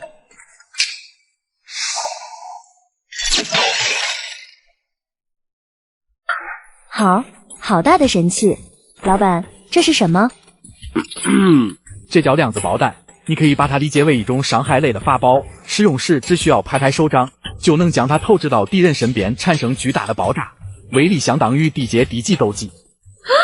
地阶低级斗技都能毁灭一座小城了，这量子的爆弹的威力也太大了吧！这量子爆弹绝对会是我的底牌之一，不到最后时刻，我是不能轻易使用。这个你不用担心，这量子爆弹使用后5分钟便可自动再生成一枚。竟然还能无限生成，那不意味着我想怎么用就能怎么用吗？是的，你继续开罐子吧，我倒是很好奇紫妍帮你选的罐子还能开出什么宝贝。好，美杜莎小心翼翼地将量子爆弹收入纳戒，再次拿起来幸运魔锤。粉色，又是一件神器。奇怪，这不是女大强的低级技能反弹壳炮吗？怎么会是神器级别的物品呢？然而当马猴了解完信息后，却不由得大吃一惊。居然是坦克兵的5CD 反弹壳炮！我说怎么一个低级技能竟然会是神器级别的物品？这玩意下能剑炮一拖三，上能晴天灭火山啊！老板，什么剑炮火山？我怎么完全听不懂？这究竟是什么宝贝？这是反弹壳炮，神器，不可交易，和量子爆弹一样是一种法宝。你将斗气注入其中，便可发射出一颗能轻易破开斗皇强者的防护的反弹壳弹。这毫不起眼的破棍子真的有这么强吗？不信你可以试一试。竟然能强行提升到9星斗皇巅峰的实力，这太虚古龙一族的秘法还真有点意思。美杜莎姐姐，我准备好了。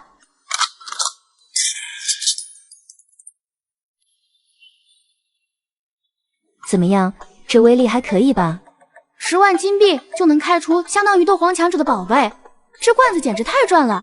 不仅如此，这反弹壳炮的冷却时间很短，几乎可以做到发射完一发后就能继续接住发射，直到你的斗气完全耗尽为止。美杜莎惊呆了，原本高冷美艳的脸庞都忍不住地抽搐了几下。一发破开斗皇防御，这反坦克炮若是连开几发，恐怕连斗宗都要避让3分吧。我突然觉得这罐子绝不应该只是神器这么简单。马老板，请问我还能开罐子吗？这罐子每人每周只能开10个，若是想开下周再来吧。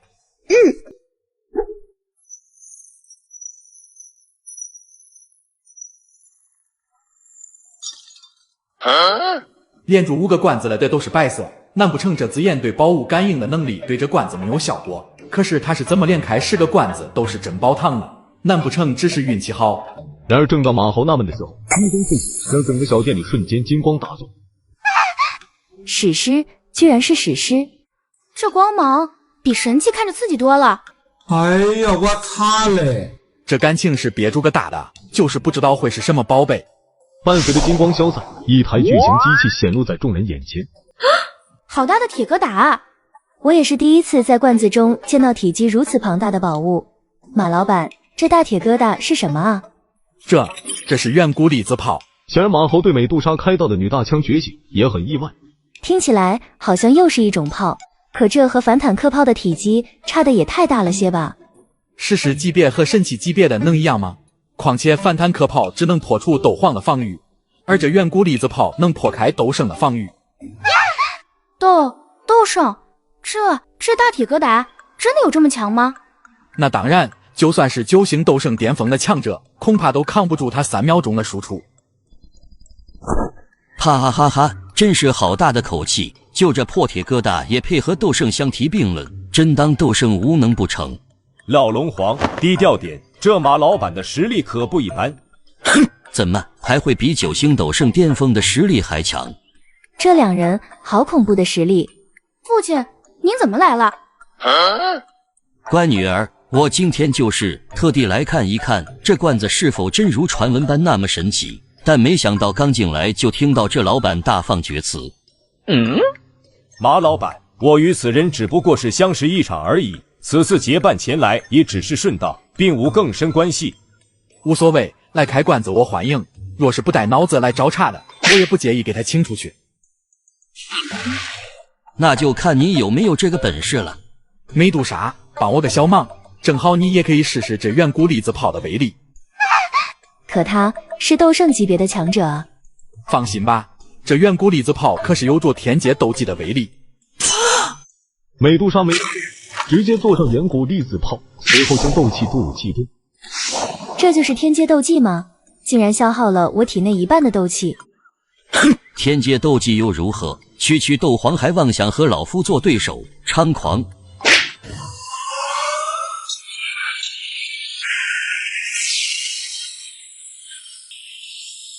有点意思，但这还远远不够。远古粒子炮全力开放，威力竟然提升了这么多。这远古粒子炮原名叫做屠龙炮，是天界发明出来专门用来对抗龙族的产物，连巴卡尔都要退避3舍。巴卡尔是谁？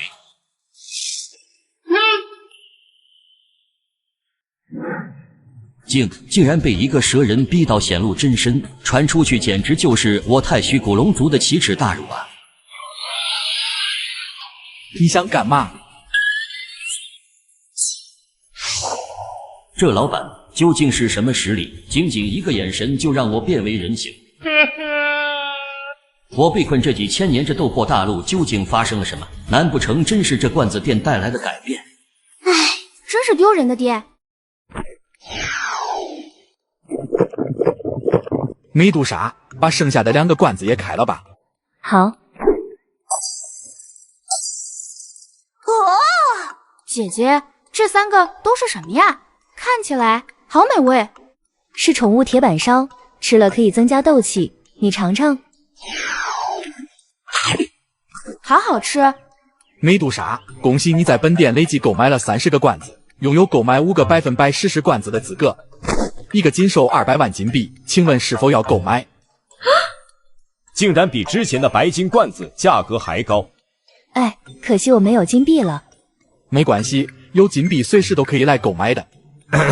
你们2个光头，今天还要开罐子吗？开，我倒要看看这罐子中的宝贝是否真有那么神奇。老板，把你身后的罐子都给我拿来吧。每人每周只能开10个，一个10万金币，先付金币后开罐。多少？10万金币？你怎么不去抢啊？贵有贵的到了，买卖绝对公平合理。你也看到了，梅杜莎开出的宝物可是连9星斗圣都有一战之力，那价值恐怕就不是金币能衡量的了。然而看到竹坤依旧一副不为所动的表情，马侯也有些纳闷。你该不会是没有金币吧？这怎么可能？然而竹坤翻遍了身上所有的储物空间，连1枚金币都没找到。穷鬼，既然开不起就让开地方，古元你开吗？等等，谁说我开不起？这是屠龙剑。没错，是我们太虚古龙一族专门用来对抗龙族的至宝。老板，我能把它抵押在这里换罐子吗？专克龙族的屠龙剑，那对龙族以外的敌人不就没什么用吗？是这么个道理，但是这可是龙皇的象征，老板能抵押多少金币？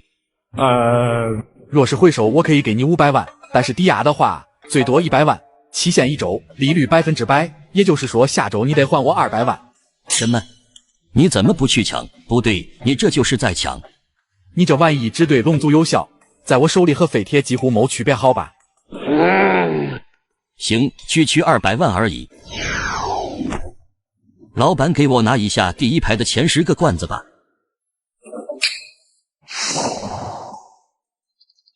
这都不是高利贷了，这简直就是通天贷。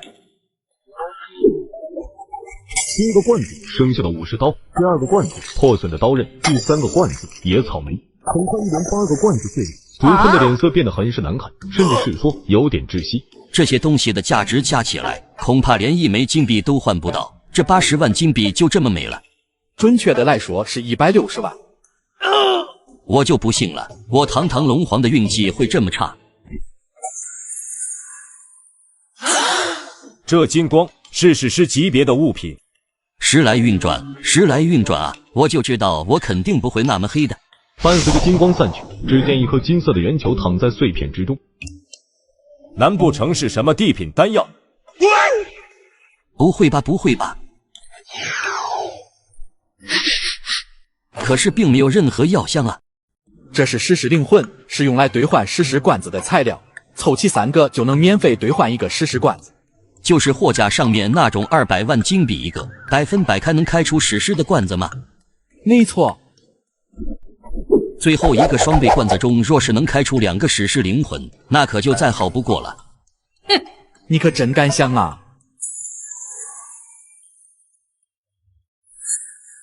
出了，竟然真的开出了2颗史诗灵魂！哎呀，我擦嘞！这都能凑齐3颗史诗灵魂，这运气也没谁了。老板，现在我是不是就可以换史诗罐子了？没错，你现在要开吗？开，今天能不能回本，就全看这最后一个史诗罐子了。好，把你手中的史诗灵魂全部给我吧。看好了，罐子就是这样制作的吗？给，用你手边的幸运魔锤砸碎罐子即可。会开出什么法宝呢？怎么停下来了？这史诗罐子一看就不是什么凡物，它肯定是有灵性的。我要趁它不注意的时候。爹爹开出来的东西，我感觉很不一般。肯定是个好宝贝。竟然是串念珠，我还是第一次在罐子中看见。这串珠子上的珠子，除了星星的数量不同，其他的看起来和史诗灵魂有点像啊。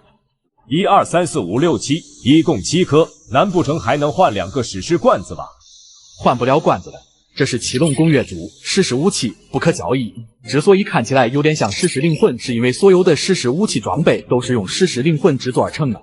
原来如此，老板，那这七龙宫月珠有什么用啊？增加10%的伤害，攻击时有1%的概率对敌人释放落雷。1%的落雷概率咱就不说了，几乎可以忽略不计。但这增加10%的伤害，会不会有些太低了点？你听我说完，这七龙宫月珠传闻是用7条龙的龙珠制成的念珠。若是谁能按照这串念珠上的珠子收集到7颗不同的龙珠，他就能帮你实现一个愿望。收集龙珠实现愿望，可是什么是龙珠啊？言儿，这龙珠乃是我太虚古龙一族的秘密，只有到达了斗圣级别的雄性才能结成2颗，摘取1颗便会实力大损。若是2颗全部摘取，恐怕会要了性命。这龙珠完全是相当于龙族的命根子啊！老板，若是我收齐了7颗龙珠，能许愿突破斗帝吗？当然可能，但能不能实现我就不知道了。目前为止，只有你拥有这七龙宫月珠，传闻是否为真，还请自行甄别。而此时的竹坤已经在心里开始暗暗盘算。想当年萧家举全族的血脉之力，帮助老祖萧玄突破斗帝。现如今太虚古龙族东西南北4龙岛的斗圣级别长老，一人贡献1颗龙珠助我突破斗帝，应该不过分吧？老板，古元，我突然想起来族内还有些要事要处理，就先告辞了。言儿，走和父亲一同回族。这么着急的吗？美杜莎姐姐再见。老板，那我也先告辞了。欢迎下次光临。古元，你还要开罐子吗？开。老板，第3排的前10个罐子给我拿一下吧。没问题。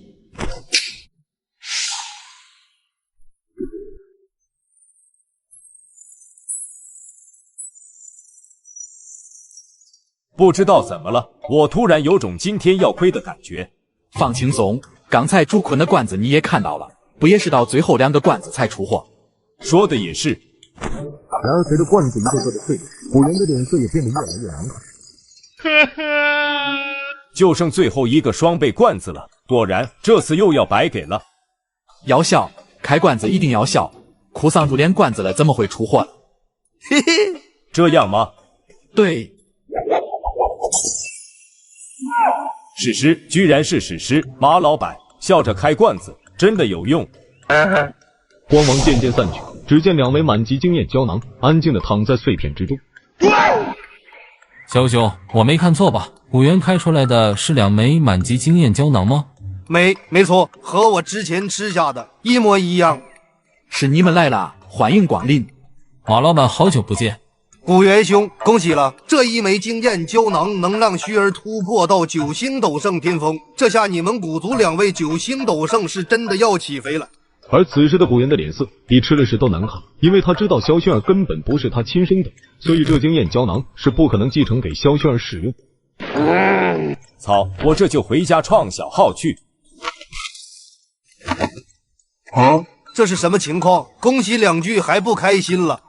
不清楚，可能是因为这经验胶囊对他没什么用吧。不过话说回来，今天是什么风给你们2个一起吹过来了？老板，我们都是奔着100%史诗罐子来的。只要把这周的10个罐子开了之后，就能满足购买史诗罐子的条件了，所以就迫不及待地赶来了。那你们谁先来呢？小熊，我先来吧。